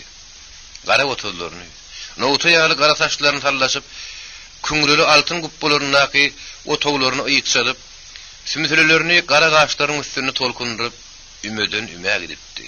Gejelerini urda boýdoşlar bilen çyraň ışygyna geçti çekip, gaýma gaýap matal ertek aýjyk gülüşipdi. Şar garat teletinden edilen ağrı bağlı köýnegi boýnuny atyp, oğusun jurap ýeňeler bilen düýeleriň öňünden çykypdy. Hörele diýem, hörelemesen botly diýip. Ol ıňralжырап duran köşekli gowy düýen gapdanyna gaýşarlyp süýs sagypdy. Kätede ol bileklerini çylgap, güzülledip ýanlyk ýaýypdy. Alma ýanaklaryny, galwyn göwüslerini titredip, boşadarak kakap dokma dokatdy. Ýene birden bir gün şükür ýyllary ýaly bolup gün 2den bolunny şadyrdyň gejesi doýduk gören. Daýhanyň gejesi mamur oňa süýdýdi geldi. Aradan 2 gün geçen soň at tilegen gurutman şadyrdyň kakasy Şamemme daga bibi ketelleri atnap başlady. Şeýdem ol welle gaga bilen guda boldy. Ýene bir günem ak maýaň üstüne ak kejebe urap gelin alıcı bilen at başy geldi. Şelto obatynyň şagalar bilen ýetginjekleri at başlary gelenne hem gidenne de sapan keman atyp kereklediler. İçine yağ uýulan ýumurtganyň gaby bilen urup ne bir gözel kırmızy onurda aýradylar. Şelto obatynyň gelini gyýdylary. Bibi ketel bermejek bolup gelin alıjylar bilen dalaş kurdular. Bibi ketel bolsa tutulan torloň ýaly tärimin törüne suwutdyryp oturdy. Oň üstü uly depeşekdi. Birden bir ak gödülliğin dayoga takarlı qaytarma şeltekli tulpor diyen tultu ayağının birinden koşorlap tuttu da yağın başına çekip onu kerpmeden qaytardı. Tulpor toğulanıp ayak astırına galıverdi. Peheyde gölü. Borluğuna da men başıma gıyır vermeyecek tul oku. Size 40-40'dan hala serpay, pul mal tanap veremizden son vermeyeceğim bolson, bu gözüňde basıp alagada ağamın koltuğuna saların. Ay sen kılı ol bolsan gel berik deyip, ak gödül şem giren şeltekli gelin gıydan golundan tutup, hersini bir böwreden açtırıp, bibi ketelin başına bir doğanı beredi. Yör gelinece, yör deydi. Vah vah hey. Bir de pek baytal ýaly serrildenini galmady diýýär diýip, tulpor toğulunyp ýatan ýerinden turup bilmän topugyny tutup galdy. Enne tomdok ýaly gargada otur diýip ak gödül tulpora teýenilip gaýdyp, bibi keteli götürüp, daşardaky ýazyly ullukan hem owadan takır palatyň ortasyna oturtdy. Onuň ýüzüne sürrük bolup bibi ketelin ýeňeleri daýdalary, ýakyn goňşa ýarlar toparlanyp palatyň üstüne topurdylar. Aýu çarşagaga, sen näme bilip durdyň? Ber bulan göz hakyny nip ak gödül, takkar 3 börek ýap-başyk telpekli köne postuny uradama gyýrdy. Çarşagaga, palatyň üstüne äkilen kimsine bir lükgüje gyran, kimsine de ikisini berip, olar palatyny düşürdi. Ýollaşlar bilen palaty kejebe tarap Allah götürip gaýtdylar. Gaýtdylar gülün. Gatakarly gelin ýerler ne bir gödül mahmallaryny, mallaý hem şeppete usawutlaryny, öýmelerini daraw ýertdirip gaýtdylar. Şaňardokly taçuwjylaryny kestirenler de boldy. Ine şu zatlar biýigitelin güppe ýadyna düşdi ölün. Ol ýytyýarsy uludan demini alyp, "Ha bu sakkal sen meni almak üçin mal pullu halas serpaýdy. Kırk-kırkdan seçi bilensen oňa sözüm ýok. Sıkış toýum bile gelin toýumda ören dawral bolunur. Oňa da sözüm ýok. Meni iki sagalaýansam eliň üstünde saklansaň oňa da sözüm ýok. Ýöne görün sen ogul bäbi üçin te eliň ýadaýansa meni ýenjip terim ýoly usurgodan soňam. O görün entekler meniň ýadymdan çykmaz diýip biýbeketer sözüni uturmaka. Biýbeketer Sene geplerinden geplemäniň has gowy kene. Sen näme düşündiň öz urlun ýeriň aýdýasyň. Sen uly ýeriň bilen birleşip meni şagylamyň arasynda diň arkan ýatyryp näçe gerek bolduň. Näçe geregim köwüşiň başlygyndan tutup oň ýokçety bilen men agdymyň üstüne urup dowduklumy şişirdiň. Açylmajak ýeriň açyp maskara boluşmaly bolsa menim seni kem oturman. Etseň geçeni geçdi bileli. Etmeseňem sen meni hiç utup bilmerdiň. Şonan bilip goý hele. Sakkaly sen ýamanlasaň da men ýamannap bilmenip, ogulýaby aglamjylap gaharly eplep, biýigileriň üstüne hitgep başlady. Şadurdy gaharly agrasy malyp lena teretdi de. Görýärmiň keýgim. İki aýal saklamagyň kynlygyny. Edelim möjek güle goýuny bir goýdan suwa ýakan ýalylar. Heniden bular seni görüp biri-biriniň ýüzüne süýjerleşip, äbedi ýyja turuşlarydyr. Bolmasa bularyň hytda da mutda ýer bermekleri madyr. Ondan bular nalaş taýak güle arlamaly bolýar diýip, o gületi gelmede loh edip ýalandan ýogyny öldü. Agam. Onu sen hem üçin iki aýal bolýasyň. Ýön kaýaryň bilen bol berseň bolmaýarmy diýip, Lena Şadurda sorup berdi. Şadurda sakkalyny diýip bolap, "Keýgim. Sen bu sorugy maňa berseň de bolar, bermeseň de. Sebäbi bu arada men hiç günäkär der. Günäkär ogul bäbiň öýüdi bilen onuň yaramaz ýadgady diýip, öýren gamly gepledi. Lena da uludan demini alyp, "Agam sen öýren düşünüksiz gepleýärsiň. Men hiç bir zada düşünmedim" diýdi. Şadur edip bildi edip, "Oň sebäbini aýtmagy meniň hiç dilim barmaz. Iň ýalşy sen gyýdym, ogul bäbiň öýünden toğray. O saňa has anamlyk hem oňy düşündirer" diýdi. Lena ondan gönümel sorap bilmän. Onuň ýüzüne çiňerilip, "Hanydaýda söýdesene" diýen işaret etdi. Ogul bäbi onuň garaýşyna derrew düşünip, ýadgydan ýatlaryny goýa dilip turun ýaly geplep bilmedi. Sebäbi onuň üç şaglanyň soň geçmişi hiç aýdyp derýärlerdi. Ören gorkunç hem gaýgylydy. Ýatlasaň gorkuňdan ýa gözlerim getirýär. Onu ýatlap, ýaljak bolsaň, gahardan gynanyşdan ýa galam tutýan ýeriň titrýär. Şeýle de bolsa men onu ogul bäbiň deregine ýatlamaly hem ýazmaly boldum. Ogul bäbiň ýön kadamsyna gulumrat derdiler. Ol ören paratatly sady ýitdi. Arman ýygynyna üç şagal aýalyny goýup, gara wijelik kili piýaleçiligi şo gidişine etdi. Gaýdyp gelmedi. Oň ýolly habar geldi. Ogul bäbiňe howsar çykjak bir erkek dogany bardy. Oň adyna Atohumar diýerdiler. İýişi beýaşaşyk güle humar oýnap utulup ýörmekdi. Atazyndan galan gary öýde oň goşlaryny ogul bäbiň bagatynyň alan zatlary humardan geçirip lüt kartkeş bolup galdy. Bir günem bol ogul bäbiň kederinden kertik getir diýen adama satyp onu humardan geçirin soň ogul bäbiň ýanyna gelip ejem demin sanap ýatyr diýen bahane bilen şagalaryny aýryp şol kertik ketire kede var edýärdi. Öýdem orta ýolly zym üçin ýaly bolýar. Kertik getir ogul bäbiň baglaryny parlaýjy ahwaýyna baraman ýürep getirýäke. Nikah ýdyrymdy. Öýdem günäp geldim diýenip ogul bäbi azar ýaman görkezýär. Ogul bäbi berdiýän azara sylap bilmän bolýar, men näme diýsem şonu ne diýin diýip oňa tabyn bolýar. Kertik getir onu atynyň sırtyny alyp obasyna gelýärdi. Molla müftüleri goňşgulamlar ýygnap gün ýaşanan soň tüýjülük paýlaşdyryp nikah ýdyrmagy girişdi. Ogul bäbi zır däýerlenen meter perişan halda daşary çykyp ýakalaryny çäk-çäk ýyrtyp, "Aý bu adamlar, siz näme gülüşip näme toý diýäsiňiz? Men üç şagamyň sırlap ýetim galan üçin gülüşip toý diýämisiňiz? Men urup ýenjip ata tüýredip, bu sakçyny hep aýal etjek bolýan üçin toý tutup gülüşýäňizmi? Han sizin vicdanınız, han sizin namusyňyz. Indi sizin bar maksadyňyz maňa kömek etmän. Men sagajyklanma sırladyp şoňa heli etmekmi? Şeýle bolsa gülüşüň bir gayratlar. Gülüşüň diýip bokurdygyna sygdyryndan gaýgyryp, kertik kesirin gapsyna darin aglap ýykyldy. Toýa gelen adamlaryň bir näçesi Oğul Bäbege däldijek boldy. Ýene bir näçe şerraý diýjek boldy. Ýöne gülün obanyň ağır namusyny bilip, oňa sarpy uýan bir näçe adamlar Oğul Bäbegiň darin kedine çydap bilmän bokurdyklaryn oldurup, aglama gelin, aglama. Biz barkak sana hiç kim birini urup bilmedi. Aglama gelin. Aglama diýip oňa göwünlik berip başlady. Aýratyna Mahmud Keýnuli, silikme telpekli, agyjet udynyp bir ýigit Oğul Bäbegi ýerinden götürüp, aglama uýan, aglama. Sen darin sesin gülemeň bagyryň paraladyn. Maňa galanlar diýerler. Özümim 7 dogonyň biri. 7-ýemidem seniň dogonyň. Kim gaýratly bola saňa barmagyny urup atyrsyn? Ýörýär.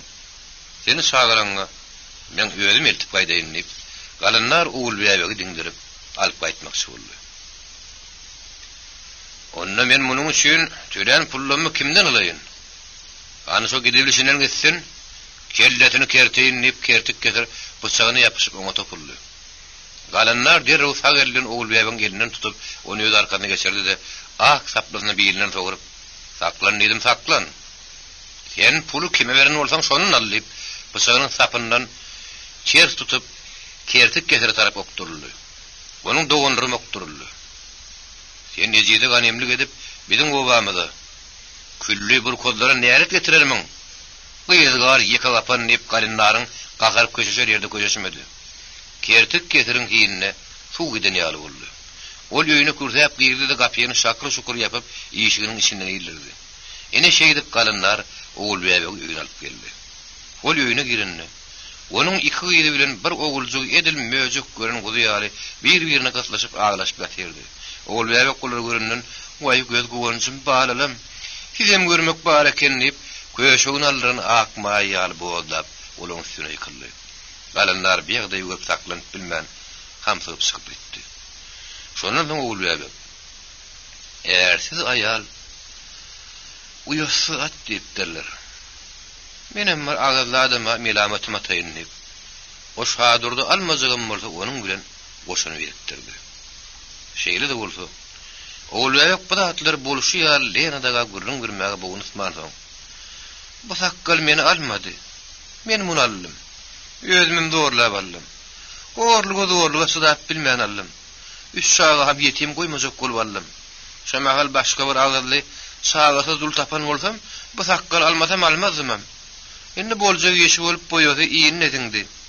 Beden işim üçin men hiç ahmir etmeýän. Şagalam öz şagasy ýaly gördü. Mundan ömür oğlum boldy. Oňa adyny da Bolşewik takdyk. Beýlerin durmuşa çykdy. Ula oğlum öýlendi. Ine meniň şu takkal aýal bolşum şeýle diýip gyýtga sözledi. Lena şadur diýeniň öýüdi hem onuň iki aýarly işgin gürleşip agyryna şeýle netije geldi. Siz kalboda girmek isleýärmisiniz? Bu soňra onuň gaýgylaryny şatry gördü. Elbetde. Biz topbomuz bile isleýäs diýip bolar bir adam ýarsystendir. Onu ardaňy diýýäň diýip Lena olara arda ýazdyrmagyň tertibini görüp ýerinden turdy. Muhatda şadurdy. Şadurdy olarla hoşlaşyp awy gitmeň külkülüne düşdi. Ýolda hem şäherde. Araga aşa içip ýoluny şal haýgyryan piýan ýaly iki ýany ýaranyp gatakardan gaýdan araba hiç bir bela betere talan çatataşman, sagaman şo gorkul çatyrykdan geçdi.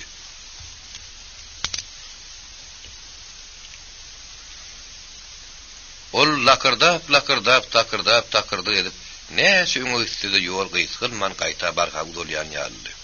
Çünki onuň üstüne oturan adamlar Magtym Şarifden başlap te arabakeş Begmurady çenli. Eder uruşma ýalyşan ýaly bir bilen ýaşdan ýamandan gurrun etmän damy oturýardylar. Eşek kulu postuny başyna çekip, awat kulunyň üstüne ýatdy da wah ne bir kulu jugmady. Şaparman atyň kulugy ýaly keýerlip, murtuma görüp göwräme haýbat berýärdi. Indi orada ýep beşen uwuk banka döndü. Enesen köplüğüňe peşadyňa daýanyp ýerýät gelmezlik etseň ahyr boljagyň. Indi saňa dogondan ne peýda ýok dostun. Men öleýin mi diýip işini gepledim. Sessiz ağlaýar gülün. Oňa garşynda gam gussa man barhamy uzurýardy. Komsomol ýeşeýkady poludum, füýjar dulary kogulaşyp içinden. Men şu jaga yaramdan guturup ýödüm tutdum. Ýa-da bir owa baryp işe girişdim. Maýa göder jany öýlenip öýle ýeşikli ortamdym. Kalfozyň geçirdiň görüp ejemi oğunu uşak katardılardan gutortadım. Men başga hiç şiir armanım ýok diýip. O maýa göderiň oğudun gara gözlerini, dolmuş ak güllerini, ýüpek ýalym ýymak şar gara taşlaryny ulynyp boýlaryny bir kikli göderiň ýöňüne getirip işini gepledip bolsady barny ekýärdi. Magtym şaryp iki elinden elligine aýryp şilim dolanyp ony burgudyp çekmäge durdy. O şilimni soğurup ağzına ýygnan tüslerini adadan bölüp asmana üfledi. İçini gepledip şeýil netije geldi. Atarly ýerlerden allyrman ýollyrman aman ta geçdik. Indi gün ýaşma kaşlar ýerleşdirip biläýt hemen ýaşy. Bolmasa hemen erteki işlerime ýetişip bilmän. Öňümde raýkomy barmaly. Lenaň tawşaklaryny aýtmaly. Berin hatyny oşurmaly. Oğudaky barha güýjeýän tynpy garşylykly bardy jekmejik gurrun bermeli. Kümelik işanyň paltarynyny eşek gulüniň gulawynyň ketilişini aýtmaly. Oňa giýjek gulawyma sagat ýarym garaşmalysyň. Gurrun edýän bir sagat. Ana gitdi. 2,5 sagat wagtym. Ondan çykyp raýon magarif idarasyna baryp ýene şonça garaşmaly. Giýelim aýak üstünden salamlaşyp gidibermeli ahyryn. Okuň gidişinden mektebiň hem golumlaryň ýagdaýyndan oňa gurrun bermeli. O odun aýlyk barady. Oňa da aglap diýýär ýalbaryp ard etmeli. Olam teň ardyňy diňläp, "Siz hiç da oňoraňyzok. Eger siz iş başarýan bolsaňyz, owa gurumlar bilen äbede jüýje bolup, odun almaga beýle dursun. Nädersiňiz olaryň ojugynaky logurda ýan odu köz söýdüp alaýsaňyz. Aýlyňyzda gurrunky üstüňize getirip bererler. Tez orta bidatlar etmän, olarla tersleşip, almaly zadyňyzy alyp bilmän arz edip, meniň kellem şişirýäňiz. Endi men siziň nanyňyzy magdyňda şeýnep bereýinmi? Ingo sizi sesiňizi eşitdirmedi ýaly. Onuny maňryk iýermek gerek diýip, o men ýüzüm alaýsa men näderin? Iştat. Ýalbaryp ýakaryp işimi bitirjek bolaryn. Şeýdibim 2 sagat wagtymyň geçenini duýmany galaryn. Okuýa sowaplaryny alýan şamda iş gutorar. Görýän göli ýetişmem biljek dällip, magtym da göwrümne geňeşip, içini gepledip oýaşyp barýady. Arabekeş Begimradym doratyny sadalyk gülen sürüp, sokoýul aýaklaryny arşyň gapdaryndan sallap, "Bugün men şähere ýetişik bolup howluk çokdal. Ýer batdyga. Jene oratymda ordan ýürüýär. Munyň artyk gystasam muny gat horlaryn. Erta akşam ýydymda gaýdyp taňa goly oba gelsek bolýar. Günnüde her da desde gaýtmaryn. Ýagyş akşam soğugy düşüp ýer doňup başlan soň gaýdaryn. Ata da araban çekmek ýeňilişer. Ýadyr görjene gör baýje bir çekýär. Men nädeýin? Şu men arabamdan başga gatakarda araba ýok ýaly. Aýyn bolmasa men ýakamdan tutýarlar. Iň ýagşyda men şu at arabamy satyp kalhoza girmeli bolsa, ýyleňine girip diýnaýynyp, olam işini gepledip agdyny asly, öýel güýran durmuş bardak bitiri gümra bolup barýady. Begimradyň doraty batgalykda ýegişerip ýoňa daýady. Batgalykdan şägaty ýerişkany, ösgün ýallaryny Mejnunyň sosial tilkiledip, göwünli unsur lonkullap barýady. Asyana görse helsiz ketirdi edip, ýürüýüşini batlandyrmasa, gandadyna gamşynyň degip awaç sokdugyny bilýärmi näme, öňürdüklerini barýady. Eşek gulu şol füýüji hyýallaryň içinde salaja amylganyp füýüjden tüýüji düşýärdi. Ol oýaglygyny nakyýaly Aýdurdynyň şaýhanasyna bardy. Onuň öňünden keteni köýneginiň etegini patyrdadyp, zülplerini sypalap, gülesi gelmese de gülen bolup, dylmyllap bestirhan çykdy. Ol eşek gulüni göründen, "Wah adyňa döndün, eşek gulujan. Sen şu murtluň göremde, gör oğlu ýadyma düşüberýär. Şu murtlaryň aýarlygyja gırawladyp, men ýörgönmek ýermeseň, senden hiç razy bolmaryn. Al häzirlikçe şoňguly oň diýip, her ýangagyndan bir poza berip, oň gözüniň öňünden gaýyp boldy. Birdenim sarulyň bedeli bile suw berip, ezaply ýylgyryp duruşy, hem gaýkyjaklap öýüne tarap gidişi, oň gözüniň öňüne geldi. Şol aly harmaklıkda ardy gödül, ersek gözlerini oynadyp, onu ýaýly kravada guzoklap basagady, oň murtuny sypylap gulagyny oynadyny. Gulagyny oynanyny eşek gulagynyň gulagy sanjyp şeýle bir agyrdy görün. Ey waýy, beýdeniňden meni öldürseň bolmaýarmy diýip, edil ýylan çakany ýaly bolup Zöwge ýerinden galyp gulagyny barlady görün. Onun eline daňdan başga ýylan dat bolmady. O şeýle maskara ýagdaýa düşüp gedeninden gezmänini gowy Öllürüň. Meni öllürüň. Siz meni nire alyp barýasyňyz? Şähere mi? Meniň o çekdel. Öllürüň meni diýen öllürüň. Gowam görýän bolsaňyz öllürüň. Ýerbet görýänim bolsaňyz öllürüň. Siz öldürmeseňiz men özüm öllürürüm diýip, ol ýeginiň näk postuny taşlap, agyzy burnu bilen dolup, düňdürli bakyp ýatan Nobra garşy ükçäň öteräýändir. Magatym Şarifyň Arabekeş Begimrat ikidem iki ýerden onuň Mekkesine minip Nobra ýetmän kawany salyp tutdurdy. Her bir goltuğundan mäkem tutup idenekledip araba mindirdiler. Şonluk bilen ýol boýy dowam edip gelýän tukatdymışlygyň arasyna top düşen ýaly boldy. Ýoň eşek gulu bilen her sözüne herrede teşe bolýan adamlar ýa-da onuň ýüreginiň soň ýerinden tızdyryp maslahat hem göwünlik berýärler. Eşek gulu, sen näme ogluny ýaly bolýasyň? Gaýgydan welelden başga haýır gören adam mı? Elbette yok. Bolugum bilmez. Eger men sözümi dinleseň, senden kişi bolsam, iniň hökümine saňa maslahat beresim gelýär. Abrydan gaçyp ýylyň gödünden düşenligiň üçin gije günni müňür waglasaň-da, mene saňa agrama diýjek däl. Çünki abry diýilen dat alpaly torbany görkezlerinde öňürdükläp gelýär ýaly, seni ýykyp giden terat däl ahyryn. Onu tylla bilen tutup bolmaýar. Şonuň üçin sen näse aglasaň agla ber. Emma gulagyň üçin hiç aglama. Onu kesilmedik gal edip bejerse bolýar ahyryn diýip, ola teni sözüni uturmarka, ay goýa diýip, eşek guly ýyldyraklap sorany duýman galdy. Walla sen onan. Men saňa kamsam bollar saýdýan. Hut öz gözüm bilen Şuralar Türkmenistan gazetini okap gördüm. Onu merezyer alan burnu, soğuk alan hem kesilen gulagy gaty gowy bejerip bolýar diýip ýazdylar.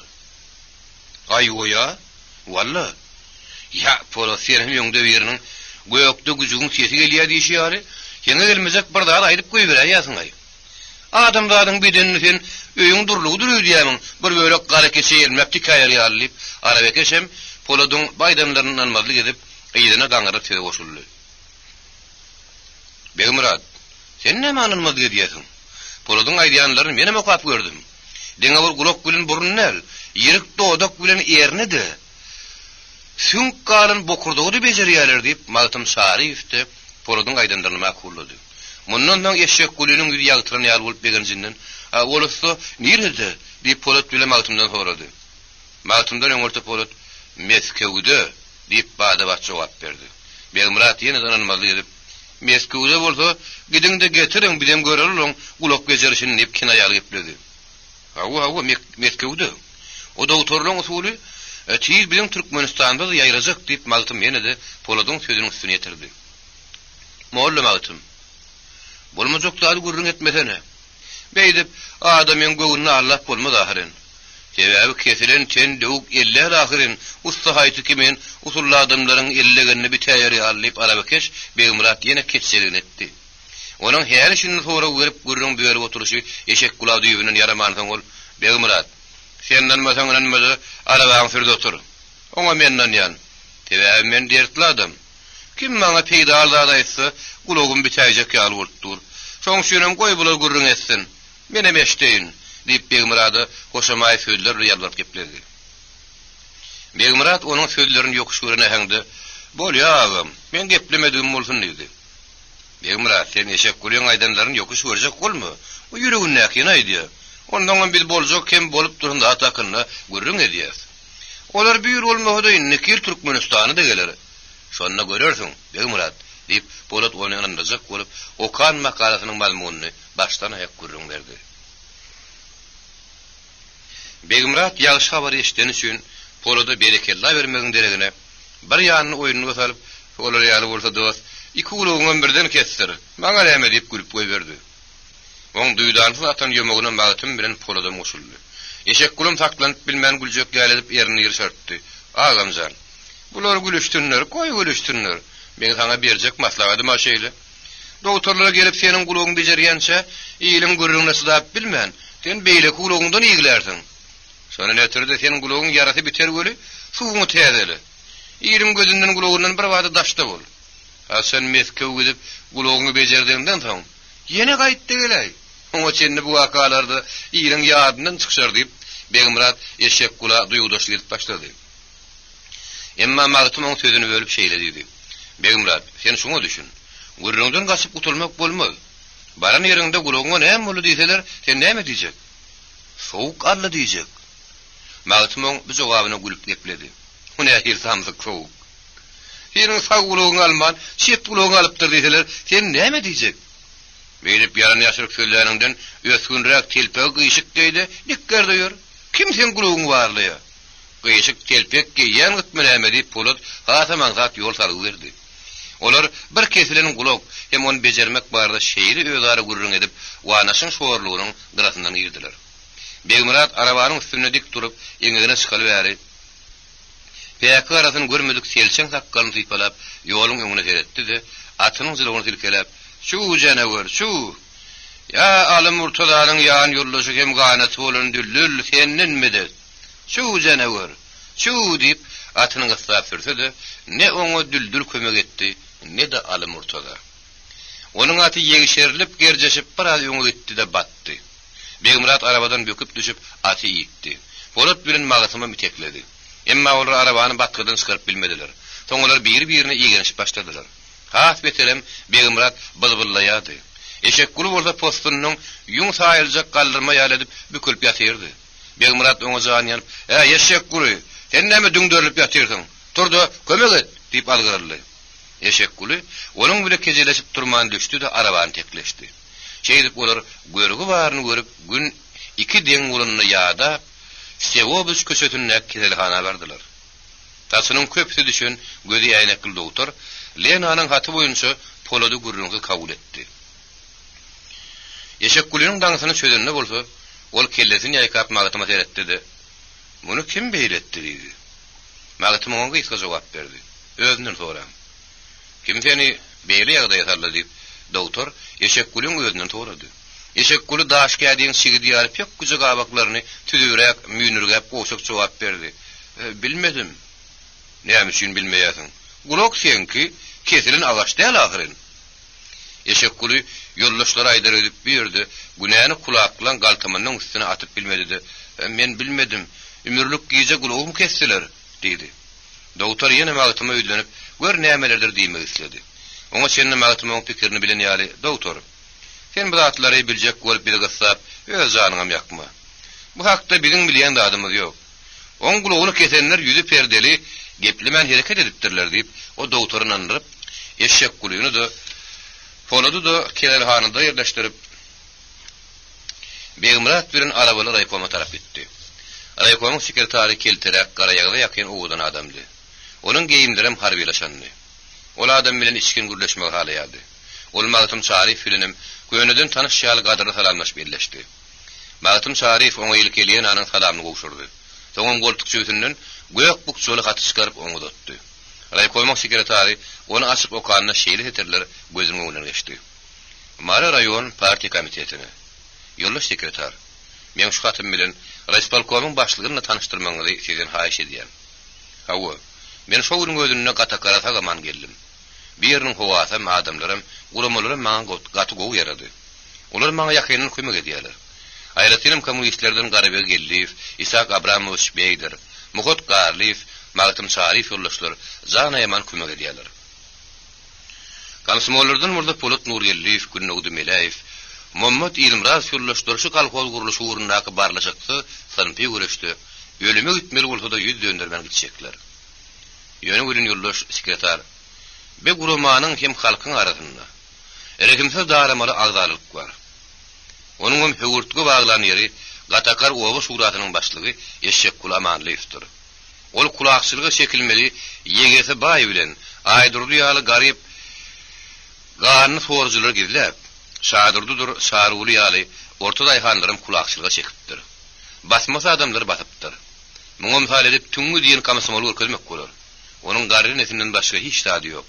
Hakyna garanna Eşek kul amanlygyň hut özüni hem kakasyny da dogonlaryny kulaksyga çekmeli. Şu gatakarda şolardan baý şolardan hökümete garşy adam ýok.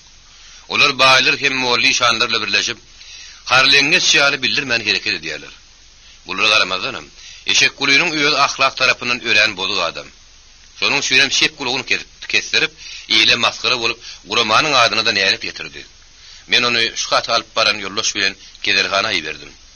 Onun ornuna bolsa, komünistler hem aktivlerden maslahat edip, Oğuz Şurasynyň şirýeni, saýçy, garawe geldi we wagtdan saýlady. Şoňa görä-de, adatdan nasar saýlaw geçirmäge ruhsat edin. Hormatly sekretar, bir ýerde sanpy görüş barha güýçlenýär. Şu sebäplen näha kulak edenlerini gaýdyp almakdy. Düňkü kimin günäsiz basyrynlary boşatylmakdy, bir ören ýakynyny kömek etmeňizi men sizden komünistler stokka edýän. Şonu birin işimiz gumansız tüýdürip, aňarsa onun meşgulun içinde gatakarda gaty o kalgoz peýda bolar. Hoşta bol, ýoldaş sekretar. Elim gytyp balýan. Hat ýazan özleýän aňyr. Sekretar bu hat için nokap boldy ýylgyryp magtuma teredägedi. Göreş güýçlenýär diýseňizde, aýby ýok. Siz olardan hiç gorkmaň. Sizin arkaňyzda ölümüň, zulümüň, horlugyň, jebiriň sinden ýetişen bir berk gara bar. Oňa Leniniň partiýasy diýilýär. O hemişe sizin arkaňyzda durar. Galgoda garşylar bilen ölüşmeli bolsa gaça durmaň.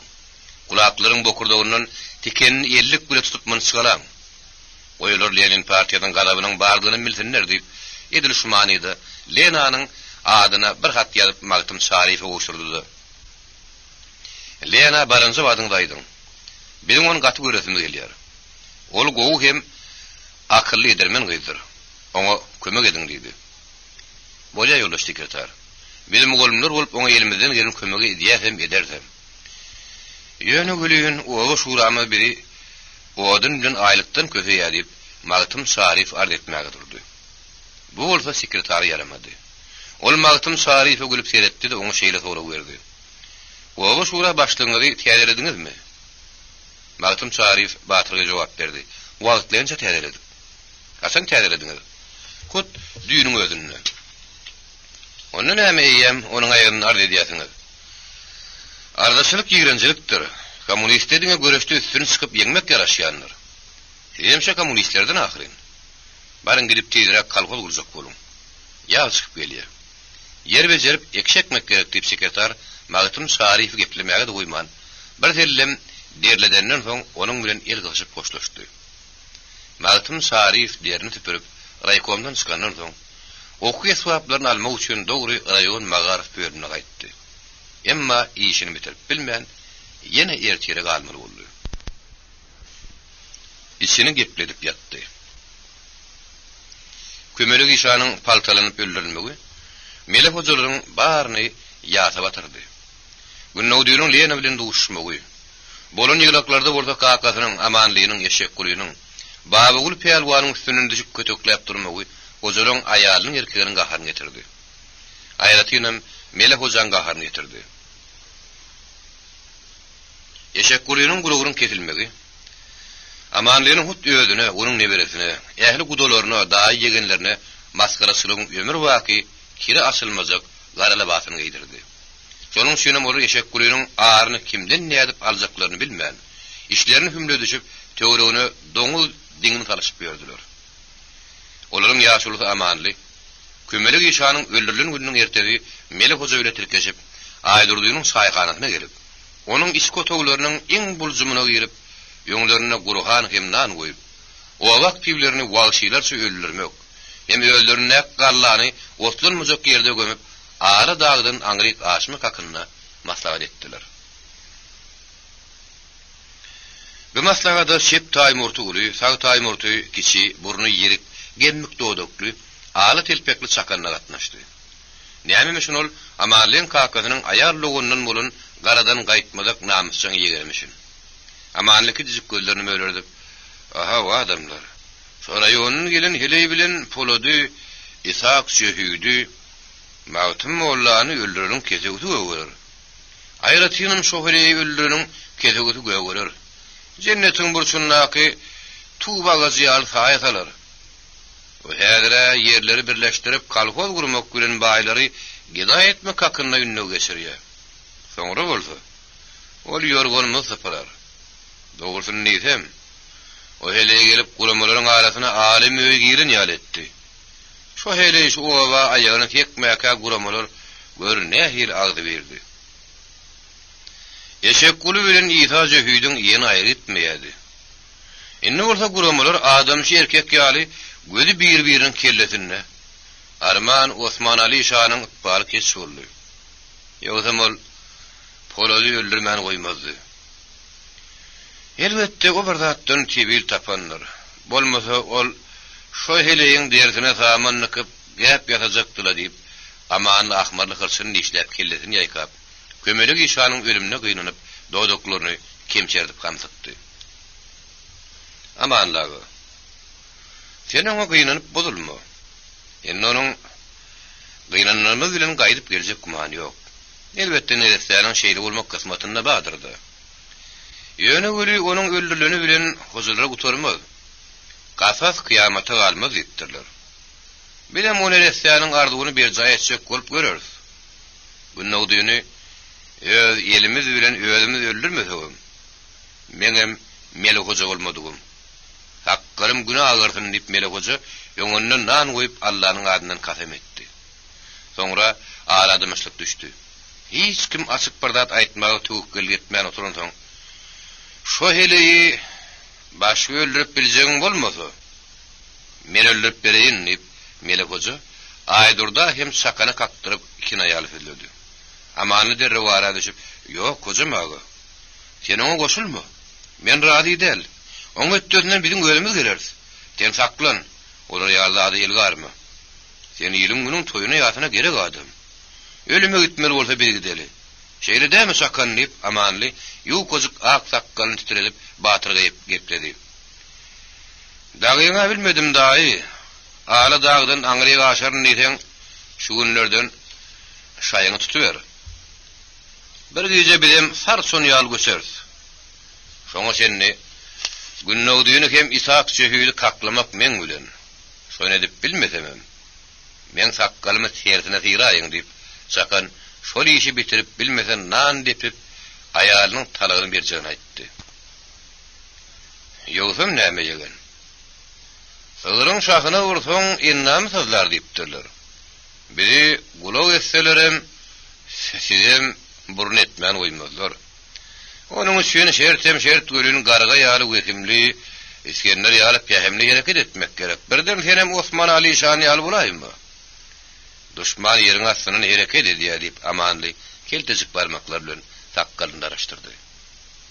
Sakan süýşe ýaly göm gözüni oýnakladyp çep tay uly murtun sypalap bolgusa güllüdi. Daý üçgärlik ýatdydynyň üçin taňyr ýalkadyn.